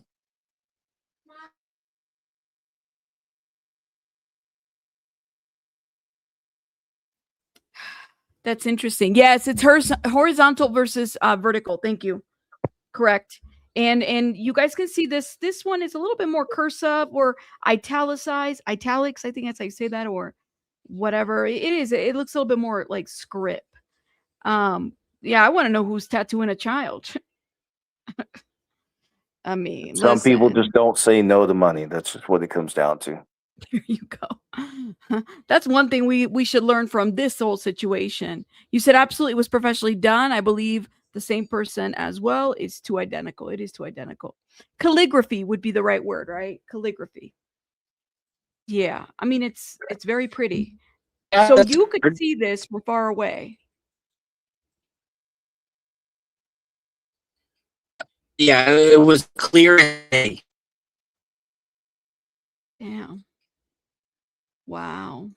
I was really shocked to see like how clear it was. I was totally like thrown off by it. Jesus, this is insane, guys. I'm trying to wrap my head around like all of this. And I mean, what was the mood in the courtroom? Like, what was the vibe? I mean, not the mood, but like how were people acting? Or did you get the impression that there was a lot of shock and a lot of stuff? Did everybody see the photos? Anybody look away? Like what was your thoughts on the vibe? I think the moment that they show, because everybody was anticipating it, but I think the moment that they started showing like the graphic, the gruesome photos of the body bag, it literally went like dead silent. There was no gasp, but I think it was just kind of total like utter shock. You know, I mean, we had been talking about this for so long. We'd had these pictures in our head, and then to finally see what it actually looked like just was it was just jaw dropping and shocking. As a nurse myself, like I was totally wrecked by actually seeing the photos. And I think the worst one of all, to be honest with you, was when they showed the body bag that was open and you can literally see the head and the torso, but there's no face because it's so badly decomposed. I can't even tell you that the body was wearing any clothes because it didn't even look like it. It just looked as if like the skin had all peeled off, like as if it was a blank piece of like Play-Doh being stuck together. How would you describe the color of it? The color of it, I mean, it was obviously like a mix of like skin color, a little bit of red, a little bit of black. It was just really odd. But when they showed the photos of the trash bag with the blue handles, you can absolutely tell those are extremities that belong to a person. And the way that they were just kind of like dumped on top of each other, it was just kind of odd because one of the arms kind of like overlapped the other one. It was just kind of like, you go to a butcher and you see like meat cut up. That's exactly what it looked like.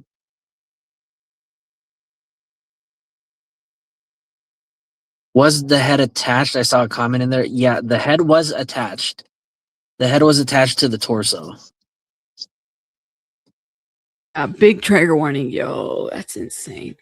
And I know we were talking about this earlier before you came on, because there's like this, like people are saying, well, this has been the theme of like, he didn't blink, he didn't do this. And I'm like, yeah, but I mean, he kind of self-disclosed that he's already been exposed to a lot of gore, but also like, listen, this is the guy with bloody merchandise. I don't know what we're expecting. We're expecting him to flinch when he's already exposed himself to a lot of gore. So this isn't anything like, he's not going to. And what's interesting, somebody else said in the chat too that they heard that his attorney didn't even flinch, that she was looking there too. I said, "What? I don't think she's supposed to have a reaction. That's her client." Plus, she would have already seen it. It's not Yeah, like she this would is have the already first time seen she's it. going to be told, "Look what your client did." I don't know if the family had seen this though before. I mean, Flojo, would you say, based on, I don't think the family was shown this until today. Is this correct, or am I accurate for saying that, or what? I think this is the first time that the family saw it. But I did hear from other people, only because of my position in the courtroom. I was really like tucked away towards the door. I was literally the last person in the courtroom. But from my angle, you couldn't really like. I honestly couldn't even see David for the first 20 minutes. I didn't even know where David was. Little did I know he was sitting like 3-4 people in front of me. He was directly in front of me. So I mean, I couldn't really see anybody's faces. And he was pretty, it was like nothing, right? I don't know if you saw, I mean, you didn't need to see the sketches. It's like he has no reaction whatsoever, right? He's just going with the flow, I guess, of everything, right? That's crazy. I am curious to know like what David looked like, because I even saw that he was wearing glasses today. Really different. Well, I've seen him wear glasses in some of his streams, or is it just me? I feel like I've seen Yeah. Yeah. Have you not seen any pictures with it? He's worn glasses before, Yeah, but in the remember that street. horrible freestyle he did, where he did not get indicted? Remember, he had glasses on when he did that. The stream that he did with Celeste, he was wearing glasses too, but it was just, I didn't anticipate him wearing glasses that day. Yeah. So it was just kind Sylvia of weird to asked- see him in. Sylvia asked, did she look like she was even frozen? They're asking about Celeste. Was there anything about that's the other part. Remember, we were stuck on this, right? And even no frozen. Okay. No, not at all. Her body her body was in I mean, of course, we know it's in a bad state and it was decomposition, but she was still outside of being dismembered. Her body parts were still very much like not rotting or anything like that. Am I hearing this correctly? Like it was still sustained even in the heat. I'm trying to figure this out. In the heat, in a body bag, in a car. So they did show a photo of the Tesla with the front trunk open, and they did show a close up of like what you see as soon as the front is open, and you can see that. To me, what it looked like was, and I could be wrong, this could have been after they removed the body bag, but from what I was looking at is the trash bag with the blue handles, and you can see just like sprinkles all around the trunk. And for anybody that has seen the front trunk of a Tesla, you guys know that it's like, it's got its space, but like there was like a layer of like, it was essentially maggots, flies, and larvae, but it was essentially around the whole liner of the front trunk. Did you see the insects And you can before see the just trunk like opened?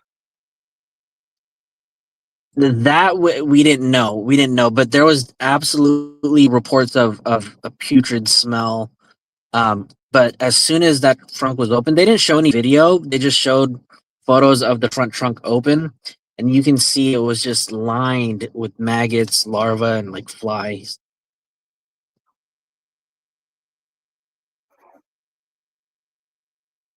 That is insane. Mama Llama, just to let you know, yeah, we did ask about you earlier because I remember back, was it last year when we were talking about transcripts? So I have not heard back from the Los Angeles yet, guys. I am keeping an eye out on my email. I did ask for a request, so I can't ask for multiple days. I can only ask for today. So I made a request for today. We're trying to figure out what the pricing is going to be for today. And if we can get it expedited, what that would look like. But anyways, go ahead, guys. Hey Joe, did it come up at all why Celeste's father even thought to contact LAPD? No. That part was kind of surprising to us too. That they kind of just randomly brought up his name, and this was the first time that either of her family members were brought up.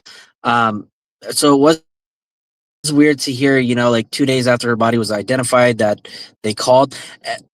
I would only assume, the only assumption that I could make is that they knew that she was going to see him, or that she knew him, and they knew who this guy was. So yeah, it would. How does David explain that? So what's going on right now? The hearings, is the hearing done for today? I don't think it's done. No, Joe just left. No, it's not done. I think they said they're gonna be going on until about 5:30 or so. Oh wow. Yep.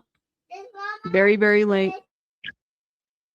So I don't know if you guys heard when Nathan Hockman was speaking, but he said that they anticipate to have about 10 eyewitnesses testify. Yeah, we saw that. Wow. And I was only able to hear 2. Well, I think he meant for the span of the 3 days where this is scheduled: today, tomorrow, and Friday. That makes sense. And we don't even know how many witnesses there are in total, because remember, we don't get to hear the whole case yet. We just need that portion that justifies every charge. So it's fucked. I think Friday's probably going to be the craziest one. Friday's probably just going to wrap it all up. Yeah, it's going to wrap everything. I mean, they're trying to get 10 people in and out this week. Yeah. Yeah. Wow. Yeah. So one of the other, there's a content creator. There was a content creator that also got booted with me. His name is Mason on TikTok. You guys know who Mason is on TikTok? Anyways, he was saying that he was hearing through some of the people there that Friday is supposed to be a crazy day for testimonies.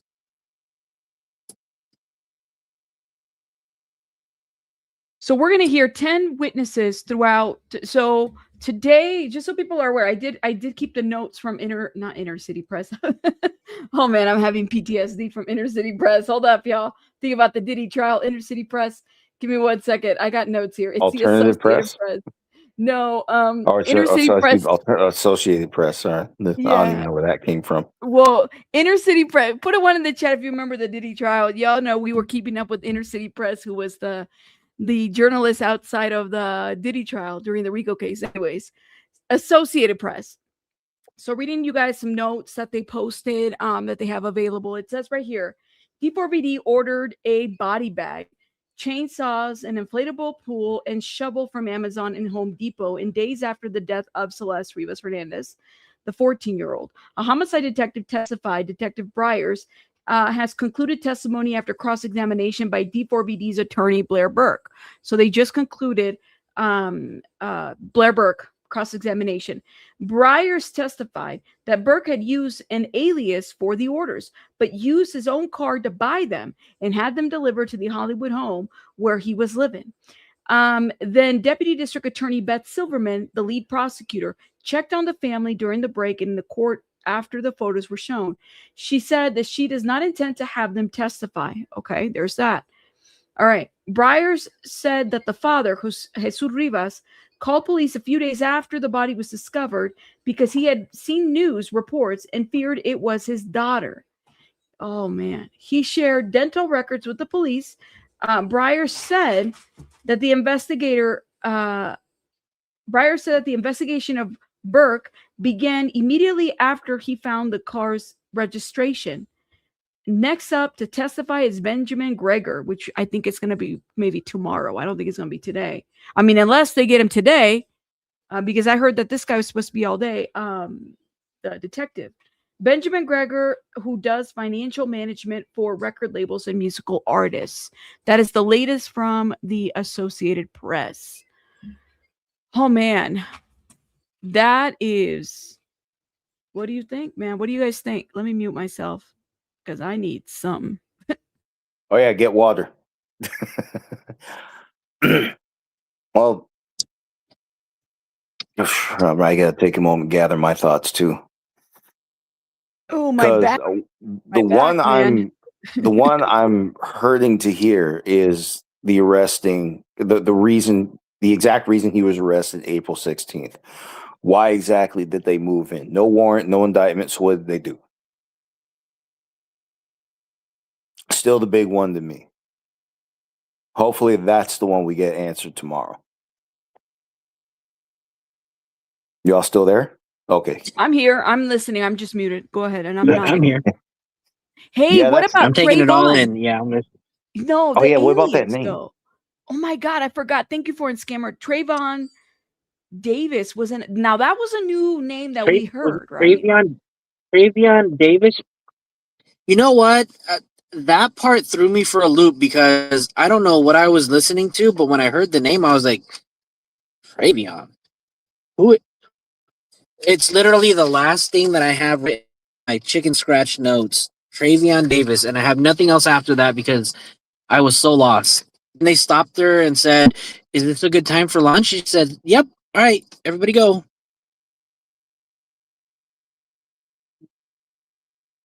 That was insane. So what did he buy? Yeah. So remind me again, Joe, regular Joe, Travion Davis. What did they say? I'm like trying to think back. Was that how he bought the airline tickets? Is that what they're No, I saying? think he used Victoria Mendez for that. Oh, that's right. Yeah, Travion Davis. I forgot at this point.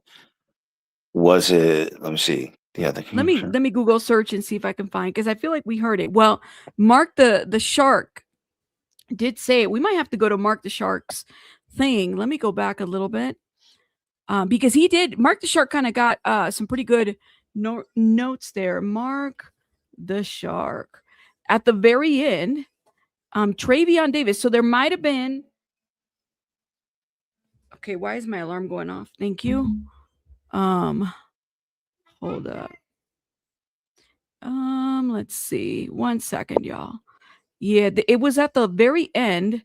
He said something about Travion Davis or something like that. It was like, what do you mean? Here Oh, it the is. Texas airline tickets. Was it the Texas? Here it is. Hold up. Was it just the Texas? And that's where the federal warrant came in, right? Yeah, it was around the time they mentioned that federal warrant that they weren't supposed to mention. Mm-hmm. Oh, so he used They a bunch also of were fake talking names. about the United airline tickets.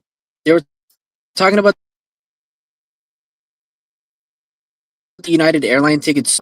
It's really weird. I don't know if I got it all, but it was like a VRIMMY grimy 881 was the email address that he used to purchase the tickets to go to for the trips to Texas and the trips to London, England. It's so weird. It's interesting. That is weird. That is interesting. Yeah, so he was covering his name from. So it looks like he was covering his name from California to Texas, and then where they left from Texas to London, right? Oh no, that was LAX to London. The United Airlines one, that was LAX to London, right? Yeah, I think you're right. All right, Flojo, you're gonna hang out with us, right? I'm gonna play this a little bit. Maybe this might help us kind of remember a little bit, because I'm kind of curious.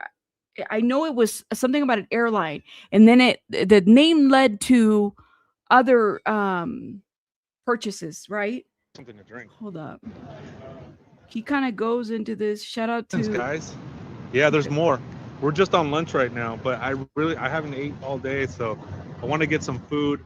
But I wrote a lot of notes, guys. All right, I'm writing a ton of notes. That's a lot of notes. We're seeing a lot of pictures, a lot of video, which is very interesting because we've been following the case for a while now, and they're actually placing in, coming up with this timeline. Okay, this timeline of David being the last person to drive the Tesla. His iPhone 16 Pro connected to the Tesla. There's so much evidence in terms of placing him there, which is a really good. I mean, I'm being blown away. I mean, it is just amazing how much data they have, and so. You know, we were kind of speculating, or you know, we were like, how do they not have data? How do they not have data? The Tesla. They have data. They have a lot of data from the Tesla. All right. They have his email iCloud account connected to the Tesla. Oh, wow. They have addresses on the Tesla. But it was the email iCloud account where they had the CSAM, if I remember correctly. So, I mean, this account apparently was connected to everything, tracking everything, right? They have him connect to the Tesla. So they have a lot of information with that. A lot of information, which we were like begging the question, like, where's all the data? Where's all the surveillance?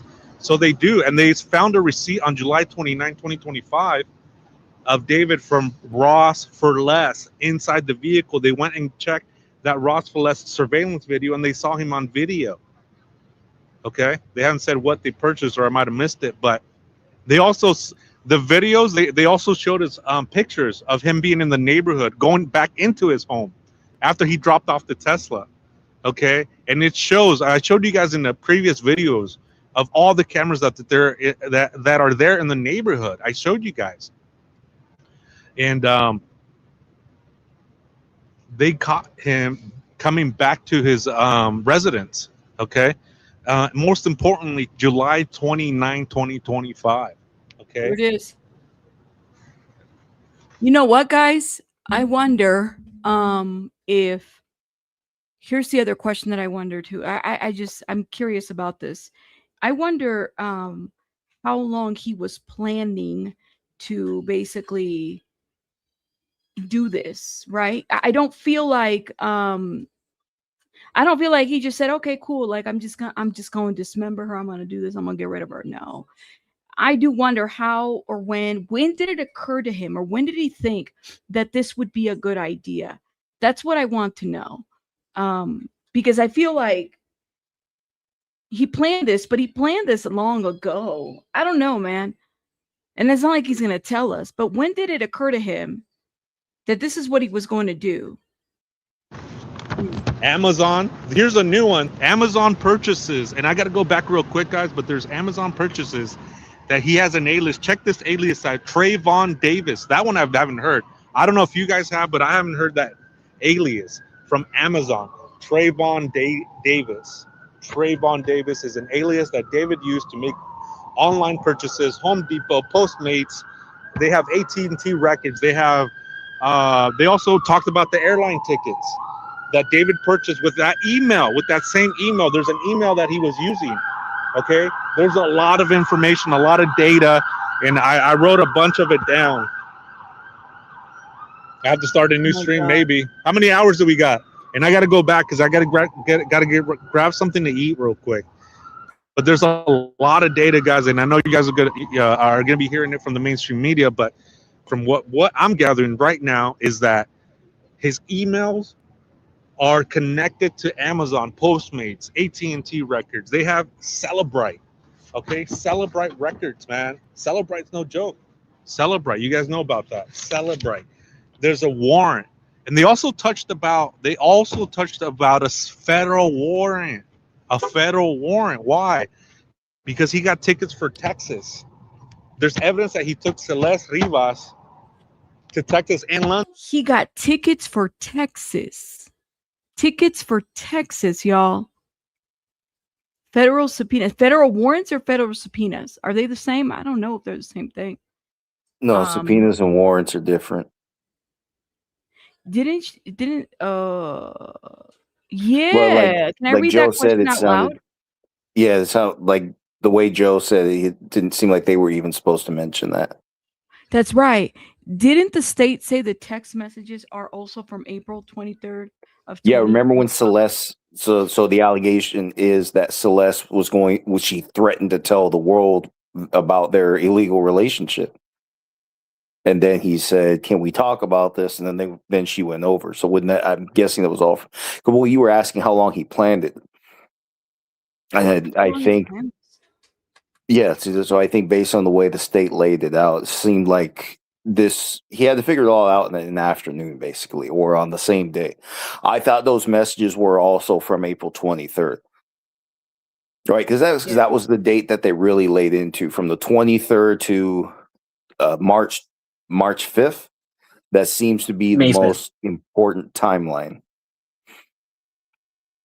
Yeah, we'll probably have to look at the document again to make sure, but I thought those were all from the 23rd, just like the alleged time of death. But we can confirm, though, that London trip that you were just talking about a few days ago, Rabbit, is confirmed.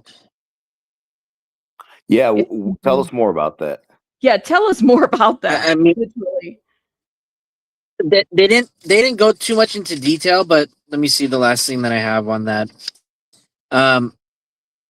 Yeah, they went really quick on it. They basically were saying that hold on. Let me make sure that I have everything on here. Okay, so they talked about the iPhone 15 that was recovered in the upper den, on the second floor den that was blue. They were able to identify, because there was an objection because they were speculating that the phone belonged to David. And so the judge made her clarify how they know the phone belonged to David. And then that's when the detective said, after we looked through the phone, we could see a bunch of photos. We saw a bunch of selfies. We saw a lot of credit card statements, etc., that belonged to David. So I guess by just assumption, they were able to identify that the phone belonged to David. Let me say then something they talked real about quick, guys. Hold up, Flojo. So I'm texting with SF Investigates, and he's gonna be coming up too. So you guys can stay up here as well. I'm just sending them the link. I'm letting you guys know we're gonna have SF here come up. He's been out there too. Oh pretty my busy as God. well. Yeah. What do you mean? Oh my Did God. you read his tweet? No. What? Did you read his tweet? Because I No. saw it in person. Read it. What? Pull it up. Because he's gonna tell you about it. Because I watched it happen. What is it? What? Oh, the whole thing with him and the lawyer? And Beth? Yeah. Right. Okay. That I was can't wait. crazy. So you were a witness to this? I witnessed it. He deleted it. So, well, I don't know if he deleted it. I can't find it. Well, we'll have him, because he talked to Lauren Conlon. He did an interview. He deleted it. Oh, I don't know if he could talk about it then, because I ain't trying to get. I do not want SF going to jail. Okay. But if he can't talk about it, but yeah. So I just texted him. I sent him the link. I said if he wants to come up, so y'all can stay up here. And you Flojo, you saw what happened. Yeah, I mean, I don't want to. We'll say after it happened, Steve and I looked at each other. And we just kind of asked each other, like, what the hell was that about? It was just kind of weird. They did it in front of you? They did it in front of you? Oh, that's insane. So he was sitting on. He was. I mean, I don't want to explain what happened. I feel like it was kind of a private moment, but he also kind of tweeted about it. Yeah, why don't But I mean, you know what? it was kind of maybe he'll talk about it. I mean, you're up here, so he'll know that you witnessed it. Oh my God, did Joe just drop? Joe just dropped. He said, I'm gonna go take care of what you gotta do. Shout out to First Liberties podcast who joined us here. Steve Fisher is coming up here in about 7 to 10 minutes. But go ahead. I mean, I hear you. I hear you, Flojo. But it's interesting that I will say though, I'll let SF explain it if he decides and chooses to. I will say that when I saw it, I wasn't understanding like what was going on until I had seen Beth walk past him. And the reason why was just because of like the physicality of things that kind of took place. So I was kind of just like, I looked at Steve and I was like, what the hell is going on? Was she a nice lady, Beth Silverman? I mean, what do you think? She's a shark? She's not a Mark the Shark, but she's a shark, right? I will. I'm not gonna lie. I will be honest with you today. I saw Blair Burke with more smiles than Beth Silverman. Blair Burke was just saying hi to people in the hallway, giving hugs to people. Beth Silverman was just like, I'm not fucking playing today. That's just exactly. That's interesting. Yeah. I saw Blair Burke giving hugs to somebody from. Blair Burke was. I saw her giving a hug to somebody from News Nation. They were all like, "Oh my god, how are you? Good to see you." Blah blah. So, like a reunion there or something, right? Something to that effect. Everybody getting together. Yep. The chat is interesting. Oh my god. The chat is chatting. The chat is nosy. Shout out to the nosy chat. Shout out to y'all. Y'all are very cute in the chat. He says she's a dog. Yeah, I hear you, Madison. I saw it too. Well, no, I didn't see the tweet, but I heard about it because he did an interview with was it Lauren Conlon with her colleague. That's why I was like, well, damn, I wonder what happened. And we were reviewing it before you came up. So that's why, but maybe it's up to Steve if he wants to address. I'm not going to push the guy, but yeah, SF will be up here in a couple minutes. You said, oh man, I'll try to go to the courthouse on Friday. I don't know. I mean, so for people that are going to the courthouse, would you recommend going to the courthouse right now, or is it too crazy or what? Oh, I don't know if Flo Joe hears me. Flo Joe, do you hear me? I'm here. I hear you. Is it too crazy in the courthouse or what? What do you think? I mean, it sounded like it got packed pretty quickly, right? Well, I will say, I think after today, I think more people are going to try and show up after hearing, especially if people hear that, you know, people who didn't get selected were able to get in there. So, I mean, I was one of those people. To be honest with you, this is how it really went down. Like, I was the last person sitting down there. They let one person from BBC in. Then whatever happened with SF took place. He was like, okay, I'm not getting in after that. And so he left. And I was just like, I'm going to wait. And then they let Trapmore Ross in. And then she was like, okay, I got one more spot. You can sit in the last seat. So that's when they let me in. I was like, well, you know, Steve should have just waited. He probably could have gotten in. He probably could have gotten in. But I think he did. I mean, he just got home, he said. So he had a pretty busy day today too. He was out there. So I was like, I don't know if he's gonna be able to get in. Well, he actually wasn't able to get in, but I think he hung out there and maybe was talking to a couple people and whatnot. Might have heard some stuff and whatnot. So I wondered about this. What did Chloe? What did Chloe say? Ellie confirmed says, Celeste tattoo on David's finger. Yeah, and then Celeste tattoo on David's ring finger observed during booking. Red ink. Kadisha Lynn, red ink. Okay, are we getting? I wonder if that's Associated Press. Hold up, let me see. I'm looking. Thank you, Chloe, in the chat. I don't see it in the Associated Press. So Ellie confirmed this. He said he didn't get in. He was just oh, gotcha, Madison. Oh, snap. Okay. We're waiting for more updates, y'all. You know, this is the waiting time. They're going to go all the way to 5? Did I hear that correctly? Oh, Flojo, his sound is in and out, guys. We're waiting. Yeah, I hope Steve gets in. I really do. Like I said. So he's going to come up here pretty soon. Y'all keep it cute with my guests in the chat, okay? You guys know my rules. Any guests that I have up here, keep it cute. Y'all know how we are. If you were my house and you were my guest, I would tell people to keep it cute too, okay? So, yep, on David's finger. Yeah, so Chloe coming in here with the information. Shout out to Chloe. Chloe says, wait. Go ahead. Wait, David had a tattoo of Celeste, or Celeste had David's name tattooed on the finger? It says right Need here. clarification. Yes. You know what? Let's go to Lauren Conlon, because apparently She posted it. Let's go. Hold up, my my people. Hold Lord. up. Gioni in this manifesto. Shout out to Lauren Conlon. Okay, it says right here, afternoon break. I can't help but look at Celeste's father from time to time. It's so heartbreaking. She says, on April 16, 2026, Detective Byers described Burke's arrest and noted tattoos observed during the booking, including Celeste in red ink on his ring finger.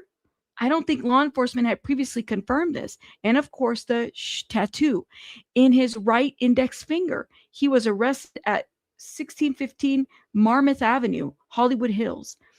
Based on lead detective Joshua Byers' testimony, these are the items investigators say were purchased and delivered to D4vd's Doheny Drive home in chronological order. Girl, bring the chronological order here.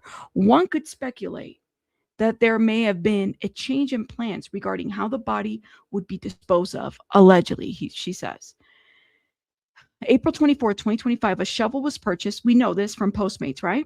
So Byers testified this was the 3 purchases investigators identified.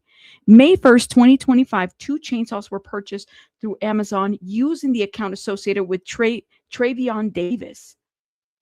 So it wasn't just Victoria Mendez. It was Travion Davis too. So the chainsaw, 1 red and black 16-inch chainsaw, a pink and a black 6-inch handheld chainsaw. Byers testified both chainsaws were later recovered from Burke's garage during the September 2025 search. May 3rd, 2025, an inflatable pool was purchased through Amazon by Travion Davis and delivered to the Doheny address. So he was using multiple aliases, guys. May 4th, 2025, a Marquita chainsaw was ordered from Home Depot, identified through Uber Postmates records. Libman mop system bucket spin mop was purchased from Lowe's, identified through Uber/Postmates records. May 5th, 2025, a cadaver bag was labeled City Morgue, was purchased through Amazon by Travion Davis and delivered to the Doheny address. Oh my God. And then May 5th, 2025, a heavy-duty laundry bag was also purchased through an Amazon by Travion Davis and delivered to the same address. July 7th, 2025, burn cage. There's a burn cage. Victoria Mendez. July 12th, 2025, a fireproof mat, a burn mat, was purchased through Amazon using Travion D email account. Cross-examination of Detective Byers by Blair Burke.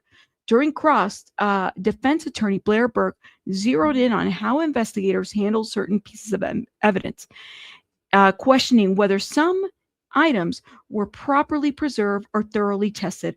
Burke first focused on a black cadaver bag which Celeste remains were found, asking why the bag itself wasn't kept in evidence. Byers testified that after consulting with his supervisor and criminalist, investigators decided that advanced decomp and bodily fluids made it impractical to preserve the entire bag. Instead, detectives removed and kept only certain parts of it, including the zipper and handles for forensic testing. Byers acknowledged the rest of the bag was not fingerprinted, swabbed, or otherwise tested. Burke then questioned Byers about a burn cage found inside Burke's home. Byers testified that he saw the unopened box near a piano on the second floor, and it was photographed during the search. However, he acknowledged that the box was neither tested for biological evidence nor collected as evidence during the September 17, 2025 search. The defense also pressed Byers about 3 chainsaws recovered from Burke's home, 2 in the garage and 1 on the second floor. Byers testified all 3 were tested for blood. Each came back negative. When Burke asked whether investigators conducted DNA evidence or compared the saws to the cut marks on the victim's remains, Byers said he did not recall any DNA testing and testified investigators did not pursue additional forensic testing after no blood was found on the tools. What? Oh, that's a red flag for me. Hold up, guys. We'll get back. We're going to pin that. Defense attorney Blair Burke also challenged investigators' claim that a light blue iPhone 15 Pro Max, recovered from Burke's home belonged to him. During direct examination, Breyer had testified the phone belonged to Burke's based on information recovered on the device, including selfie and personal items. On cross-examination, however, Burke posted to a search warrant affidavit related to Celeste Rivas Hernandez iCloud account and email addresses, including abigailblue977@icloud.com, and questioned whether investigators had previously linked the light blue phone to Celeste. Instead, when Burke asked Breyer about the warrant, he initially said he did not recall the specific language he used until he reviewed the documents. After reading it, Breyer testified the affidavit referred to the email account belonging to Celeste, not ownership of the phone itself. Oh my God. Okay, hold up.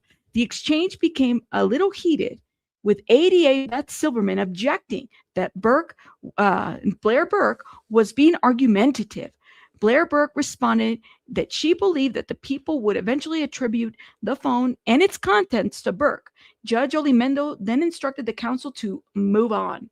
I think this is where the alleged CSAM might be. We gotta break this. Let me break this, because this is important, y'all. This is the defense.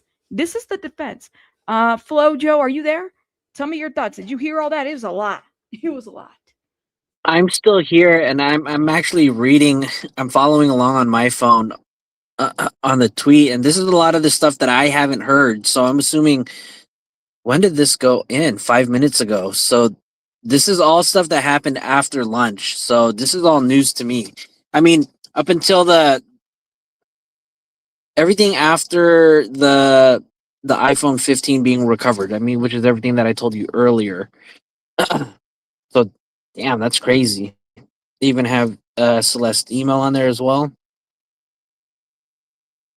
Yeah.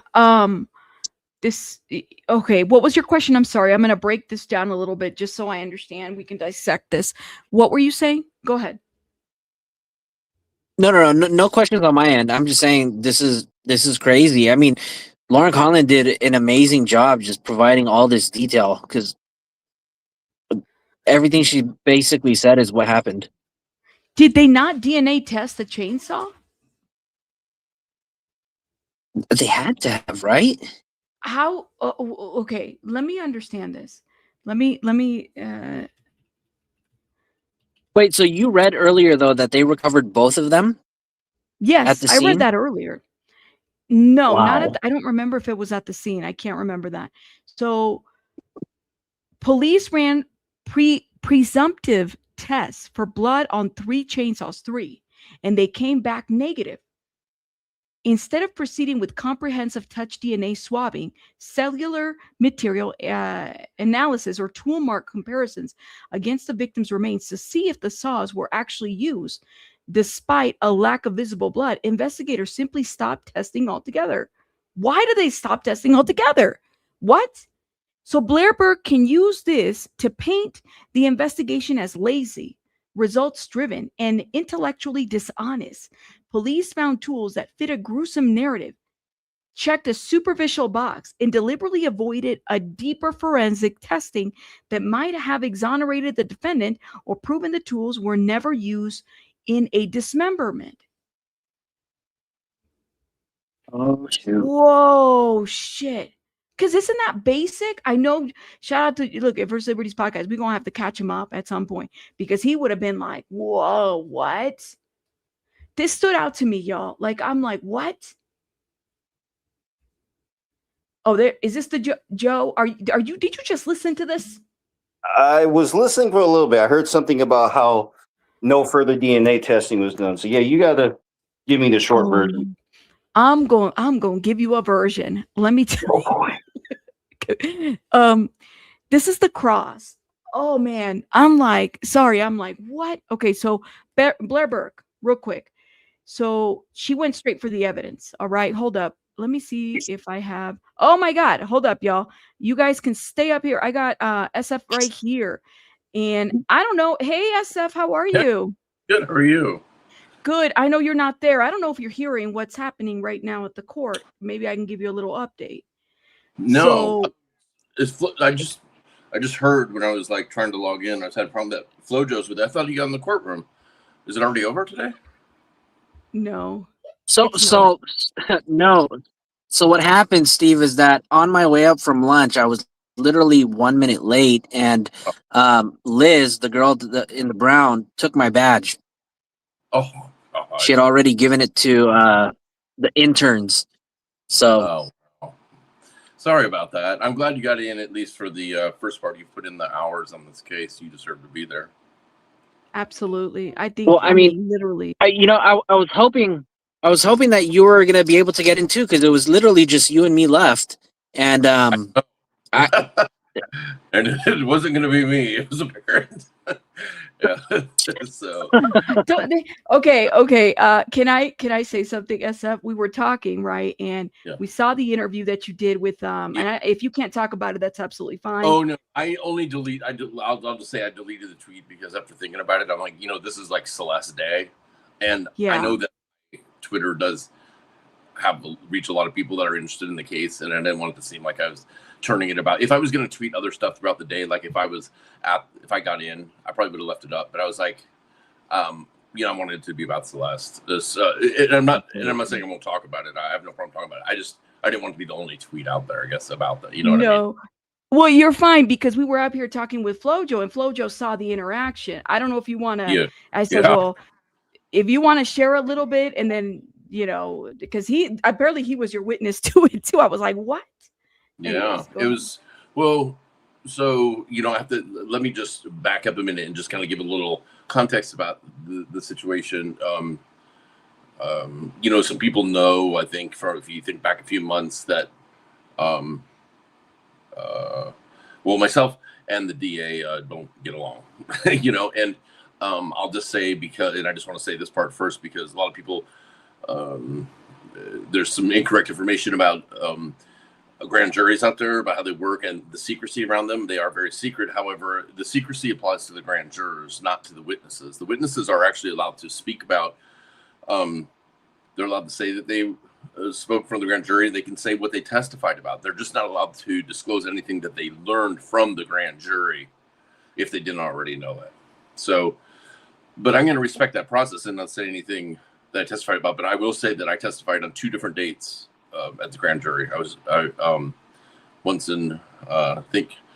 Well, once in November, and once in December, and I was scheduled to come back a 3rd time, and I decided not to appear on the 3rd time because I didn't have a proper subpoena, but I let the court know that, and then I didn't receive a proper subpoena. So, anyways, so there's some bad blood between myself and Beth Silverman. She didn't like the fact that as she made it very clear, she didn't want me investigating the case. She didn't like that there was things like the burn cage wasn't collected, and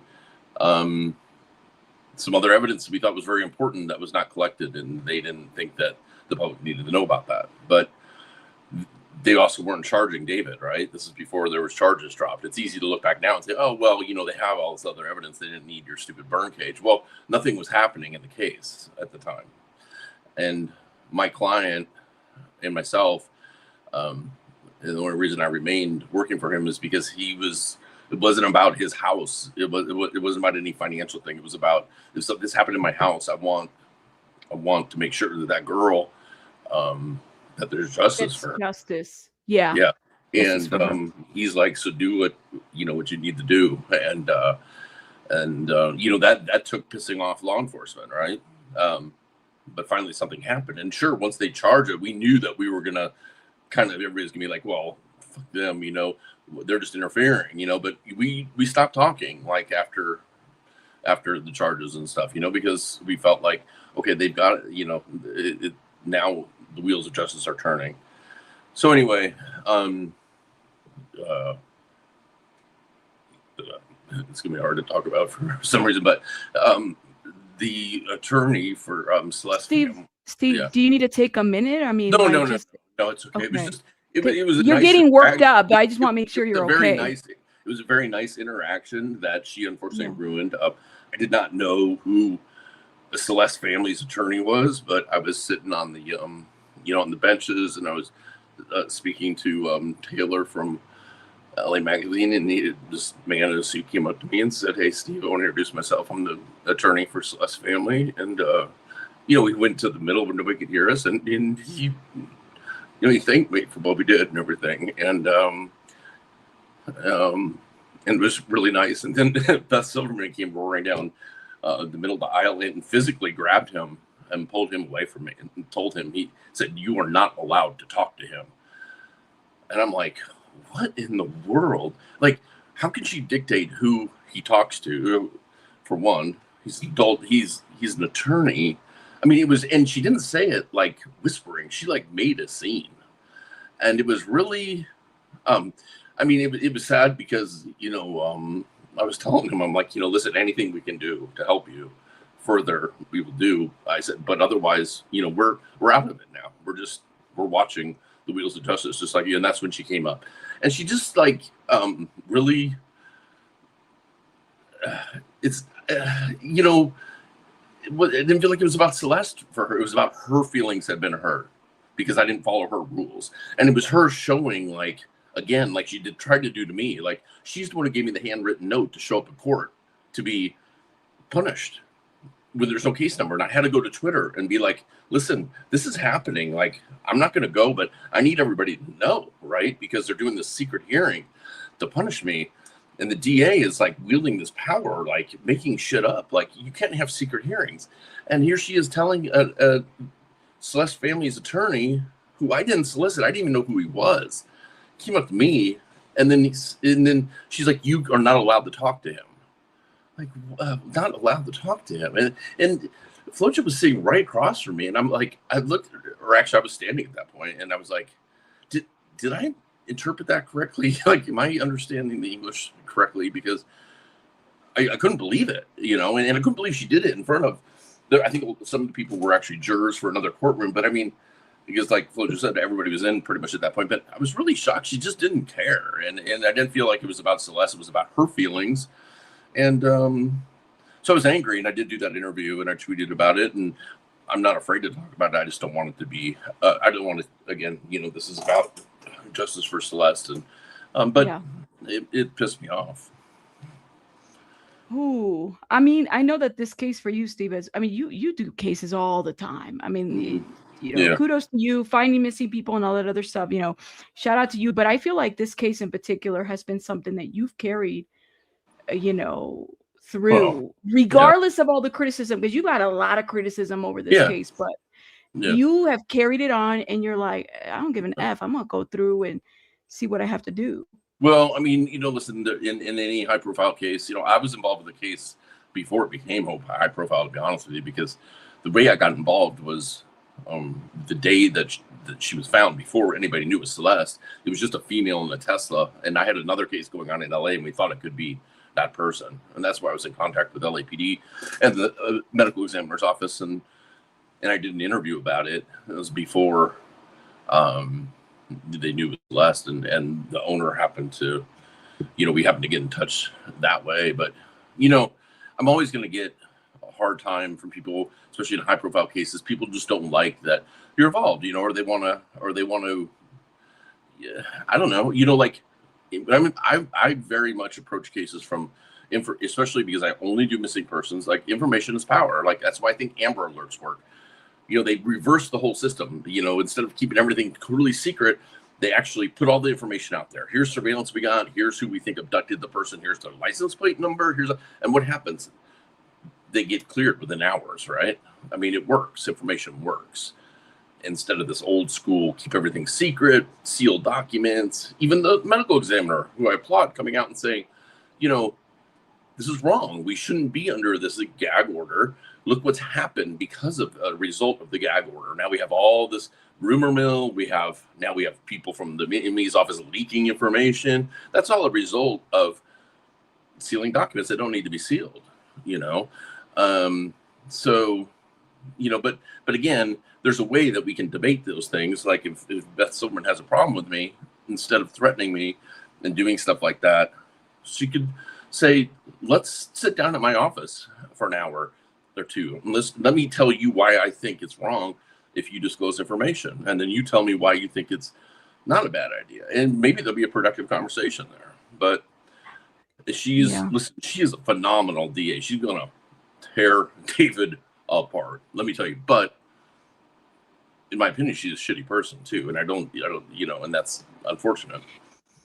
So the family, so Celeste's family's lawyer wanted to ink you, right? Did you at least get a little bit of a conversation? Yeah, This is Celeste's family's lawyer. he came up and he said, I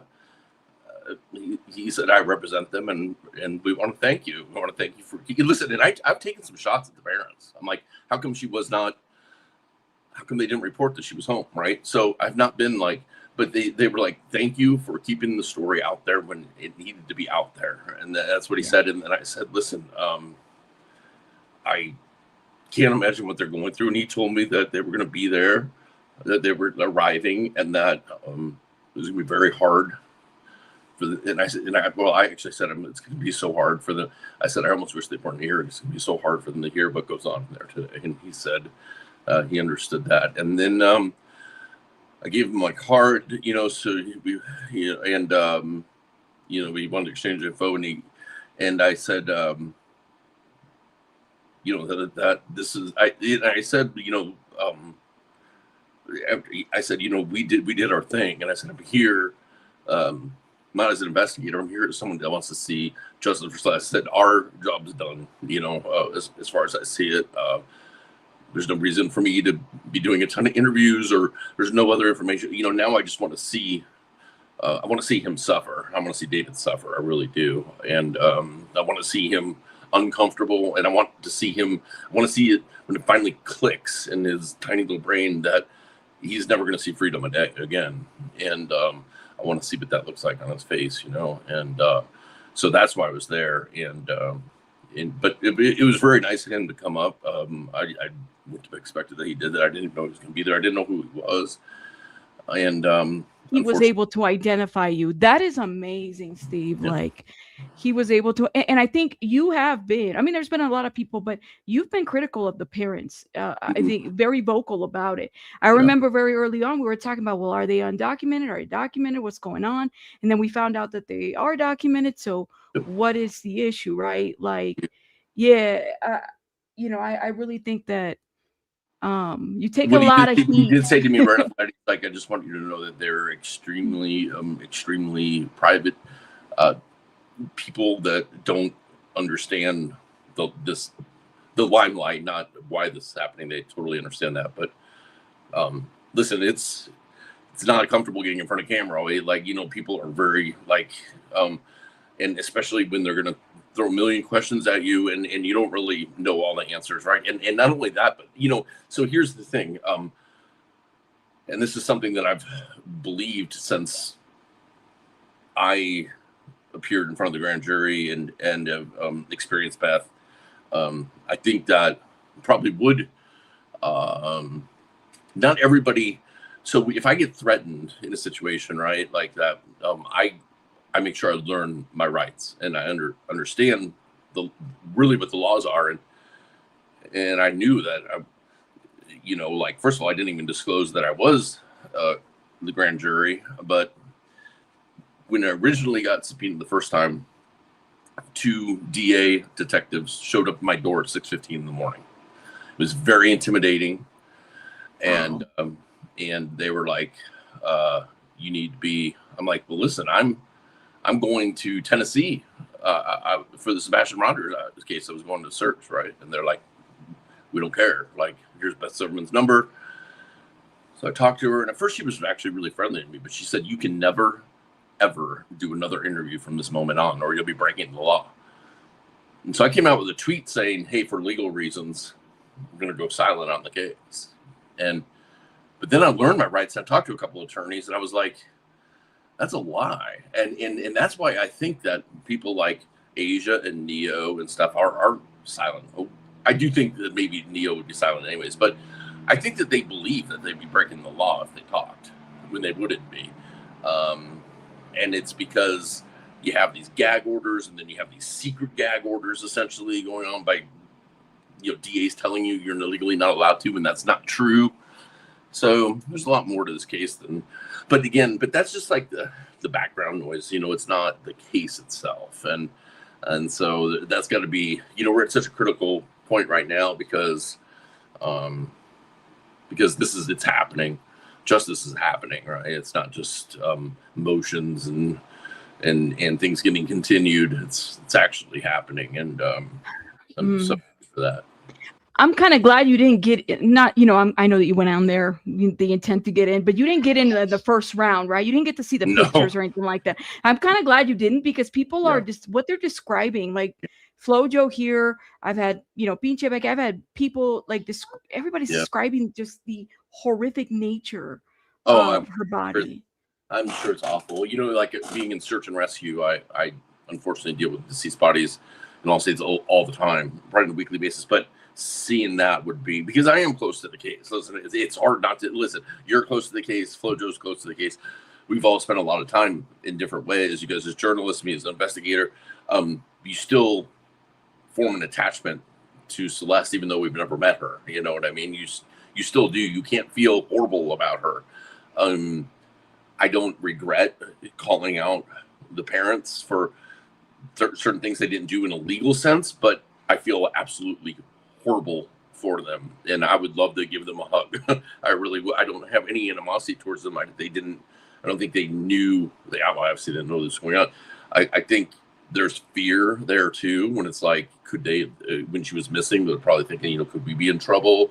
There's all kinds of things, and I'm sure David was manipulating a lot of information. And listen, I know of other things too that I think are going to come out where, when David, with secret communication channels that he had with Celeste after she returned home that time, after the email was sent to his management, and I think that'll probably come out if it doesn't this afternoon.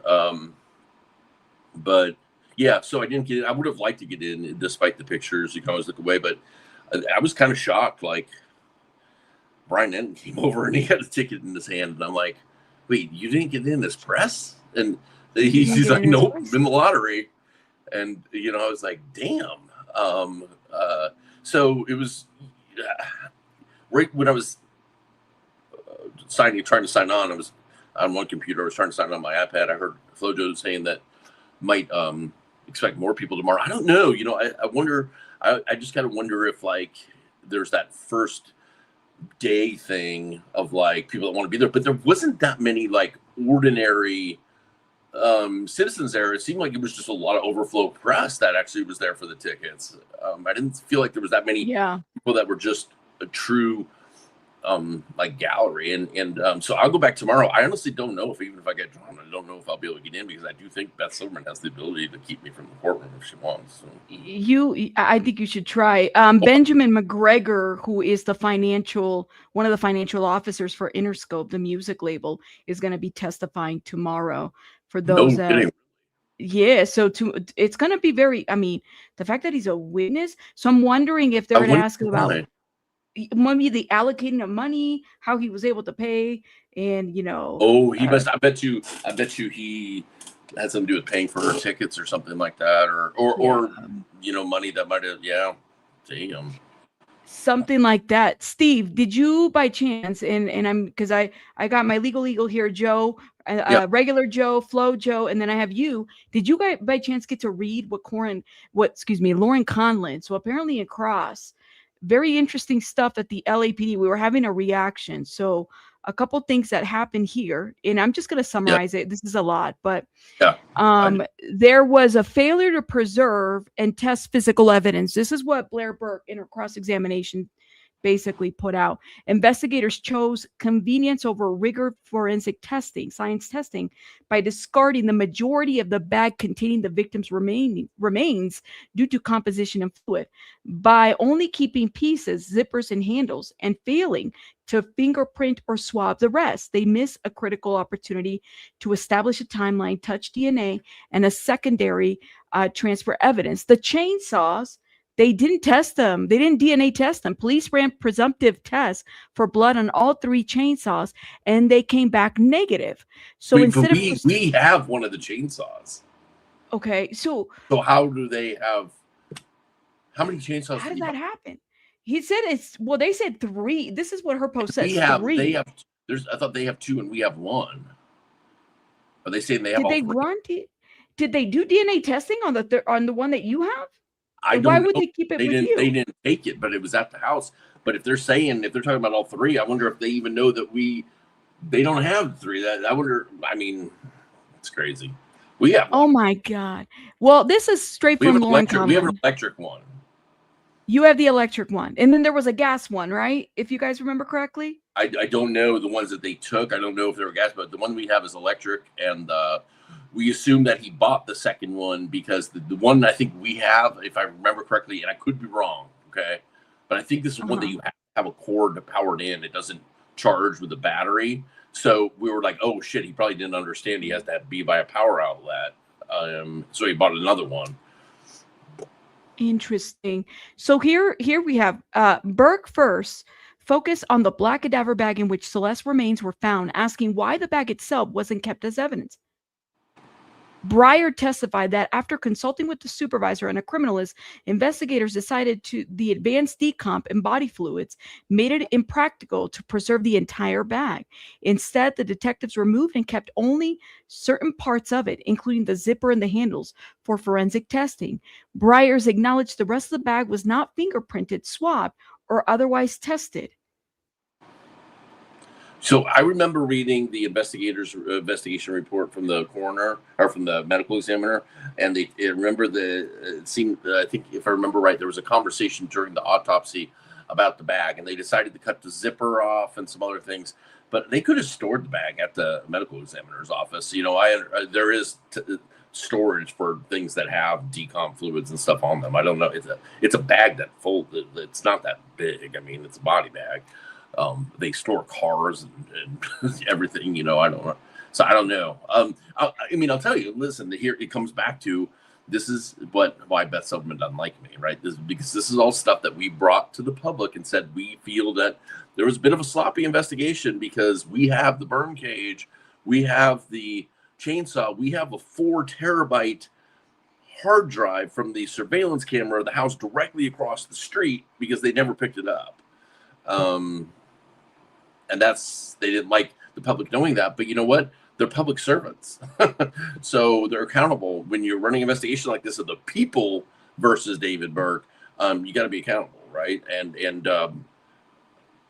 those are pretty major things. I think a burn cage and a chainsaw are major things. Did they get into Flojo? I know you're not there in the afternoon part, but have they started talking yet about what they found as far as blood evidence and stuff like that? And where? So I wasn't there for the conversation about the blood. They did talk a little bit about the where she was cut. They were talking about like how her legs were cut into multiple pieces and that they were able to find or identify the blue fragments in the parts of her knee. But the one part that I was really curious about, and I don't know if you heard about this part though, was they were talking about Detective Byers was talking about the warrants that he had written for all of the items that he had purchased, except for the Amazon purchase, which was a federal subpoena. I don't know if you heard anything about that. No, I hadn't heard about the federal, but I mean, that wouldn't necessarily surprise me because he did travel a lot, and he owned those home at the time. He hadn't transferred the home ownership in Texas, and maybe they wanted to. He did because if their timeline's correct, he kills her, and then he has the party for the record release. He goes to New York for that pop up for a day or two, and then he goes to Houston, where he performed too. But he also was at his house there, and there's so. Who knows? What he could have done there. But as far as federal, I don't know. I mean, there's probably I don't think they knew about. The CSAM. Who knows when they learned about that? That could become more federal. I don't know. The federal could be a couple different ways to travel. It was just weird. It was just weird the way that it was brought up because Detective Byers was talking about all the warrants that he had written, and then when it came to the Amazon one, it was kind of like an oopsie that came out of my mouth. I wasn't supposed to say it. It's kind of like the way that I interpreted it. But he was like, "Oh yeah, I wrote all of them except for the Amazon one because that one was a federal subpoena." Did they at the beginning kind of like, like an opening statement will kind of like outline what they'll kind of tell you what they're going to take you through, and then they take you through it? Did they say anything about, and we found blood splatter in this room or whatever? Did they talk about like they were going to, we will prove that he dismembered her here and or anything like that? Or were they just start and then you don't know what's coming next, basically, kind of thing? I'll be honest with you. I think they were already like 15 minutes into the whole thing by the time I was able to sit down. Oh, is that right? They started that. Wow. Okay.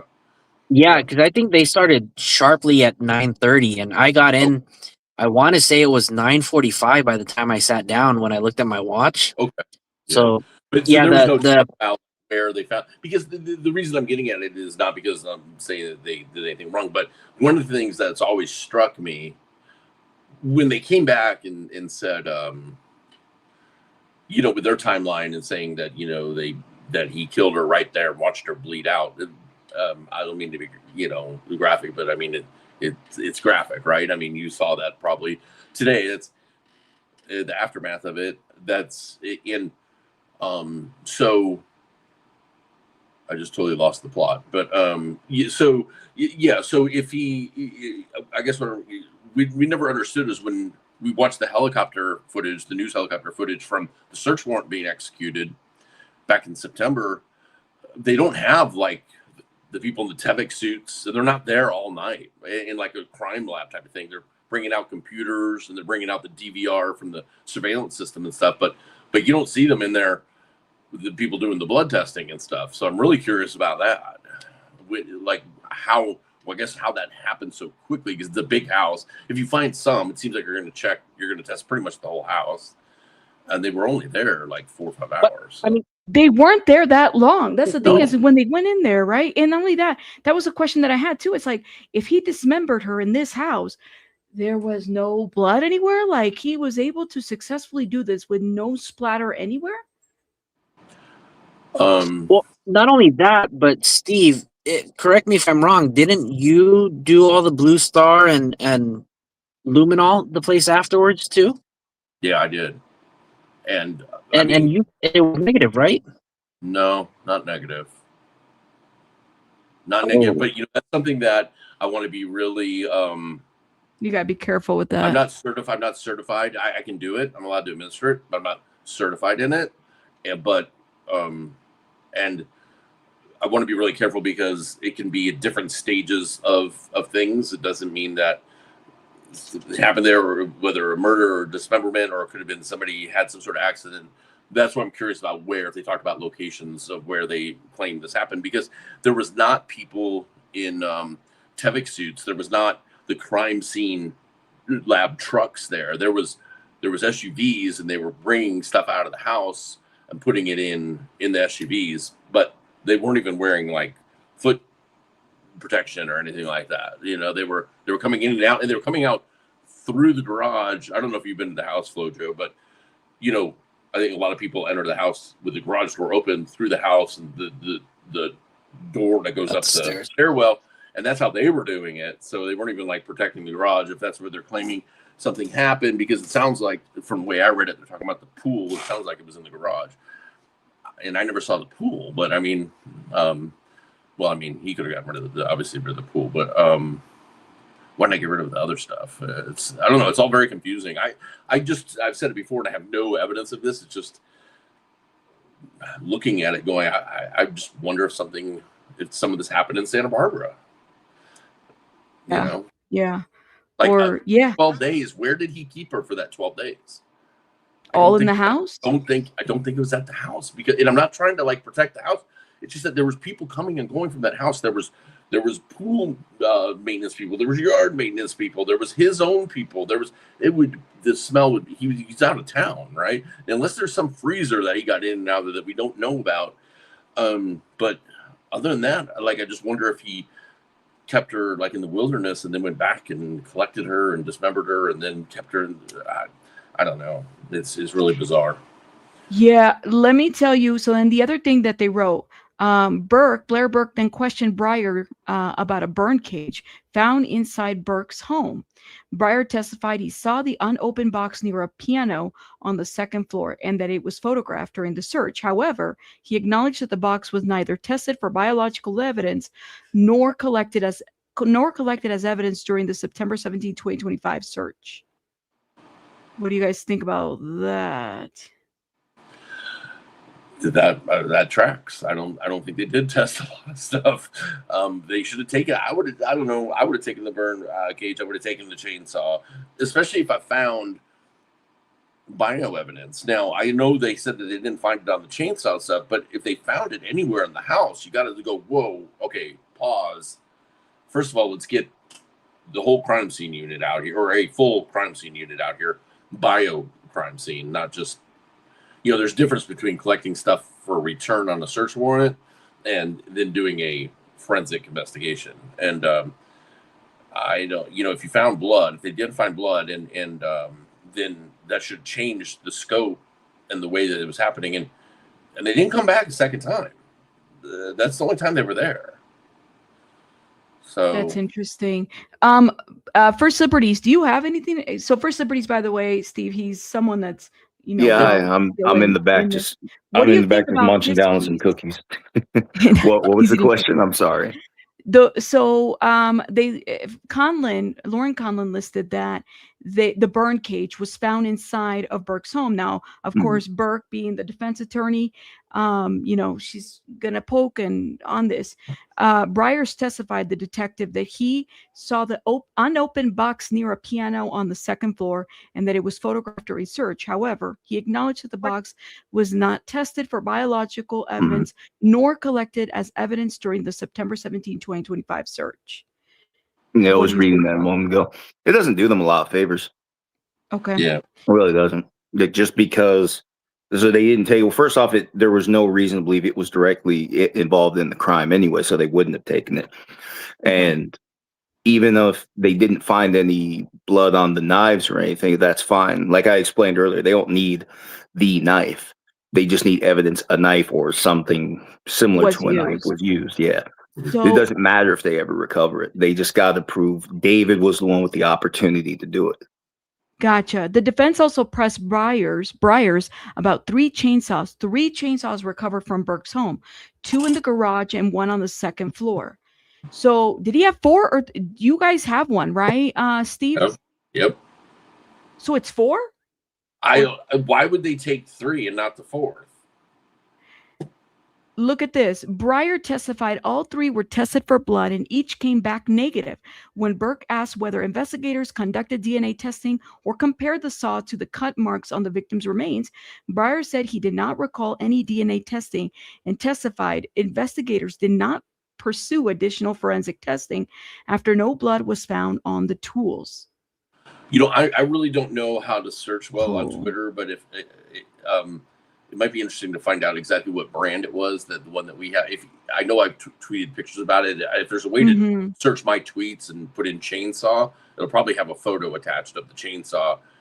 Let me see. From the house and to see if I know that the one that we had still had the guard on it. So it hadn't been used, and we did test. It's a WN. Oh, really? WN is the brand. Can you spell that? W, then what's the second part? Yeah, so it's W and then WEN. Okay. Interesting. Yeah, that's it. Yeah. Home Depot. Additionally says she has the photo. Yeah, you're welcome to post it. I just don't know how to pull it from and I have it up in the cloud, so I can't pull it down right now. But yeah, if you I think you can request access. You'll send it to me? Thank you. Yeah, Rabbit, I'll send it to you on Discord right now. Yeah, you can request access to Steve and you can show it. You can actually share it from your screen, I think. I don't know how to. I think that there's this new thing on StreamYard where people can request access so they can share something. No, but I mean, I have it in my file up in the cloud. I can't access right now. So Gotcha. but if somebody else, one of your viewers has it or whatever, or Yeah, or I think they can Flojo has it. screenshot or whatever. It's just, you know, I can't believe how cheap of a chainsaw it is. Look at this. Hold up.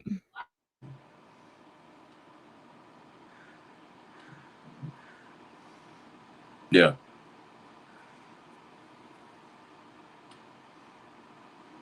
That was like a really shitty chainsaw. That's the garage. So DNA on this one? They didn't test this one clearly, right?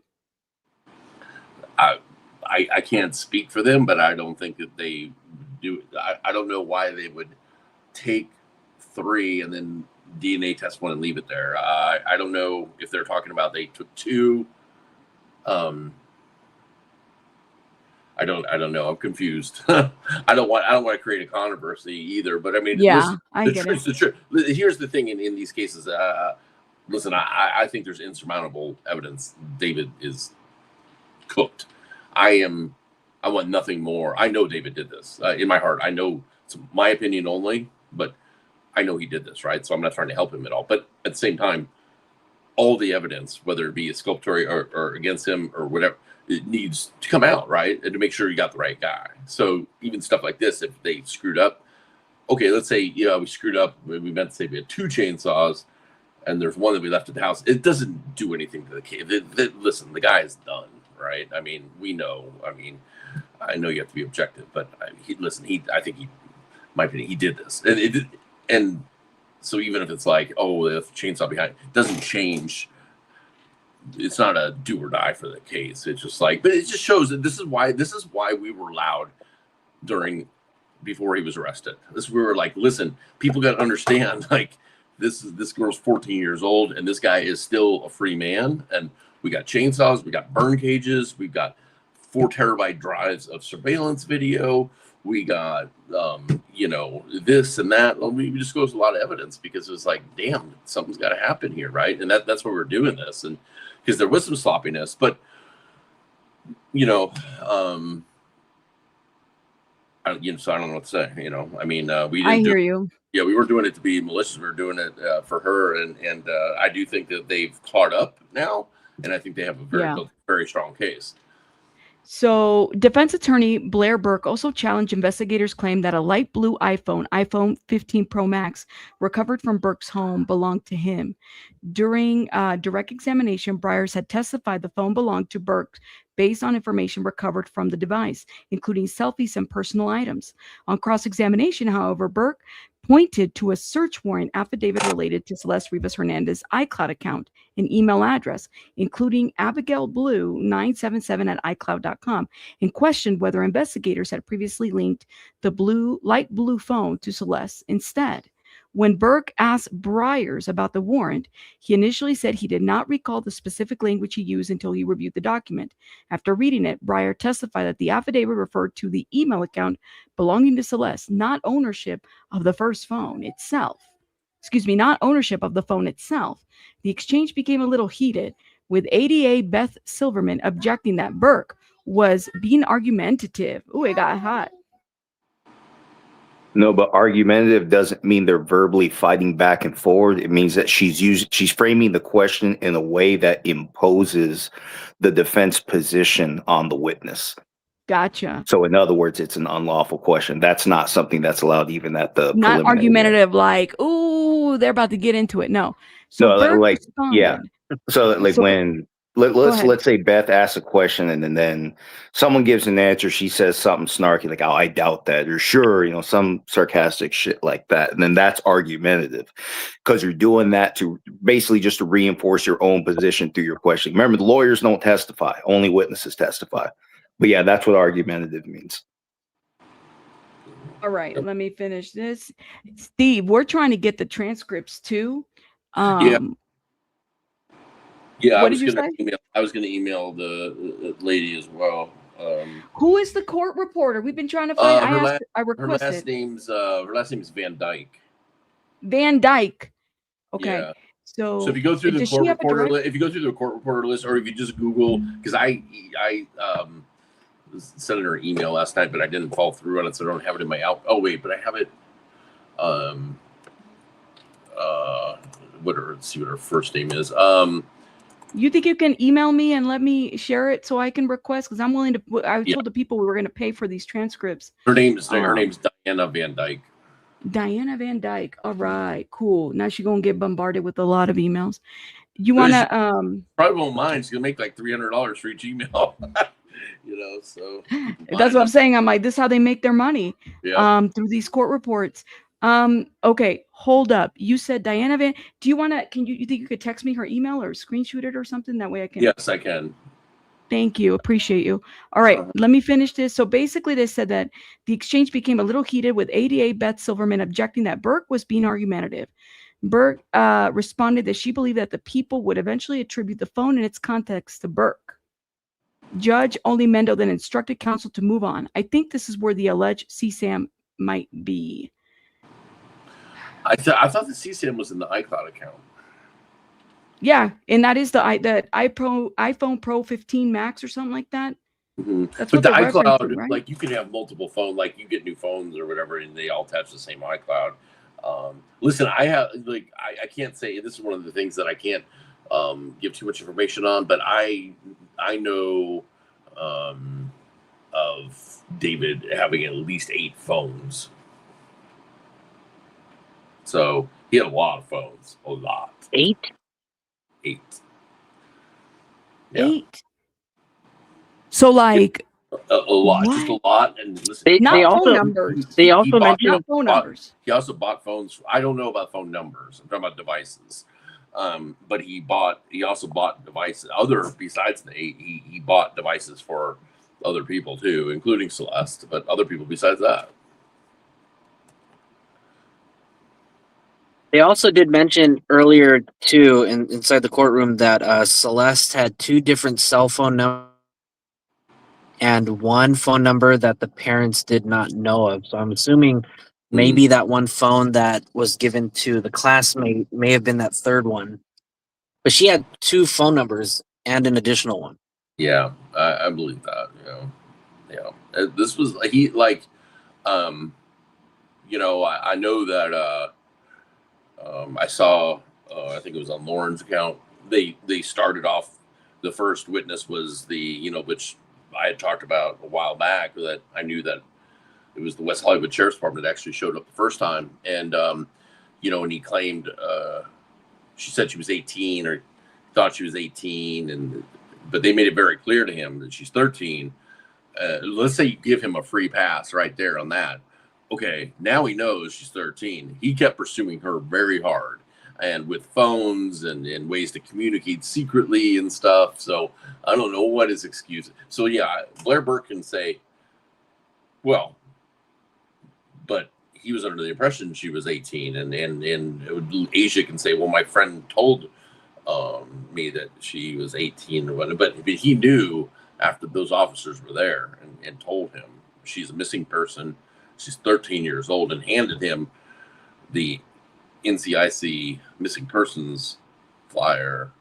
He knew she was 13 from that point forward. So, and that's a long time before this whole thing started.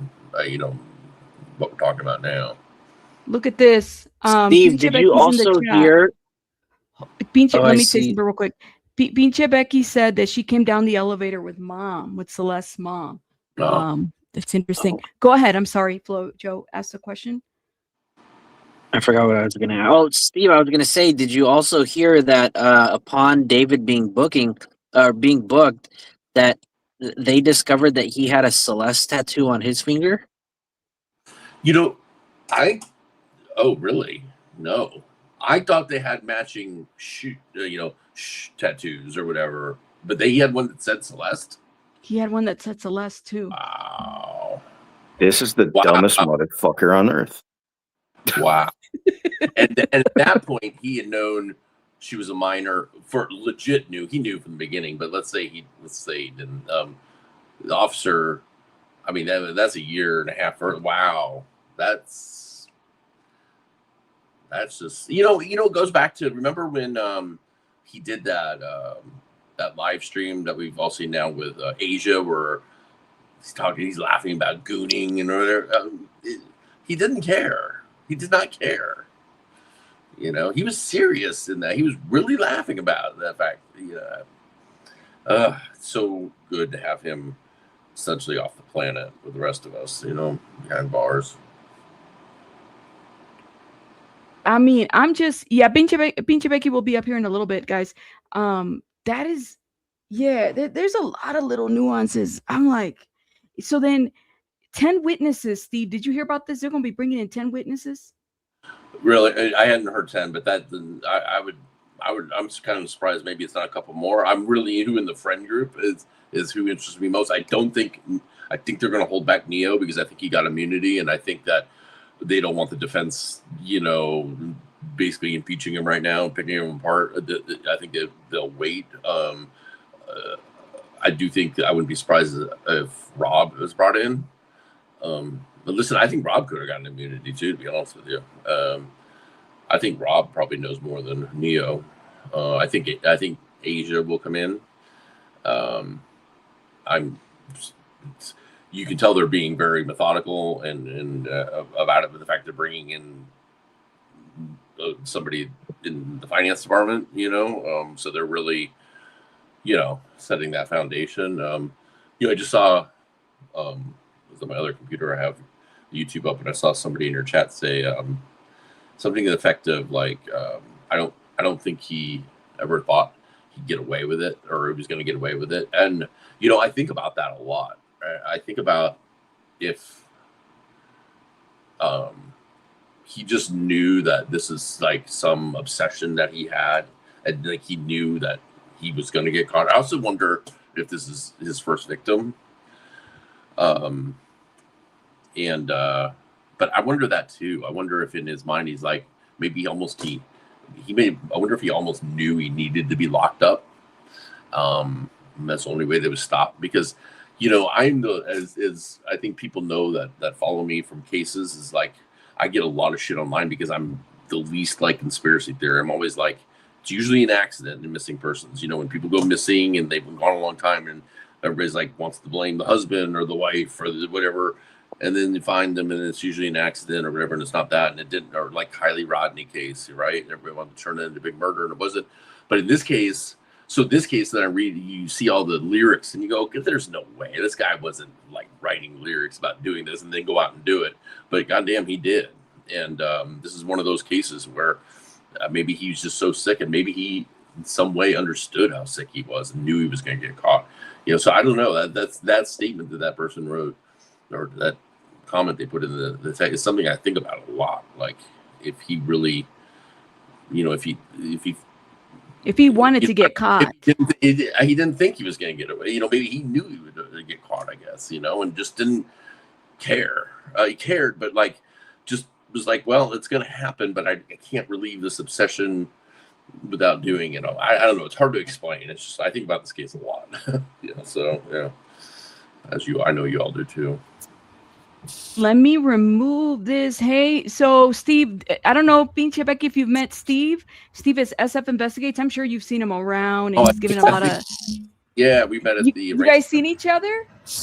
Mija, I am so bad with names, but if they tell me something about the name of their dog, I will even tell you the breed.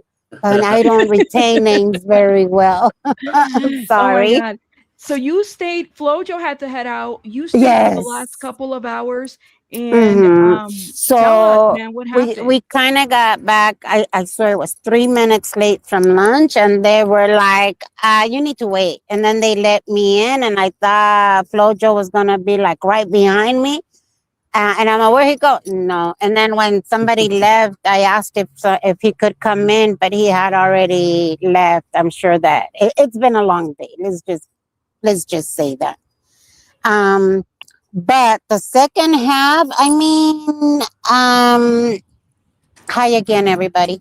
The second half, the after lunch thing, I mean, they started getting into the finances. I was watching the reaction from the parents and the girl that we don't know who it is, but I have a feeling she may be related to David because when they, well, let me get into this first. Sorry, guys. And again, please forgive me, guys. I'm all over the place. For those that don't know, I do have severe ADHD, and I'm shocked I can actually spell my name. Okay, here we go. Let's see. So it started getting kind of spicy when they brought in, well, first the detective, you know, the homicide detective. Where is it? They were asked, yes, they were asking questions about the second phone that they found, and where they kind of got caught up was, well, that wasn't his phone. You said it was his phone, and he said, I don't remember saying that. I remember saying that there was a phone that was found inside of his house on the second floor, but I don't remember stating if it was his. But I guess they were trying, something must be in that phone, because let me tell you, both sides seem to want to be like, that's not my phone, no fool, that's your phone, kind of a deal. That's not what they said. Lauren Conlon, Becky, said the same thing you just said. Oh, really? It might be the CSAM. That's what she's thinking. I have a feeling, yes, because they were trying to separate themselves from that damn phone. Oh, I was just talking to, what's her name? Lauren? Or what was her name? The one that you just mentioned. Lauren Conlon, yes. Yeah, I just saw her. I was just saying a quick hello to her. I feel like she knows me because I watch her. I'm all like, hey! Like, oh, what? You don't know I'm pinche Becky? How dare you? But yeah, it seemed like they were both trying to get, and I'm sorry, it's very windy here. Okay, so it looked like, yeah, something about that phone. I guess they found CSAM. Is that what it is? Rabbit, can you hear me? I can hear you. Well, Yeah. That's supposed to be part of the allegations, yeah. But they haven't entered that in evidence yet. Okay. That's right. So they mentioned something about another account, Brimy, Gmail. Here, let me go back over here. Then they also were asking as to why. Oh, this is the other thing. They talked about the Tesla and why it wasn't kept, and who it was released to. And the defense attorney was kind of very cocky. Oh, so you released the Tesla onto the wild? When they asked him, you know, did you release the Tesla? And he was like, yeah. Well, where did you release it? Did you release it back to the? I'm sorry, guys. I hope this wind is not making it difficult for you guys to hear. We're hearing you. Okay. Keep talking. And so it was it was just like a very snarky, did you release it into the wild? And then everybody laughed, right? And his response was, no, I did not release it into the wild. But this is after they objected. So I found that a little interesting that they were questioning why the Tesla wasn't kept, and if it was sent out to be destroyed. And his reply was no, a letter was sent out to the vehicle owner that it had been released from impound. They did not keep the body bags, the cadaver bag. And like, remember I told you guys earlier that the cadaver bag, I think that's going to stay in my brain. It looked like a big, huge bag of coagulated, gelled blood. It just coagulated. Thank you. Coagulated. It's okay. And it just left me. Yeah, that right there is. I'm not gonna lie, guys. That one fucked with my brain. Amazingly enough, the body parts didn't. To me, they kind of looked fake, if that makes any sense. But when they pulled out, or when they showed picture of the body bag, and just seeing how she just turned to mush, I think that fucked with my brain a little bit. And so they couldn't keep the bag because it had so much fluid and blood in it. There wasn't a way for them to process the bag with all of the stuff in. And so they only took off the handles and the zipper because, the body bags have handles and zippers. And so they only took that to be processed to see if they can find any fingerprints, any DNA, because again, there was no way that they were going to be able to take the fluids and process. How are you going to process fluids? You know what I mean? Yeah. So it sounds like there was a pushback because I did read Conlon's message on that. Did they give the detective? I mean, they said something about it coming back negative. Did they compare the chainsaw to the body cuts or anything like that? So what they were saying about that is there were 3 chainsaws that were ordered through Amazon. And interesting enough, they came in July, after July of 2025. So it might have been, so it might have been, the way it seems like is, because he's a little tiny bitty kid. I say kid, and keep in mind, okay? He's small in size. He's not that big. I think he was doing it and I hate to use this word, but he was cutting her up in segments. And so there was 3 chainsaws. 2 were still in the box. And so, no, he did not, check the DNA in there. They were closed, sealed up. That didn't happen. They kind of questioned him why. And he's all like, oh, when they did the, when they're looking for blood, the illuminating fluid, there wasn't anything on there. And as he stated, was there was no way that they would be able to clean that chainsaw to the point of it having no blood on it, no matter how much they tried, if they had used it. So he didn't think that those chainsaws were used.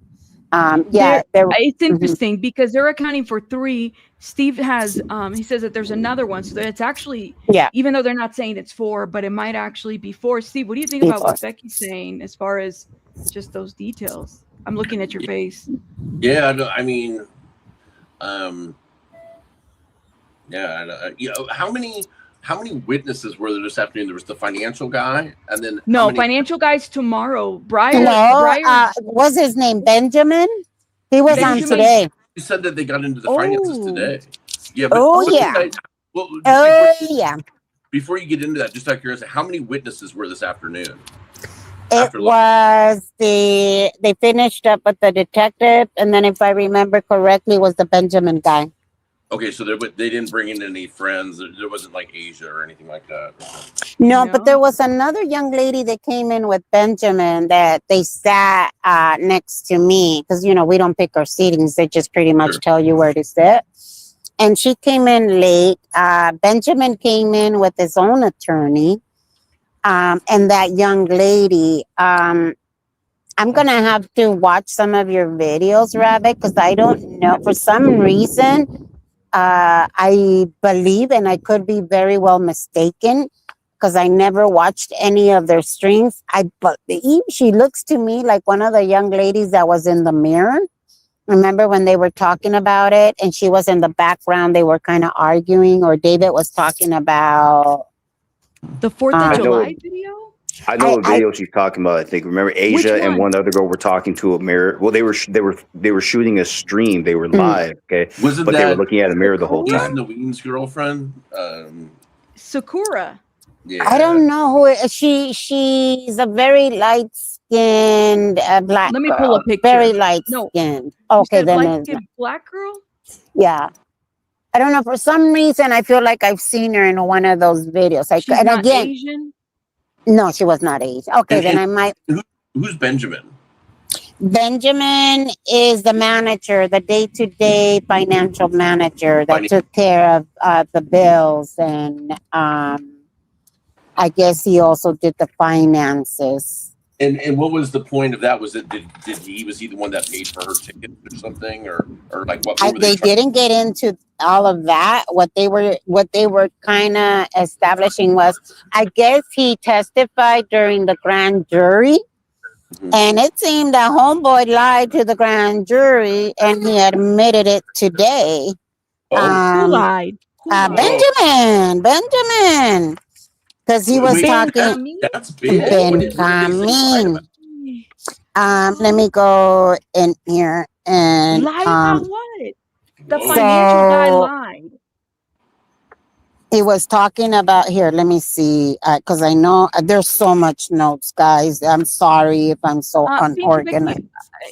Before you, just real quick, you gotta let me know what your Venmo is, because I gotta share it with people so they can't support you. I know you said the channel. Let me, por favor. Yeah, or I can text it to you right now. You want me to text it to you? Well, no. Talk to me. Okay, let's do this. We'll yeah, let's do this. Como quieras tú, mija, but hold on. Let me get through this first, and then we'll do the whole other papola. This is more important. Okay, mira. So Benjamin Greger was, and then he brought in his counsel to the witness. Okay, counsel to the witness. He's self-employed. He's record label small business practice. That's what he does. That's what he's currently working at. He's self-employed. He did the back end work, is what I wrote down. He did the back end work, bookkeeping for music. Now, you would think that these people had, that they had more clients, but it was only David. David was his only client. And someone named, this is what's happened when you're not hip and you don't know all these people's 411. There was another. You're doing a good job. You're doing a good job. Ruby Rose. I guess Ruby Rose, whoever that is. Maybe you youngins out there may know who Ruby Rose is. So he was, again, he was a director of finance, and included in that company that they claim was a Nathan Evans, a Karen Marshalls, which is, I guess, David's half sister. Yeah, we know who she is, guys. Oh, okay. I know nothing, you see. I'll show you who she is, guys. She's a new artist signed with Interscope, guys. A ver, dame el chisme, dame el chisme. Ruby with an I, y'all. Ruby Rose signed with Mogul Vision, an imprint of Interscope Records in 2023. This is her. Hold up. This is her. Y'all see the pictures? This is her. Yep. Okay. Keep going, Becky. Es ella. Entonces, I wonder if that's the one that was there. Does that look like her? You think she was there? It kind of looks like her, only she had short hair. She had short hair. And obviously there she has a, I believe that's her. She was dressed very, she was dressed very conservative. She was very polite to me. So anyways, I believe that I have to look up her pictures because she does look a little bit more vamped up there than she did today, but the curly hair, So, so go ahead. Let me. Then they asked him where he lied about, I guess to the grand jury, he claimed that he never asked Rob, whoever Rob is, anything about the Rob case. Morgan Roth is Ándale, ese mero. It's a middle. Now he's that guy now has a travel business where he books travels and stuff for, I guess, celebrities and singers and stuff now. That's what he's doing. So aquí, a ver, where is it? I guess the question with the grand jury was, have you spoken to Rob about David's case? And he responded to the grand jury that no, he didn't ask any questions because he didn't want to know. Well, today it was, did you ever speak to Rob about David and the case? And he was like, no, they asked him if he had spoken to Rob. And he's all like, yeah, well, what did you speak about? Well, the case. And then they were like, excuse me, Mr. Sir, were you lying then or are you lying now? Kind of a deal. Today, I thought they found out before. They just found out right then. They found out right in the stand. Is it impeached? He impeached himself? I guess. Wait, who was asking the questions, Becky? This was the prosecutor, the DA. Okay. And it was like, Mr. Sir, are you telling the truth, is what they said. Are you telling the truth today or when you presented to the grand jury? And he was kind of like, shucks, you caught me. I'm telling the truth today. And then, which I also found interesting, that they asked him, did you move to a secure encrypted site to ask about the case? And he was like, well, what do you mean? And they're like, yeah, what apps did you use? And he's all like, well, he reached out to me through Signal and WhatsApp. So, yeah, I found that interesting that when he was talking about the case, he went into these encrypted sites. Well, can I ask you something, because it could be really big thing.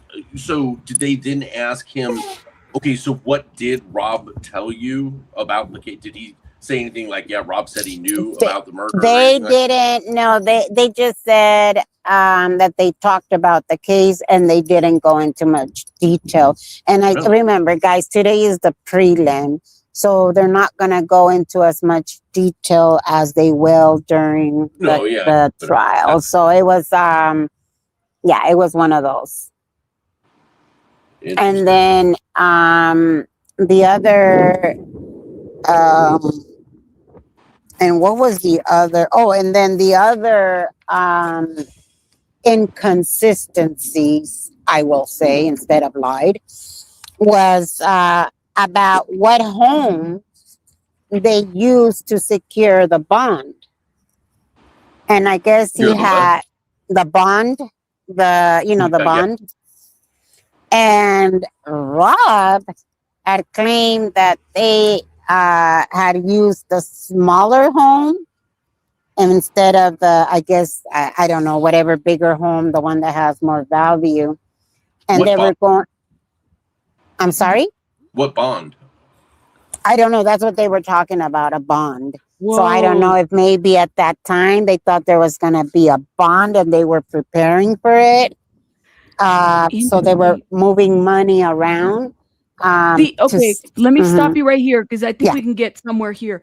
You said they asked what property they used to secure the bond, right? To secure bond. Yeah, that's what the word that they use. I think it was moving money around for his defense. You know, they need to pay attorneys, but they had said the word bond. Was the company helping with this? Well, apparently, no, because it seems like they were preparing to move money around for some type of expenses. And again, they're not going to go into major detail right now. It's and so I didn't think that they caught him in a lie. What he said to the grand jury was that they were going to use the $2 million home.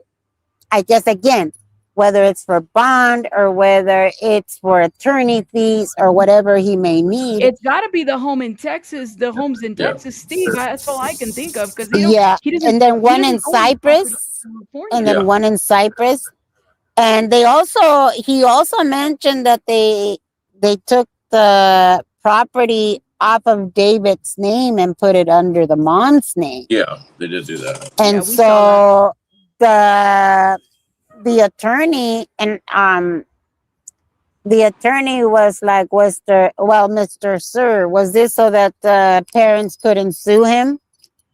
And straight out said, is this because that way the parents couldn't sue him? In other words, they couldn't sue him for the big money. Wow. Yes, girl. I was all like, they asked that right there. They asked this in the what was his regular answer? Joe. He didn't have an answer. They objected, and then it was like, okay, we're not going to continue this line of I questioning. didn't think they could ask that right there. Can they ask something like that? She straight out did. She sure did. Stop. You were calling for me, right?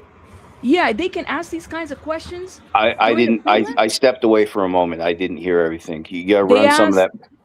Yeah, Becky said that they asked about the reason the reason that they move property or move home. Is it Becky, I'll let you put in the So word. that Celeste family couldn't sue them in a civil matter. Oh, they asked if he said that. I imagine They asked there was an if- And objection, they right? asked if that asked if was the the reason. If they transfer title from the homes in Texas into the trust, the mom is now. And did he trustee. respond? At that point in time, he didn't because there was an objection, and it was Same thing as before. Now you're the same thing we were talking about before, because now there's a possibility of the Fifth Amendment violation there. Mm-hmm. And I guess that was, but they mentioned that would be coming up, I guess, in trial for the second charge or the second, for the second charge. I don't know what's the second charge. I think you're probably talking about the civil trial. For But they mentioned the second charge, not the second civil or not the second trial. They said second charge. Well, So if we look at his charges, I wrote it down very clearly because I was all like, "Ooh, this is gossip." And they mentioned that it was for the civil, but then the judge was the one that said that was that they needed to lay the foundation and possibly for the second charge. Did they talk at all about? Did they talk at all about? Since he was the finance guy, like the rent, like he was paying rent at The mom, so David never took care of any of the bills. The bills were handled through the mom. And and then whoever that young black girl is, does he have any sisters? Or I don't know who have a she younger is. sister. Okay. He has a No, little she looks sister. she looks a little slightly older than him or around his age. I don't know who that young lady is, and no one knew. But when Benjamin was talking about showing the mom how to use the QuickBooks, and the defense attorney asked, well, did she learn? And he said something like, I don't think so. Or in other words, she didn't know too much how to do the finances through QuickBooks. But I was looking at her, at the girl. I just happened to be looking that way. And when he said that, she went, oh, like, I cannot believe you just meant. So there must be some type of an issue going on, again, with the finances and making sure that there's going to be something about finances coming up and the mom.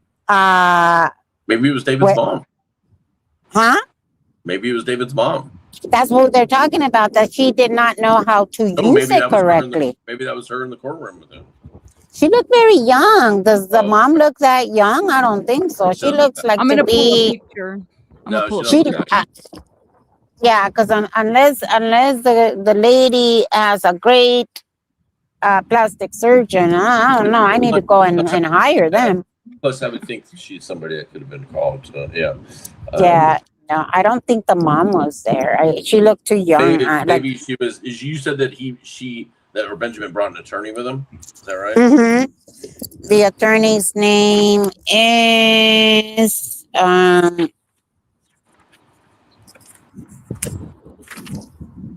something Esse. Must have known he had conflicting testimony or something. I think so.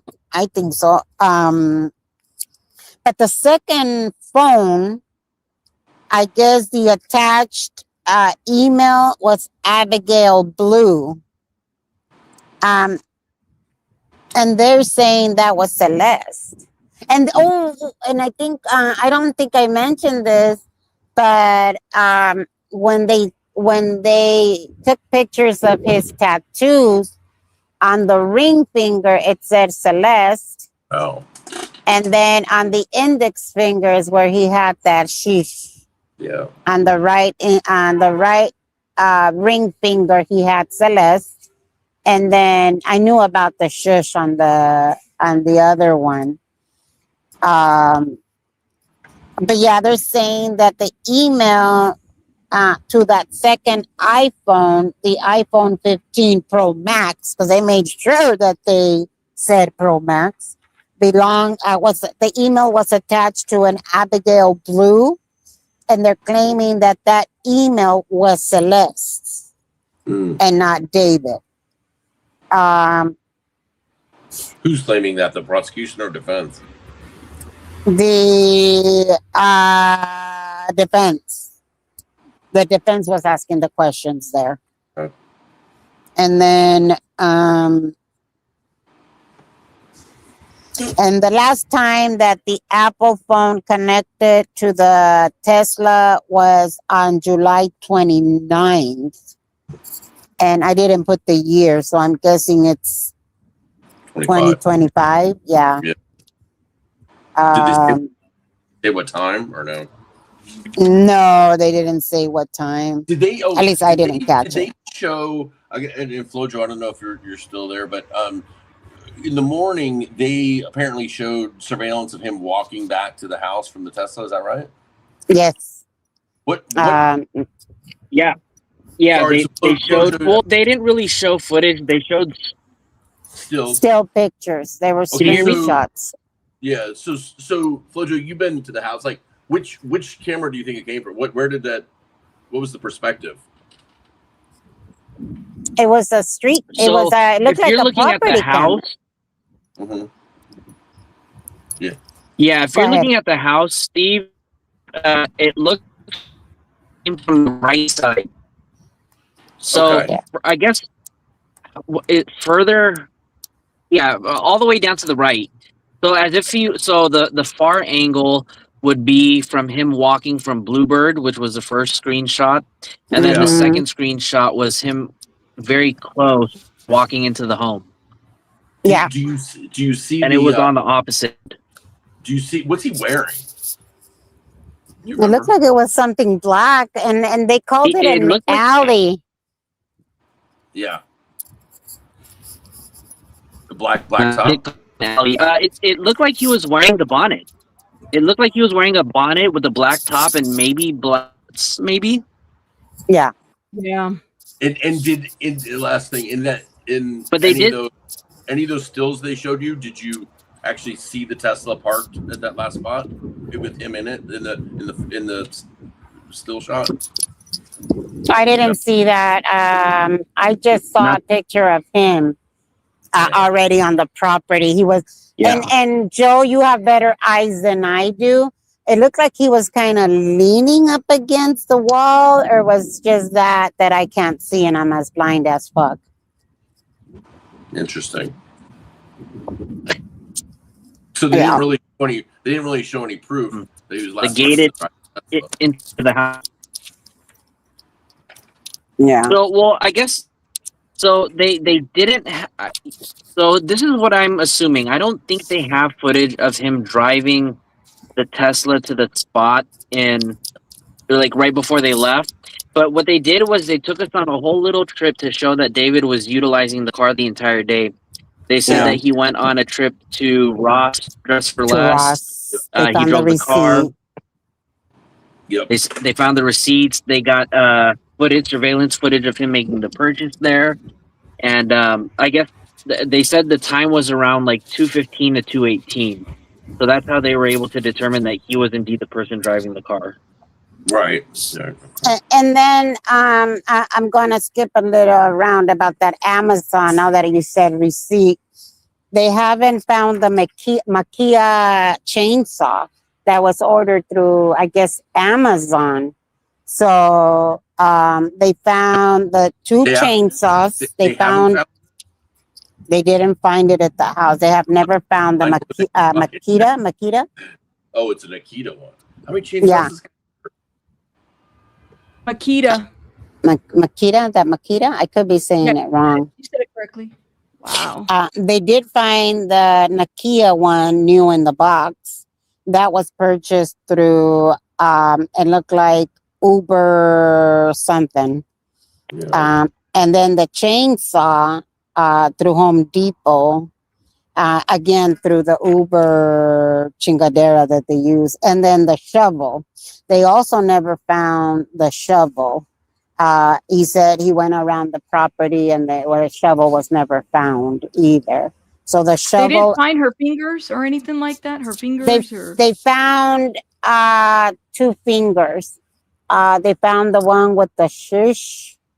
And I think the one that I don't remember. I think there was, I believe it was the shush finger and another one. But I don't know how many fingers he had actually cut. We only thought he cut 2. For some reason, my brain is telling me that they didn't find 1. So maybe they only found the shush. You know, sometimes it's a little hard to hear in the courtroom. You're fine. I think it's the one that said David is the one that, because she had his name tattooed on her ring finger, right, guys? Right. I think. Yeah, and that's the one they didn't find. That's interesting. But go ahead. Okay. That makes sense. Because they did find the shush. And wait, and he also had the name Celeste on his ring finger. There you go. Mira que cabrones. And then the shovel was never found, and that was delivered through Postmate. It wasn't found, and I believe fireproof mat. I believe the fireproof mat. So on top of the cage, or rather, I guess that would go under the cage. So in addition to the cage, he also bought the mat. And then what else?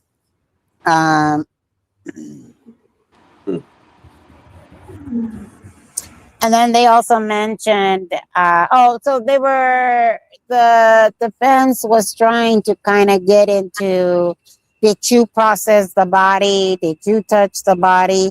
And the medical examiner was like, no, the detective said, no, by law, we're not allowed to touch the body. Only the It wasn't a medical examiner. It was a medical, Yeah, the detective did not touch the body. That was done by the medical investigator. Because I guess there's a medical examiner and then there's a medical investigator. Right. The crime scene investigator, Becky? Is that what they said? He said medical investigator. Yeah. Yeah. So the cadaver bag was not processed due to all the fluids, just the handles and the zippers were, and they didn't go into detail as to whether they found DNA or not.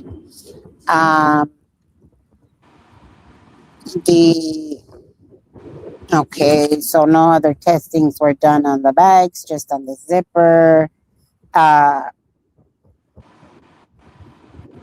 And then I guess the defense was asking if there were any logs of who was coming and going and taking and being interviewed.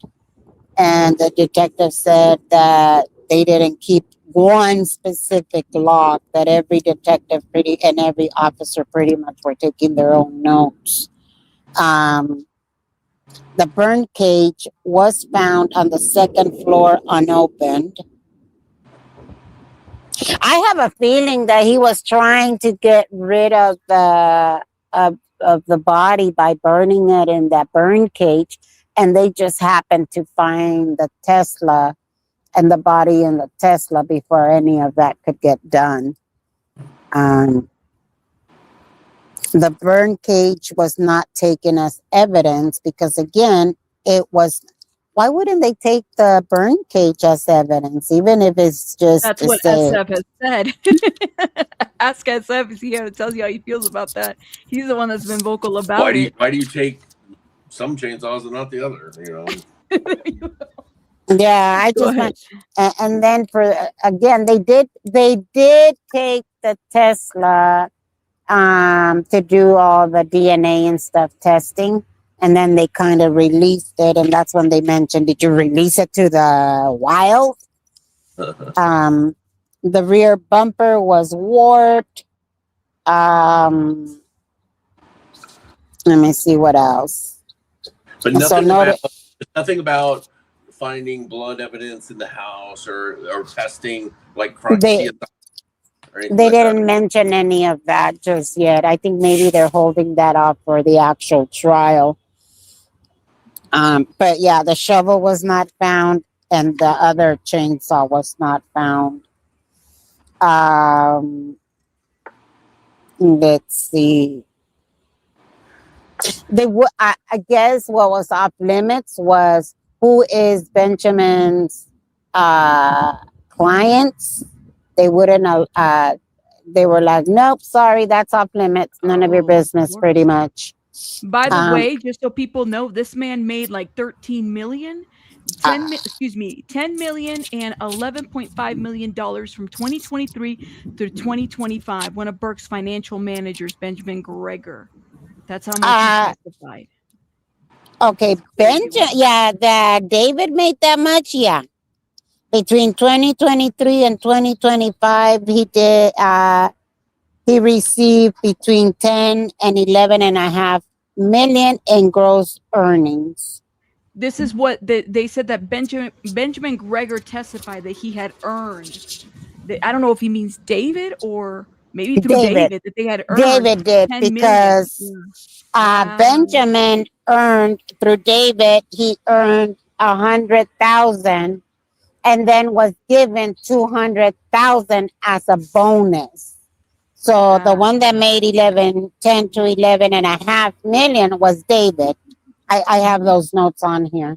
Hey, I actually took some decent notes. Look at this. Yeah, it's right over. Yeah, it's on the article. You're right. There you go. He through their music career. This is how much. Oh my god! And this is through the YouTube videos and the Fortnite. Yeah, he said gross earnings, but between 2022 to 2023, he had only made 2.4 million. So you take the 11, the 10, 11, 12, or if it's 11, 12, 13. So he easily made about almost $14 million. As a 20-year-old. Jeez. Yep. As a 20-year-old. Well, Rob is only 34. He started working in finances, and then he called it a boutique finance firm.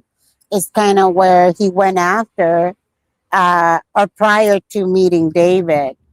Yeah, and then that's what I did end up writing on here, and that was pretty much where they left off, was protecting the estate from being sued. Oh, that's what they did. They I mean, did they say anything about tomorrow? Like, it's still at 9:30, and any other skills or anything? Yeah. So for tomorrow, guys, I feel that I owe my chat and many other people that this person has wronged. So tomorrow I have Dumbass's hearing, and also there's the Celeste hearing. So I'm going to try to make it to both, whether I'm going to see if I win the lottery, and then maybe I'll go to Dum's hearing first, and then see if I can go into the Celeste. And for that, I apologize. No, but I don't owe apologize. quite a few people, some answers, because that other person never tells the truth. And I feel that I owe this other, my chat and so many others, the truth about what happens in his court hearing. But then I'm going to try to make it to the Celeste. You got to do what you got to do. Flojo, are you going to be there tomorrow too or no? I will try. No guarantees. You know, I took the day off of work today to be here, but I may not be able to do the same tomorrow. But Steve, I hope you're there tomorrow. I'm going to show up to let me in. You know what, Steve? She don't. let me say this. And no shade to Beth Silverman. It's not about. I hope she gets. This is about Justice for Celeste. But the lady does not own the damn courtroom. So I don't. People come in. I saw somebody come in here. Well, no, she doesn't own the courtroom. Okay, like I'm all for the fact that I love that if the ego helps her get where she needs to get at and her hard work, got it. But she don't own the courtroom. So let's just stop that. Why? What were they saying about her and that? No, se portó. She was very rude towards her and SF have some bad blood, and so that's why just some stuff from earlier. Who is this? The defense attorney? No, the Beth Silverman, the DA. Yeah. Well, the judge finally told her, like, look, I've given you enough leeway in this line of questioning. Did he have to redirect her a couple times? No, not really. Just once towards the end when they were talking about all the finances and the house and this and that. The judge pretty much, the defense was like, excuse me, judge. And so set foundation, the judge told her, I'm going to give you a little bit of leeway to see where you're going with this. And then when she was getting way up in his business, in Benjamin's business, the judge was like, let me put a stop right here and let's move on. And so then the DA was like, well, thank you for allowing me. And then she continued to ask 3 more questions. And the judge just kind of sat back and was like, girl, are we really going there? Well, I was looking at people's faces because I'm looking around like to see what this reaction is, that reaction, David's, and then the parents' reactions. Mom and dad, I got to give them a lot of credit because I'm going to tell you, they were very considering everything that they're seeing, considering what they're hearing. I don't know how they did it. I mean, I felt like I wanted to cry a couple of times just from that blood pool that was there. It was just the blood and again, for some reasons, the limbs and the stuff didn't really it didn't affect me. So then when they showed the picture of the head and the torso being in a big, it looked like a swimming pool of blood. I don't know how that poor lady held it together. That's when they were kind of fanning her. They were fanning her? Yeah. And passed out? And Yeah, David, so they were did David have any reaction? Did he? He had absolutely. On the contrary, his reaction was, and then he leaned in as he's watching the fucking pictures up on the screen, and I'm like, sicko. He's been exposed to this, though. I think that's part of it. We were talking about that. Becky, you said you rode in the elevator with Mom? Yeah, I wrote in there. So there's this elevator that is given priority. You need a key to get down with. And, there's everybody that's waiting for the elevator. I came out singing a Spanish kid song, because sometimes that's the way I deal with heavy situations. So I came out singing Brinca la tablita, yo ya la brinque. It's a times table song that the kids learn. And the mom kind of looked at me. And as we're walking out, I was like, I said something to one of the other people that were there. I just said something like that was very heavy. The mom was on my left. So as we're going out, because when you're up on that floor, you go through two securities. The first one to enter, and then up on that floor is where they have all the big murder cases. So you have to go through a second security, and that's where they put your phone in a bag. So the lady, one of the female bailiffs, she was very kind. She's all like, "Come here, I'll take yours out of the bag." So she was very helpful to me. The mom walked around, and we're all waiting for the elevator. And then that elevator that needs a key and it's for employees only. I said something like, "Is it okay if I ride down with you guys?" And sorry, I was getting a phone call. And the mom said, "Yes." And I was all like, "Oh, okay." So she said, "Sí, véngase. Yes, come in." So, I was asking, the attorney that was standing there, but the mom invited me in.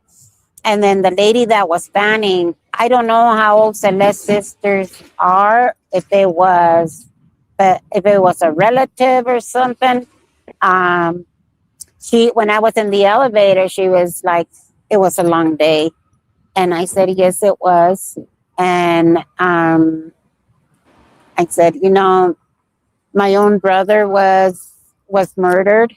So I can only imagine what you guys are going through. And I'm saying this in Spanish. Mm-hmm. And I said, and I want to give you my my sympathy, mi condolencias.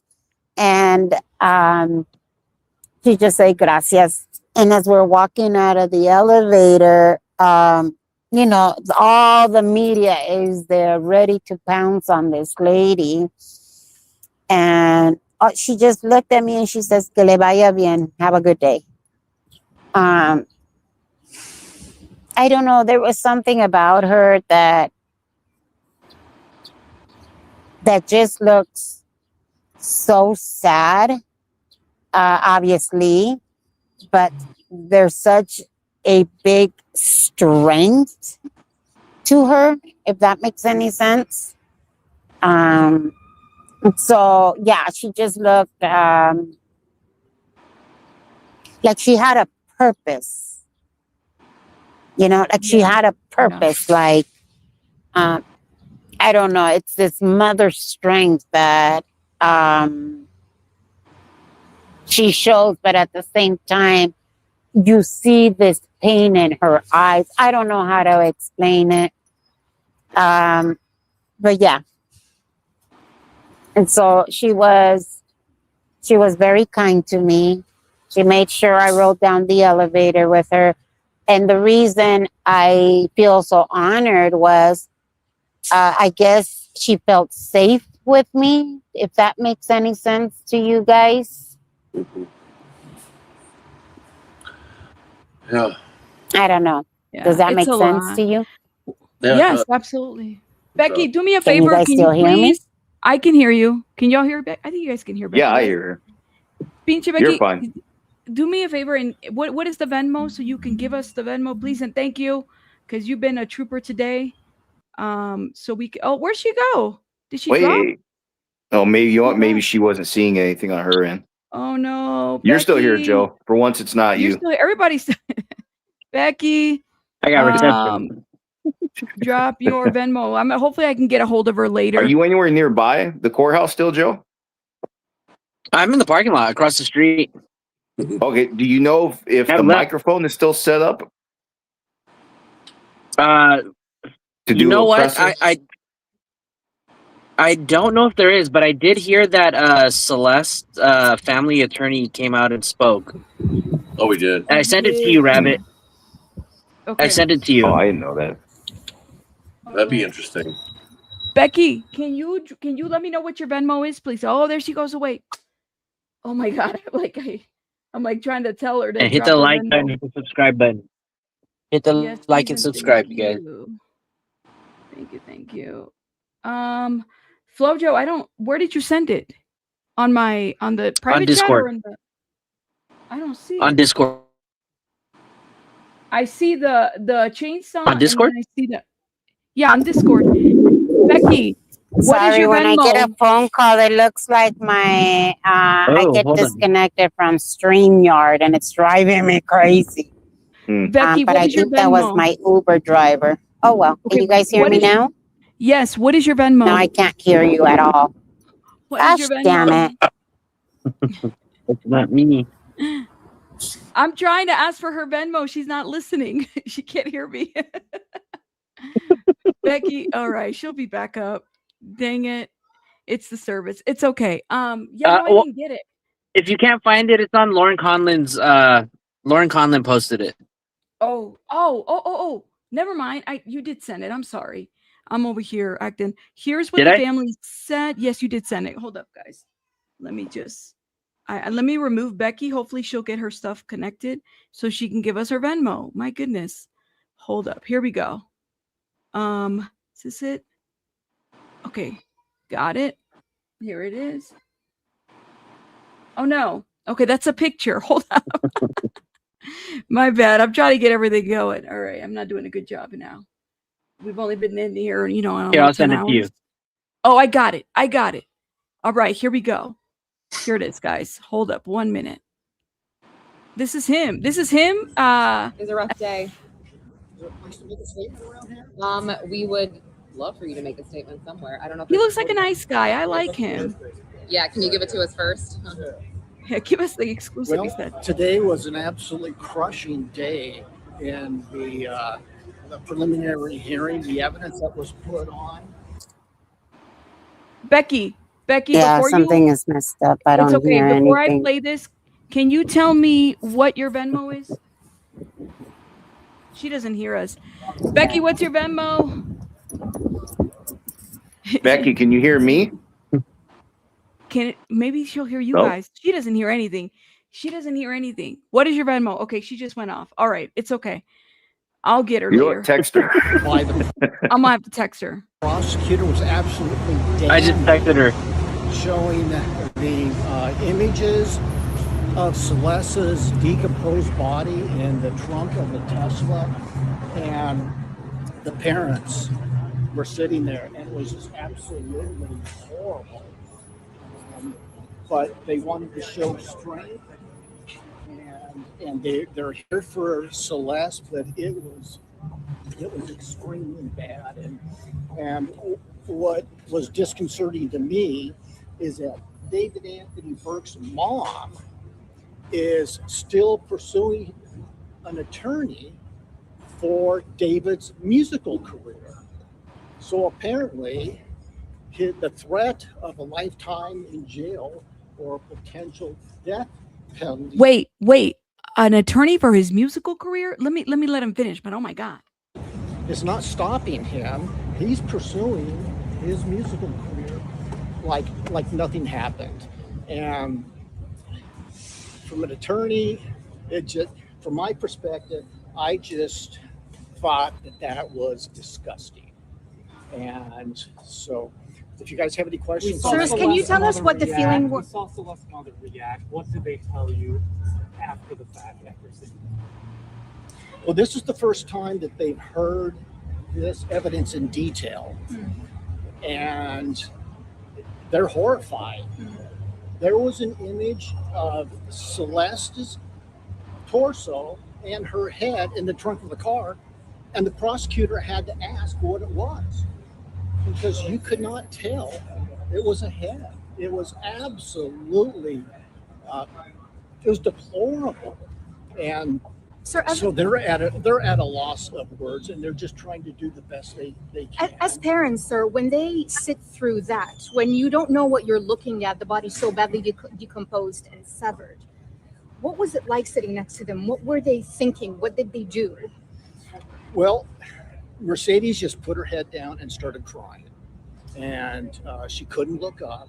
And she was warned by the district attorney. Beth Silverman told her in advance, these images are coming.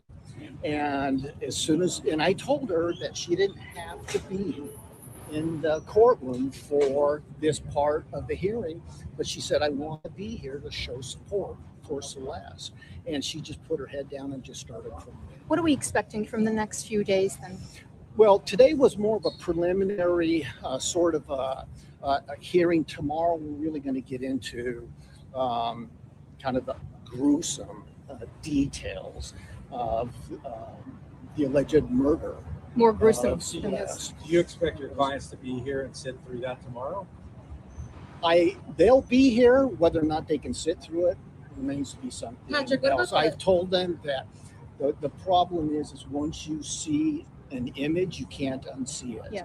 And so I encouraged them to step out for a short period of time, and they decided no, they wanted to be here to show that they're supporting their daughter, they're supporting the district attorney's office, and they're very grateful for the investigation that the LAPD Rockland homicide investigators, Byers and Farrell, did. It was just an exhaustive investigation over the last What 10 about the months. transfer of assets? Did they have a reaction to that? Yeah, they had a huge reaction What was to it? that. Well, they're disgusted. Mhm. It's just disgusting that they would purposely transfer assets to avoid a potential civil judgment. And you can transfer assets for a reasonable cause. You can't transfer assets to avoid a potential civil judgment. And the last witness, he's the one that suggested they transfer the assets in order to avoid a civil judgment. And that's exactly what they did. And the amount of money that we heard about was just unbelievable.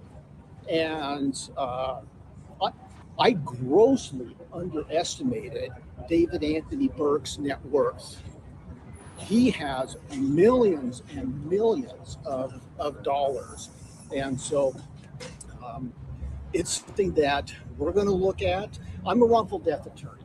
And so the family brought me in to look at the potential of bringing a wrongful death claim against David Anthony Burke. So I can't really comment on any of the criminal evidence. That if you have questions about that, best go to Beth Silverman at the district attorney's office. 3 people with the family. It was the third person, Celeste's sister. No, it was an interpreter and the victim's witness advocate from the district attorney's office. So it was the parents mainly representing, it was the parents representing the family today? Or were there other I represent the family. Excuse me, were there other family members? Sorry, that No, was the wrong question. no.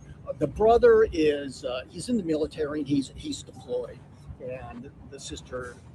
It's just everyone wants to be here, Yeah. and they want to participate, but it's just so painful to sit through, and she just couldn't do it. Do you think that they'll speak to us at any point? Do you think that they'll speak about Celeste and what? I don't think so. I don't think so. They're an extremely private family, and they've just, it's a parent's worst nightmare, the absolute worst nightmare that you could think of. And they're not comfortable with anything. And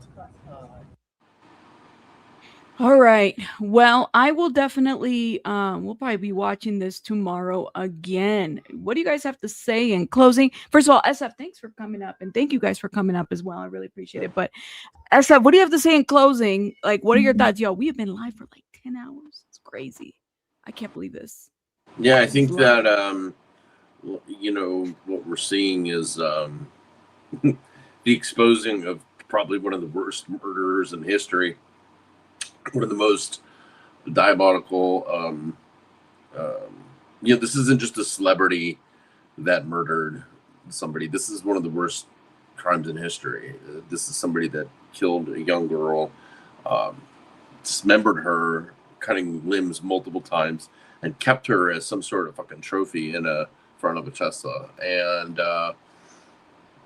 whether it's because he couldn't let her go for ego reasons or for whatever reasons, or he chickened out, I don't know. But you know what we're seeing here is this is something that is going to stay with all of us for a lifetime. You don't forget murders like this. And you know, I have my problems with Beth Silverman, but Beth Silverman is the right person to prosecute this case. Yeah. She's relentless. She's very, very good. We have disagreements, and that, you know, unfortunately, we're both hard-headed and whatever. But she's the right person, and I'm glad that the family is represented by an attorney that I do believe ultimately has their back. And because every penny that David Burke has should be transferred to that family. I agree. And you know, it's going to be, today was tough. I think tomorrow's going to be really tough. And I think the third day when they wrap this all up is going to be just brutal. And I hope that in some way, even if he doesn't show it, that it clicks with David, that he's done. He's cooked. He's never going to see freedom again. And that we all know that he's a monster. And his music will not be his legacy. His legacy will be that he is one of the worst people to ever walk on this planet. Yeah, I hope we can get you back on tomorrow too, Steve, because I'm kind of curious. I mean, regardless, and I do appreciate you. I think it's very big of you to say, you know, we may have disagreements, but she is the right person. I would agree. I think that Beth Silverman, I think she's great. Yeah, nobody can deny that. But I hope that, you know, like you said, we got to keep focused on justice for Celeste. So thank you so much, Steve. You know, I appreciate you, Steve. Thank you so much for coming out. Y'all drop some hearts for Steve, and make sure you guys check him out on Twitter, because that's where he hangs out. He doesn't have you don't really do the YouTube, so Twitter's kind of where I promote. I just have Twitter. That's it. Yeah, so let me make sure I share. I'm sure the mods probably already have the Twitter channel. Hold up, y'all. 1 second.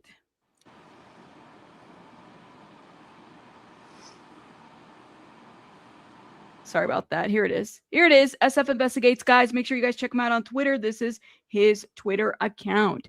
Flojo, what do you have to say? What are your final thoughts on this matter? By the way, shout out to you, Flojo. I mean, you are incredible. You got in and then you got out, but you got in. We got it. We got in and we got out real quick. I mean, I think Steve summed it up as best as it could be said. But I mean, you know, it's just, for me, I kind of have to, you know, I'm so new to true crime in general to actually follow a case from the beginning, from the day that it was announced, and then following it all the way up and just sleuthing behind the scenes, and, you know, finally being in the courtroom to kind of see this for the first time. It's just so surreal. You can feel how heavy all of this is, and you can imagine just how much heavier it feels for the family. It's really sad, you know, to have to be here to report on these kind of circumstances. But I think, you know, more people should be out here, you know, speaking on her behalf and celebrating her more. And exactly what Steve said, I think every single penny, every dollar that David made. And I wish I could be back tomorrow. We'll see. I mean, maybe I'll call off and I'll be sick again. So we'll see. You look like you're coming down with the fever. I think I see it through this live stream. Yeah, No, it's I hot gotta as shit reschedule out my here. doctor's appointment. I agree. Joe, for Liberty's podcast, what are your thoughts, man? The closing. First of all, shout out to Joe, who's also been like ride or die up here, man. Thank you so much. I got nothing else going on. But anyway, I don't have any thoughts other than I'm still waiting for the officers that made the arrest to say something. Yeah. That's really all I'm waiting for right now. I don't know. Hopefully we'll get to that tomorrow. We got through how many witnesses today? 3 or 4? 3, was it 3 total? 3. Only 3. Okay, so they scheduled All right, and they said 10, so hopefully that's one of them. Yeah. That's the one I really want to hear the most, is why they decided to move in April 16th and no sooner. Agree. Yeah. Agree. I agree. I agree. Yeah. And by the way, Steve, I did thank you so much for sending me the text message. I just emailed for the transcripts, the lady. Thank Right. you. Go ahead, Flojo. If I can just say again, Steve, I want to thank you for everything that you've done on this case. Regardless of what happened today, you have been the only person that has kept her name, besides everybody else who's been creating content around her. You have been the sole person who has kept her name alive. And I just want to say thank you for that, because if it wasn't for you, all of us who have cared so much about Celeste would have been left in the dark. So thank you for everything that you've done. Thank you. I appreciate you saying that. And I got to say that is a result of my clients, husband and wife, wanting that done, and not wanting to be in the spotlight at all. But it's because of them. They're the ones who green-lighted me to kind of help tell her story. So they deserve that credit, But thank you. I appreciate it. Thank you so much, Steve. You are amazing. All right, guys, I'm going to let you guys go because, listen, I got Baby Bunny here, but I do need to do my shout-outs. You guys don't have to stay up here for that. Thank you so much, Pinche Becky. I've pinned your Venmo. Thank you, Steve. Thank you, Flojo, and thank you for celebrities, guys. I showed the pages. I'm going to also tag them on this video. Thank you guys so much. You guys are amazing. Hey, mañana, for celebrities, if you're available, you here? All right. Oh, tomorrow, what are you same doing time. now, Joe? Are we going to your... Oh, go ahead. Sorry. What are you doing now, Joe? Are we going to your chat or what? Mother... I'm gonna go home first. I'm probably gonna get a bite to eat, and Yeah, go eat. am I out? You guys can hear me? No, you're here. You're here. You're here. Can you guys hear me? Okay, no, I'm definitely gonna be on a little bit later tonight. I gotta get home first. Okay, go do that. All right. I'll see everybody tomorrow. All right, bye guys. Bye over here. Thank you guys. I'm gonna Bye, remove everybody. you guys. Have a good one.